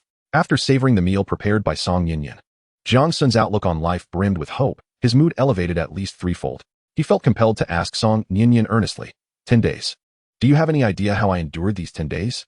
Gnawing on unpalatable jerky and an assortment of sour wild fruits every day. What took you so long to arrive? Jiang Sun surmised that had he encountered Song Yinyan any later, he would have succumbed to anorexia. With this thought, he hastily retrieved the Level 1 private channel scroll he had unwrapped. Given the circumstances, it was time to bind everyone to the channel. He tore open the scroll, and in an instant, a beam of light surged into his magic Wasteland handbook. Then, a notification chimed in his ear. Ding. You have successfully created a level 1 private channel. Please name the channel. Qingshan. Ding. Do you confirm Qingshan as the channel name? Confirm. As the light flickered, a brand new option appeared in his channel interface, independent of the World Channel, Regional Channel, and Friend Channel. Similar to the Blue Star Council. The words, Qingshan, also graced the list, signifying that the weight of the level 1 private channel Jiang Sun created was now on par with the others. Subsequently, Jiang Sun invited several individuals into the Qingshan channel. Ding. Zhao Tingtao has successfully joined the Qingshan channel. Ding. Qin Gingyun has successfully joined the Qingshan channel. Jiang Sun then noted the avatars of several individuals appearing in the sidebar. Jiang Sun. Once again, I welcome everyone to Qingshan. Today marks an official ceremony. A day to commemorate the establishment of our organization. Zhao Tingtao. How is the year-end bonus calculated? Jiang Sun. 50 pounds of starlight-grade monster meat for each person. Zhao Tingtao. That sounds splendid. It saves me the trouble of purchasing from someone else. You pay, and I sell it to you at a discount. Jiang Sun smiles. Zhao Tingtao. You will pay, right? Jiang Sun. This private channel serves as an organizational benefit. Its specific functions are for everyone to explore at their leisure. By the way, let us warmly welcome Song Nian Nian to our midst. Song Nian Nian. Hello everyone. Old Qin is here too. Greetings, Old Qin. You are my idol. Song Nian Nian. No, wait. You are my fan. Song Nian Nian. No, that's not right. Anyway, Qin Gongyun. Ha ha ha. Hello. This young lady is quite lively. Zhao Tingtao. Greetings, young lady. I am Zhao Tingtao, standing at 201 centimeters tall, weighing. Ding. You have removed Zhao Tingtao from the channel. Jiang Sun. Everyone is welcome to communicate freely in this group. If anyone wishes to leave, no one will stop them. However, there is one rule. Do not betray your comrades. Ding. Zhao Tingtao has successfully joined the Qingshan channel. Ding. Zhao Yuran has successfully joined the Qingshan channel. Jiang Sun. There may be others joining us later. Feel free to introduce anyone you deem suitable. Zhao Tingtao. Unfilial child. How dare you kick me? Zhao Yuran. Brother. Is this the leader you mentioned? So handsome. Zhao Tingtao. Zhao Tingtao. Jiang Sun. Please kick my sister out. Jiang Sun. Zhao Yuran. Let us have a private chat. As Jiang Sun observed the harmonious atmosphere in the channel, an unusual feeling surged within him. This sensation had eluded him since the passing of his parents over a decade ago. He found it difficult to articulate his emotions at that moment. However, if given the chance, he desired to take these individuals to witness the breathtaking vistas that lay beyond. Once the playful banter subsided, each member began to introduce themselves. Perhaps due to their trust in Jiang Sun, they revealed their circumstances with little reservation. They initially described their environments and the unique resources nearby. As for Jiang Sun, he need not elaborate. The most abundant resource in his vicinity was trees. Zhao Tingtao also had no need to explain, as his shelter was nestled in the icy expanse, surrounded predominantly by ice-related resources and a plethora of magical beasts, which served as his main source of income. Old Qin enjoyed the utmost safety on a vast, unobstructed plain, where the fertile land was ideal for cultivation. There were also numerous wild fruits nearby, and Old Qin had commenced small-scale artificial farming. To Jiang Sun's astonishment, both Song Nian Nian and Zhao Yuran occupied remarkably unique locations. Zhao Yuran's shelter was positioned by the seaside, abundant with a myriad of marine resources. One could easily gather a basketful of seafood with a short stroll. As for Song Nian Nian, her birthplace may have been ordinary, but not far from her was a city ruin. It was said to be perilous, and she had only ventured to its edges. She had even found her cooking utensils there. After listening to everyone's introductions, Jiang Sun realized that his understanding of this world was still far too limited. Just considering the city ruins near Song Nian Nian's location, had he been there, he would have made countless forays, amassing a wealth of treasures. Subsequently, the group began to discuss their abilities. After hearing their revelations, Jiang Sun found himself at a loss for words to describe his feelings. If he were to encapsulate it in a single phrase, it would be, the strength of Qingshan is truly terrifying. First and foremost, all 5 individuals in the group have awakened their talents, including the venerable Elder Qin, who is over 80 years old. As for Jiang Sun, his talent is well known, having distributed an array of treats to everyone. Zhao Tingtao, a veritable giant, awakened a remarkably potent beast-taming talent, not the traditional form of mental control, but rather an ability that instills a sense of submission in the beasts after they have been subdued, captivated by his innate aura. The name of this talent is aptly titled Conquest. How can one even compare? Jiang Sun gritted his teeth in envy when juxtaposed with his own sweet candy talent. The name Conquest undeniably carries a far greater prestige. Chapter 59, An Extraordinary Talent. Next was Elder Qin. Jiang Sun had anticipated Elder Qin's awakening. For anyone capable of developing a plant growth liquid in merely 3 days could hardly be considered ordinary. The name of Elder Qin's talent is strikingly unique, abundance. This talent boasts numerous applications, primarily in the realm of agriculture. For instance, It enables the user to sense vital information regarding soil fertility, moisture levels, and acidity through magical energy. Additionally, by expending magical power, he can eradicate pests and enhance the soil environment. According to Elder Chin, any crops affected by his abilities yield at least a 50% increase in production. The group expressed their awe in unison. Truly, the esteemed Elder Chin is remarkable. However, what astonished Jiang Sun even more was a particular special effect within Elder Chin's talent, known as vitality. This effect significantly enhances the probability of crop mutations within the sanctuary. The simpler the introduction, the mightier the impact. In the magical world, mutations differ greatly from those in Blue Star. Here, plant mutations typically diverge in two directions. Beneficial mutations that enhance intrinsic value, such as increasing yield, enlarging fruit size, and elevating crop quality, have always been the aspirations of many. The other type is rather extraordinary, termed biological mutation. For example, the infamous carnivorous plant. Although encountering such mutated flora in the wild can be perilous, plants cultivated by Elder Chin can be controlled post-mutation. It is crucial to note that plants can be artificially propagated in large quantities. This means that if even a single crop were to mutate into a carnivorous plant, Elder Chin would possess the capability to cultivate an entire sea of carnivorous plants. Jiang Sun and the others were left utterly in awe. This elderly gentleman is no ordinary figure.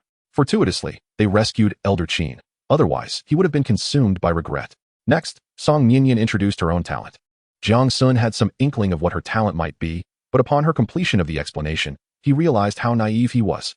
Song Nianyan's talent is called Flavor Box. This talent grants her the extraordinary ability to accurately identify and analyze every type of food.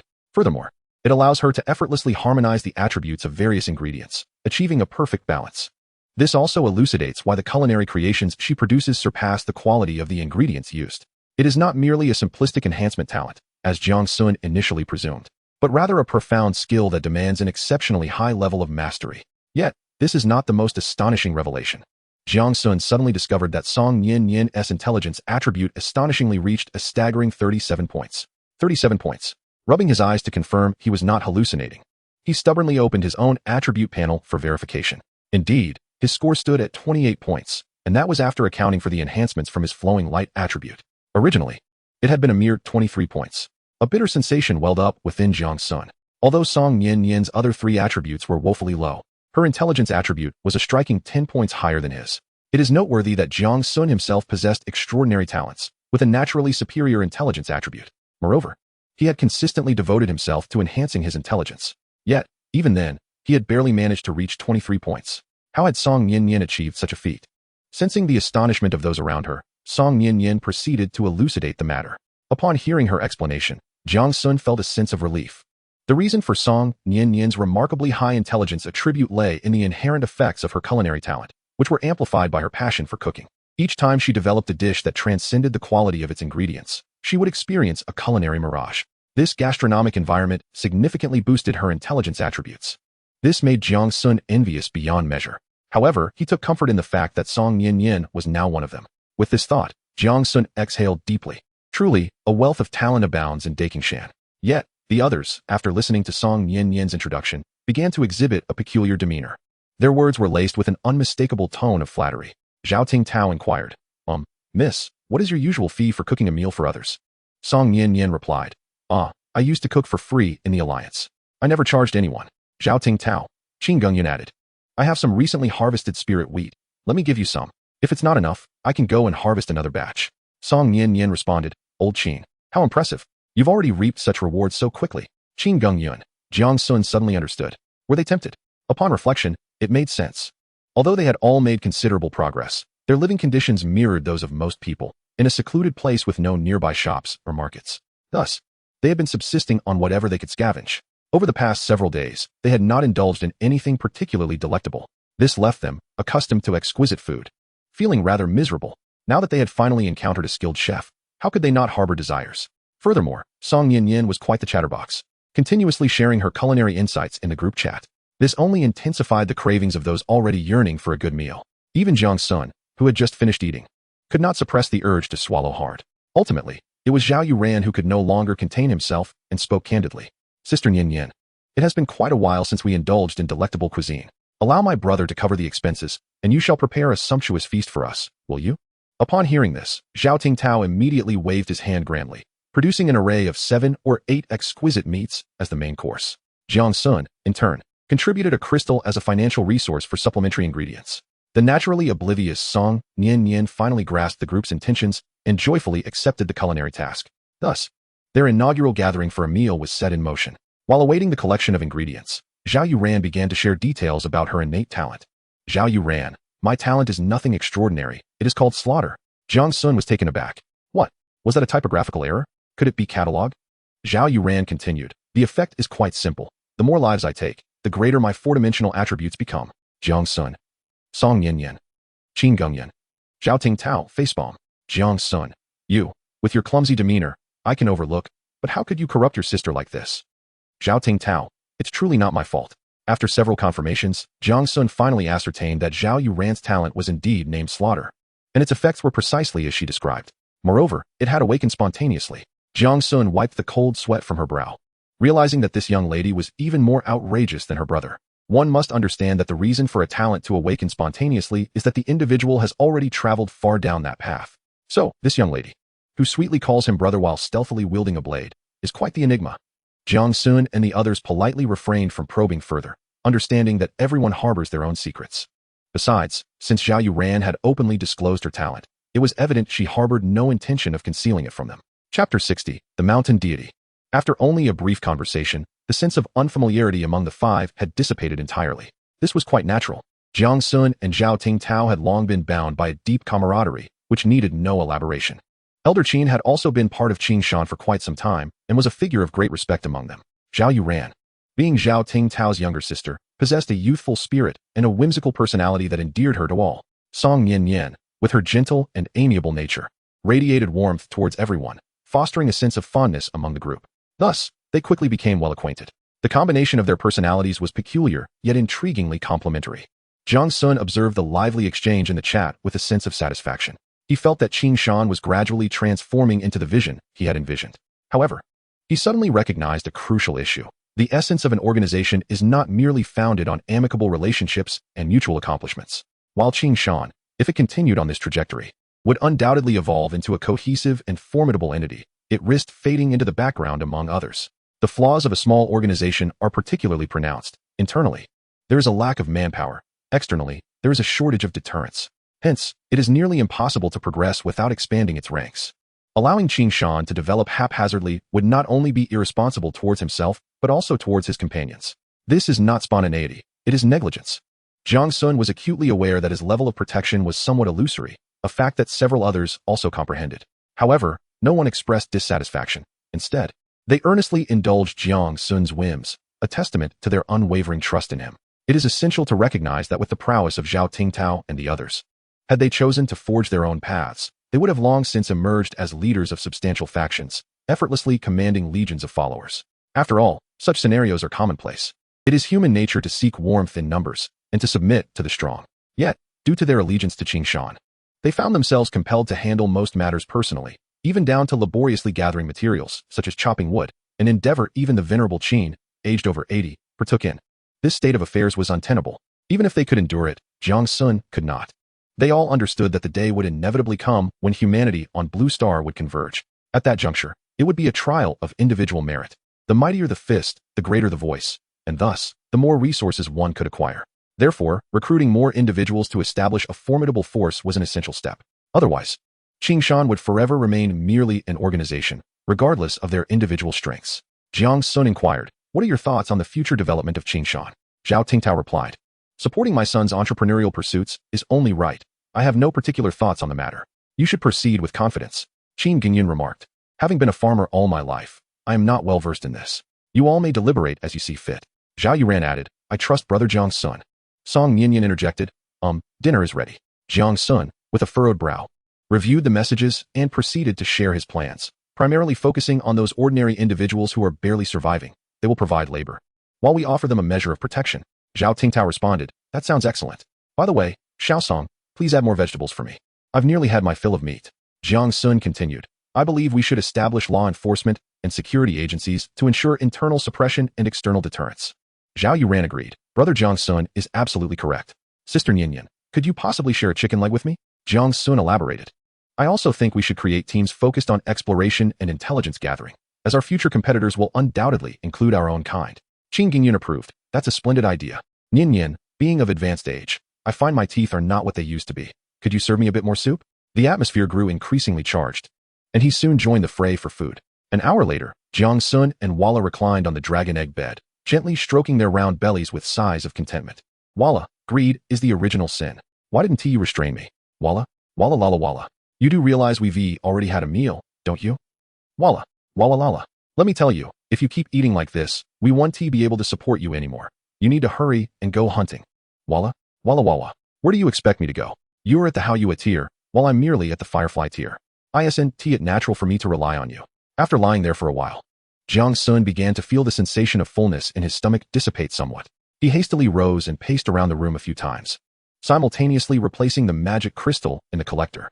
Ever since Walla had begun to improve, it had been tirelessly engaged in its tasks. Jiang Sun had even sacrificed a lavish daily offering of 10 pieces of milk candy for this. Feeling the energy from the food fully absorbed, Jiang Sun settled back at the table, his fingers gently tapping the surface, his eyes filled with contemplation. Walla seemed to sense the solemn atmosphere and hopped to sit opposite Jiang Sun, resting its tiny paw on its chin, mirroring Jiang Sun's thoughtful expression. Walla, do you think I can become a suitable organizer? Walla, Walla. The little squirrel approached and patted his head in a gesture of comfort. Jiang Sun let out a deep sigh. He understood that the others had not truly been shirking responsibility. They simply did not wish to encroach upon his voice and decision-making authority. Each of them was well aware that Jiang Sun was a person deeply rooted in emotions. Hence, he would undoubtedly be willing to relinquish more authority for the benefit of the collective. However, they also recognized that in an organization, there ought to be a singular voice. At the very least, the critical decision-making power should be concentrated in one individual, and Jiang Sun was their tacitly accepted leader, albeit one who had yet to mature fully. Having pondered these thoughts, Jiang Sun sighed deeply. Perhaps their perspective was not entirely erroneous, yet he did not believe himself at fault. He had faith in his own vision. Subsequently, he smiled and decisively etched 2 characters onto the table. Mountain God. Several hours later, Jiang Sun stretched languidly, having finally completed his plans. He stood up, only to be struck by a sudden wave of dizziness. Grabbing his magic book, he glanced at the time. Goodness. Time. Blue Star Calendar. Year 1, Day 11, 1800 hours. Jiang Sun was shocked to realize that he had gone an entire day and night without sleep. A sense of panic washed over him. Surely he wouldn't drop dead? The former emperor had barely begun his venture before meeting an untimely end. This simply would not do. Hastily, he retrieved 2 pieces of milk candy and popped them into his mouth. Chapter 61, The Old Sorcerer. When Jiang Sun awoke once more, the shelter was shrouded in dimness. An eerie quiet pervading the air. He struggled to prop himself up, his head swirling like a tangled mess, heavy and drowsy, his limbs weak and unresponsive. Clearly, he was suffering from the effects of oversleeping. Jiang Sun fought to muster his energy and lifted his gaze towards the window. The purple, thick tide remained impenetrably dense, obscuring the outside world and rendering it impossible for him to discern the passage of time. How long have I been asleep? What time is it now? He mumbled, fumbling to grasp the magic book and check the time. Time. Blue Star Calendar. Year 1, Day 12, 9 o'clock. Daytime. Nighttime. To his astonishment, he discovered that he had slept for a full 11 hours. This was unprecedented. Since arriving in this world, he had never slumbered for such an extended duration. Well, all the effort he had put into adjusting his biological clock had now been rendered futile. Jiang Sun rose from bed, grumbling to himself, contemplating the necessity of preparing something to eat. He felt rather embarrassed to rely on Song Yin Yin for every meal, especially considering the considerable expenditure of magical energy and stamina her culinary abilities demanded. Although her intelligence attribute was notably high, it paled in comparison to his own extraordinary magical prowess and rapid recovery rate. He made his way to the adjacent room, where he found Walla drowsily perched beside the magical energy collector, nodding off with its head bobbing gently. The floor was littered with wrappers from milk candies. Jiang Sun, reluctant to exploit Walla further, manifested a substantial portion of his magical energy into milk candies before it slumbered. Observing the slight restoration of the shine in Walla's tail, a smile of satisfaction crept across Jiang Sun's lips. It seemed the candies were effective, merely insufficient in quantity. At this rate, Walla would eventually recover. He approached gently, patting Walla's little head, saying, "You've worked hard. It's time for you to rest." Walla, in a sleepy haze, let out a soft hum, stretching languidly before accepting the jerky Jiang Sun offered. With little energy, it nibbled a couple of bites before curling up on the dragon egg bed for a nap. Indeed, after savoring a meal prepared by Song Yin Yin, it was challenging for anyone to muster interest in other food. Fortunately, under her guidance, Jiang Sun had improved his jerky-making skills. While he couldn't claim it to be a culinary masterpiece, it was certainly no longer an ordeal to consume. After preparing a new batch of magical crystals, Jiang Sun proceeded to the central room housing the totem pillar. As he reached the doorway, he was met with a series of deep, resonant vibrations, akin to multiple high-powered generators operating frantically, causing his ears to buzz. Shaking his head, he entered, knowing well the source of the commotion. When the external magical shield was struck, its energy dissipated instantly. However, the impact transmitted directly to the core totem pillar for reasons unknown. Yet, the totem pillar remained steadfastly anchored in the central support column of the sanctuary, showing no signs of detachment despite the tremors. This left Jiang Sun perplexed, as it contradicted everything he had learned on Blue Star. However, he was disinclined to delve deeper into the mystery. His primary concern was the remaining crystals in the totem pillar, given their significance to his life and livelihood. As Old Qin wisely stated, one should not view this new world through the lens of past experiences, for magic and science are fundamentally different. Magic is elusive, a symbol of wonder, completely detached from the realm of science. If one day magic were to be unraveled through a scientific lens, it would cease to be magic and merely become a branch of science. This insight greatly enriched Jiang Sun's understanding, allowing him to swiftly adapt his thinking. Truly, Old Qin was remarkable. Even an old scientist in a new world could swiftly become an adept magician. Jiang Sun focused intently on the rate of magical energy consumption by the totem pillar, finding it nearly unchanged from the previous day. His heart felt slightly more at ease. It seemed that enduring these 7 days would not pose too great a challenge. However, the toll it had taken was rather alarming. He let out a soft sigh and collected the empty crystals that lay beside the totem pillar. In less than 2 days, he had consumed over 100 crystals. Were it not for the high efficiency of the magical energy collection device, he feared he would have perished long ago. Jiang Sun sighed heavily once more and settled down at the table. The starlight herb aroma furnace on the table released wisps of smoke that sparkled like tiny stars. Yet Jiang Sun's mood remained weighed down with gravity. He slowly opened the regional chat channel in his spellbook, only to find the number of participants had dwindled below 8,000. 7786-10000. Within a single day, nearly 1,000 lives had been lost. Meanwhile, the world channel's population had fallen below 6 billion. It appeared that those in other regions were faring even worse. Jiang Sun furrowed his brow.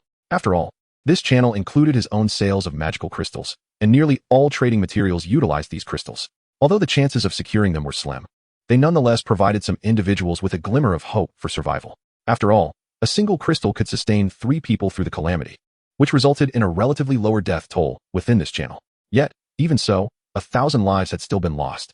With a heavy heart, Jiang Sun began to peruse the chat messages. Supplies are running low. Can anyone lend me some? I promise to repay double after the disaster. I advise you to stop shouting. No one will heed your call in times like these. Indeed, we can only post 5 messages a day. If we truly can't hold on, it would be better to save our words for a farewell. Hey, guess where I am? If you aren't in a shelter, where else could you possibly be? Have you managed to exceed a dimension of 15 points and are out gallivanting? No. I'm in a makeshift hut I built with stones yesterday. Did you see the method shared by the officials from the Dragon Kingdom? Are you referring to the one discovered by the big shots of Qingshan? It actually works? Yes, the day before the tide. I killed a den of wolf cubs, and I found they were using a type of stone to block the entrance. And then, can it really stop the tide? Yes, although some chaotic currents still seep through the cracks, I'm no longer in danger. Same here. I found a leopard and peeled the bark from its tree hollow, sticking it to the outer wall, and now it's fine. I used straw to fill the gaps in my hut. I used mud. I hope the wooden structure holds up. It seems everyone is managing quite well. Not quite. This was a last resort, and many did not heed the warnings. What? They wouldn't listen when their lives were at stake. Exactly. Even the joint announcement from Qingshan and the Dragon Kingdom shelters was met with disbelief. Are they mad? Isn't that so? Well, they can't blame others for ignoring them now. Still, we must thank the big shots of Qingshan. Thank you, esteemed ones. Qingshan is amazing. Thank you, esteemed ones. Qingshan is amazing. Thank you, esteemed ones. Qingshan is amazing. Chapter 62. Life will find its own way. After reading the messages, Jiang Sun's heart felt as though a pebble had been cast into a tranquil lake, creating ripples that spread outward. At this moment, a profound realization began to take shape within his heart. Life will inevitably find a way. Thoughts of his earlier conjectures surged through his mind. He had surmised that there must exist numerous beings among the magical creatures that were deficient in attributes. How, then, did they survive the tides? However, at that time, beset by the constraints of time and energy, he could only relay this information to Zhou Sanyan. To his astonishment, a fledgling idea he once entertained had indeed aided countless individuals in surviving. He had not anticipated that Zhou Sanyan and his team would uncover a viable method and make it public. They had even graciously refrained from appropriating any of Jiang Sun's credit while simultaneously amplifying his reputation. Jiang Sun smacked his lips, secretly rejoicing in his sagacious decision from the past. The benefits of having such a formidable ally were now palpably evident. as he perused the messages from others. He learned of the accomplishments within the Dragon Kingdom's sanctuary. Simple, brutal. Their approach was to locate the layers of low-attribute magical creatures and plunder their nesting materials. Take what you see. It was only natural, considering that the tides in this magical wasteland were as commonplace as the air we breathe. As territorial beings, the magical creatures undoubtedly possessed strategies to cope. They could not simply stand by, witnessing the demise of the weak every time the tides returned. After all, the young are the lifeblood of all species, exceedingly fragile. Had that been the case, magical creatures would have long since faced extinction. Pondering these thoughts, Jiang Sun's mind suddenly conjured the image of that quaint cabin in the woods. A jolt ran through him. Could it be that the materials used for constructing that cabin were sourced from the magical creatures? He distinctly recalled that there were no totem poles or similar artifacts in the cabin, even if the cabin's occupant possessed remarkable abilities. It was improbable that they could reconstruct it anew after every calamity. With this realization, Jiang Sun felt a surge of joy. The quantity of materials utilized in that cabin was substantial, and if they could indeed be repurposed, it would be immensely beneficial. Having finished the last morsels of jerky, Jiang Sun closed the spellbook and exhaled deeply. His greatest concern appeared to have been unfounded. The number of survivors exceeded his expectations by a significant margin. The discrepancy from his earlier assumption of a 70% mortality rate was considerable. Indeed, the essence of life is predation. How could humanity, once the sovereign of Blue Star, possibly be outmatched by creatures of markedly inferior intellect? After replacing the magical crystals with a new batch, Jiang Sun took a deep breath, gently pushed open the sanctuary's grand door, and stepped outside. Since the upgrade of the walls, he had become somewhat of a hermit, rarely venturing out. But upon lifting his gaze, he was instantly awestruck by the sight before him. The world outside was far more magnificent than anything he had glimpsed from within the sanctuary. As far as the eye could see, dark purple tides surged tumultuously, resembling a bizarre violet ocean, yet entirely shielded by a magical barrier, forming an ethereal purple canopy that, at first glance, possessed a unique beauty. Regaining his composure, Jiang Sun strolled towards the plantation. As he approached, his eyes widened in astonishment. Vast patches of seeds had broken through the soil, sprouting tender green shoots. Among the most striking sights were the 10 stalks of grain, already reaching the height of a calf. The slender stems swayed gently in the wind, adorned with 2 elongated leaves that danced delicately, exuding both fragility and vibrant vitality. Jiang Sun stood transfixed, filled with wonder. Having spent the past few days with Old Qin, he had become somewhat knowledgeable in agriculture, particularly well-versed in the nuances of the moonlight grain. A mere glance at the grain's appearance revealed it was still in its seedling stage. Goodness!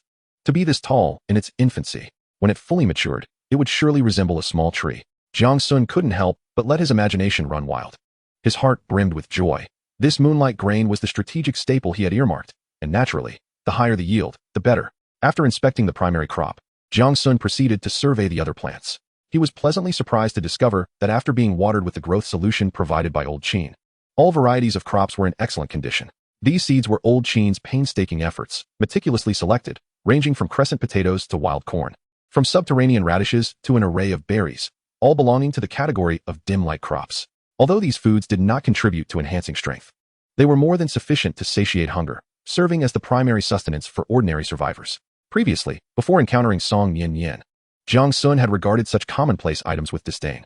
However, times had changed. With Song Nian Nian's remarkable ability to transform the mundane into the extraordinary, the more diverse the food options, the better. Who knows, one day she might concoct something novel, allowing him to enjoy the benefits as well. In addition to the conventional crops, there were several types of fruits. While their taste left much to be desired, they were of the firefly grade, slightly enhancing attributes when consumed. Among them was the emerald spirit fruit, which Jiang Sun had once considered a treasure.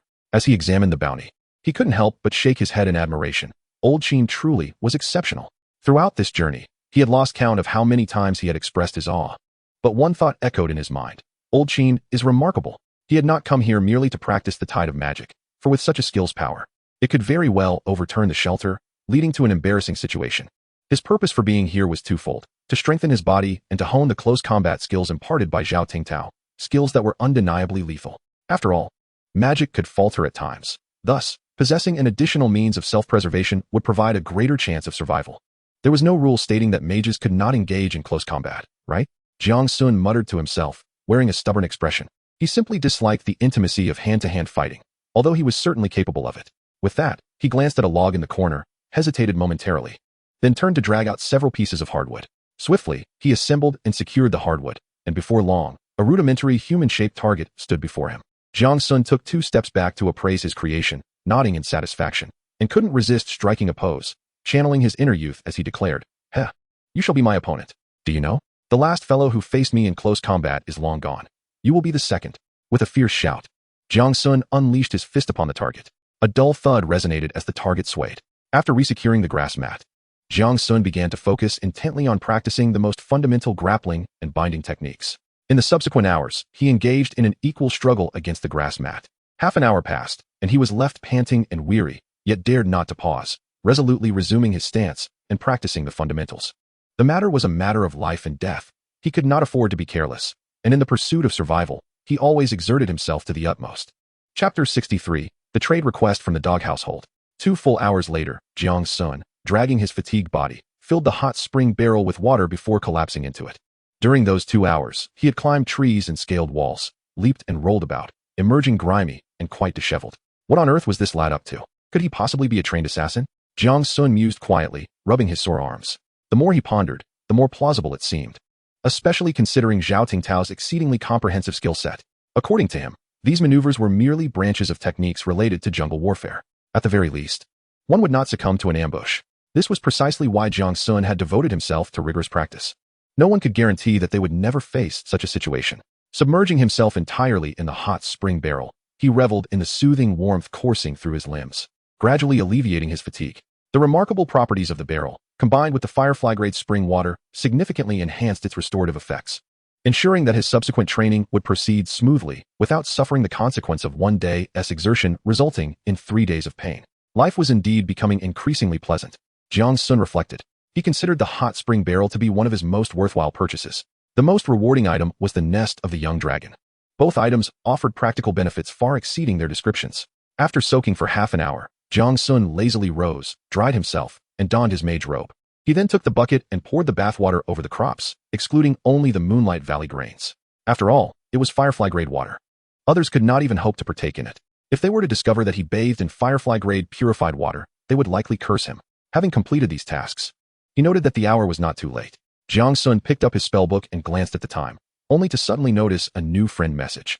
Upon opening it, he found it was from Zhou Tsangyan. What could this old fellow want? Jiang Sun pondered, somewhat perplexed. Under the current circumstances, Zhou Tsangyan, as one of the decision-makers of the Dragon Nation's sanctuary, must surely be overwhelmed with work. Thus, his reaching out was unlikely for the sake of camaraderie. Consequently, Jiang Sun opened the chat box. Zhou Tsangyan, do you have any surplus magical crystals on your side? I have a well-connected friend who wishes to purchase some. Jiang Sun was taken aback by the message, thinking to himself, don't you also possess a magical collection device? But then, he smacked his forehead in realization. Unlike himself, Zhou Tsangyan could not afford to be selfish. As one of the leaders of the Dragon Nation sanctuary, he must allocate resources judiciously. During the tidal period, although the production capacity of the collection device was commendable, it paled in comparison to the numerous shelters in the Dragon Kingdom, each boasting hundreds of inhabitants. The internal consumption was insufficient, so external sales were out of the question. However, there was no need for concern. If there were any surplus, feel free to set a price. They wouldn't dare to haggle with you. Upon hearing this, Jiang Sun immediately became intrigued. It seemed that this individual had made considerable sacrifices to engage in conversation with him. Furthermore, anyone capable of conversing with Zhou Tsangyan undoubtedly possessed considerable influence themselves. Realizing this, Jiang Sun readily agreed. Subsequently, Zhou Tsangyan pushed a business card towards Jiang Sun, explaining, this is a representative from the official shelter of the Sand Kingdom. The previous star-level crystal core was purchased from them. Upon hearing this, Jiang Sun's understanding deepened. He recalled Zhou Tsangyan mentioning that acquiring those 2 crystal cores came at a significant cost. Did this imply that he could boldly set a price without concern for the other's feelings? Jiang Sun comprehended the implication. He then added a contact named Khalid. As the friend request was accepted, a message from the other side promptly appeared. Khalid, esteemed representative of Qingshan, it is an honor to make your acquaintance. I come bearing the sincerity of the Sand Kingdom, hoping to discuss potential collaboration with you. Jiang Sun couldn't help but chuckle at Khalid's profile picture, featuring a shiny face adorned with a conspicuous white headscarf. As the saying goes, a cloth atop the head signifies either terror or wealth. Zhou Tsangyan would certainly not introduce him to a terrorist, so this old fellow must possess considerable riches. Khalid continued, to be frank, while we have discovered an abundance of rare resources, our magical energy reserves are rather meager. I have heard of the formidable strength of the Qingshan organization and your specialty in magical crystals. Thus, we hope to procure some from you. Upon hearing this, Jiang Sun mused that the Sand Kingdom remained as unabashedly wealthy as ever. Who speaks of possessing abundant resources when negotiating? Isn't that compelling one to demand more? You see, crystals are not ordinary commodities. They are capable of powering formidable weaponry. We, at Qingshan, have always advocated for peace. Khalid responded, I understand, indeed. But with the tidal wave approaching, our primary concern is self-preservation, not the intent to attack other shelters. Come on, my friend. We are in a magical world where even magical beasts are a challenge to confront, and you think I am scared of you attacking others? Do you understand the art of negotiation? Thus, Jiang Sun decided to forego any further pleasantries and directly inquired, how much do you need? What price are you offering? Upon transitioning to the matter at hand, Khalid adopted a more composed demeanor, stating, as much as you can offer, Jiang Sun. When I express confusion, it is not a reflection of my understanding, but rather an indication of your peculiar stance. As much as you can offer. Are you jesting? Shortly after, Khalid, recognizing the cue, sent over details of several items. Sand Scorpion Crystal Core. Type, magical material. Level, Firefly. Effect, the magic crystal of the Sand Scorpion beast can serve as a forging material. Upon learning, identification, one can view detailed attribute information. Amethyst ore. Type, magical material. Level, Firefly. Effect, a stone closely linked to mental and magical perception, commonly processed for the creation of meditation aids. Obsidian iron ore. Type, magical material. Level, Firefly. Effect, typically associated with dark elements, often utilized in constructing defensive barriers capable of absorbing and dissipating malevolent magic. Chapter 64, The Frustrated Sand Kingdom. Subsequently, Khalid enthusiastically began his introduction. These are resources that our Sand Kingdom can abundantly provide. They are truly our specialty. Take this amethyst ore, for instance. Its exchange price is relatively high due to the difficulty of extraction. He continued to elaborate on the functions and values of the 3 Firefly-level resources, including the Sand Scorpion Crystal Core. Jiang Sun listened intently while secretly calculating in his mind. He recognized the rarity of these resources, particularly the amethyst ore and obsidian iron ore. He had encountered these 2 materials in the Magic Puppet Chronicles, with obsidian iron being one of the primary materials for crafting the Black Fog Knights. Jiang Sun's eyes sparkled with determination. As he realized that such exceptional resources warranted a favorable exchange rate, he believed it should be no less than 30 to 1. Thus, Jiang Sun tentatively inquired, the items are indeed impressive. What exchange ratio do you intend to use? What? His face registered disbelief as he slowly typed 3 large question marks on the magical tome and sent them. He was perplexed. These were genuine Firefly-level resources, not the ubiquitous cabbages that could be traded so casually. Exchanging or resources for crystals that would surely become commonplace seemed, in his view, an unwise transaction. Did they truly have an abundance of resources, so much so that they could casually dig as if resting upon a bed of oil? Upon seeing Jiang Sun's reaction, Khalid assumed he was dissatisfied with the exchange ratio and hastily responded, 150 to 1 would also suffice. Jiang Sun couldn't help but internally scoff at this sudden generosity, thinking, what a wealthy individual. However, he did not allow this unexpected offer to cloud his judgment. Instead, he took a moment to reflect. Based on the current crystal production rate, he could yield 600 crystals per day. After deducting his daily consumption of 60 to 100 crystals, he would net around 500 crystals each day. Over 7 days, that would total 500 crystals. This figure was indeed tempting, something most would scarcely dare to imagine, even surpassing the overall earnings of some large organizations. Yet, Jiang Sun was well aware that such a high charging rate was a unique benefit during the tidal period. This tidal phase would last only 7 days. After that, the charging rate would likely plummet to 5 to 10 crystals daily. At that point, acquiring crystals would become exponentially more challenging. Moreover, the crystals he possessed were not merely for replenishing the energy of conventional items. He also commanded the technology for crafting magic puppets. What powered these puppets? Undoubtedly, it was magic. Currently, the only known stable methods for storing magical energy are the magic crystals and totem pillars. In his estimation, a single magic doll would undoubtedly require far more than just 1 crystal, likely necessitating a minimum of 5 to 10. Given this calculation, after the tides recede, the meager charging speed may scarcely suffice for the daily operations of even a few magic dolls. Thus, it is imperative to begin accumulating resources now, preparing for unforeseen circumstances. After weighing the pros and cons, Jiang Sun ultimately resolved to exchange 200 crystals. This quantity was acceptable to him, especially since the materials offered by Khalid were also essential for his needs. Amidst a flurry of gratitude, Jiang Sun and Khalid finalized their transaction. With the sound indicating the completion of the exchange, over 10,000 units of materials were instantaneously transported to Jiang Sun's storage room, swiftly filling what had once been a relatively spacious area to the brim. Jiang Sun sighed in relief as he approached to inspect the contents. Fortunately, the volume of these mineral materials was quite small. Otherwise, such a quantity would have surely overwhelmed his shelter. He observed 500 sand scorpion crystals, 5,000 amethyst ores, and 10,000 obsidian iron ores, all organized neatly within the storage room. Jiang Sun understood that the 500 sand scorpion cores represented the maximum quantity Khalid could procure, and he couldn't help but smirk, thinking, If only he could exchange them entirely for sand scorpion cores, that would be the most profitable outcome.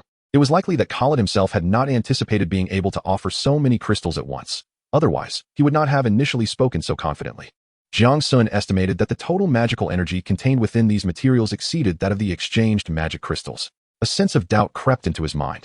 Such a conspicuous calculation could not have escaped the other's notice, prompting him to inquire. After all, if the materials were solely to be converted into magical energy, using them directly for conversion would evidently be much more suitable. Although the efficiency of the conversion array was relatively low, leading to a waste of some magical energy. Given their affluent appearance, they likely would not be overly concerned with such matters. Surely it could not be that the use of crystals was merely for ceremonial significance. It was only then that Jiang Sun realized that the conversion array was not only inefficient, but also had a slow conversion rate. This meant that if the intensity of the tides were to increase, a rather awkward situation could arise where the speed of magical energy conversion could not keep pace with the energy consumption of the totem pillar, even if the materials were abundant. In the Sand Kingdom, although many individuals hailed from resource-rich origins, the intensity of the tides was significantly greater. This disparity led to many suffering from slow charging, despite having ample materials. Such a demise was exceedingly frustrating. Hence, Khalid had traveled a considerable distance to seek assistance from Jiang Sun. Upon hearing all this, Jiang Sun couldn't help but reflect on the struggles that every household faces. After concluding his transaction with Khalid, Jiang Sun turned his attention to the circumstances of the others. Through his dealings with Khalid, he suddenly realized that his understanding of the importance of magical crystals was somewhat lacking. The limitation on charging speed was something he had never previously contemplated, as he had never utilized a conversion array, nor had those around him. No wonder the demonic lamp requires magical crystals for its charging, while the low-temperature formation can operate merely on magical energy. Jiang Sun suddenly comprehended. He had previously sensed the oddity in this situation, since both mechanisms rely on magical power. What distinguishes one's inherent magic from that of the magical crystal? Furthermore, devices that can be powered by one's own magic can also function with magical crystals, such as the hot spring tub and the low-temperature formation. However, totems, which can be supplemented with magical crystals, cannot be energized by human magic. It now appeared that this was likely due to output efficiency. Yet, this seemed somewhat perplexing. To validate his hypothesis, Jiang Sun seized his spellbook and messaged Zhou Tsangyan. Is there any equipment on your end that can only be powered by human magic and not by crystals? Jiang Sun added. There must be plenty of devices powered solely by crystals and not by human magic. Zhou Tsangyan replied. Indeed, isn't the crystal furnace one such example? Jiang Sun was taken aback. The crystal furnace? I am aware that this apparatus can indeed be powered by crystals, as it features specialized grooves and even interfaces for connecting other energy-storing items. However, what does Zhou Tsangyan mean by stating it cannot be powered by one's own magic? Haven't I always utilized my own magic for this purpose? Once priced at 600, it has now been reduced to 300 with the addition of Star Abyss. It feels akin to a subscription service. Yet, surely Zhou Tsangyan wouldn't jest about such a matter. So, is it I who am mistaken? Or is there something awry with my furnace? Jiang Sun felt utterly bewildered, prompting him to press Zhou Tsangyan further, albeit more subtly. Let's not discuss that furnace. Its energy consumption is exorbitant. Zhou Tsangyan responded, indeed. Using it once consumes nearly half a crystal. You cannot imagine the effort we expended to ignite the first batch. Jiang Sun inquired, have you ever tried powering it with human magic? It seems to me that half a crystal only equates to a few hundred units of magic. Zhou Tsangyan replied, we tried that long ago, but with a dozen people inputting magic together, it took ages to charge even one bottom. I attempted it myself. With 500 units of magic input, the device absorbed a mere 5 points. With that much magic, it would be better to conserve it for chopping wood. At least that yields some profit. Moreover, we have delved into research for quite some time now with little effect. Old Chun is overseeing the study. Chun Ziyuan, you know him, right? Upon hearing this name, Jiang Sun was momentarily taken aback. He was certain he had heard of him, for few in Longhua had not. If Old Chun is regarded as the pillar of agricultural science, then Old Chun is the cornerstone of energy science. If even Old Chun has not discovered a method for human charging, then the likelihood of the anomaly resting with himself is quite high. Jiang Sun hastily wiped the sweat from his brow. Why were the discrepancies within himself increasing? Observing Zhou Tsangyan, who continued to chatter incessantly, Jiang Sun felt a sense of helplessness.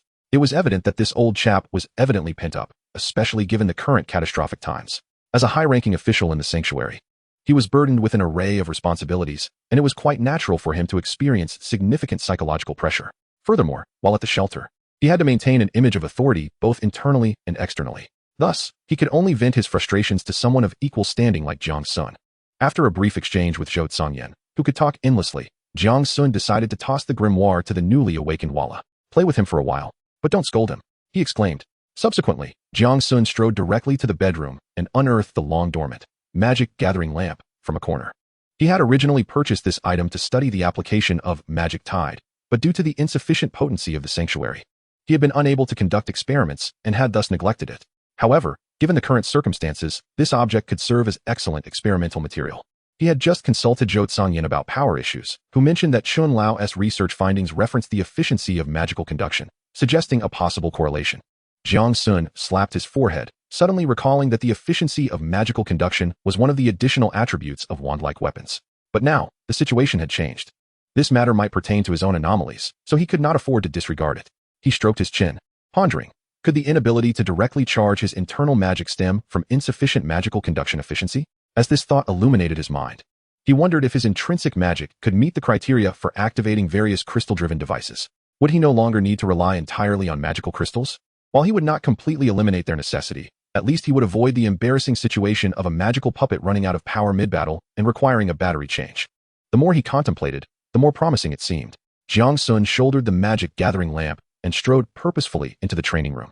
He surmised that the ensuing experiment would undoubtedly create quite a commotion, so it was prudent to conduct it in this secure environment. Upon entering the training room, he first fiddled with the magic gathering lamp for a while before turning his attention to the construction of the crystal smelter and the hot spring tub. It was then that he discerned something amiss. The charging methods of the hot spring tub and the low-temperature magic array were strikingly similar, both capable of utilizing their own magical energy. Each featured a location akin to a fingerprint lock, specifically designed for the user to place their finger and inject magic. Jiang Sun even conducted a brief test. Through guidance, he indeed felt strands of magic being drawn into the device. However, the rate was quite slow, requiring a full minute to reach capacity, with a relatively modest consumption of magical energy. In contrast, the crystal smelter and the magic gathering lamp were quite different. Their structures were similar, with only a recess for placing crystals and a smooth area resembling a wireless charger. Logically, this space should be designated for the placement of irregular magical storage items. Yet, Jiang Sun had naturally assumed it to be a manual input for magical energy. Small devices utilized fingers, while larger ones employed palms. This seemed quite reasonable, and it was no wonder he had only just realized this late in the game. Upon acquiring the magical energy collection device, he had not needed to manually recharge it again. The troubles of the affluent are indeed so unpretentiously mundane. As this thought crossed his mind, Jiang Sun suddenly recognized a conundrum. He recalled that the seller, Luo Jun, had mentioned his capability to utilize it, albeit for a mere 5 seconds as a true man. Did this not suggest that he too was a person of considerable talent? Shaking his head, Jiang Sun dismissed the thought. What purpose did it serve to ponder such matters? Their paths were unlikely to cross again, and the probability of further interaction was minuscule. He then turned, cradling the magical lamp in his hands, its barrel-like body aimed at the smooth, testing wall. Taking a deep breath, he firmly placed his palm upon the magical energy input position. In an instant, a flash of light erupted, and the focused beam of the lamp shot forth, illuminating the testing wall. Jiang Sun stole a glance at the energy consumption, noting that the depletion rate was rather moderate, approximately 10 points per second. His brow furrowed. It seemed insufficient. Gritting his teeth, he intensified the magical pull, enhancing the energy output efficiency. This sensation felt reminiscent of employing the tide of magic technique. As he exerted himself, the lamp's beam suddenly blazed brighter, casting the entire training room in a daylight-like glow. Yet, upon closer inspection, he found the testing stone wall displayed no readings whatsoever. Clearly, the input power remained inadequate. With renewed determination, Jiang Sun summoned all his magical energy, striving to unleash the maximum output. At that moment, his magical energy began to plummet at a visibly alarming rate, descending to an outrageous 100 points per second. However, just then, his expression shifted. A dull sensation surged within him. It felt akin to water flowing through a constricted pipe, the overwhelming flow rendering him somewhat uncomfortable. He realized that this was likely the inefficiency in magical energy conduction. In an instant, the room darkened, and his vision momentarily faltered. Chapter 66, The Application of Tide of Magic. Noticing the numeral 15 on the wall, Jiang Sun hastily recorded it, his mind racing with uncertainty. How could this figure correspond to the damage he inflicted during his instantaneous casting of the Tide of Magic? With a long sigh, he clenched his jaw and poured out more than a dozen magical crystals from his pocket, forming a small pile on the ground. He resolved to uncover the disparity within them today, as this matter was crucial to his future endeavors in this magical realm. Thus, he selected 5 crystals, meticulously embedding them into the grooves. In that moment, the surface of the magical lamp shimmered with vibrant light, as if thoroughly activated. A gentle glow soon emerged, albeit in a rather peculiar form. Instead of the conventional beam of light, it expanded outward in waves, resembling a spherical light shield. Observing this scene, which defied all logic, Jiang Sun repeatedly murmured to himself, believe in magic. Believe in magic. Though he had navigated the magical world for some time, his resilience to the absurd had considerably strengthened. However, one cannot help but be taken aback at times. If memory serves correctly, the switch on the left adjusts the focus, and he promptly turned it to the maximum setting. Instantly, the light began to converge rapidly, transforming into a beam reminiscent of its former state. Subsequently, Jiang Sun's fingers brushed against another knob, which he turned gently. Immediately, the intensity of the magic focus lamp's light began to alter. After just a single rotation, the brilliance matched that of his own maximum magical exertion. Not far away on the test stone wall, the number 15 soon materialized. Is it truly this effortless? Jiang Sun mused, lowering his gaze to inspect the crystal's consumption rate. He discovered that the rate of magical energy depletion when utilizing the crystal was indeed less than when he activated it himself. Thus, he continued to rotate the knob. The beam emitted by the magic focus lamp grew even more radiant, exhibiting a swirling fluctuation. The wall now displayed the number 45, indicating that the lamp's potency had increased threefold. Jiang Sun swallowed hard, realizing that this was still far from the lamp's power limit. Simultaneously, it was not the input threshold of the magical crystal. Jiang Sun sighed, feeling he had perhaps overestimated his own abilities. The output efficiency of this crystal was likely irreplaceable in the short term. Cracking his fingers to produce a few audible clicks, Jiang Sun resolved to adjust the output power to its maximum to ascertain the crystal's ultimate limit. He took a deep breath, bent forward, and forcefully twisted the knob to its end. Then came a resonant hum, akin to the sound of a nuclear reactor igniting. Jiang Sun realized that the world before him seemed to vanish suddenly, leaving nothing but a blinding expanse of white. Even closing his eyes could not shield him from its intensity. Should anyone have been observing from outside, they would have witnessed the magic stone fortress erupting in a resplendent glow, its brilliance so fierce that even the stone walls appeared somewhat translucent. What in the world? Jiang Sun's heart raced, nearly leaping from his chest, as he fumbled to turn it off. Yet before he could locate the switch, the blinding white light abruptly dissipated, leaving only a faint afterimage lingering in his vision. Had the crystal been depleted? Without a moment's pause, Jiang Sun hastily closed his eyes and began to massage them. Such intense light posed a serious threat to his eyesight. Sitting on the ground with his eyes shut, he rubbed his eye sockets while contemplating. It seemed the distinction between the magical crystal and his own magical energy lay in their output efficiency. The magical crystals were likely the result of years of research in the magical realm, crafted to serve as the most suitable energy source akin to batteries.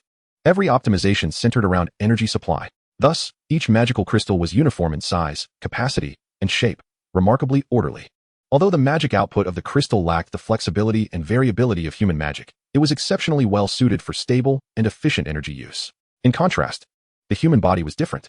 Jiang Sun racked his brain, concluding that if he were to encapsulate it in a single term, it would be that human magic possesses greater vitality.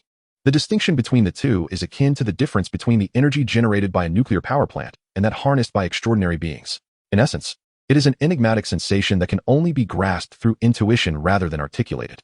Although Jiang Sun, a neophyte in the realm of magic, could perceive it, he struggled to express it. Ultimately, both energies are capable of conversion, albeit with remarkably low efficiency.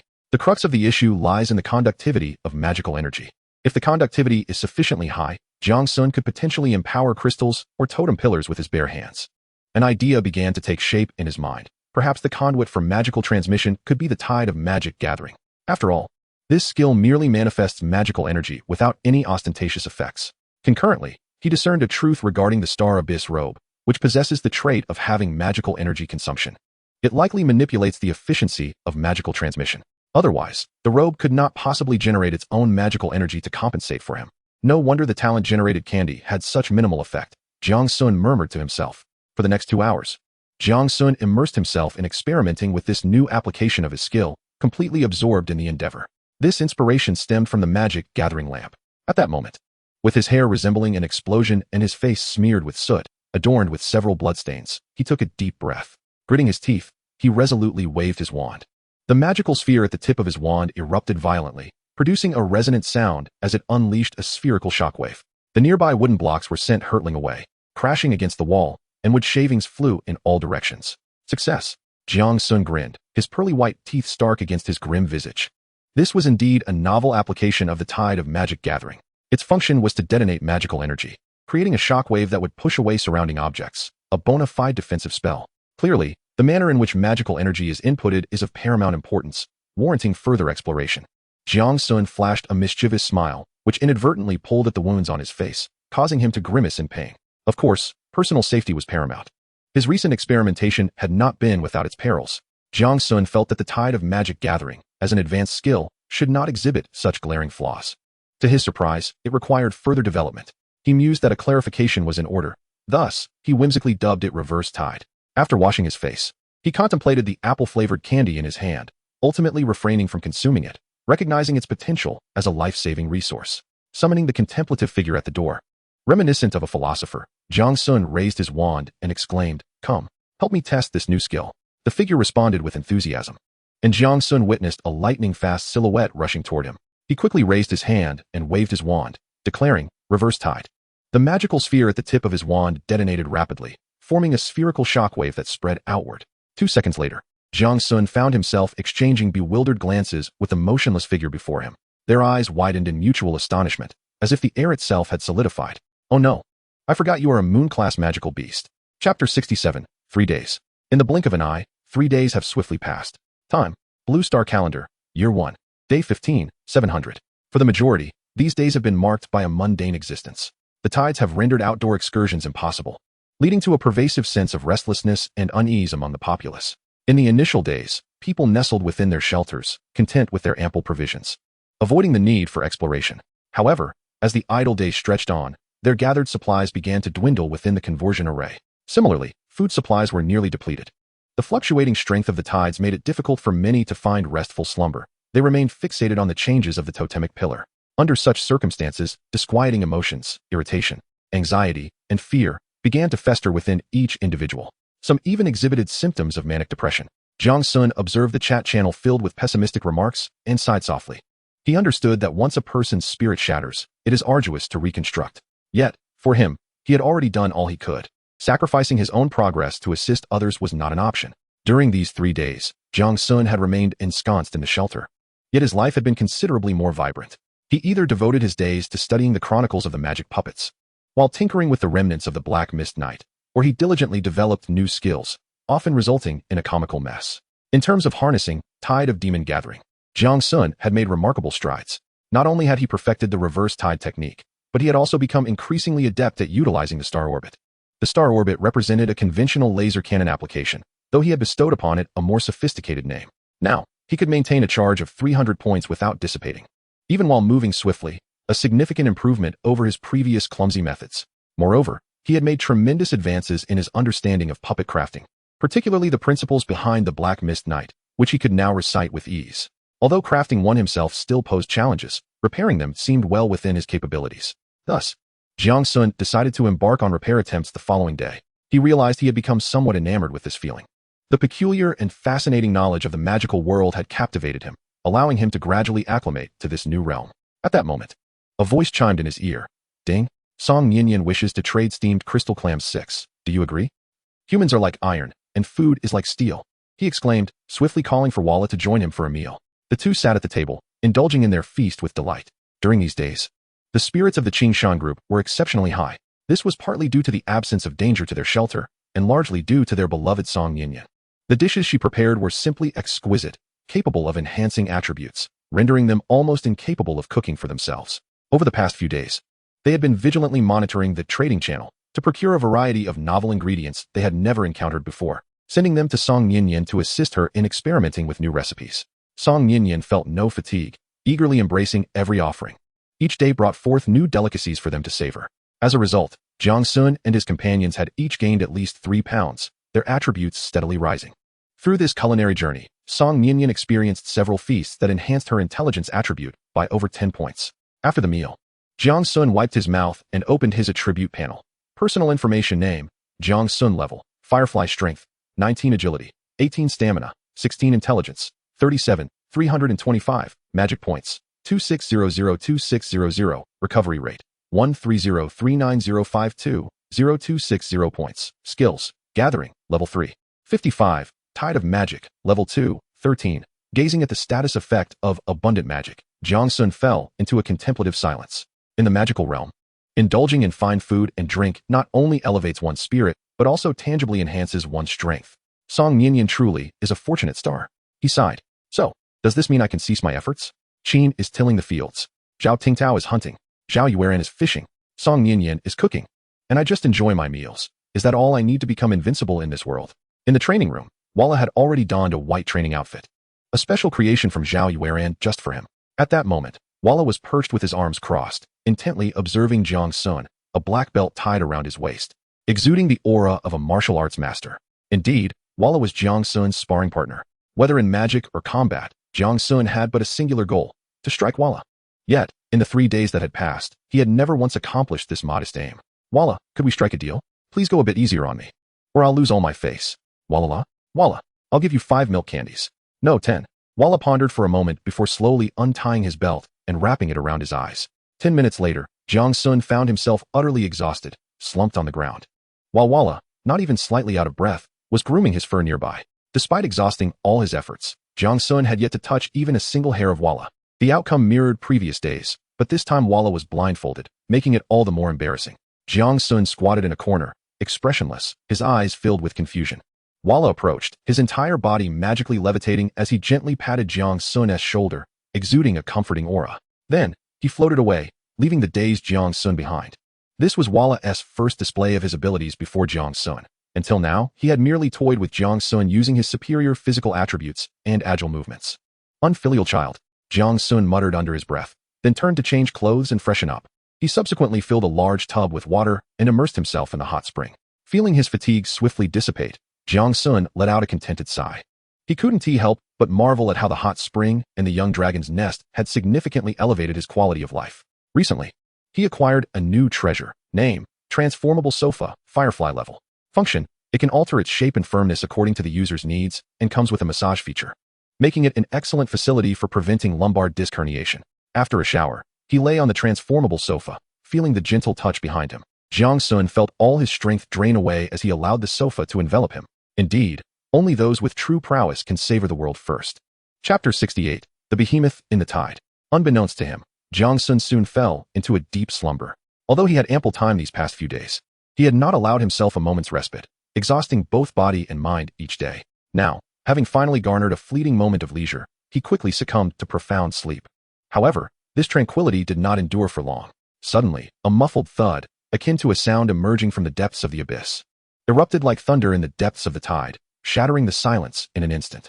Jiang Sun jolted awake, his eyes widening in shock. The remnants of drowsiness were swiftly replaced by panic. With a swift whoosh, he felt a small figure drag him rapidly back to the wall outside the shelter. Soon after, he noticed several transparent shields swiftly materializing around him, encasing him in an impenetrable cocoon. Only then did Jiang Sun manage to lift his gaze, discovering Walla. With a grave expression, fixated on the direction from whence the sound originated. The small form was tense, its colorful tail restlessly swaying, and its entire body trembled slightly. This was alarming.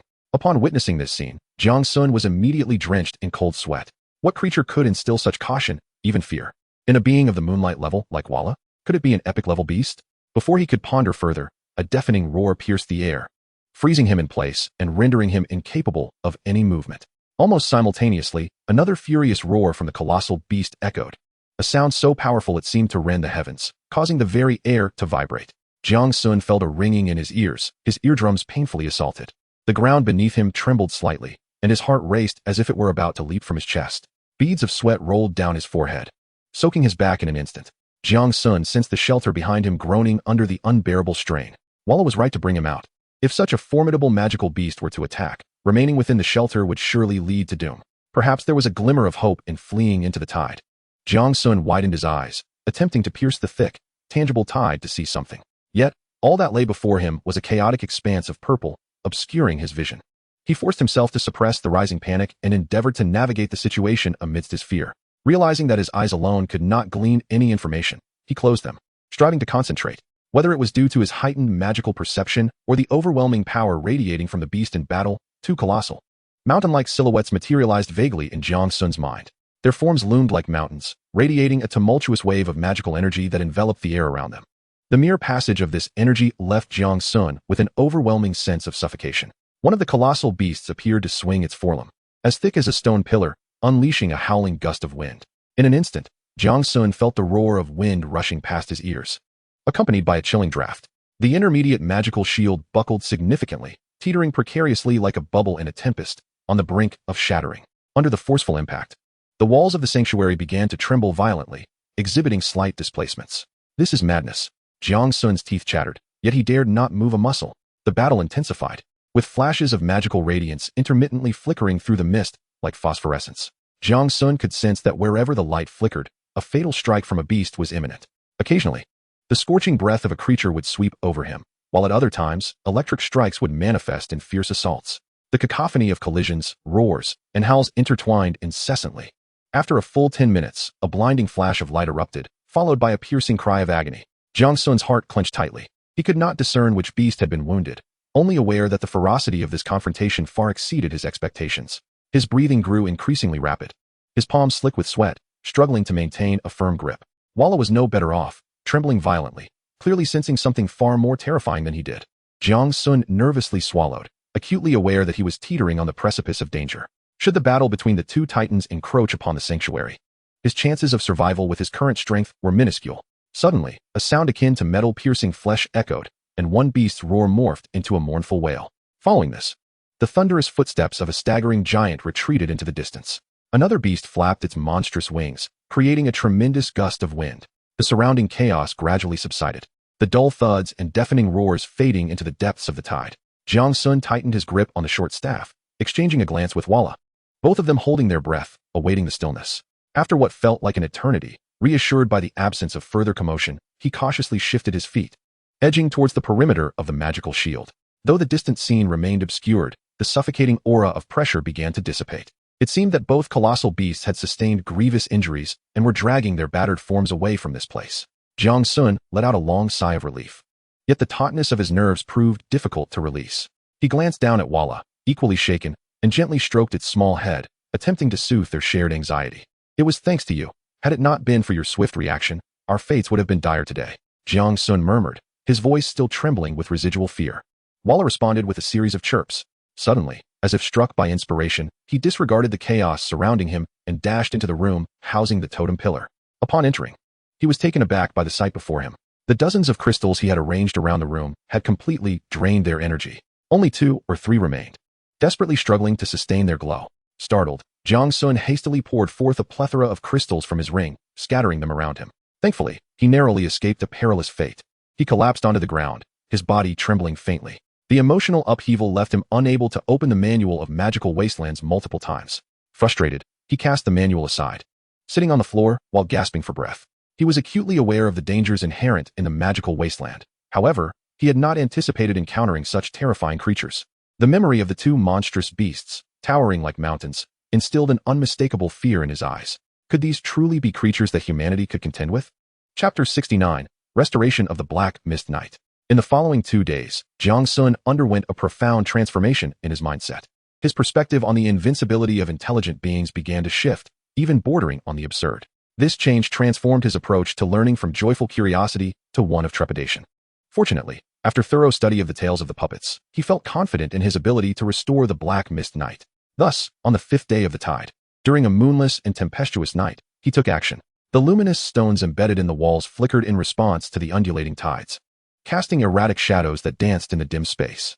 Jiang Sun sat at the table, the warm glow illuminating his sharply defined yet weary visage. Opposite him lay the remnants of the Black Mist Knight, now reduced to a scattering of parts. He had successfully completed the most crucial step in his studies, disassembly. How can one comprehend the structure without dismantling it? He declared with conviction, folding his arms. While Lala nodded in agreement from the side, having contributed to the efforts as well. Jiang Sun was not intentionally causing damage. He was genuinely engaged in the learning process. Given the extensive damage to the puppet, restoration was nearly impossible, necessitating its disassembly for supplementary parts. He recalled that he had pursued it most fervently, ultimately forced to take decisive action. Gazing at the fragmented Black Mist Knight before him, he crossed his arms and cracked his neck, producing a series of satisfying pops. He then picked up the puppet-making kit and moved toward the other side of the workshop. Against the wall stood 2 relatively intact Black Mist Knights, silently poised. Their massive and battered forms resembled 2 dormant behemoths, their chests bearing gaping wounds inflicted by the tide of mana. Jiang Sun could not help but marvel at their striking appearance.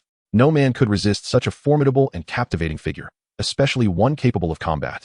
He circled the 2 Black Mist Knights twice, noting that although their black metallic armor was severely damaged, they still exuded a chilling aura. Some armor plates had fallen away, exposing the intricate mechanical structures beneath.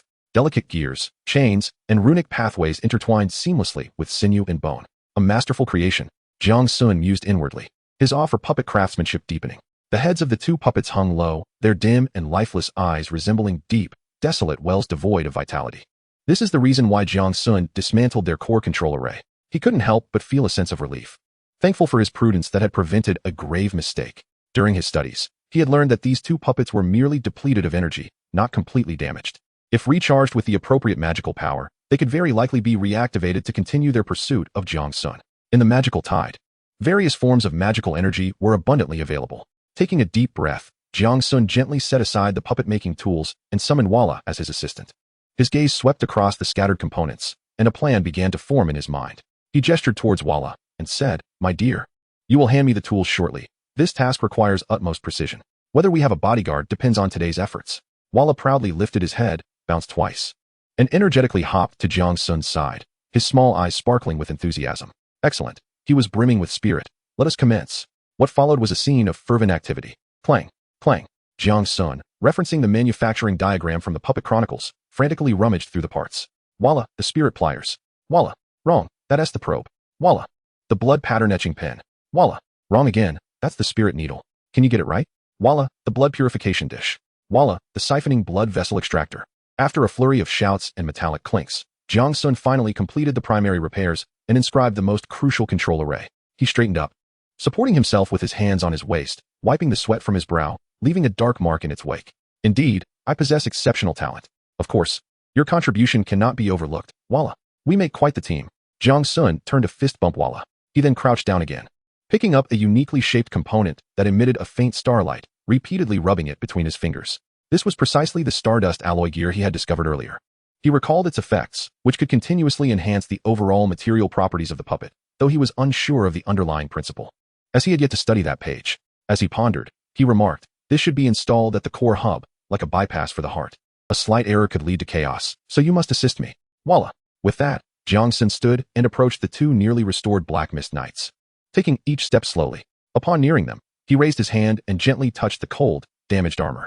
His fingertips traced the seams of the plates, feeling the marks left by time and battle, murmuring to himself, "I wonder who studied this creation." Turning to Walla, he handed over a small wrench, his expression serious. "Once I secure the gear, watch for your moment to tighten the screws with the wrench, applying even pressure. Do you understand?" "Walla." Walla accepted the wrench, nodding solemnly, his little paws gripping it tightly, poised and ready for action. Jiang Sun took a deep breath, cautiously grasping the stardust alloy gear, and slowly inserted it into the intricate mechanical labyrinth of the Black Mist Knight's chest cavity. His eyes were intently fixed on the junction between the gear and the internal structure, beads of sweat rolling down his forehead and splattering onto the metallic armor, creating tiny droplets.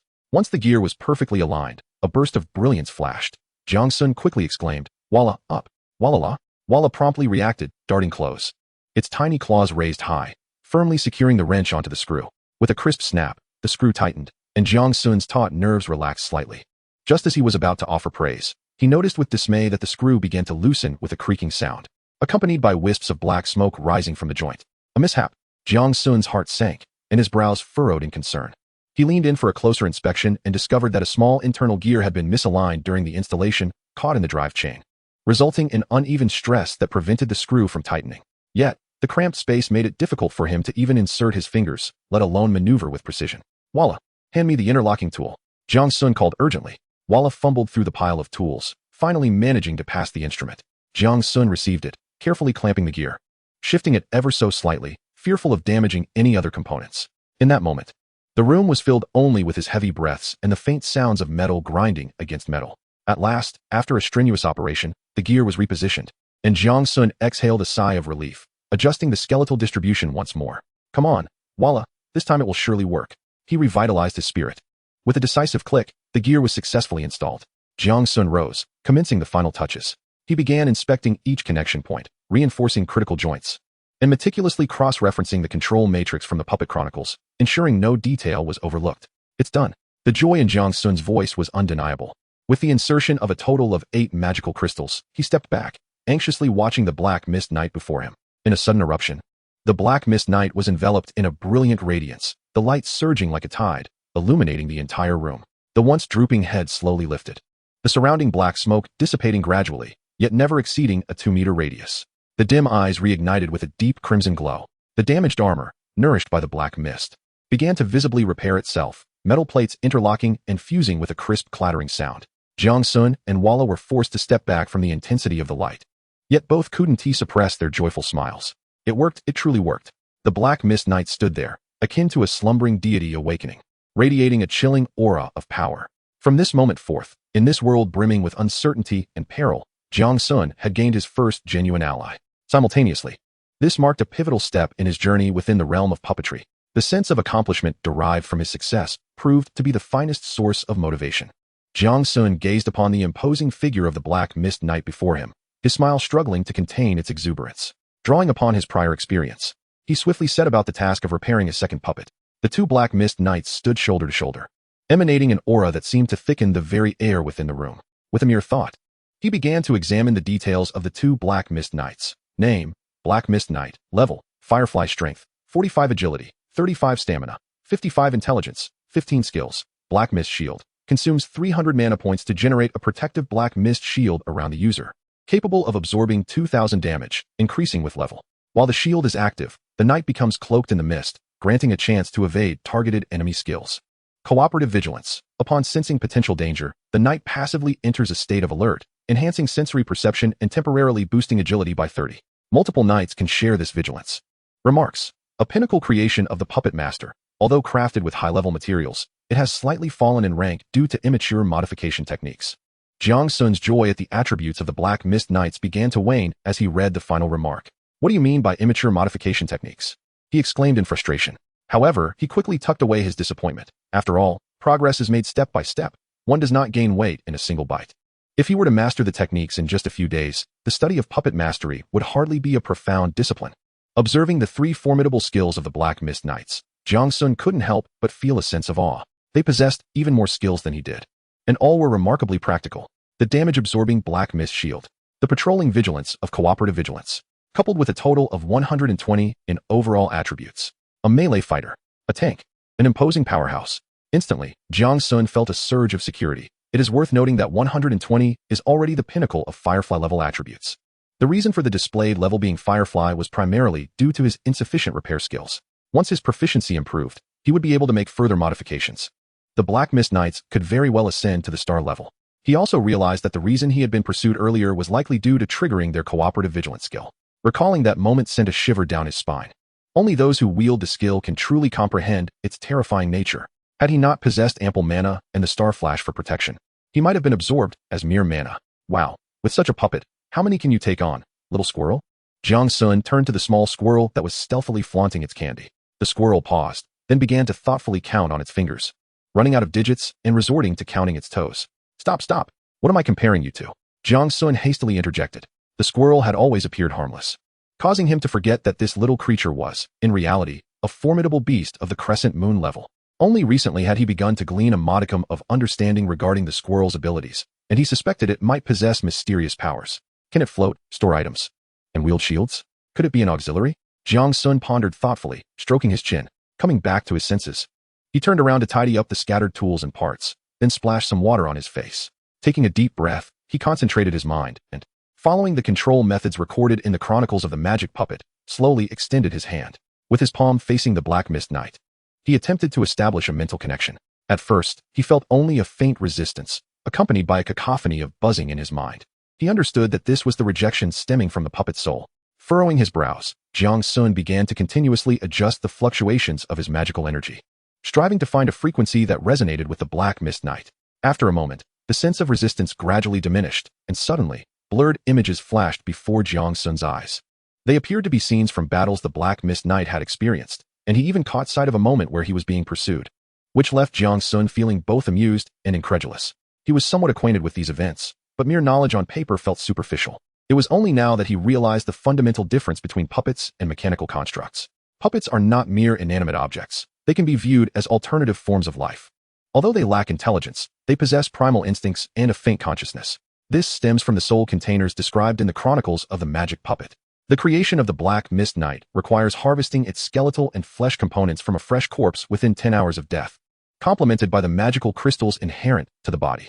In the magical realm, both magical crystals and flesh are regarded as vessels that harbor souls.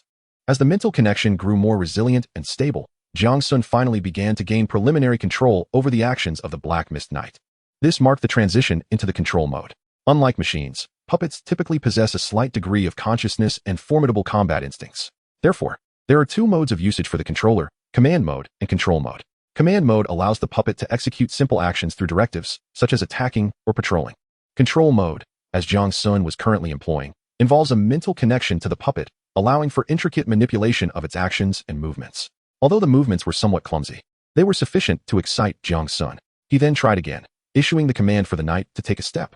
The knight's heavy footfall thundered against the ground, the dull sound causing the tools on the table to tremble slightly. Delightful.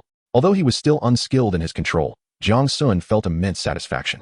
After all, he was merely experimenting with the control mode. For the majority of future battles, they would operate in command mode. After some time, Jong Sun became adept at controlling the Black Mist Knight to perform a few standard actions.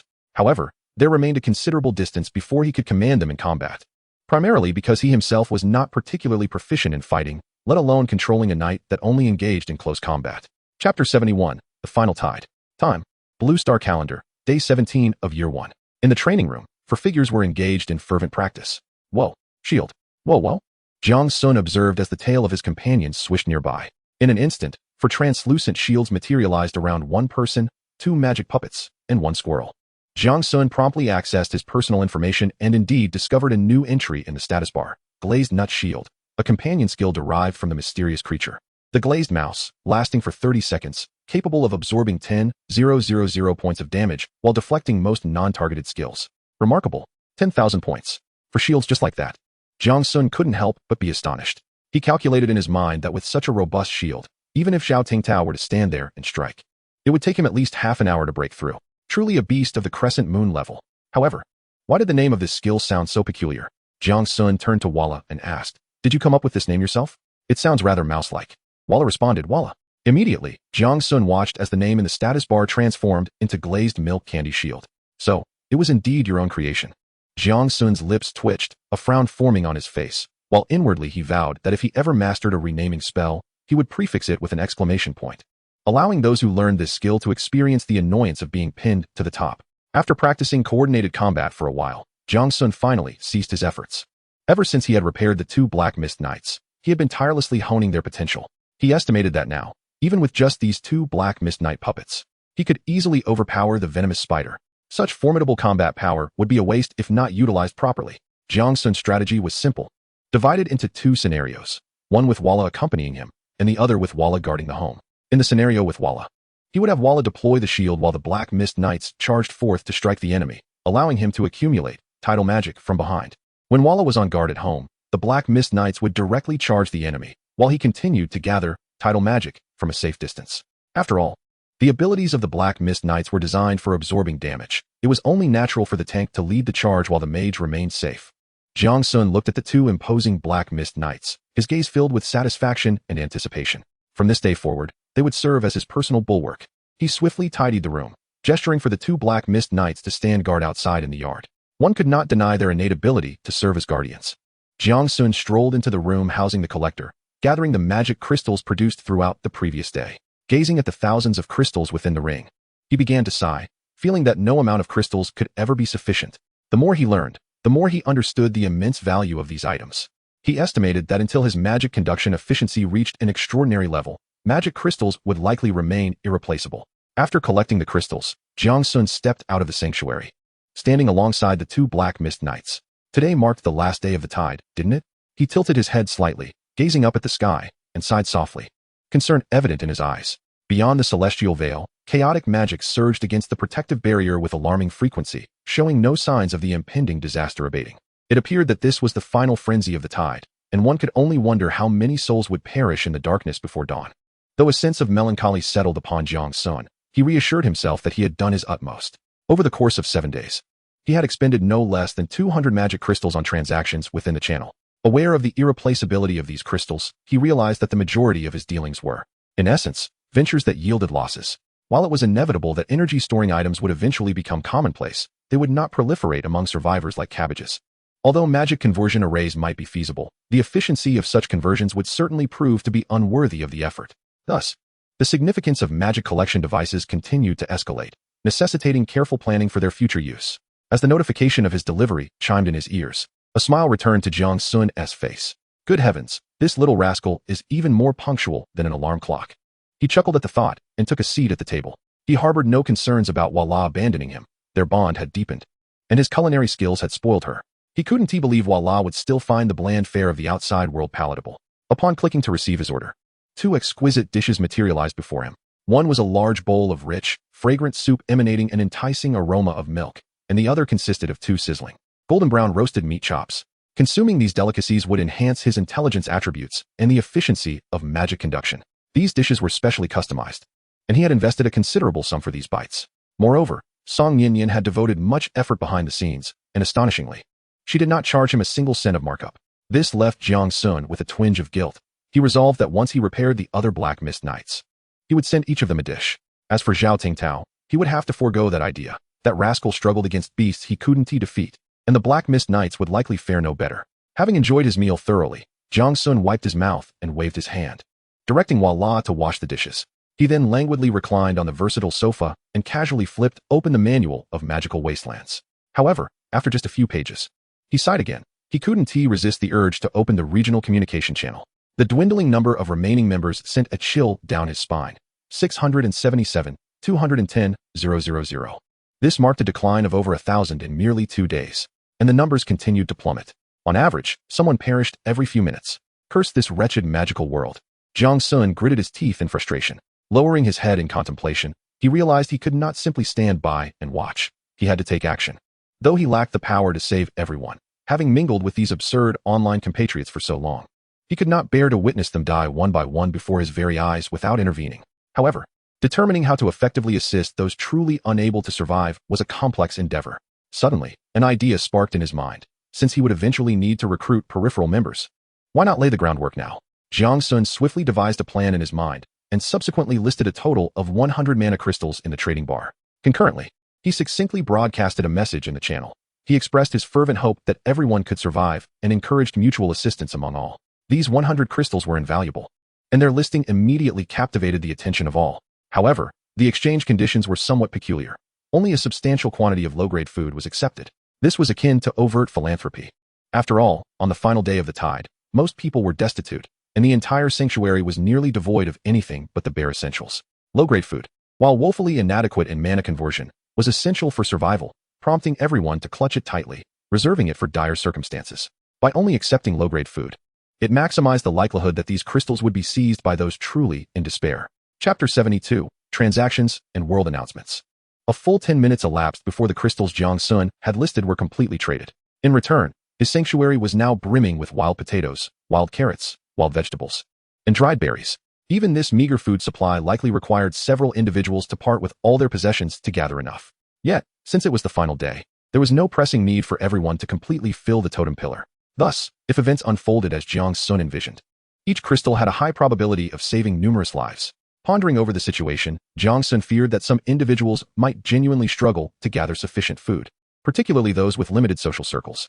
Therefore, he decided to list an additional 50 crystals, this time requesting only unlimited use Firefly-level blueprints or materials of star level or above. Moreover, blueprint items could not even be converted into mana.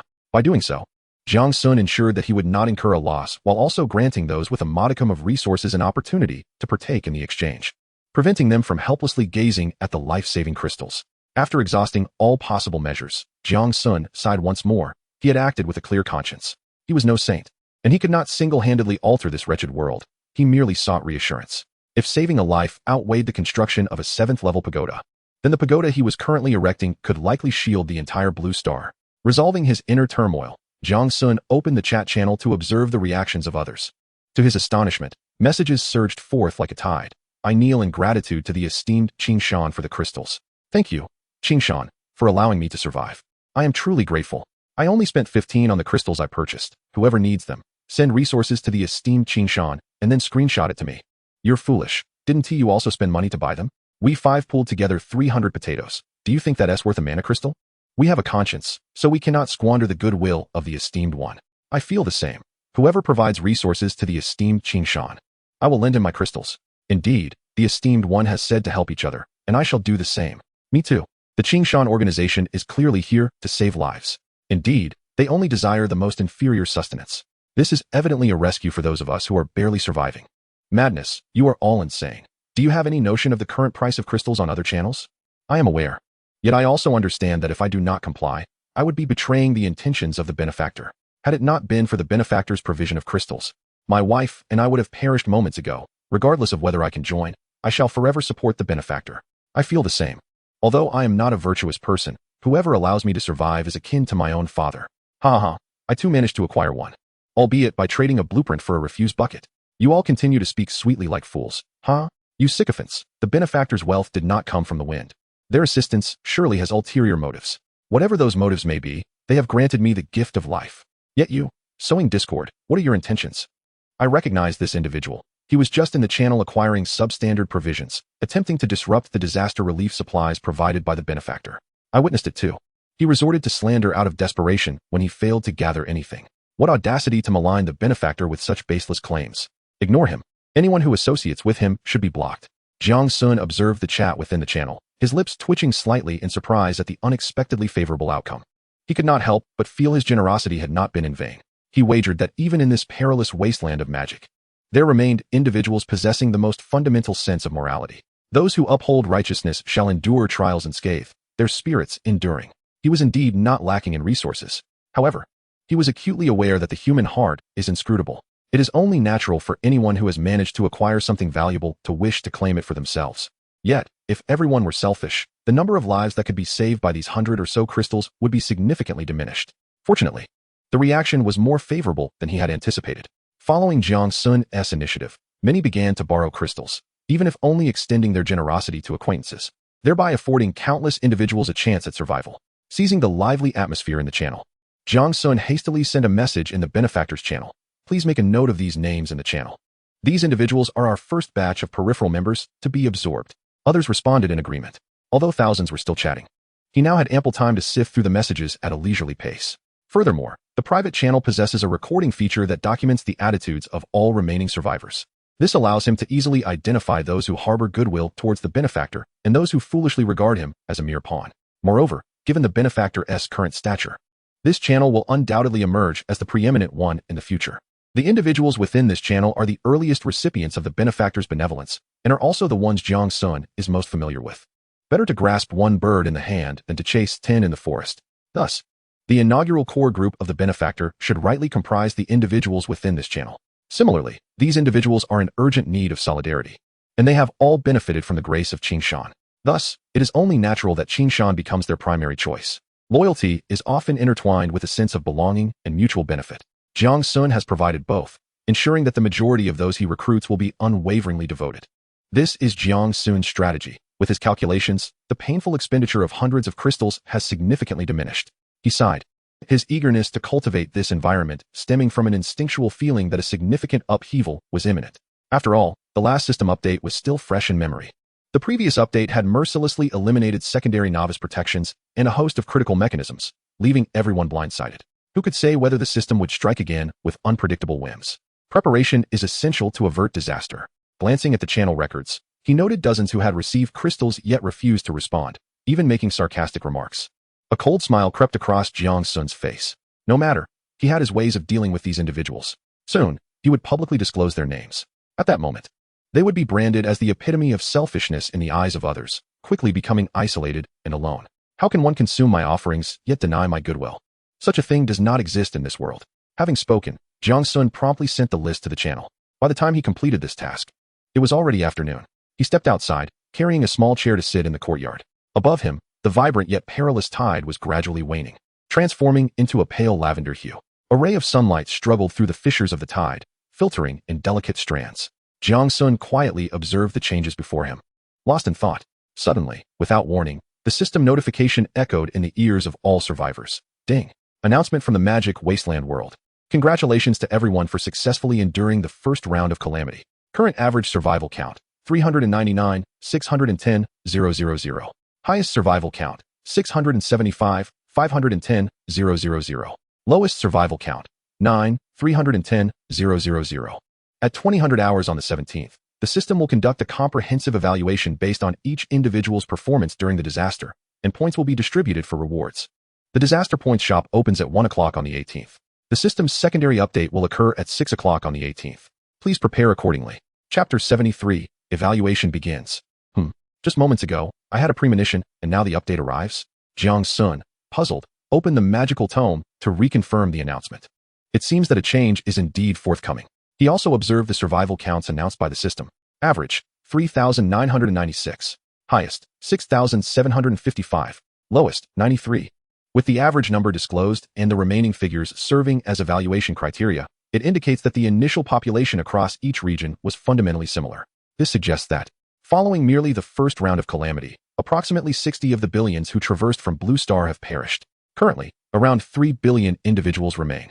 Upon reviewing the data, Jiang Sun fell into a contemplative silence. It is impossible for anyone to remain indifferent upon encountering such figures. He had never imagined that one day the count of the deceased would be measured in billions. Truly, a complete annihilation?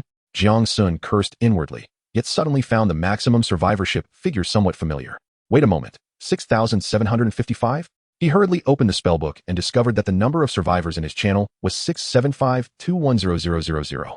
It seemed likely that this pertained to his own channel, albeit with 3 unfortunate souls who perished during the title transition.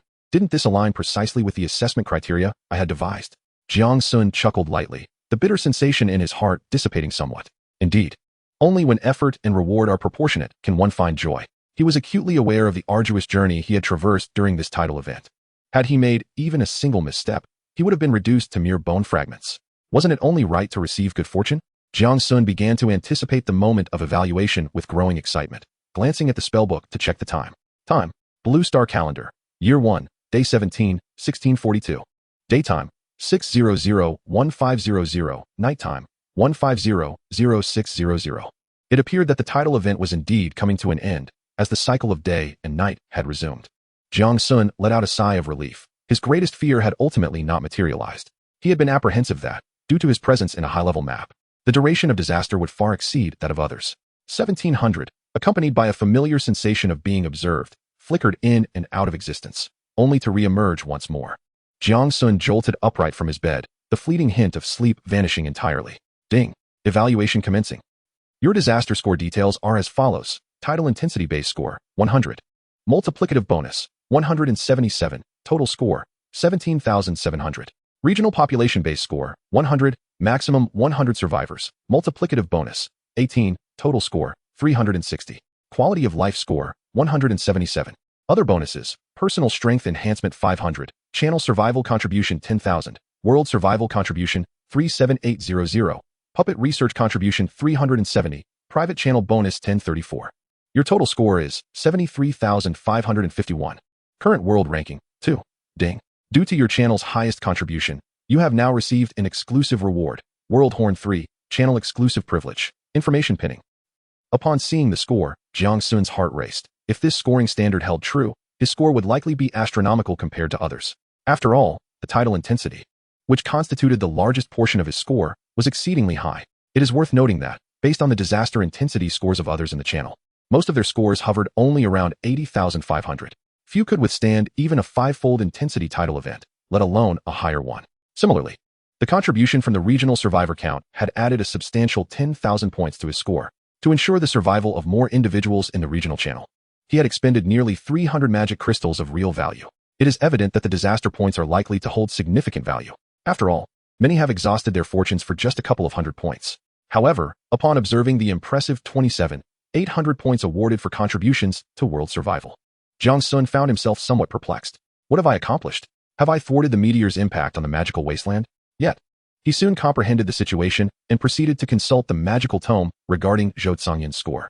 The outcome aligned closely with his expectations. Zhou Tsangyan ranked first, with the primary bonus stemming from world contributions, garnering an astounding 60,000 points. This was hardly surprising. After all, he had merely offered a suggestion, while Zhou Tsangyan had solidified the specific actions and disseminated them across all influential channels. It was entirely reasonable for him to receive a more substantial bonus, especially considering that the official shelter of the Dragon Nation had sheltered countless ordinary individuals. Thus, the points attributed to this aspect could not be negligible. Jiang Sun took a moment to steady his emotions as he awaited the opening of the disaster points shop. This marked the system's first generous opportunity for them to select their own items, and he intended to choose wisely. Before the exchange commenced, Jiang Sun opened the Qingshan channel to inquire about the scores of the others. Jiang Sun, how's everyone faring? What are your scores? I welcome private messages for my new venture in disaster point loans. Zhao Tingtao, you ungrateful child, behold my 790 points, ranked 97th. Are you all hovering around 3 or 4,000 points? Call me father, and I shall assist you in your exchanges. Qin Gingyun, 550 points, ranked 10th. With a substantial research bonus. Zhao Tingtao, Song Yinyan, 570, ranked 81st. What would you all like to eat today? Zhao Tingtao, Zhao Yu Ran, 11,055, ranked 39th. Brother Jiang's son, am I impressive? Praise me. Your disaster intensity must be high, so your score is surely exceptional. Jiang's son, it's just alright, 551 points, ranked 2nd. With Zhou Tsangyan as that old rascal in first place. Zhao Tingtao, beep. Zhao Tingtao has exited the Qingshan channel. Beep. You have successfully invited Zhao Tingtao to join Qingshan. Jiang's son, Yu Ran and Yinyan. How did you attain such high scores? Zhao Tingtao, Zhao Yu Ran's title intensity is low, her attributes have surpassed 15 points. Zhao Yu Ran, exactly. Many magical beasts are stuck inside, unable to emerge. So I simply dispatch them one by one, ha ha ha. Song Yinyan, my culinary research bonus is 9,000. Can I indulge in steamed black obsidian crab with icefield bear paws today? Zhao Tingtao, profound thanks to the esteemed expert. Observing the high rankings of his companions in Qingshan, Jiang Sun felt a wave of relief wash over him. He surmised that, moving forward, those who thrived would only continue to prosper, while those who faltered would inevitably become vassals. This was already evident from the recent tides. The majority had depleted their wealth merely to survive. In contrast, Jiang Sun and his peers had ample time to assimilate their previous gains and thereby enhance their various capabilities. The disparity had now grown to an insurmountable extent. Those who barely survived would have to start anew in gathering resources, an endless cycle until the day they could endure no longer. Contemplating these thoughts, Jiang Sun could not help but feel a tinge of melancholy. It appears that, unbeknownst to him, he has already surpassed everyone else. Chapter 74. The Catastrophe Point store has opened. Subsequently, Jiang Sun began to peruse the regional communication channel, which was abuzz with fervent discussions. 800 points. I've struck it rich. Goodness, you're so high. I only have over 500. You should all be grateful. I have a friend in another channel whose highest score is merely 1700, with an average of 250. Indeed, you should thank the Great One for allowing your survival. Our channel has the most members, which grants us bonus points. Hehe, have you seen that channel with 93 people? I have a friend there. And they've even had points deducted. What on earth? How did that happen? Did everyone in the channel perish? He claims that the best player in the channel was a fraud, promising to merge everyone's shelters and ended up swindling their supplies. No way. Is that even possible? Of course. Do you think every channel has an organization like Qingshan? Exactly. From now on, anyone who dares to speak ill of Qingshan will face my wrath. Gratitude to the Great One for saving our lives. Gratitude to the Great One for saving our lives. After finishing the regional chat, Jiang Sun contentedly set down his spellbook. This meant that the overall strength of their channel would undoubtedly surpass that of others. This, in turn, indicated that the foundational quality of personnel in Qingshan would be superior to that of other organizations. After all, each organization's stronghold is its respective channel, and everyone's influence in the world channel remains equally low. Before Jiang Sun's thoughts could wander further, a prompt echoed in his ears. Ding. The Catastrophe Point store is temporarily open. Please proceed to check it out. Jiang Sun glanced down to find the manual of magical wastelands vibrating wildly, radiating dazzling light. He hurriedly opened it, and a vast store interface materialized before them. It displayed a countdown of 2 hours, with an array of splendid goods below. Damn. Such a short time again. Jiang Sun cursed under his breath, hastily examining the contents, only to find his expression darkening with each item he beheld.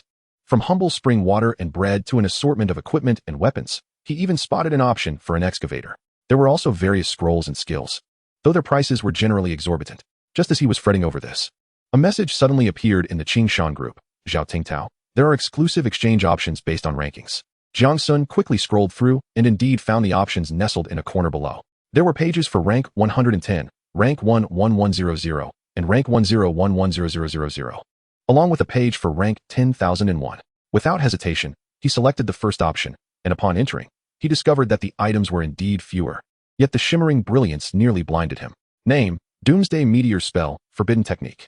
Effect, summons meteorites by igniting magical energy with fire elements, scorching the earth upon impact, causing devastation to all living beings. Using it depletes one's magical power and significantly shortens lifespan.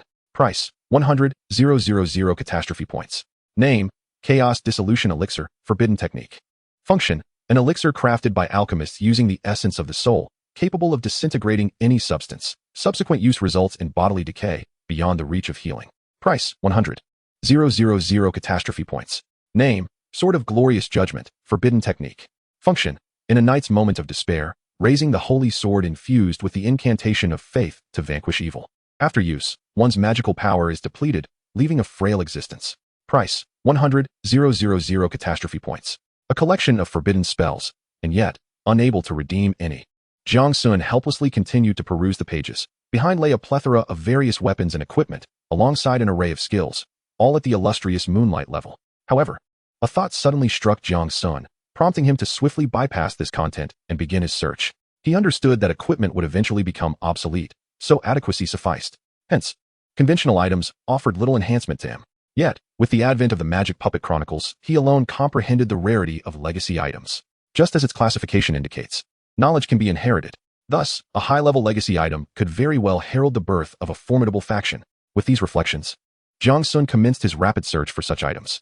Soon, he discovered what he sought. Name, Void Weaving Technique. Legacy, Unique Moonlight Level.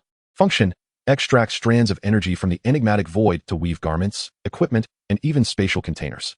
Price, 12,000 catastrophe points. Name, Stellar Divination Technique. Legacy, Unique Moonlight Level. Function, an ancient art concealed beneath the starry canopy, revealing personal fortunes, romantic fates, career paths, and even the rise and fall of nations and the transformations of the world. Price, 12,000 catastrophe points. Ultimately, after discussions with the other four, Jiang Sun directly expended 60,000 points to acquire 5 legacy items: Symbiotic Spirit Cultivation, Heart of Beasts, Magic Elixir, Magical Matrix, and Life Spirit Healing. These were intended for himself and the other 4 from Qingshan. After all, aside from himself, the others lacked sufficient points for redemption, while he could request their assistance in acquiring other items. The 5 substantial tomes of magic fell into his hands, igniting a surge of excitement within Jiang Sun. Each volume epitomized profound knowledge of the magical realm. Moreover, adorned with the uniqueness designation, once he claimed them, others could never obtain the same legacy through any means. Although they could not be compared in tier to the epic-level Magic Puppet Chronicles, Jiang Sun had a plan. For in the corner of the redemption shop, he had also discovered an item called Legacy Item Advancement Scroll. However, its highest level was merely Moonlight level. Yet, if such items existed, it stood to reason that more advanced counterparts would also emerge. Just because they were absent now did not imply they would remain so in the future, should epic-level advancement scrolls surface later. The value of these legacy items would sort of match that of the Magic Puppet Chronicles. With this thought, Jiang Sun was instantly overwhelmed with exhilaration. Though he may lack knowledge in other realms, he possesses a profound understanding of the formidable nature of puppet mastery. A highly skilled puppeteer can even create puppets that transcend the realm of epic. With this thought in mind, Jiang Sun's smile began to radiate. He had just observed that there were only a handful of legacy items available in the shop, merely a dozen or so. He had already claimed half of them for himself. As for the rest, he merely informed Zhou Tsangyan, though he was unsure if his words would be heeded. It was likely that Zhou Tsangyan could only exchange for 1 or 2 items at most, considering there were countless others awaiting their turn to partake. Jiang Sun glanced at the exchange timer and realized that an hour had slipped by unnoticed. He quickly relayed a list of items he needed assistance with for the exchange to a few others, then resumed his search for the materials essential for puppet creation, knowledge that others lacked. He required a substantial amount of materials to master the art of puppet crafting. Beep. The disaster points shop will soon close. Unexchanged points will be automatically converted to universal currency and distributed after the system update. Countdown to the closure of the exchange shop. 5. As the final second of the countdown concluded, Jiang Sun had just finished exchanging all his items. Although he had some points remaining, it was less than 50. Time was exceedingly tight. Jiang Sun halted his slightly trembling hands, which had been flipping through the items rapidly, and plopped down onto the couch, causing the recently seated Walla to bounce up over a meter in height. Gazing at the irate Walla hovering before him, Jiang Sun sheepishly remarked, "Do you believe me when I say it was unintentional?" Chapter 75. Repairing this starfall material ring. Jiang Sun crouched on the ground, his eyes gleaming as he stared at the mountain of items before him. These were treasures attainable only by those of high rank, while the average individual would not even be granted a glance. Furthermore, even among the highly ranked, few could afford to spend their points on such items. It is noteworthy that the top 10 on the leaderboard were predominantly comprised of high-ranking figures from Zhou Tsangyan's sanctuary. The remaining individuals were seasoned mages like Old Qin, each backed by formidable factions. Their points were seldom squandered on personal possessions, as most were allocated for the development of their sanctuaries, rendering the points available for personal exchanges exceedingly scarce. As he pondered this, a transaction alert suddenly chimed in his ear. Beep. Zhao Tingtao wishes to trade you 2 repair scrolls. Do you accept? Beep. Qin Gingyan wishes to trade you 5 facility enhancement scrolls. Do you accept? Beep. Song Nianyan wishes to trade you The items he had requested assistance with from others had arrived. A radiant smile blossomed on Jiang Sun's face as he excitedly slapped his thigh and exclaimed, "Finally, they've come." His fingers danced swiftly over the interface as he unhesitatingly chose to accept the trades. First, 5 delicate paper scrolls materialized in his hands. Name: Facility Enhancement Scroll, Special. Function: significantly enhances facility capabilities, improving attributes and efficiency. Each facility may only use one. Price: 3,000 disaster points. This scroll had long been a desire of Jiang Sun's heart, although its price was not negligible in his mind. Its remarkable efficacy rendered it an exceptional value. However, due to the necessity of prioritizing his points for the exchange of 5 types of legacies, he reluctantly sought assistance from Elder Qin and others. The purpose of this item was clear: to enhance facilities such as fireplaces, furnaces, and mana collectors. While the item description did not elucidate the specifics of its enhancement effects, Jiang Sun felt assured. The stringent exchange conditions alone testified to its extraordinary nature. Although there were no restrictions on usage levels, each type of facility could only be enhanced once, with both the faint glow and epic levels treated equally. Furthermore, the opportunity for exchange was limited to the top 10 points exchange page. Thus, among the group, apart from himself, only Elder Qin could redeem it, and even then, he only had enough points for 5 scrolls. Otherwise, he would have insisted on acquiring more. After solemnly securing the 5 scrolls, Jiang Sun turned his attention to other items. Name: Equipment Repair Scroll, Full Moon Level. Function: capable of repairing full moon level equipment and below without the consumption of additional resources, as the system facilitates the restoration. Price: 5,000 disaster points. This item was also essential for Jiang Sun, as he had not forgotten that he possessed a full moon level ring still in a damaged state. To avoid incurring losses, he had previously checked the prices of storage-related items in the point shop. The results were staggering. Any storage-related item was priced at over 10 times that of weapons of the same level. Even a mere backpack with 5 cubic meters of space required a hefty 3,000 points for exchange. Jiang Sun speculated that this situation likely arose not from the difficulty of crafting storage equipment or the exorbitance of materials, but rather due to the system imposing restrictions. It had set not only a prohibitively high price, but also quite absurd exchange conditions. Only the top 1,000 survivors in points had the qualification to redeem such items. Upon reflecting on this, Jiang Sun felt a surge of gratitude for the skeletal elder in the mine. After all, while storage space may seem trivial to others, for him, it held profound significance. The reason being, magical puppets could be stored within the storage space. Thus, the size of the storage space essentially represented the amount of combat power Jiang Sun could carry during his excursions. Imagine, he infiltrates the enemy's lair alone, and as numerous foes approach with sinister grins, suddenly, 500 robust black mist knights materialize by his side. The scene was so magnificent that Jiang Sun found it hard to fathom. Although magical puppets could act independently, in dire circumstances requiring a hasty retreat, Jiang Sun could utilize Star Flash to escape, while the puppets would have to remain behind, awaiting their demise. With these thoughts in mind, Jiang Sun resolved without hesitation and promptly pressed the repair scroll against the inconspicuous ancient ring on his left hand. Contrary to his expectations of a violent commotion, only a soft glow emanated, and in an instant, the ring transformed into a resplendent spectacle. Jiang Sun was momentarily taken aback, a flicker of disappointment crossing his eyes, as he had anticipated a dazzling light show. However, before long, a surge of unique control permissions flooded his mind. Jiang Sun instinctively lowered his head, and the detailed information of the ring came into view. Fallen Star Storage Ring. Type: Ring. Level: Radiant Moon. Requirements: Intelligence 15. Effect: contains an independent storage space of 1,000 cubic meters, allowing for the classification and rapid retrieval of items within the ring. Note: meticulously crafted by an ancient elven master artisan using fallen star iron and spatial magic crystals, merging the mysteries of spatial magic. Jiang Sun's heart raced with excitement as he silently recited the activation command. In the next moment, a neatly arranged space of 101,010 unfolded before him. This space possessed a somewhat ethereal quality, as if separated from the real world by a thin veil, overlapping yet distinctly independent. Jiang Sun focused intently, and after some effort, he discovered the few belongings he had previously stored in the corner. The ring had been damaged before, limiting its space to a mere 0.5 cubic meters, causing items to be jumbled together chaotically. Now, however, things were different. Following the system's prompts, Jiang Sun systematically divided the internal space of the storage ring into 500 compartments, each measuring 2 cubic meters. This meticulous planning allowed each compartment to be the perfect size for a magical puppet.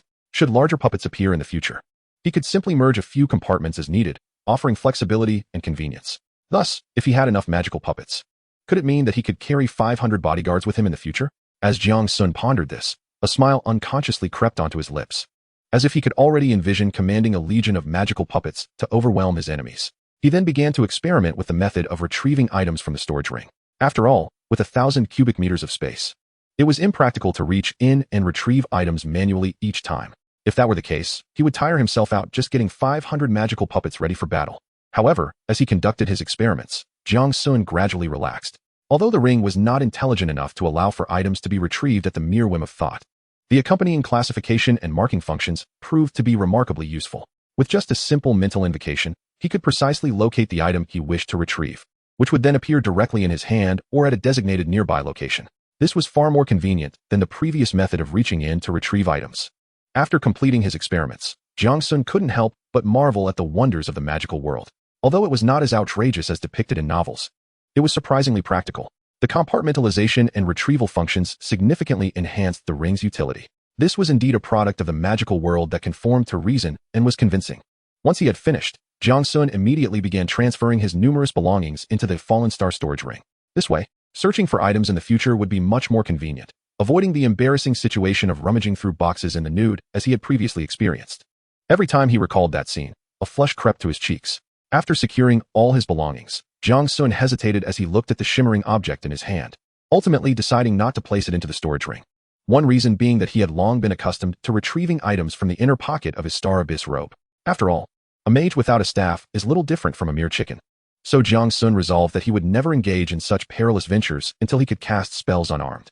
Chapter 76, The New Staff and the Array Disengagement Scroll. Jiang Sun carefully stowed away the luminous staff, his gaze lingering on the exquisite box beside him that held his new staff, a frown etched across his face. What a predicament this was. He cast a troubled glance at the staff emanating a faint glow from within the box. This remarkable item had caught his eye in the final moments before the point shop closed. Initially, he had no intention of redeeming equipment, but the staff's additional effects were simply too captivating to ignore. Ultimately, he succumbed to temptation and spent a staggering 10,000 disaster points to acquire it. His current dilemma arose from the fact that while the new staff possessed remarkable attributes, it was still not a complete replacement for the Star Flash. This skill had previously allowed him to escape the clutches of a star-level venomous spider even at the twilight of his strength. The very reason he could saunter boldly amidst high-level beasts was due to the confidence bestowed upon him by Star Flash. With a sigh, Jiang Sun picked up the new staff, examining its attributes. Frost Moon Lament. Type, weapon, staff. Level, unique radiant moon. Wielding requirements, intelligence 30. Effects, magic capacity 1000, intelligence 15. Magic conduction rate 500. Additional effect, Frost Moon. Remarks, forged from rare ores of the Frost Moon realm, with a core of moonstone. It is a coveted treasure sought after by the scholarly magi. Gazing at the myriad of desirable attributes bestowed by the Frost Moon Lament, Jiang Sun's brow furrowed in contemplation. These enhancements seemed tailor-made for him. The efficiency of magic conduction would greatly aid in realizing his plans for remote magical constructs. The doubled accumulation speed would allow him to unleash tide of magic with greater alacrity. Yet, a tumult of emotions swirled within him. He rejoiced at having found a staff that nearly aligned with his abilities, yet despaired at the thought that until he discovered a complete substitute for Star Flash, the new staff would remain idle in its box, gathering dust. Reality, however, dealt him a harsh blow. Such attributes could not be stacked simultaneously, and once switched, the additional skills would enter an exasperatingly lengthy cooldown period. Jiang Sun could only shake his head in resignation, abandoning that line of thought. Disheartened, he rose to put away the Frost Moon Lament, but his eyes suddenly caught sight of an item exchanged from Zhao Yueran. It was yet another scroll, though this one appeared more ancient, with several tiny nicks adorning its surface. Jiang Sun paused, recalling that he had not asked Zhao Yueran to procure items for him. Instead, he had instructed her to retain the points until the group identified their true needs for purchases. After all, each individual had their own requirements. If Jiang Sun were to completely contribute his points to purchase items for the inheritance, it would likely hinder his developmental progress significantly. Thus, the group unanimously agreed upon this strategy. With a heart full of confusion, Jiang Sun picked up the ancient scroll, and upon a mere glance, his eyes widened in astonishment. Name, Array Diagram Extraction Scroll, Special. Function, to completely imprint the embedded magic array of an item. The original item will be damaged after imprinting, and the scroll can be transformed into a skill scroll or a magic array diagram. Remarks, a scroll from an ancient era, the crafting techniques of which have long been lost. Exchange price, 8,000. Jiang Sun. It is no wonder he was taken aback. This item came to him at a most opportune moment. Just moments ago, he was preoccupied with the matter of a new staff, and suddenly, this unexpected delight resolved his dilemma. The importance of Star Flash to him was self-evident, and with the acquisition of this scroll, not only could he continue using Star Flash, but he could also transform it entirely into his own skill. From that point forward, he would no longer be plagued by similar concerns. Moreover, this was not the most crucial aspect. Though the star flash inscribed upon the staff was formidable, as he encountered increasingly powerful magical beasts, there would inevitably come a time when it could no longer withstand the pressure.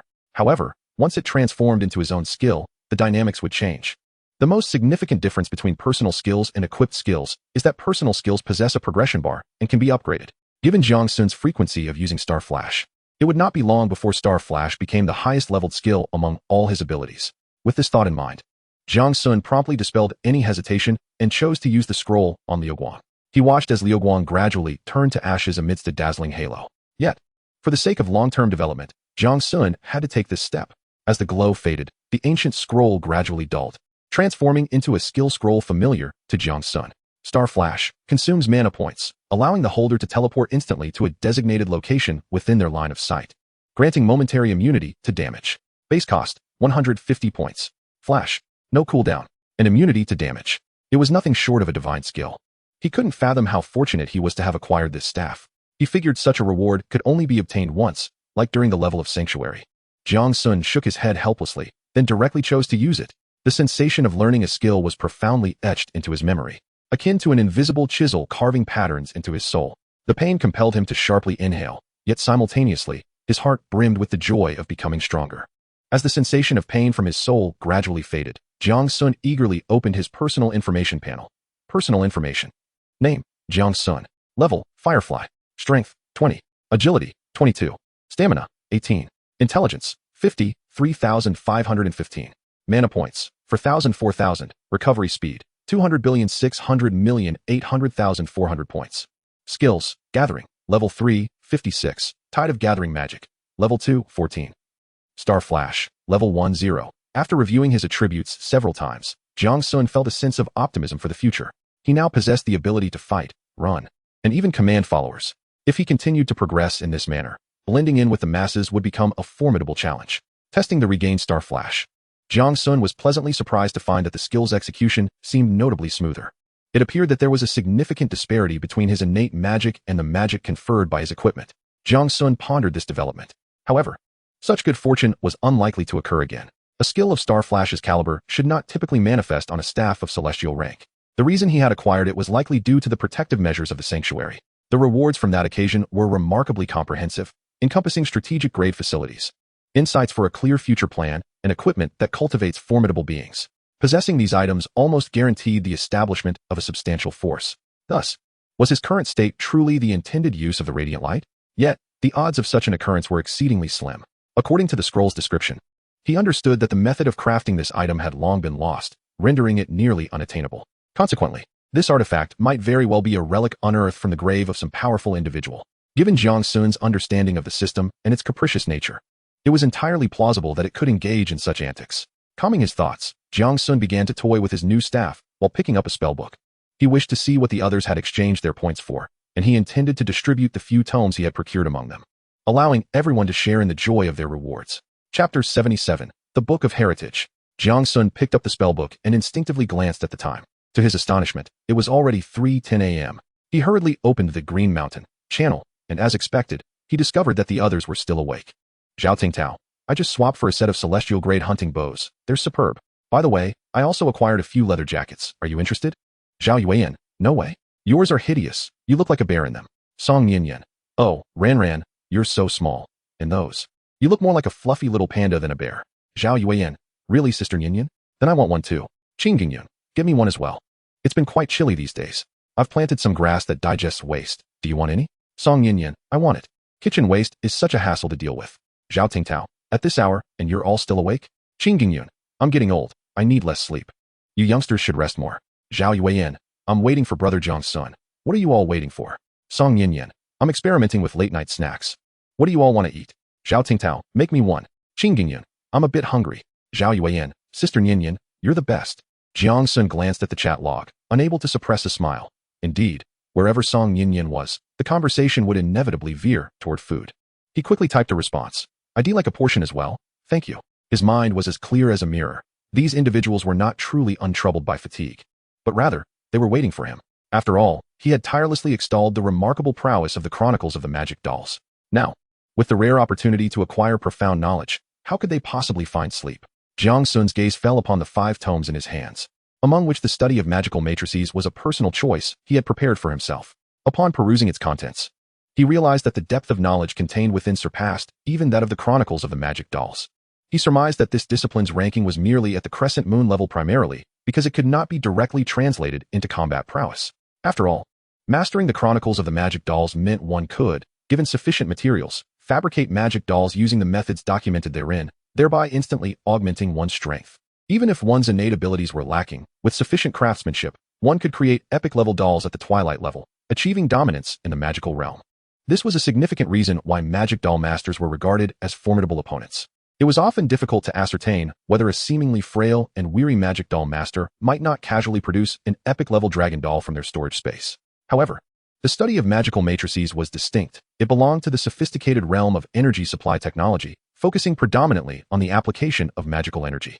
Jiang Sun was exceedingly familiar with this subject, as he possessed both Tide of Magic and Magic Collector, both of which pertained to the application of magical energy. Moreover, his personal magical conduction efficiency far exceeded that of the average individual. Given this context, failing to carve out his own path would indeed be a waste of his considerable talent. Furthermore, while the study of magical matrices might offer limited enhancement to combat capabilities, its value was no less than that of the Chronicles of the Magic Dolls. The knowledge contained within primarily revolved around the collection, conversion, and storage of magical energy, as well as the construction of magical energy networks and magical regeneration.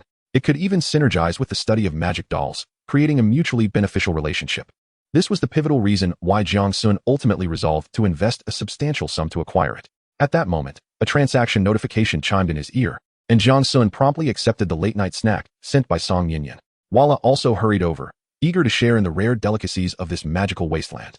After savoring a few bites of the crispy fried mushroom snack, Jiang Sun resumed his examination of the other tomes of inheritance. The remaining volumes had been selected by the others after their discussions, with Jiang Sun, the affluent benefactor, merely responsible for the financial aspect. First, he sent over the inheritance titled Symbiosis of Spirit Plants, chosen by Elder Qin. Judging solely by the introduction, this technology seemed tailor-made for Elder Qin. Jiang Sun had been curious enough to glance at it, but upon doing so, he found himself utterly bewildered. It was as if he recognized each individual character. Yet the combination of those characters rendered the text incomprehensible, akin to deciphering an ancient script. He even sought Elder Qin's guidance on the matter, and initially, Elder Qin had enthusiastically begun to explain. After an extensive half-hour discussion, perhaps out of sheer helplessness, he ultimately dismissed Jiang Sun with a phrase from the magical realm's hybrid techniques. Jiang Sun sighed deeply, finally coming to terms with the reality. While knowledge can indeed be inherited, intelligence evidently cannot. Following this was Zhao Tingtao's selection of Heart of Beasts, which harmoniously complemented his innate talent for conquest. Jiang Sun could grasp the essence of this inherited skill to a certain extent. In essence, it was a complete compendium on the rearing of magical beasts. However, the content was rather absurd, encompassing everything from the construction of magical facilities for taming to the specialized dietary plans for nurtured magical creatures. It even elaborated on the methods for forging contracts with some extraordinarily powerful magical beings upon achieving advanced sanctuaries. For instance, entering into a covenant with ancient dragons could enable them to safeguard vital areas of the sanctuary, becoming the guardians of magical beasts. This field primarily investigates the evolutionary mechanisms of magical beings, utilizing unique magical environments, potions, and rituals to facilitate their evolution. His ability to comprehend some of this knowledge allowed Jiang Sun to deeply appreciate the power of this inheritance. He couldn't help but muse that if this technique were applied in the realm of cultivation, it would undoubtedly lead to the establishment of a formidable beastmaster sect. Observing Zhao Tingtao's incessant grin, Jiang Sun could only shake his head in resignation, secretly concerned. He genuinely feared that this technique would not flourish under Zhao Tingtao's stewardship. After all, as previously mentioned, knowledge can be inherited, but intelligence cannot. Meanwhile, Song Yinyan did not make her own choice. Apart from her exceptional talent in culinary arts, her performance in other areas was rather average. Thus, she sought the assistance of Jiang Sun and several others, including Elder Qin, to help her navigate her options. Given Song Yinyan's remarkably high intelligence attribute, they ultimately assisted her in selecting a legacy known as magical agents. This inheritance fundamentally revolves around the study of magical potions, detailing the establishment of alchemical workshops and countless potion formulation methods. Jiang Sun recalled having seen the Chaos Dissolution Potion, a pinnacle achievement of potionology, in the shop earlier. This legacy possesses a remarkably high upper limit, but has prerequisites for study, specifically requiring a keen sensitivity to the magical properties of materials. This coincidentally aligned with Song Yinyan's expertise. It is noteworthy that her ability to create culinary masterpieces that surpass the quality of the ingredients is due to her innate talent for flavor analysis. This gift endows her with the ability to precisely identify and analyze each food item, enabling her to effortlessly harmonize the properties of various ingredients to achieve perfect balance. Since she can harmonize food, it stands to reason that she could also master potion blending. After distributing several legacies, Jiang Sun observed that, including himself, each individual's choice complemented their innate talents. However, when it came to Zhao Yueran, things took an odd turn. Her selection left Jiang Sun and the others perplexed. She had chosen a legacy called Life Healing. Just from the name alone, it was evident that this was a specialized knowledge legacy focused on healing abilities. Although this lineage appears particularly suited for young maidens, Zhao Yueran is an exception. Her innate talent, aptly named Slaughter, seems to stand in stark contrast to this notion. Yet when asked about her intentions, she remains resolute, insisting, "It's intuition, brother Jiang Sun. My instincts have always proven accurate. Trust me." Upon hearing this, her companions acquiesced to her determination. While they assist one another and share resources, they never interfere in each other's personal growth. After all, no one knows her better than she knows herself. Chapter 78, System Update. As he transmitted the lineage to his companions, they each began to quietly assimilate their newfound knowledge. Jiang Sun, meanwhile, settled onto the sofa, closed his eyes, and commenced a meditative respite. Nearby, Walla flitted about, tidying the dining table, her busy form enlivening the otherwise tranquil space. At that moment, Jiang Sun's mind was awash with myriad thoughts, and his future plans crystallized with increasing clarity. In the short term, Zhao Tingtao and the others could not rapidly enhance their strength through points. However, from a long-term perspective, the foundation they had established now surpassed that of nearly all other survivors. As long as they progressed methodically, they would undoubtedly carve out a niche in this magical wasteland world. Moreover, the points they had remaining were not insignificant, as they securely held several thousand in reserve. It was nearly impossible for them to be left behind by other survivors. Their slower development was relative only to themselves. He adjusted the versatile sofa into a lounging position and reclined. Although there were merely 2 hours remaining until the system update, he had many important matters to attend to the following day. Therefore, an all-nighter was out of the question. Ensuring at least some rest was essential. With that thought, he set his alarm and succumbed to a deep slumber. Shortly thereafter, the room filled with the sound of his even breathing. Outside, the world, recently ravaged by the tides, began to undergo a silent yet profound transformation. Time: Blue Star Calendar. Year 1, Day 18, 559. Daytime: 700-1600. Nighttime: 1600 to 600. Ding ding ding. Voila! A sudden, vigorous jostling jolted Jiang Sun awake from his dreams. Squinting through sleepy eyes, he saw Walla, her face a picture of indignation, vigorously shaking his arm. "Stop, stop, stop! I'm awake." Jiang Sun quickly sat up, flustered as he turned off the alarm for the magical Wasteland manual. It then struck him that he had set the alarm for 5:30, repeating every 2 minutes. Seeing Walla's aggrieved yet irate demeanor, he understood. He had slept too soundly. And Walla, unable to operate the manual, had surely endured the torment of the incessant alarms. Glancing at the time, he realized that the update was imminent. He straightened his posture, tousled his disheveled hair, and awaited the arrival of the system update. Ding! Magical Wasteland World System Update notification. First and foremost, congratulations to the surviving seekers for successfully enduring. The chilling sound of the system's prompt resonated through the air, akin to a harbinger from a distant realm. The first national catastrophe had now faded into memory, and you had all emerged as competent survivors. Now, the second system update was imminent. Prepare yourselves to embrace greater challenges and abundant opportunities. 1. Alteration of system functionality. Henceforth, outside the designated perimeter of the shelter, all functions except for the chat feature shall be rendered inoperative. Merely the first item of the update left everyone in a state of stunned silence. Jiang Sun's expression instantly froze. This initial blow struck at the very artery of survival. It meant that from this day forward, venturing into the unknown would genuinely translate into a fight for survival. The various functionalities of the system had always served as the greatest assurance for the survivors. Just as when Zhao Tingtao faced peril, Jiang Sun had swiftly traded for an array of escape tools, which had ultimately secured his survival. However, that would no longer be the case. If his friends and family encountered danger while exploring, aside from fervent prayers, there would be little he could do. Thus, retaining the chat function, was it merely to allow for last words? Jiang Sun scoffed slightly. This matter, while significant, did not weigh heavily upon him. After all, with the complete, Fallen Star artifact ring now in his possession, the quantity of items he could carry had vastly increased, nearly accommodating all his belongings. For him, any place could serve as a shelter. As long as he was adequately prepared, there was little to fear. Yet, for others, the ramifications would be profound. 2. Elimination of the public trading channel, retention of the private trading channel, establishment of a public exchange channel, Initiation of a currency system. The system. Jiang Sun could not restrain himself and muttered a curse under his breath. The trading channel had always been one of the most relied upon features. Any desired item could be swiftly located through the system, filtered by price for purchase. It was akin to how Jiang Sun had previously acquired crystal shards, simply filtering for the keyword crystal shards, then refining the search for exchangeable materials like timber and sorting by price to click and purchase. But from this day forth, that delightful shopping experience would be no more. Jiang Sun would be left to desperately seek out other factions for purchases. He hoped that Zhou Tsangyin and the others had sufficient stock. With a sigh, Jiang Sun soon grasped the system's intent.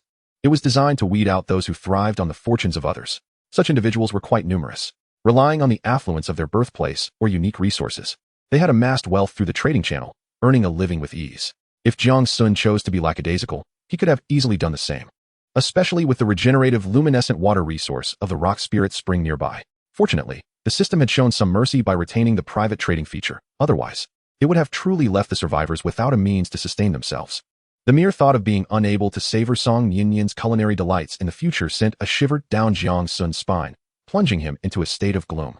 Devoid of hope. Regarding the updated system store, the system displayed that it was still loading. Jiang Sun speculated that it was likely a makeshift substitute for the trading channel. However, the specifics would only be revealed once it fully loaded. The third update emerged, and the expressions of the majority of individuals softened. The profanities directed at ancestors diminished to immediate family. After all, for most survivors, this was a positive development. The ability to teleport meant that reunions were now possible. Even if it was not for the purpose of locating loved ones, one could venture out with trusted companions, significantly enhancing their chances of survival. Upon realizing this, Jiang Sun felt a surge of joy within. Although others lacked teleportation methods, he had already acquired his. It was none other than the teleportation feature included with the level 1 private channel of Qingshan. He opened the spell book and discovered that the previously gray teleportation option had transformed into an available state. Chapter 79. The impact of the update. Jiang Sun meticulously examined the introduction to the teleportation options within the Qingshan channel. He found that teleportation was only permissible among internal personnel and was subject to certain restrictions. Channel teleportation. A directional teleportation array can be established using a manual, and with mutual consent, one can be transported to another sanctuary. Note: teleportation consumes magical power, with the amount dependent on the distance, and the frequency of teleportation is determined by channel permissions. Yet another magical power consumption. Jiang Sun helplessly continued to read on, only to realize that the limitations of channel teleportation were indeed substantial. Fortunately, it was not a one-way ticket, which relieved him somewhat. In truth, the frequency of usage was relatively high. Most of the individuals in Qingshan were focused on developing their sanctuaries. Thus, the demand for teleportation was not excessively high. Even for concentrated efforts, once every 7 days sufficed. The limitations were significant because level 1 permissions could only accommodate 10 individuals. This was clearly designed for the upper echelons of the organization. With that in mind, the frequency of teleportation for other permissions would likely be quite low. With a furrowed brow, Jiang Sun continued to peruse the details. Indeed, the frequency for level 2 permissions had decreased to once every 30 days, and it could only accommodate 30 individuals. Level 3 permissions were even more outrageous, requiring a full 300 days for a single teleportation, and necessitating approval from level 1 permissions.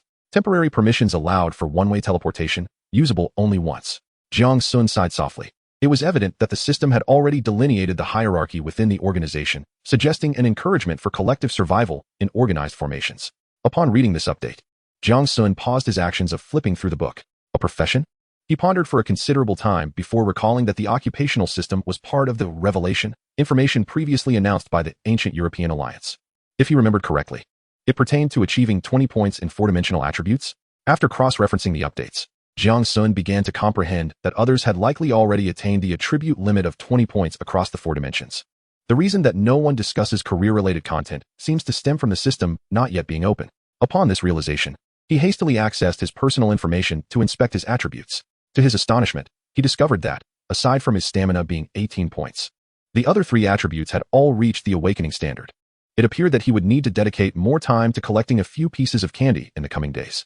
Jiang Sun continued to jot down his impending tasks in a small notebook. There truly was an abundance of matters at hand. He noticed an update. 5. Reduce system operation weight. Eliminate skill cooldown restrictions. Was there more? Jiang Sun immediately focused intently, yet the 5th update left him feeling perplexed. He could vaguely comprehend the reduction of system operation weight. It suggested that the system was gradually loosening its grip, diminishing its assistance to the survivors. Did this imply that everyone could freely unleash their skills? Had the apocalyptic man machine transformed into a boundless barrage of firepower? What a joke. Jiang Sun shook his head. Based on his understanding of this unreliable system, such a thing was utterly implausible. The removal of cooldown restrictions likely meant there would be other, more stringent limitations. This thought led Jiang Sun to consider his Star Flash and Tide of Magic Gathering. It was essential to note that these two skills, which he employed most frequently, bore no cooldown limitations.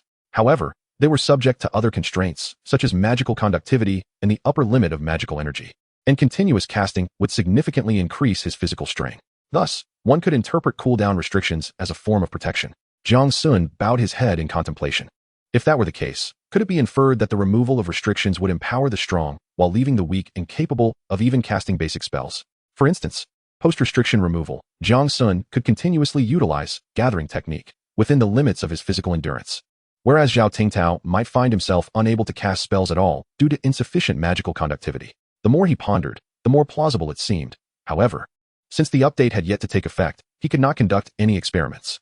After waiting for what felt like an eternity, he finally sensed the absence of new system notifications and let out a sigh of relief. He gazed at the 6 lines of detrimental updates, feeling a surge of trepidation. Perhaps many failed to realize that their survival in this world was entirely contingent upon the system's existence. Though the system was flawed, it had enabled everyone to swiftly adapt to the magical wasteland. It was akin to an unmodifiable cheat code, precisely assisting the survivors in accomplishing each task. Provide me with sufficient stones and timber, and I shall construct a sturdy shelter for you. Offer me 50 points of magical energy, and I will fell a tree and break it down into uniformly sized logs. The pricing was transparent and fair. Now, however, the system had begun to gradually diminish its support for the survivors. This thought sent a chill down Jiang Sun's spine. He felt that his suspicions might very well materialize. Therefore, the pace of development must accelerate. Just as Jiang Sun was enveloped in a whirlwind of anxiety, a notification sound suddenly resonated in his ears, startling him. Ding! The system store has been successfully loaded. Please proceed to check it out. This time, he refrained from unleashing a torrent of curses and instead could not help but feel a surge of relief. It is still here. It is still here. He had already begun to envision a life devoid of the system. Thus, at this moment, the system's notification sound appeared surprisingly melodious. Why dwell on such thoughts? When one meets their end, the world continues to turn. If I cannot survive at my current pace, then surely others stand no chance. Jiang Sun immediately regained his confidence, and so he opened the manual of Magical Wastelands to take a look. Indeed, in the place where the trading channel had once been, he noticed a new option, System Store. Upon clicking the System Store, he discovered a red exclamation mark notification in the upper left corner. With his click, 2 glimmering copper coins promptly fell into his palm, causing Jiang Sun's lips to twitch slightly. He recalled that these must be the currency automatically exchanged from his unspent disaster points. So, did over 40 points yield only 2 copper coins? Jiang Sun found himself perplexed. Was it that the points held little value, or were the copper coins exceedingly precious? He curiously glanced at the contents of the store and found a considerable variety of items: glimmer-level weapons, glimmer-level food, water, crop seeds, tools, and more. Quite impressive. It seemed the system still possessed a modicum of benevolence. At the very least, the basic supplies for survival could be directly exchanged through the store. The prices ranged from 1 to 10. Jiang Sun toyed with the 2 copper coins in his hand, still unfamiliar with the value of currency. However, it appeared that these coins were indeed the most fundamental form of currency. Chapter 80, System Store and Currency System. Not bad. There is quite a selection. Jiang Sun perused the glimmer-level exchange items with lingering interest, feeling that the system had not ruthlessly stripped away all avenues for survival. He even spotted many basic tools for sale, such as toilets, pots, bowls, and clothing, essentially encompassing all necessities for life. To his surprise, the system still showed a semblance of filial piety. Just as he was about to express his thoughts, he suddenly sensed something amiss. Wait, what about the exchange pages for other levels? With that thought, Jiang Sun felt a jolt of unease shoot through him. He hurriedly opened the store interface and began to search, only to grow increasingly disheartened. At last, he despondently discovered that the wretched system store contained no exchange interface for other levels at all. In the categories, there were only options for ordinary items and special items. So it only sells glimmer-level items? Jiang Sun's expression darkened instantly. Trembling, he clicked on the special items option, hoping for a twist of fate. However, after inspecting for a while, his anxious heart ultimately sank. The special items interface was pathetically sparse, containing only teleportation scroll, totem migration scroll, and currency exchange. The first 2 were special function scrolls, each requiring a price of 1 radiant gold coin. The teleportation scroll allows for transfer with the recipient's consent. Similar to the channel teleportation function, yet it comes with side effects. Although it does not require one to supply their own magical energy, its use can result in injuries from being torn apart by space. Thus, the interval of usage varies from person to person. The totem pillar migration scroll allows individuals to extract the sanctuary totem pillars while retaining the additional effects of the sanctuary and the ability to reconstruct it. Otherwise, directly extracting the totem pillars would render the reconstruction of the sanctuary impossible. The third option, currency exchange, is somewhat unique, specifically designated for the conversion of materials into currency. It enables the transformation of materials into Xian copper coins, which can further be exchanged upward, 10 Xian copper coins for 1 spirit silver coin, and 10 spirit silver coins for 1 radiant gold coin. These various currencies serve not only as symbols, but also possess substantial practical value. They act as a form of magical energy storage, albeit not directly connectable to devices, requiring a method akin to a magical conversion array for utilization. The advantage of using coins for conversion is that there is no magical energy loss throughout the process. One gets what one pays for, and the coins are much easier to carry. This ingenious system deftly resolves both the currency dilemma and the issue of magical storage items. Contemplating this, Jiang Sun was immediately inspired to test the exchange rate. He surmised that the system would undoubtedly profit from the price difference, as it never grants survivors an opportunity for free handouts. Therefore, equivalent exchange was improbable, and when converting materials into currency, he would most likely incur a loss. Jiang Sun was eager to determine just how much he would lose, allowing him to adjust his selling prices accordingly. If he was to test, he would aim high. With a firm resolve, Jiang Sun activated the currency exchange function and directly deposited a power-infused magic crystal. Upon clicking confirm, a small package promptly rolled to his feet. Gazing at the exquisite package at his feet, Jiang Sun felt an ominous premonition. Clearly, the system had engaged in some dubious dealings to produce such a frivolous item. How much of a service fee had it extracted from him to warrant the creation of this wallet? Trembling with apprehension, Jiang Sun picked up the small package, only to find it surprisingly soft and made of genuine leather. Hastily, he poured out the coins within, and with a cascade of clinking sounds, he was astounded to discover 5 perfectly intact silver coins, without even a single gold coin to be found. Jiang Sun picked up 1 silver coin to examine it, and found the magical energy contained within to be pitifully sparse, only around 200 points, totaling 1,000 points for 5 coins. This implied that the wretched system had taken more than half as its cut. Jiang Sun's expression immediately darkened, more so than the bottom of a pot. Even based solely on the magical energy, it was lacking by half, not to mention that the practical value of the magic crystal far exceeded that of the silver coins. Refund. He could only helplessly shove the 7 coins into his pocket. The reason he refrained from placing them into his storage ring was that he rather enjoyed the sound of coins clinking together. Observing the nearby Walla blissfully indulging in candy, an idea suddenly struck Jiang Sun. He approached and poked it. "Hey, have you seen this?" Jiang Sun produced 1 silver coin and tossed it into Walla's arms. Walla looked perplexed, glancing around before placing the object in its mouth and gnawing at it, shaking its head in confusion. Observing this, Jiang Sun felt a twinge of disappointment. He had hoped to ascertain whether this item was a product of the system or part of an existing monetary framework in this world. Noticing Walla's despondent shake of the head, it suddenly brightened, as if struck by a revelation. Out of thin air, a golden coin materialized in its tiny paw, which it hurled directly at Jiang Sun. Upon catching it and examining the coin, Jiang Sun realized that aside from its design, its size and texture were remarkably similar to his own silver coins. Clearly, they belonged to the same monetary system. Is this a gold coin? Jiang Sun pondered, concluding that this currency was not fabricated by the system, but rather a genuine artifact of this world. This realization piqued his curiosity about the native inhabitants of this realm. It was evident that there were well-developed races here, evidenced by the existence of gold coins, suggesting a sophisticated monetary system. The ruins of towns indicated an established societal structure, while the hierarchy and advanced magical constructs pointed to a comprehensive magical system. This was a complete and robust society, one that had surpassed the blue planet's humanity in the development of magical energy. Furthermore, if Walla had encountered this world before, it was likely that it had interacted with the indigenous peoples long ago. Jiang Sun suddenly turned to Walla, his expression earnest. "Walla, are you hungry? I can ask Sister Nian to whip up something delicious for you. What would you like to eat?" Walla's eyes sparkled at the mention of food, and it nodded eagerly. "Tell me, how does your father treat you?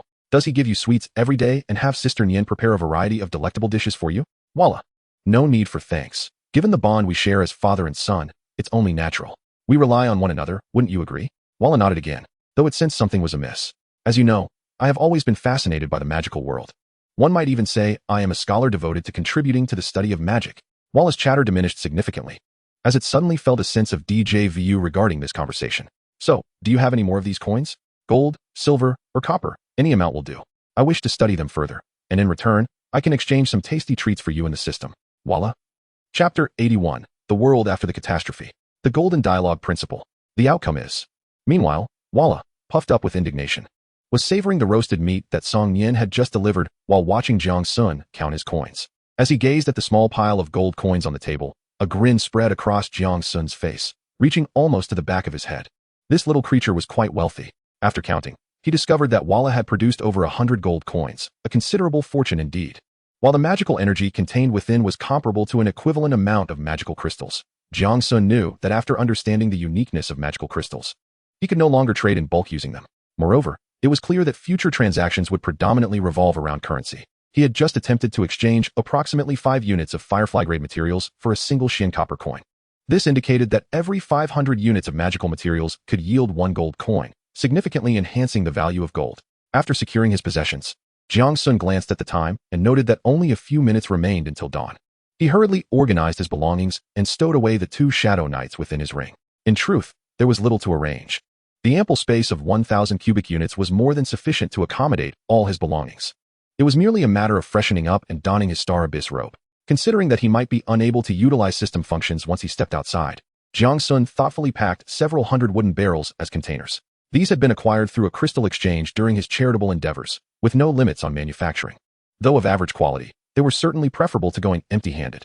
Before departing, Jiang Sun opened his spellbook to check the weather conditions. Weather, temperature, 18 to 25 weather status, clear skies. Stable flow of magical energy. Wind level, gentle breeze. Magical atmosphere. Magical elements danced gracefully in the air, the energy flowing as smoothly as a stream. Celestial omen. The stars were arranged in a mysterious magical labyrinth, heralding infinite possibilities for exploration and discovery. Indeed, the flow of magic had stabilized. It appeared to be a splendid day for adventure.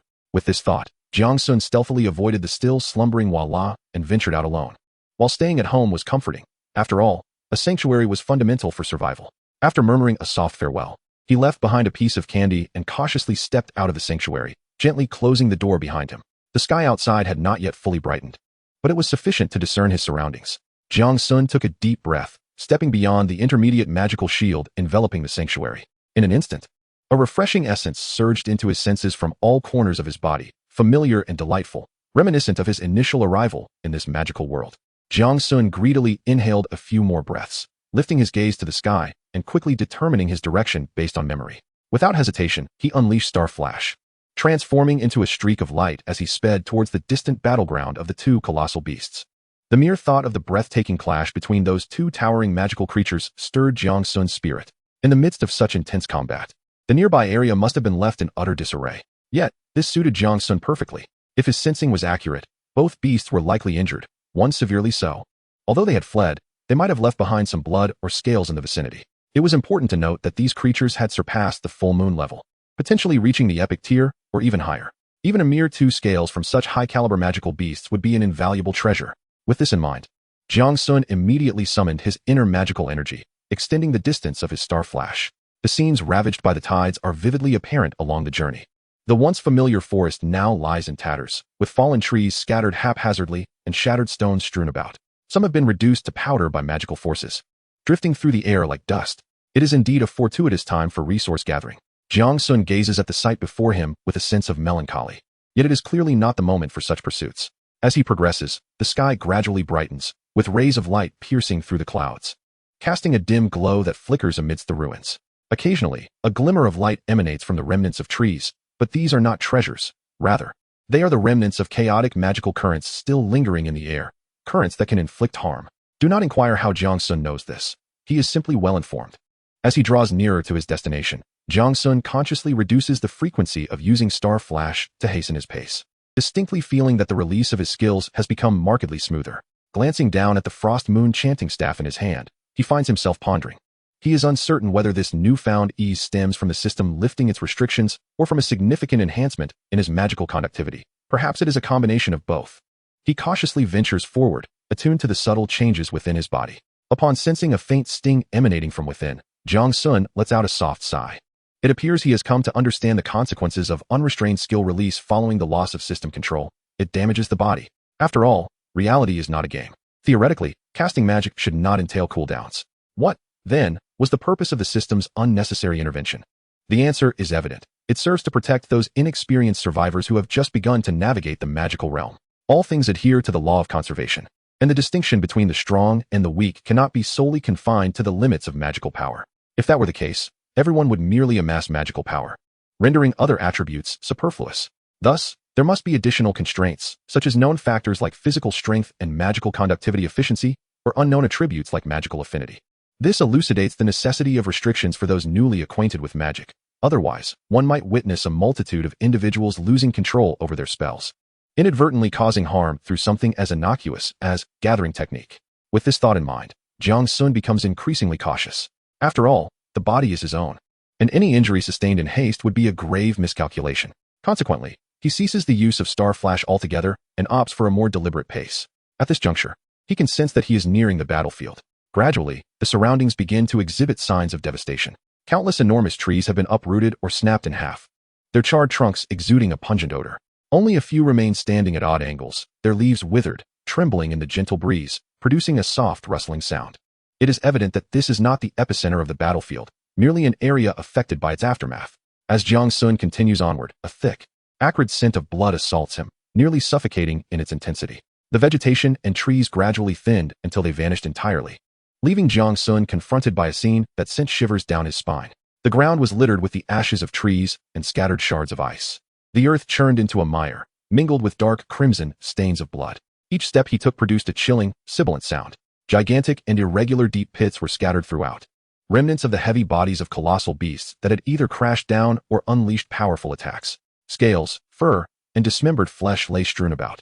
Some scales were as large as shields, gleaming with a cold, metallic sheen, yet marred by cracks. The fur was as thick as ropes, damp and foul-smelling. The flesh was charred and bloodied, attracting swarms of carrion flies that buzzed incessantly, greedily devouring the remains. Looking up, the sky was awash in a kaleidoscope of colors, tinged with an eerie essence from lingering magical energies. A cloud resembling a breath of fire stretched endlessly across the horizon. Chapter 82, Slaughter and Pillage. Gazing at the ravaged landscape before him, Jiang Sun felt a surge of emotion but was not paralyzed by fear. Over the past few days, he had conquered the dread that lurked within, even feeling a burgeoning eagerness. His previous fear stemmed from humanity's instinct to seek benefit and avoid harm. Yet, similarly, the conquest of other races was also an inherent trait of humankind. Thus, he now yearned to develop swiftly and capture a colossal beast to serve as his mount. With this thought, Jiang Sun steeled himself, his gaze betraying a sense of caution. He carefully navigated around areas still raging with potent magical energy, making his way towards the epicenter of the fiercest battles, where a copious amount of beast blood and bodily materials lay scattered. This was a treasure trove. As he approached the sanguine scene, Jiang Sun's pupils constricted sharply. A vision akin to a hell's cape assaulted his senses, threatening to tear his eyes asunder. There, in the areas stained by the blood of the giants, a multitude of magical beasts of various levels and forms gathered in a frenzied mass. They resembled a pack of ravenous wolves, greedily lapping up every drop of blood from the ground. Among them were several agile predators with sharp claws, engaged in a frenzied struggle over a piece of flesh, their claws intermingling, blood splattering everywhere. Enough, Jiang Sun roared inwardly. All of these were his preordained spoils, potentially his greatest gain in the near future. What would happen if these beasts ravaged his prize? With that thought, Jiang Sun quickly regained his composure, his gaze piercing as he swiftly assessed the number and levels of the magical beasts. Soon, he was confident that the highest level was likely around the stellar grade. They could be fought, perhaps even slain. With this determination solidified, Jiang Sun no longer hesitated. With a sweeping gesture, he summoned the two black mist knights standing vigil beside him, their eyes igniting with a ghostly red glow. They leaned forward, and with a thunderous crash, propelled by an overwhelming force, they charged directly into the throng of magical beasts. Under the cooperative vigilance command, their speed surged to its zenith, resembling an uncontrollable black train. The dissipating black mist left a trail behind. In the midst of their flight, two knights simultaneously activated the shield of black mist skill. In an instant, a spherical black shield materialized, enveloping their forms tightly, rendering their rushing figures almost ethereal. The sudden cacophony startled the beasts, causing them to halt their frenzied movements and gaze upwards in alarm. Some astute creatures, sensing the terrifying potential of the Black Mist Knights, were gripped by fear and scrambled to flee. Alas, it was too late. A tremendous explosion erupted from two densely packed clusters of beasts, sending massive figures of the creatures soaring backward, blood erupting from their mouths and noses as if they were kites with severed strings. These were the stronger beasts. The weaker ones were obliterated in an instant, reduced to a shower of flesh and gore. Blood and bone fragments splattered everywhere, showering the surrounding creatures and inciting a chorus of anguished wails. The two Black Mist Knights continued their relentless charge for several dozen meters before finally halting. A deluge of black mist surged forth from their sides, instantly obscuring the vision of Jiang Sun and the multitude of beasts. In this moment, they shattered a shield that had absorbed an astonishing 2,000 points of damage. Jiang Sun stood in stunned amazement at the scene before him. This was the Black Mist Knight's inaugural battle, their formidable strength and astonishing achievements far exceeding his expectations. Seizing the opportunity while the beasts remained ensnared in chaos and terror, Jiang Sun swiftly summoned the magic he had long since amassed within himself. The tip of his staff became a vortex of magical energy, accumulating nearly 800 points of magic power in a mere heartbeat. Then, suddenly, a beam as thick as a barrel erupted forth, sweeping towards the beast horde with terrifying force. Though the radiance lasted only a second, it traversed a vast fan-shaped area. Wherever it struck, trees splintered and collapsed. The weaker beasts disintegrated under the azure light of the starry trail, their forms shattered. Even those of star-tier strength could not withstand it, suffering gruesome and gaping wounds upon their bodies. Jiang Sun gazed at the devastation he had wrought, his eyes wide with disbelief. He had never anticipated that, under the same amount of magic power, the disparity in skill potency could be so vast due to differences in magic conduction rates. Yet, before he could fully recover from his astonishment, a sharp pain coursed through his body, snapping him back to reality. Jiang Sun sighed in resignation. The high-energy tide of magic had a far more severe backlash on his body than he had imagined. It seemed he was still not sufficiently adept. Without precise control from a system, the skill proved even more challenging to wield than he had thought. With a slight sigh, he quelled the impulse to unleash another attack. Observing the spoils alongside the two knights, Jiang Sun wasted no time pondering further and dashed towards the scattered scales. For the true purpose of this expedition was not merely to slay beasts, but to collect materials. He transformed into a cascade of starlight, appearing near a cluster of scales not far away. Raising his hand, he swiftly scooped them up and deposited them into his storage space. As the nearby beasts charged forth, Jiang Sun did not flinch. He unleashed the gathered magic orb, resulting in a spherical shockwave that erupted. In the reverse wave mode, the tide of magic forcefully repelled the creatures, eliciting a chorus of anguished cries. For Jiang Sun, this was a rare opportunity for real combat. He darted nimbly among the magical beasts, his figure flickering with agility. With his staff in hand, radiant azure light burst forth, causing the beasts to emit cries of torment. One Firefly-class beast attempted a surprise attack. However, Jiang Sun deftly dodged and retaliated with a crescent strike, severing it at the waist. The crescent technique had just occurred to him, and its name was a mere whim. Indeed, practical combat is the swiftest path to improvement. Wiping the blood from his face, a glint of excitement shone in his eyes. Of course, he could strike, but he would not allow them to strike him in return. A subtle smile crept onto his lips, his visage smeared with the beast's blood, yet he remained oblivious to it. At that moment, he was wholly immersed in the fervent thrill of battle, his mind consumed by a singular thought: to plunder. As the fight wore on, Jiang Sun began to feel the strain. Although the Black Mist Knight rampaged with formidable defense and impact, attracting the attention of the majority of the beasts, it never strayed beyond a 30-meter radius of Jiang Sun. Yet, due to the overwhelming number of ferocious beasts, the Black Mist Knight was now drenched in blood. Its stored magic considerably depleted. While Jiang Sun did not bear the brunt of the pressure, he consistently unleashed the tide of magic, which he had been accumulating for an extended period, thereby expanding his gains. Over time, he became mentally and physically fatigued. The three of them were in a wild frenzy, clashing with various magical beasts, and the situation spiraled further out of control. It was only at this moment that Jiang Sun truly grasped the extent of the beasts lurking nearby, and how irresistibly alluring the blood of the giant beasts was to them. If a beast tide were to form and assault the refuge, even with himself and two knights, they would undoubtedly be unable to withstand it. A weight settled in Jiang Sun's heart as he sighed, feeling a sense of uncertainty. Were it not for the golden support of Walla, he might have perished long ago in this perilous jungle. After successfully slaying another beast of the initial star level, Jiang Sun sensed a slight depletion of his magic. Glancing at his reserves, he discovered that he had less than 1,000 points remaining. Thus, he decisively commanded the Black Mist Knight to fight while retreating, heading back in the direction from whence they came. With a surge of a concentrated 500 points of magic, a reverse wave erupted violently, sending the surrounding beasts flying. He then swiftly stored both Black Mist Knights within his spatial ring. Following that, a series of star flashes enabled him to vanish from the sight of the many beasts. Having collected nearly all he needed, including several barrels of bloodied soil, he deemed it unnecessary to continue battling the beasts and heighten his risks. Once he reached a somewhat secure location, Jiang Sun opened the space of the Starfall spatial ring and began to inspect his haul. After tallying his gains, a grin nearly split his face in two. Chapter 83, Inventory of Gains. It seems that fortune has smiled upon me lately. Jiang Sun sat upon a sturdy branch, unable to contain his delight. Before him lay the storage space of his dimensional ring, filled to the brim with over 20 compartments, each capable of holding 2 cubic meters. Among them, more than 10 were occupied by the grotesque corpses of various magical beasts. Remarkably, This was his first genuine foray into hunting magical creatures, and to his astonishment, he had successfully dispatched dozens. Although the majority were felled by the two Black Mist Knights, his contribution was undeniably significant. However, he couldn't help but wish they would exercise a modicum of restraint next time. Observing the mangled and dismembered remains of the beasts, he grimaced.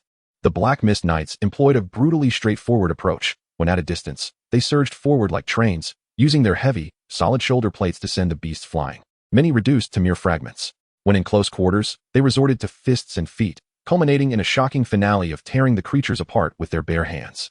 Consequently, most of the magical beasts were left in a state of disarray, utterly incomplete. In his pursuit of collecting these corpses, Jiang Sun had instructed them to toss the slain beasts his way, resulting in him being splattered with blood and bits of flesh. It was evident that the two Black Mist Knights had executed his orders with utmost thoroughness. Nevertheless, gazing at the severed creatures, Jiang Sun felt a sense of satisfaction with his accomplishments. It appeared that he had inadvertently elevated his prowess to an astonishing degree. At the very least, he was confident that he could now contend evenly against ordinary stellar-level magical beasts. Originally, he had intended to avoid provoking these creatures, yet once he engaged, he found it hard to stop. Jiang Sun let out a soft sigh, tinged with resignation. Fortunately, he had not delayed in seizing the materials, otherwise, he would have suffered a significant loss. With that thought, he focused his attention on the dimensional ring, meticulously tallying the spoils of this expedition. First, there were 3 freshly slain stellar-level magical beast corpses, still warm to the touch. 2 were struck head-on by the Black Mist Knights during the initial assault, sustaining severe injuries. 1 was a triangle rhinoceros beast, its body encased in crystalline armor, while the other was a lion beast endowed with fiery abilities. The lion beast, unfortunately, was simply inept, failing to evade the charge of the Black Mist Knights and perishing on the spot without even unleashing its powers. The rhinoceros beast, already besieged by other creatures and grievously wounded, met its end beneath Jiang Sun's moonscythe as he stood atop its head. As for the third, it was a wolf-like beast adept at stealth, which nearly succeeded in ambushing Jiang Sun. However, at the crucial moment of its attack, it was detected by the vigilant Black Mist Knights and ultimately overwhelmed and killed. It was then that Jiang Sun realized he had indeed underestimated both his own strength and that of the Black Mist Knights. Perhaps his prolonged companionship with Walla had instilled a sense of insecurity in him. Spending day in and day out with Walla has clouded my judgment regarding my own abilities, he muttered softly, before shifting his gaze to the persistence of this hall. Dozens of sizable scales came into view, seemingly overlooked by the magical beasts, allowing Jiang Sun to collect a considerable bounty. He picked up a scale, approximately half a meter in diameter, and scrutinized it closely in his hand. This scale was heavy, weighing several dozen pounds. Had his strength not increased, he would have struggled to lift it. The scale was rhomboid in shape, its deep purple-black hue resembling a meticulously forged metal shield. Its edges were sharp and pointed, while the surface was adorned with peculiar patterns, emanating a faint aura of magical energy. Jiang Sun gently stroked it, feeling its hard and dense texture, yet it retained a hint of warmth, akin to touching ancient cold iron. Truly, it was a crystallization of life and magic. He couldn't help but marvel. He then tested it with his crescent moon scythe, which held 300 units of magical energy. To his astonishment, the scale remained entirely unscathed, leaving not even the slightest mark. Undoubtedly, this was an exceptional material for reinforcing shelters or crafting armor. Jiang Sun felt a surge of joy. He had collected over 100 such scales. Although this quantity was insufficient for construction purposes, it was more than ample for outfitting several individuals with superior equipment. Subsequently, he turned his gaze to several chunks of flesh still attached to skin. These pieces were painstakingly obtained from other magical beasts, evidently originating from a wounded giant creature. Since a portion had been consumed by other beasts, the quantity was not substantial, amounting to about 1,000 pounds. After all, magical beasts showed little interest in scales but were highly attracted to blood and flesh, likely due to the potential enhancement of their own strength from consuming the meat of high-level beasts. With this thought in mind, Jiang Sun focused on the largest piece of meat. This chunk measured over a meter in diameter, marked by numerous bite marks from beasts, making it somewhat unappetizing to behold. How on earth could he consume this? He shook his head in dismay. He speculated that the flesh, which had incited a frenzy among the magical beasts, would surely offer significant benefits when consumed. However, without being at the shelter, he could not access the system to check its attributes. What good is it to keep the meat if he cannot eat it? After all, in terms of culinary skills, Song Yin was far superior to him. In his hands, the meat would merely become jerky. Yet, in hers, it would undoubtedly transform into a delectable dish. He could not bear to waste such potential. After examining his most significant finds, he continued to inspect the other items. For instance, he found several blood-stained pelts, which he intended to fashion into mats. Additionally, there were a dozen barrels filled with blood-soaked earth, which posed a dilemma for him. He had collected this soil upon witnessing numerous firefly-level magical beasts vying to lick it, adhering to the principle that items fiercely contested must hold value. Akin to a shopping spree at a crowded market, he had gathered all the soil he could find. It was a true excavation. Jiang Sun reached out to touch the soil, and the sharp sting he felt at his fingertips intrigued him. He discovered that the blood was still warm to the touch and even pulsed with a faint magical energy. Remarkably, this battle had occurred nearly a week ago. He pondered the levels of the two beasts involved with a soft sigh. Perhaps he should send some to Song Yinyan and see if she could make blood sausage? The moment this thought crossed his mind, he immediately shook his head. How could he think of food at every turn? He had been utterly spoiled by Song Yinyan. Moreover, this substance undoubtedly serves as a premium material for potion making. Consuming it would be a lamentable waste. It must not be squandered. Chapter 84. The Uninvited Guest, the Shamate Bear? Just as Jiang Sun intended to rise and depart, the two vigilant black mist knights beside him suddenly lifted their heads in unison. Upon witnessing this scene, Jiang Sun's expression turned icy. He recognized that the coordinated alert of the black mist knights had been triggered. Enemies were nearby. What audacious beasts dare to approach? Jiang Sun cursed softly. Despite having just emerged from a fierce battle, exhausted in both body and spirit, he felt confident that, given his current state and the prowess of the two black mist knights, dispatching one or two stellar-level beasts would pose little challenge. With this thought in mind, Jiang Sun raised his frost moon chanting staff, channeling magical energy at its tip, poised to unleash it at a moment's notice. As a rustling sound broke the stillness, Jiang Sun's gaze sharpened, though an unsettling familiarity tugged at his mind. This sneaky sensation felt oddly recognizable. Where had he encountered it before? As the nearby grass quivered, a massive figure emerged from within. Good heavens! The moment Jiang Sun glimpsed the silhouette, he instinctively stepped back. The creature was tall, and his first impression was of a round, protruding belly. Jiang Sun quickly lifted his gaze, only to meet a pair of bright, clear eyes reminiscent of a university student. A tuft of purple fur atop its head swayed vibrantly, rendering the towering figure both comical and slightly unconventional. The Shamate Bear, Jiang Sun exclaimed in astonishment. The creature before him was none other than the Shamate Bear that had been frightened away by Walla on the first day. However, its current posture was rather peculiar. Standing upright at several meters in length, it raised its claws in a gesture of surrender. Its eyes sparkled with clarity, and its expression appeared almost obsequious. Oh, I thought it was someone of note. Isn't that the stone grain bear? Jiang Sun jested, yet his staff remained unwaveringly directed at the black bear. He glanced around and noted that the two black mist knights, although still in a state of alert, showed no intention of launching an attack, evidently due to the Shamate Bear's lack of aggressive demeanor. Seeing that Jiang Sun did not immediately engage, the Shamate Bear took 2 steps back, reverting to its natural stance. It tilted its head, curiously scrutinizing Jiang Sun, and then, as if struck by a sudden realization, gently tapped its own head with its right paw, producing a series of gurgling sounds from its throat. Subsequently, it performed a series of odd motions. It drew a circle in the dirt with its paw, gestured towards itself, then pointed at Jiang Sun. Finally, it scratched the ground a few times, unearthing a stone that radiated a peculiar glow. Jiang Sun furrowed his brow, his mind brimming with questions. What was it trying to convey? Suddenly, a spark of recognition ignited in his mind. He recalled that when he initially commanded the two black mist knights to charge into the beast horde, he had vaguely seen a rotund figure tumbling into the nearby underbrush. Could it be him? Upon contemplation, Jiang Sun inquired, "What brings you here?" The black bear responded with a series of howls, a woo-woo. Jiang Sun raised an eyebrow. "Can you truly understand me?" The peculiar bear seemed to sense Jiang Sun's apprehension. It shook its head, the tuft of purple fur swaying humorously. It pointed at a stone on the ground, then gestured towards Jiang Sun, before patting its belly and mimicking a gesture of exchange with its paw. A flicker of confusion crossed Jiang Sun's eyes. An exchange? What could this seemingly simple-minded bear possibly offer? However, curiosity piqued. He nodded slightly, encouraging it to continue. The bear nudged the stone closer to Jiang Sun, then pointed towards the carcass of the giant beast behind him. It extended a claw, indicating a quantity of 1. Finally, it clapped its rounded paws together, signifying a deal. "Ah, so you're eyeing the meat of my colossal beast." Jiang Sun mused internally, surprised at the bear's cleverness. It seemed the earlier encounter had left a significant psychological impact, prompting its hasty retreat upon seeing him.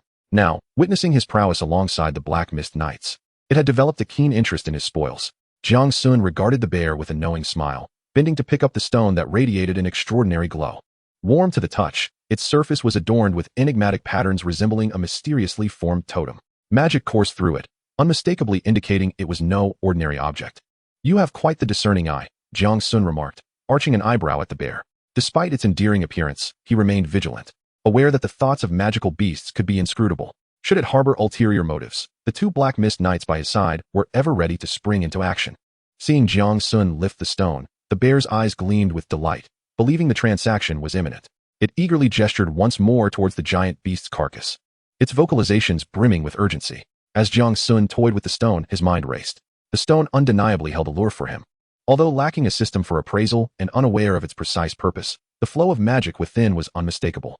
With a careful examination, he noted the substantial magical content, likely of stellar quality. It could very well be essential material for constructing facilities or magical automatons. Moreover, he had no desire for the outer layer of the beast's flesh that had been gnawed upon. It would serve perfectly for a trade. With this in mind, Jiang Sun mentally agreed to the transaction. While he had considered the idea of hunting the bear for its goods, he was well aware of how agile this hefty creature could be. Furthermore, given that magical beasts possessed a degree of intelligence, maintaining a good reputation among them was equally crucial. Therefore, Jiang Sun adopted a pretentious expression of difficulty.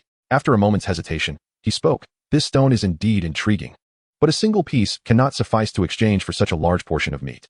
How about this? 1,000 for this stone, and you can take the meat. He gestured toward the massive beast meat on the ground, which had a diameter of nearly 1 meter, and waved the stone in his hand. Upon hearing this, the punk bear's eyes widened in astonishment. In its limited bear life, it had never encountered such bargaining. It immediately grew anxious. The black bear exclaimed, "A woo? A woo." Jiang Sun replied, "Is that true or not? Go and inquire. I, Jiang, have always been honest in business." The black bear questioned, "A woo? A woo, a woo." Jiang Sun insisted, "This price is fair. It's all meat from the greenhouse. If you find it expensive, I find it even more so." The black bear was baffled. Chapter 85. Are we not players? Jiang Sun observed the hesitant black bear, a smile gradually spreading across his face.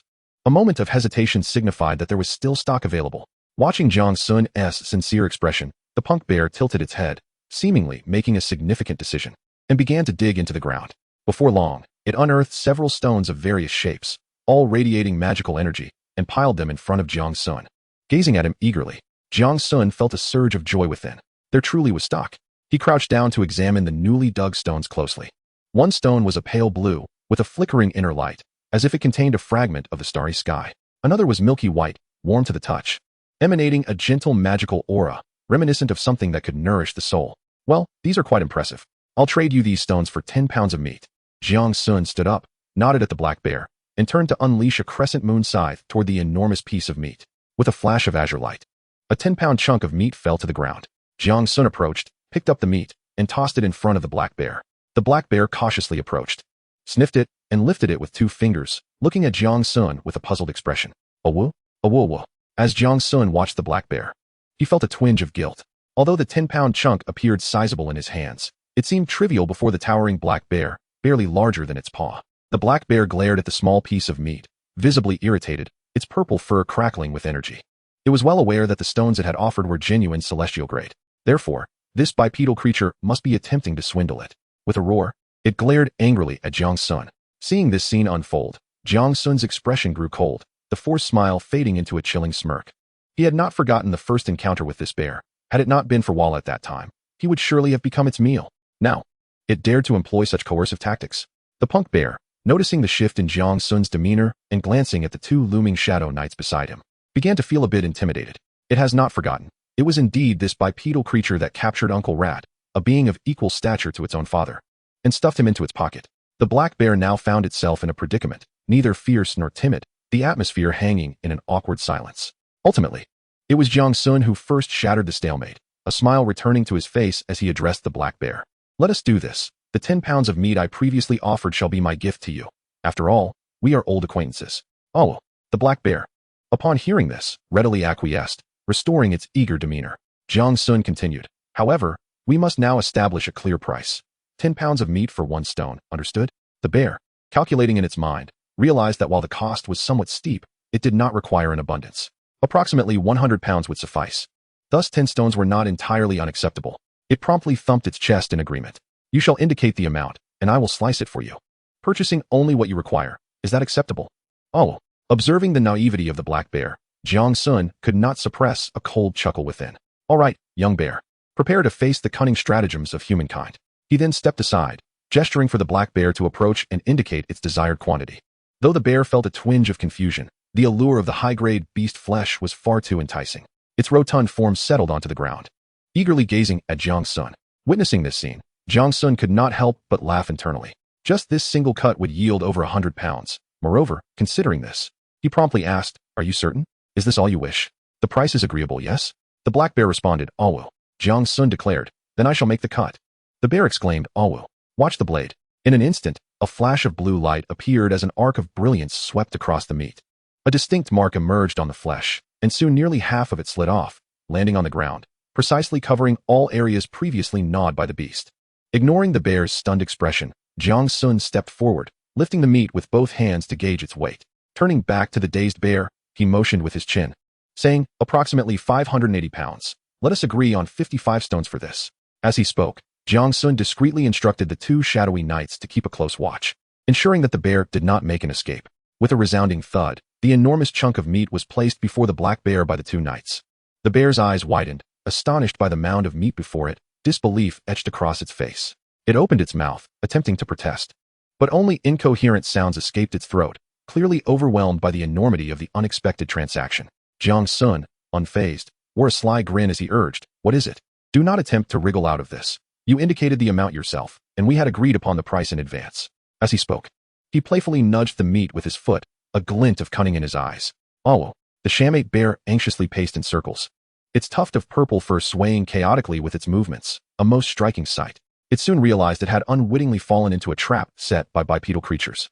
Yet, the tantalizing aroma wafting from the morsels before it was simply too alluring to abandon. Moreover, the two dark iron figures flanking Jiang Sun were already locking their sights upon it, leaving no room for escape. After a moment's hesitation, it resolved to call out to Jiang Sun a few times, then stood tall and gestured behind itself. Observing the bear's actions, Jiang Sun felt a surge of delight. As the two shadowy knights flanked the bear, guiding it deeper into the forest, a broad grin spread across Jiang Sun's face. The bounty from these magical beasts was indeed lucrative. Before long, a rustling sound emanated from the underbrush. The bear and the knights re-emerged, this time with the bear clutching a tattered cloth bag in its mouth. Cautiously, it placed the bag on the ground and used its paw to open it, causing several shimmering stones to roll out. Though varying in size, each radiated a potent aura of magical energy, evidently of superior quality compared to the previous stones. "Arf arf." The bear called out to Jiang Sun, its eyes betraying a hint of desperation and imploration. Jiang Sun's eyes sparkled with joy, secretly reveling in the moment. He crouched down, pretending to examine the stones closely, while in truth, he was concealing his inner triumph. The value of these stones far surpassed that of the meat, indicating that the bear had indeed invested significantly for a taste of flesh. "Well, these stones are somewhat acceptable," Jiang Sun remarked as he stood up. "However, it seems the quantity is still insufficient." At this, the bear stomped its feet in frustration, waving its claws in the air while vocally bargaining with Jiang Sun. Finding the bear's anxious demeanor amusing, Jiang Sun maintained a facade of seriousness. "Very well, as we are old acquaintances, I shall take a slight loss this time, but let it not become a precedent." With the transaction concluded, Jiang Sun watched the bear depart, its expression one of forlorn disappointment. While he inwardly reveled in his good fortune, what a splendid profit.